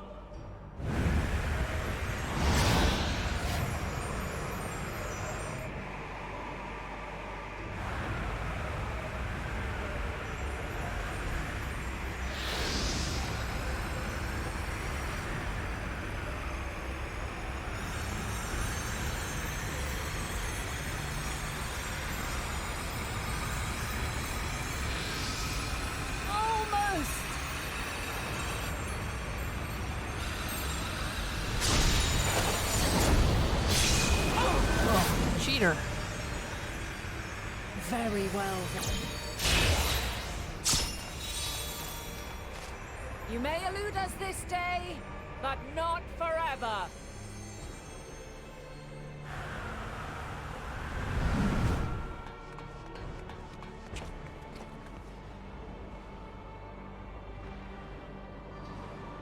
Meteon's gotten away.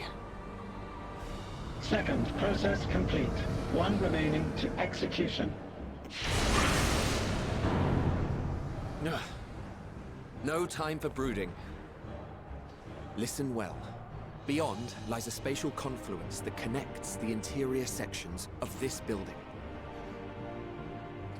I will destroy the confluence and force open a way outside. When I do, you must jump through. Not gonna come with me. I cannot tell you how sorry I am. But neither can I let you escape!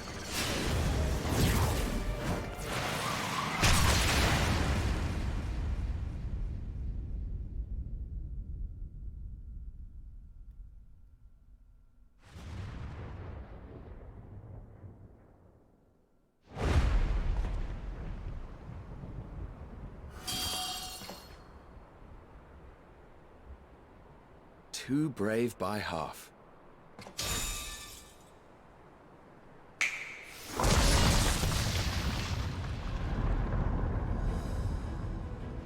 Exemplary work, as always, Emmett Selk. What? But how? I thought the confluence was... over... Over there? Yes. We were rather hoping you would. It was never anywhere but where it is now. The instant those two began making their way towards nothing, 'twas clear the plan was a diversion. I'm quite incapable of destroying a confluence, I must confess. A gambit brazen beyond words. Though we've grown accustomed to reckless improvision due to the antics of an incorrigible associate. Could be running, you know. Though, in the case of certain present company, incorrigible is an understatement. Honestly, I'm beginning to suspect it's a requirement for every Azen.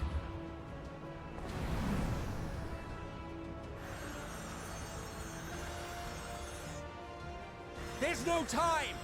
Quickly! Even now, I do not believe your tale. I would not suffer us to walk such a wretched path. Still, if it must be said, do not squander it, the legacy I leave you.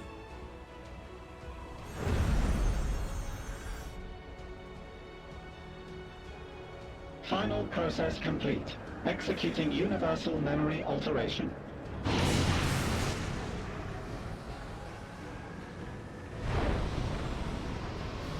Go, Argos!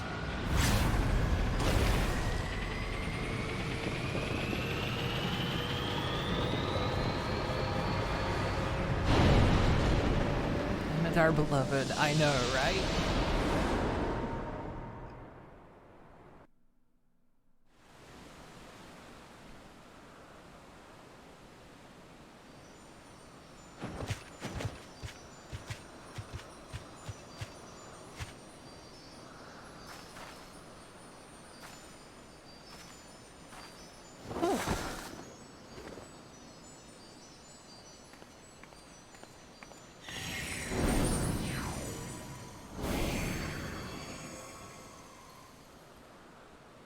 I'm fine. Just a little tired.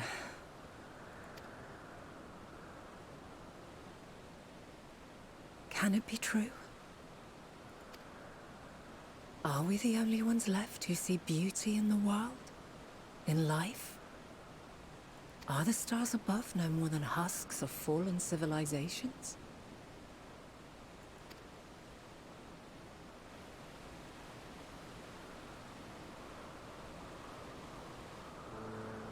And yet...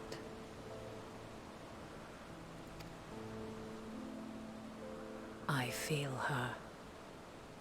Though she is unimaginably distant, I feel Meteion's presence. And the place where to we must go. Ere she made good her escape, I placed an enchantment upon her. One which allows us to follow her trail. She has already left the outermost bounds of Aetheris, and continues on her way. Given the vastness of the universe, it will still be no easy feat to track her down. But thanks to Emet-Selch and his Ladeus, all is not lost. We remember.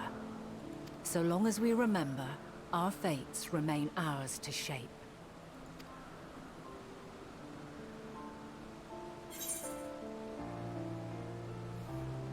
Became of the others, I wonder.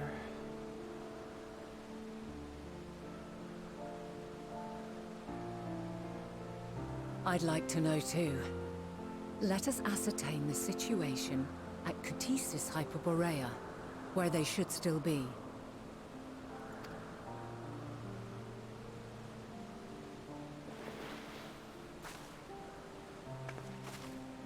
Given the likely state of their memories, however, it would be imprudent for us to approach them directly. In which case...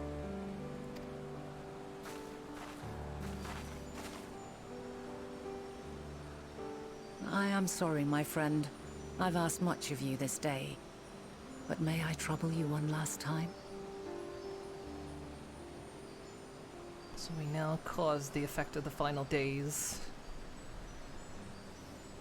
Oh, so we know the cause and effect of the final days and where to go.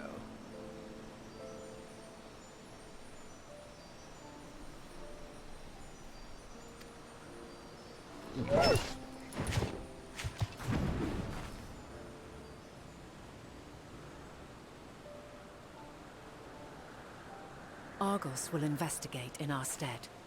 We will share in his consciousness and see and hear as if we were with him. Now, close your eyes and open your mind.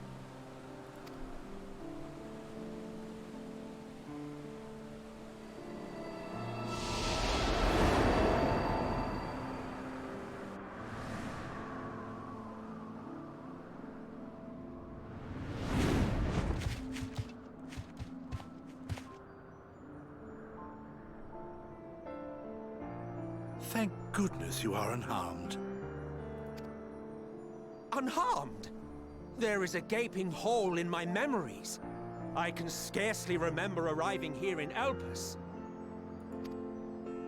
Forgive me. I was preparing to demonstrate the functionality of Kairos to our guests. But Meteon, her shared consciousness became unstable. And she... So, that's what prompted the state of alert. And when you went to investigate, you were caught in Kairos's accidental operation.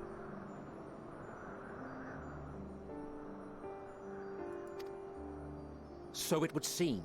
It's all a blur to me. Such an unfortunate accident. Oh, and what of Venar and your other companion? You went inside together, as I recall. We did? If Venar was with us, I have no recollection of it. But that there is her familiar, is it not? The fellow seems happy enough, so I think it's safe to assume his mistress is well.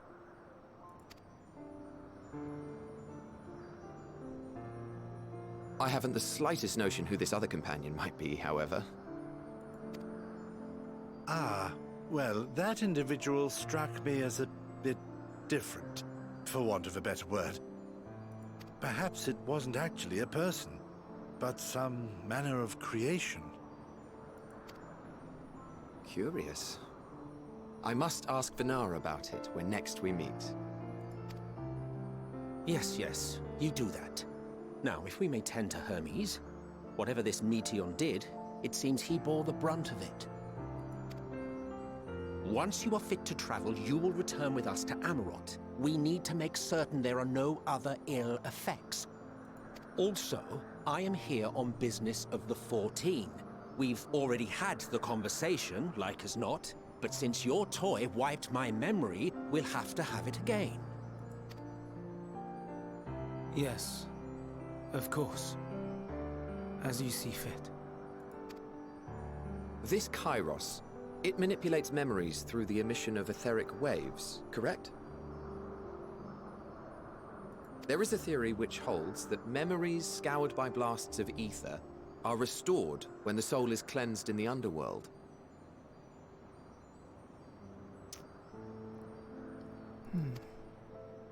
If true, then perhaps when our time comes to return to the star, we shall remember these few days we have lost.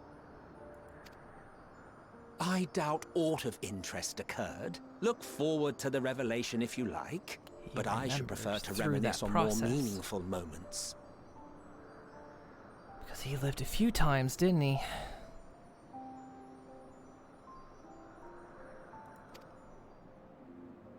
And at one point, he just up and changed, because he remembered.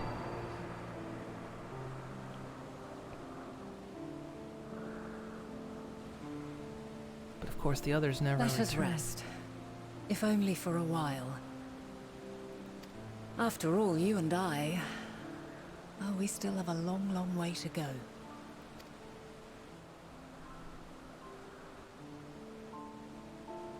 Also, hey, Death Scar.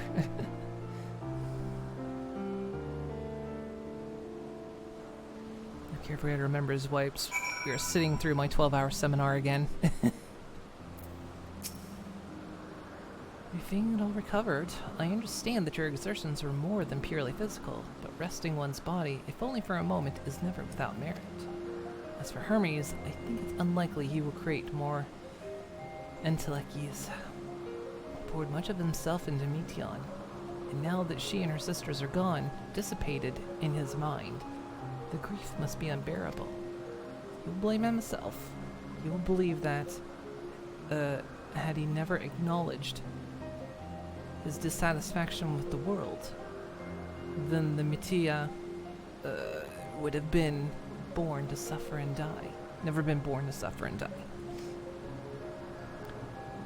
The offer to join the 14 will be a welcome distraction, and one day hence, he will face the advent of the final days in the role of Fandaniel.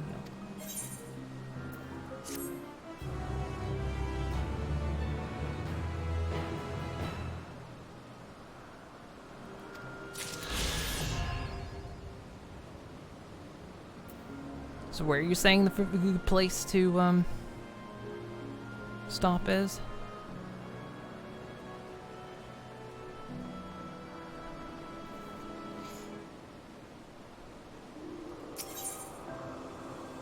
Final quest and I can stop. Okay. Did I gain anything from Starfall Dance?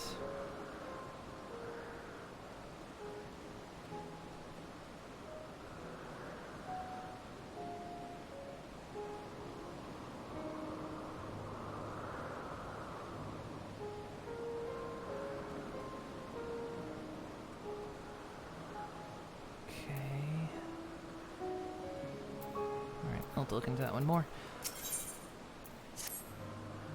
Elysium, listen to me. Our duty now is not to denounce Hermes for his misguided determination, or to convince Emmett Selk and that they've been deceived. No, we must instead ensure that the experiences Hermes sought to expunge are preserved. What remains in our memories alone will be our weapon against the final days. We must fight this battle in your age and I in mine. Come, let us walk together once more. I will see you to the doors of Proplion. In fact, a full year in Eorzane time is 18 days.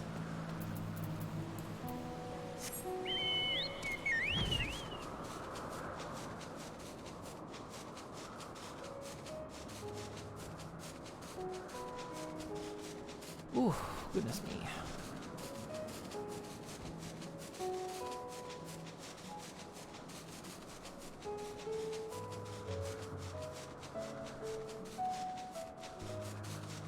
Well, this place has been a hell of a ride.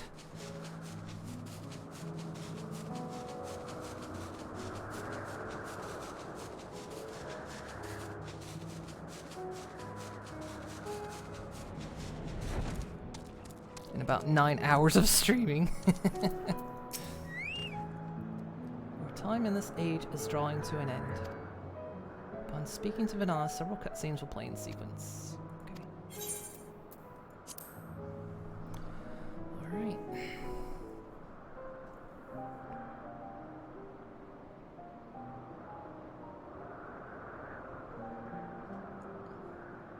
So, it is within. The portal that brought you hither, and will take you home.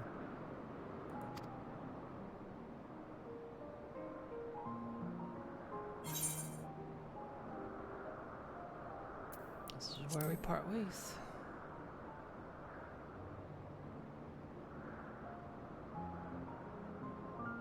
May you and yours emerge triumphant. Make use of the knowledge you have gained, that your days in Elpis and our friend's sacrifice be not in vain.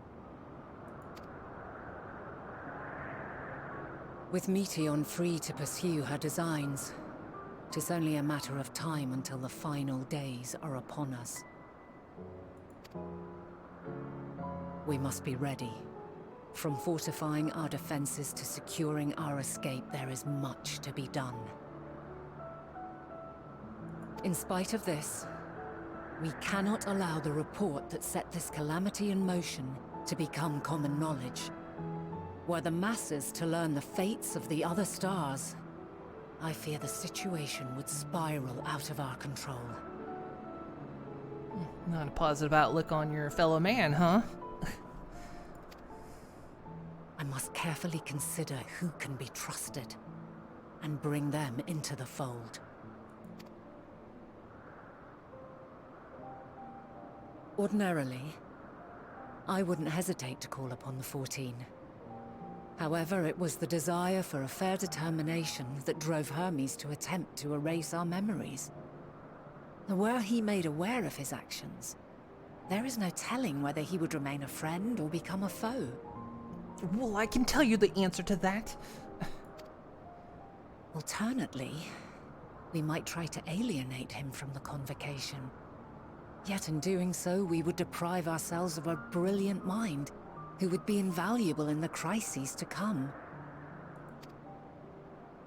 Quite the dilemma. Which is why I must work independently of the convocation. Regardless of how we proceed, if we are to permanently avert the final days, we must be equal to Hermes' challenge. We must prove that mankind is worthy to exist.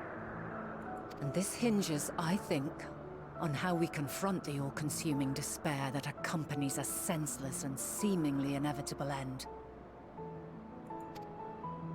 Bewildered and divided, we would perish like the peoples of those celestial ruins. We could not hope to survive the final days, much less take the battle to Meteon at her nest. We must find a way to defeat despair, to unite and prepare as many as possible for the struggle ahead.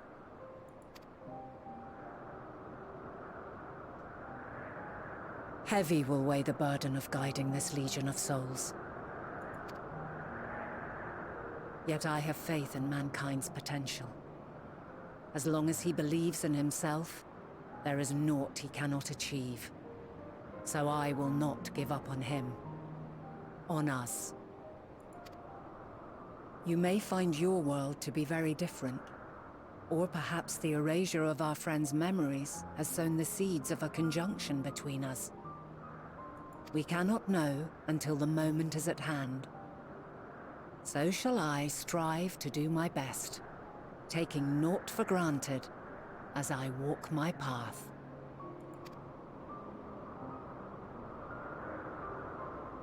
And I pray you walk with me to the end. As you move forward, so too will I, as will all, resolved to fight for the morrow. And when mankind has found the strength to stand against despair, we shall silence the song of oblivion. She who sings it will learn our journey is far from over. This I promise. Wasn't that the song is one of the bard jobs that we were meant to try to find?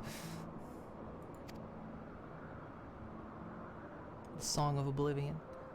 Fare you well, my light of the future, till we meet again. Yeah, could you not be so distant and maybe be a little, you know, just when you meet my past self, can you, maybe be a little more direct? It would really be awesome.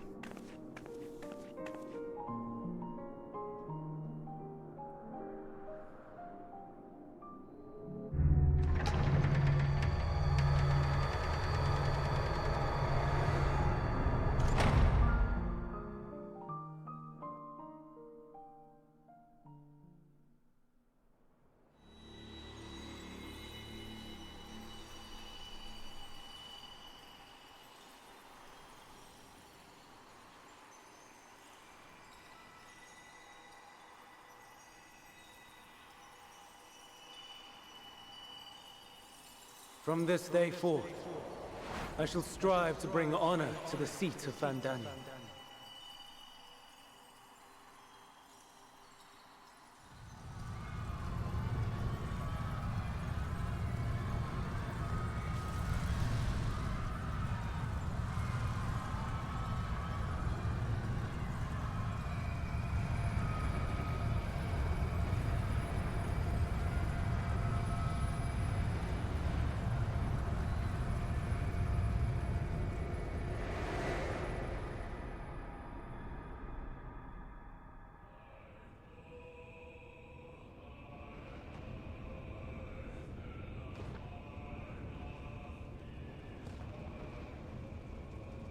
Amarillo during the final days.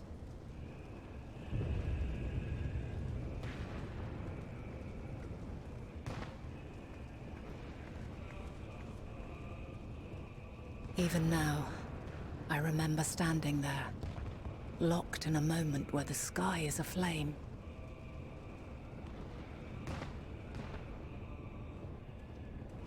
Where stars fall as tears, and screams darken the seas. Where resignation rots the trees.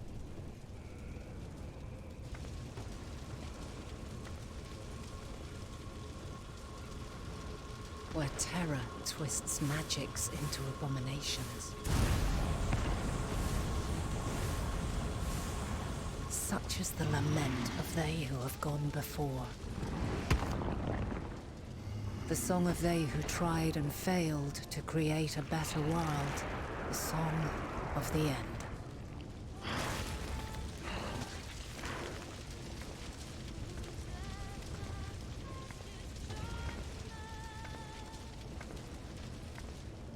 That which hides at the edge of the universe is no longer Hope's creation.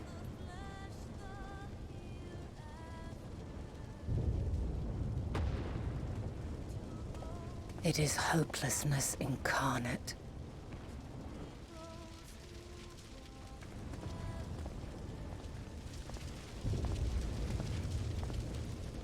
That day, mankind saw half of its number sacrificed to bring forth Zodiark.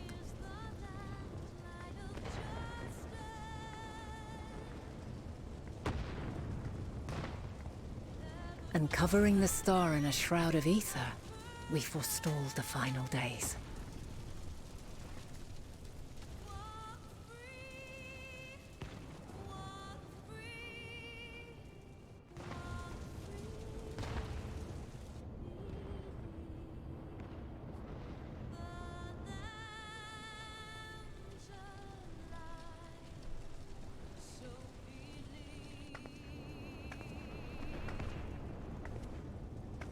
Yet the cries echoed still. We wept for innocence lost, wailed for death inevitable.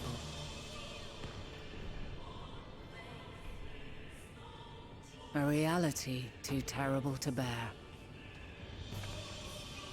And for too many who sought comfort in gilded memories of joyful days and tranquil nights.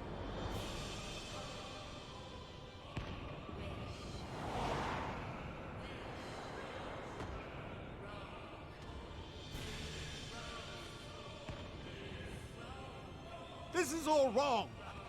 Why must we suffer so? It needn't be like this. No. There must be a way to restore things to the way they were. To reclaim the perfect paradise we once had.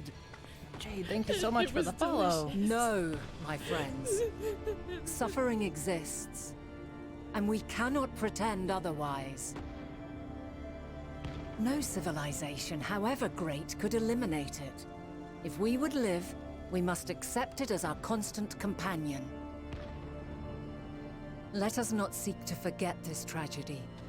Let us carry it in our hearts, that we may grow stronger and know true happiness. We can't accept it! We won't accept it! It will be ours again! A world free of sorrow! Sorry, it's a big story moment. No, it will not. For there has ever been sorrow. Mankind was but spared its biting sting for a time. So please, open your eyes. To try and reclaim those lives we lost by sacrificing yet more isn't wisdom. It is weakness. No paradise is without its shadows. If we cannot accept this truth and learn from our pain, then our plight shall be repeated.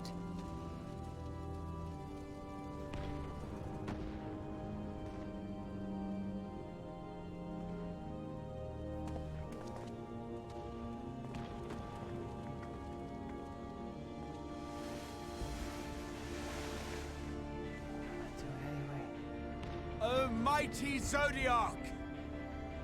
God, born of our boundless faith, we bid you, hear our prayer. Accept this offering of lives, and deliver unto us the lives we once had. Deliver unto us the days of old, the days when the star was a font of love, and we knew naught but bliss.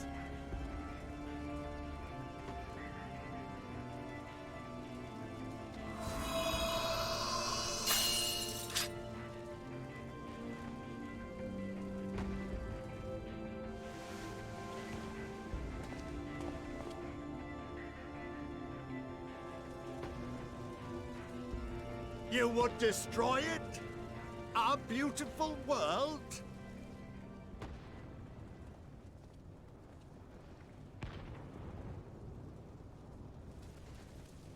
Lands that stretched on forever. Skies one could drown in. The heartbeat of nature, silent yet strong. And amidst it all, a people. Beacons of light and life. Laughter that warmed my heart like naught else before.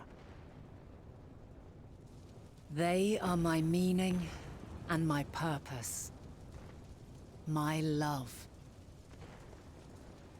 In spite of, or perhaps because of this, I choose to believe in mankind's potential. In his ability to find a way forward. So let there be no way back. From that temptation, I sunder us. No more shall man have wings to bear him to paradise.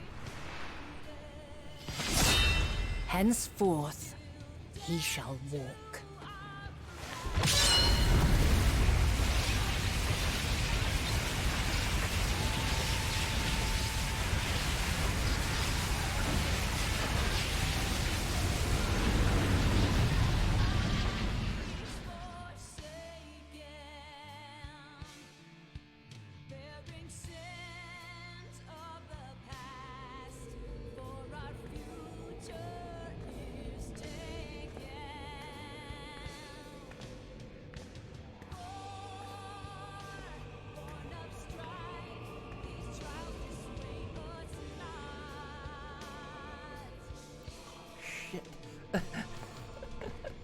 All is excruciating pain.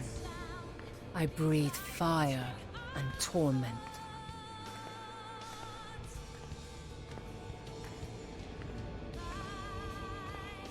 I birth a world of suffering, mire and plague. Welcome, welcome, everyone. How you doing?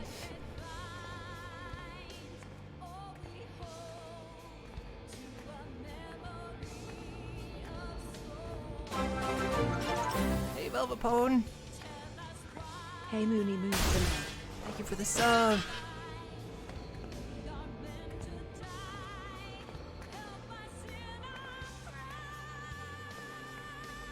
In one fleeting moment, lives come and go, ever moving towards the unknown. And in that fleeting moment, they cry for the answer to the question.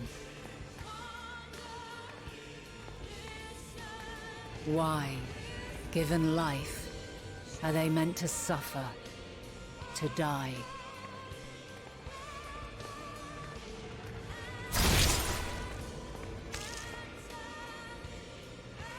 As fragmented, imperfect beings, yours is a never-ending quest.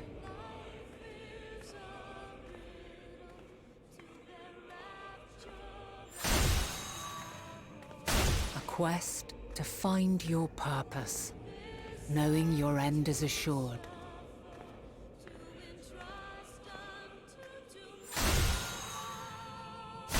To find the strength to continue when all strength has left you. To find joy even as darkness descends. And amidst deepest despair, light everlasting.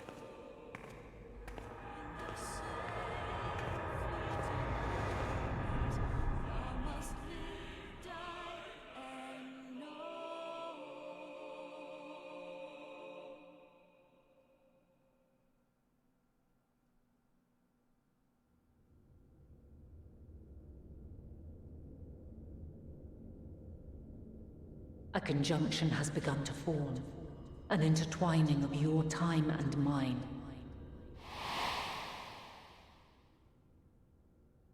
When you truly understand what is at stake, and your journey has prepared you to surmount the insurmountable,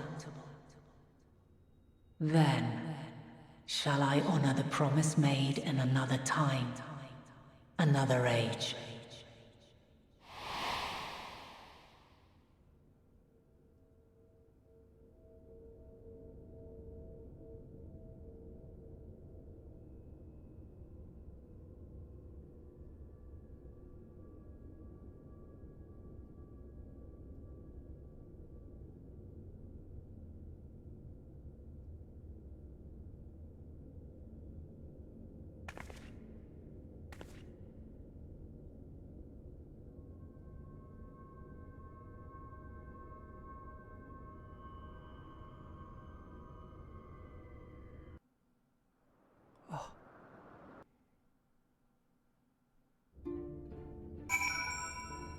Oh. Oh. Ah.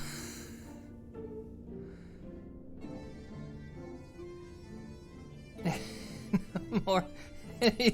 Stop playing now, it's peaked. So wait, hang on.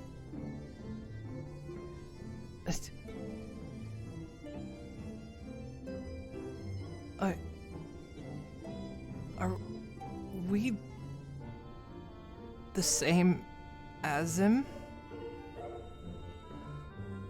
Also, hi, thank you so much for the raid, Jackalope. How did your stream go?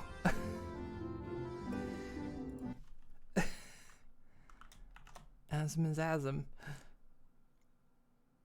Asm still exists in the past.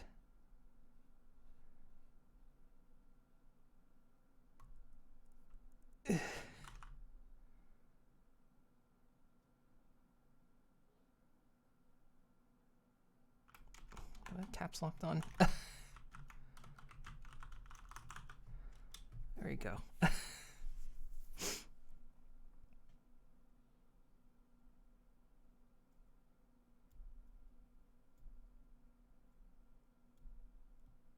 Okay, so I'm like trying to, okay, but because of course, but we so we're still the sundered soul of the other Asm, right? Not her.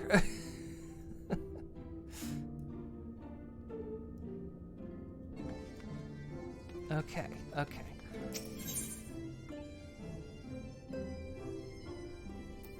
thought we were 8 times rejoined. Are we on number 8? Because the 7th calamity plus 1.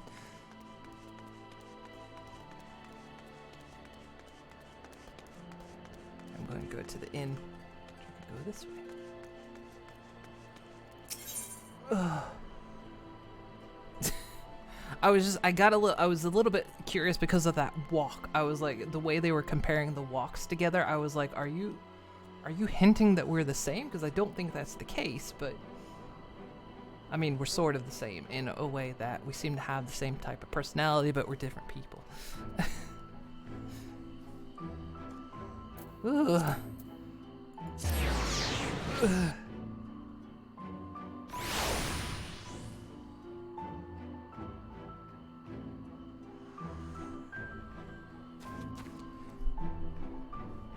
Yeah, you never rejoin with the 13th because yeah, but the 13th never rejoined anyway.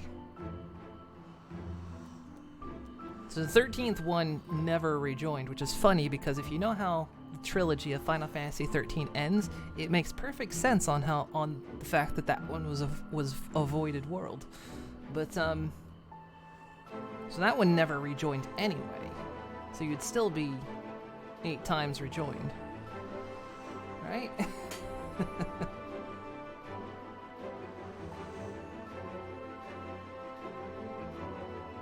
Yeah, okay. That's what I was okay, yeah. About we're still the one that took her place. Ugh.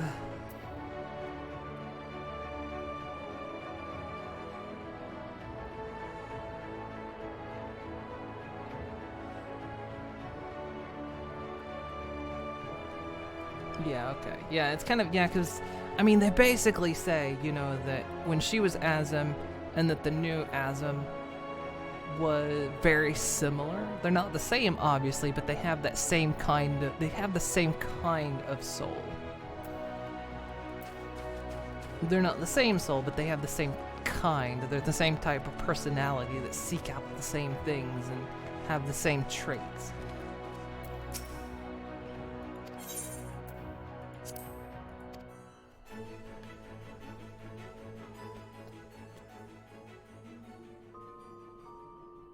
We also watch Vinay die a bloody death. Ugh.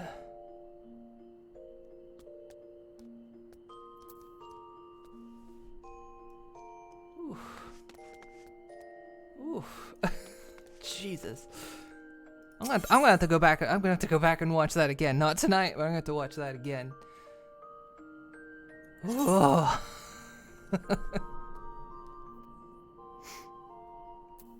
Oh.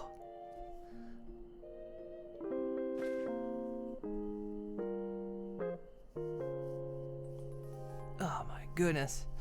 So how much? Okay, look, how much is left?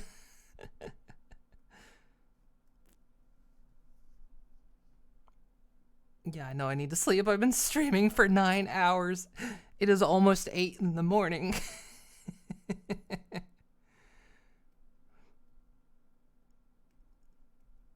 Can you send a short video? Sure, if you want.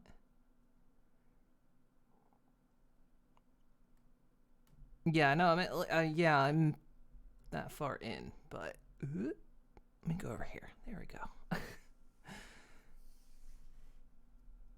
I have an entire area left. Yeah, I was curious, like, time-wise, roughly how much is left. Like, if in the next stream, if I go a decent amount of time, could I finish it? Oh. Cause it's too hard to stop at this point.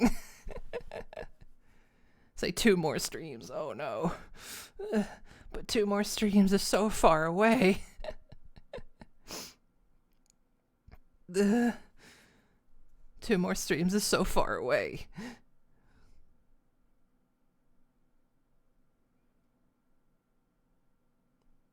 Next stream about 6 to 8 hours. Last stream is about 12 hours. Oh god. I won't be able to do, okay. I won't be able to do if I this is going to be hard to figure out because hang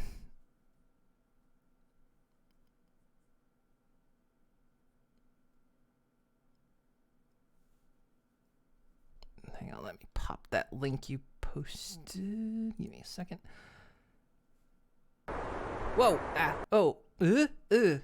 No! Fucking. Okay. What the hell, Chrome?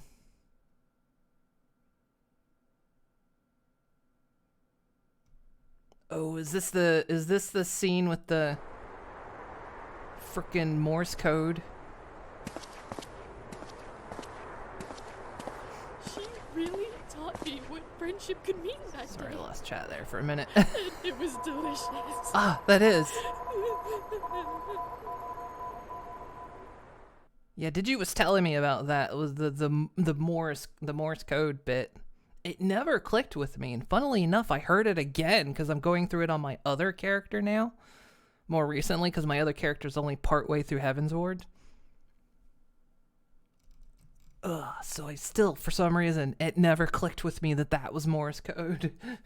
Jesus. Also, thank you so much for the follow. Much appreciated. Ugh. And thank you for the pets. Yeah, it says it's all wrong. Digi was telling me about that. 10 years pass and that finally happens. You really should be sleeping and resting up your throat. Yeah, you should, Dee Dee. You really should. Oh,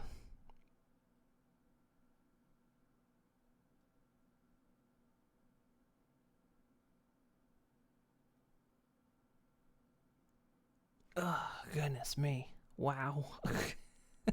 Yeah, we should all be in bed. Don't need sleep, you need plot. I know, this is going to be the tricky part because the next stream of this is when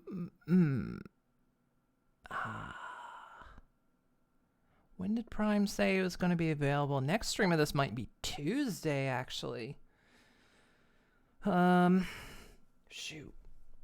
Next stream of this might be Tuesday, and because he said he was off. If we're gonna play more Devour on Monday, I don't actually know yet. We might not. What time did he say? May change up being Monday. Either way, it'll be either Monday or Tuesday we play again. But the problem is, I won't be here on Thursday because I'll be away on Thursday, and then Friday is gonna be Gonanigans. So I can't really, if I do pick up Wednesday, I can't stream long that day. And see, my girlfriend also has next week off and she's not as far along in the game as I am. So I have to be careful of spoilers.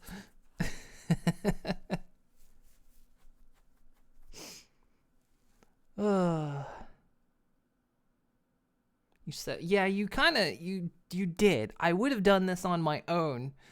But during my subathon, you said you like to watch me go through this. And I was like, okay, I'll stream my way through it. Spoilers? No spoilers for you, Wickaluna. Go back to sleep. I hope you weren't watching and didn't read any chat. Oh my goodness.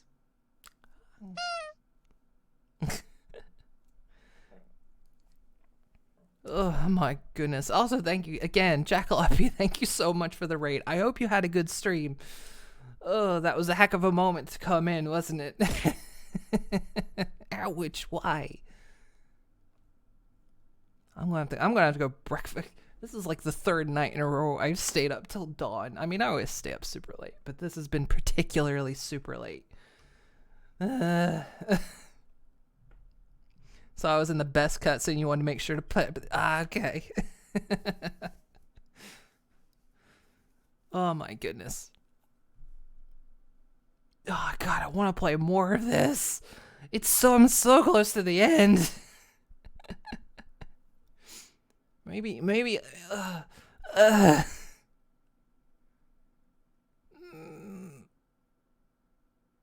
Like, this is the best part of the whole game, but major spoilers, yeah. I'm like debating if I can like swing some extra streams. I'm like so debating. I'm like, can I swing some extra streams maybe this weekend or something? I don't know.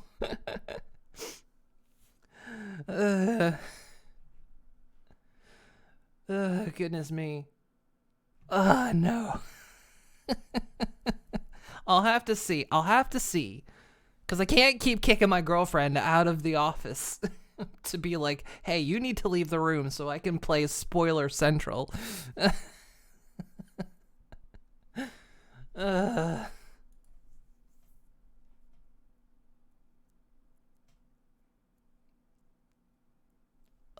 goodness me. I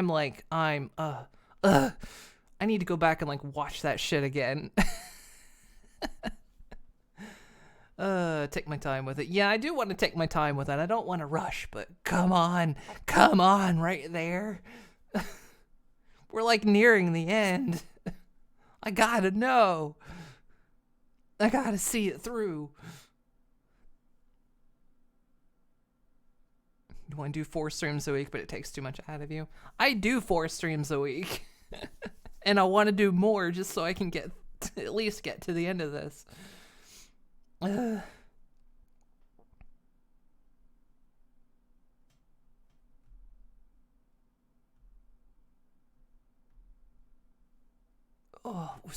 Oh gosh, it was so crazy. Ugh. I don't know what I expected, but goodness me. It's kind of fun though. I sat and thought about many things, and certain things kind of came true. I'm not gonna say spoilers in case Awakaloon is still in the chat. Some of the things we kind of posited did come true, but then there were other things that were like, I didn't see that coming. So yeah, holy crap. Oh, goodness me. Man, I'm like, oh god, no, I'm too wired to go to bed. I'm too wired now. Okay. I'm gonna head off. Marshmallow the horse is on, so we're gonna give them a raid because I almost never get to raid them. There also looks like they're not co-streaming, but co-oping with Party. Yeah, so I'll set up the raid for them. Chat with you on Discord about it. Yeah, I can do that. Ouch, why? Great seeing the gears turning all the right ways. I know, it's like when you're starting, because this is the kind of story shit I really love. Like when I write stories, this is the kind of shit I pull. Like all these like little breadcrumbs leading up to like some major revelation, and like all these kind of twists and turns. I live for it. This is the kind of stuff I do. Even when I'm like writing a small story and I'm like, okay, I'm gonna keep it simple. I'm not going to plan anything big. It eventually turns into something big and does stuff like this. That's basically how my RP story eventually ended. It was that. It was not intended to ever go big, and it eventually came to this big, like, super massive twisting storyline. Ugh. If you want to knock her out, you gotta do it with gusto. On par with the Yakuza games. Yeah, the Yakuza games are always great as well. Oh god, here it comes. Ow. Why are the apples so tiny? These are very small apples. Why are the apples so small? Those were very small apples. Why were they so small? Huh, I'm gonna have to look into that. Those are very tiny apples. They aren't supposed to be that small. Something's gone wacky. They are going super fast as well. I'm going to figure that out. Okay, anyway. Let me set up this raid. Oh, goodness me, guys. Thank you again so much for the raid, Jackalope, and thank you everyone else for coming to join me tonight. I very much appreciate it. This stream went on for 9.5 hours. I just couldn't stop playing it. Oh god, I'm gonna try to figure out. Maybe, I don't know. I got stuff I need to do. I got stuff I need to do this weekend, but it's like, All right, guys. Again, thank you so much for hanging out with me. This is great. I'm loving this. But I gotta go to bed. I gotta sleep. I'm gonna have breakfast, then go to bed, because it's 8 in the morning. But yeah, maybe I'll swing an extra stream this weekend or week. I don't know. Like I say, I won't be here on Thursday. Thursday I'm away. Conanigans is still gonna be on Friday. I'll try to maybe sneak a spook game in sometime this week. I'm not sure. We might play more Devour. I don't know. I'll have to see. But, what a night. Alright, guys. Thank you so much again for joining me. You all have a great weekend. And yeah, have a great weekend, and I will see you all. I'll see you all next time. Good night, everyone. Good night, good night, good night, good night, good night.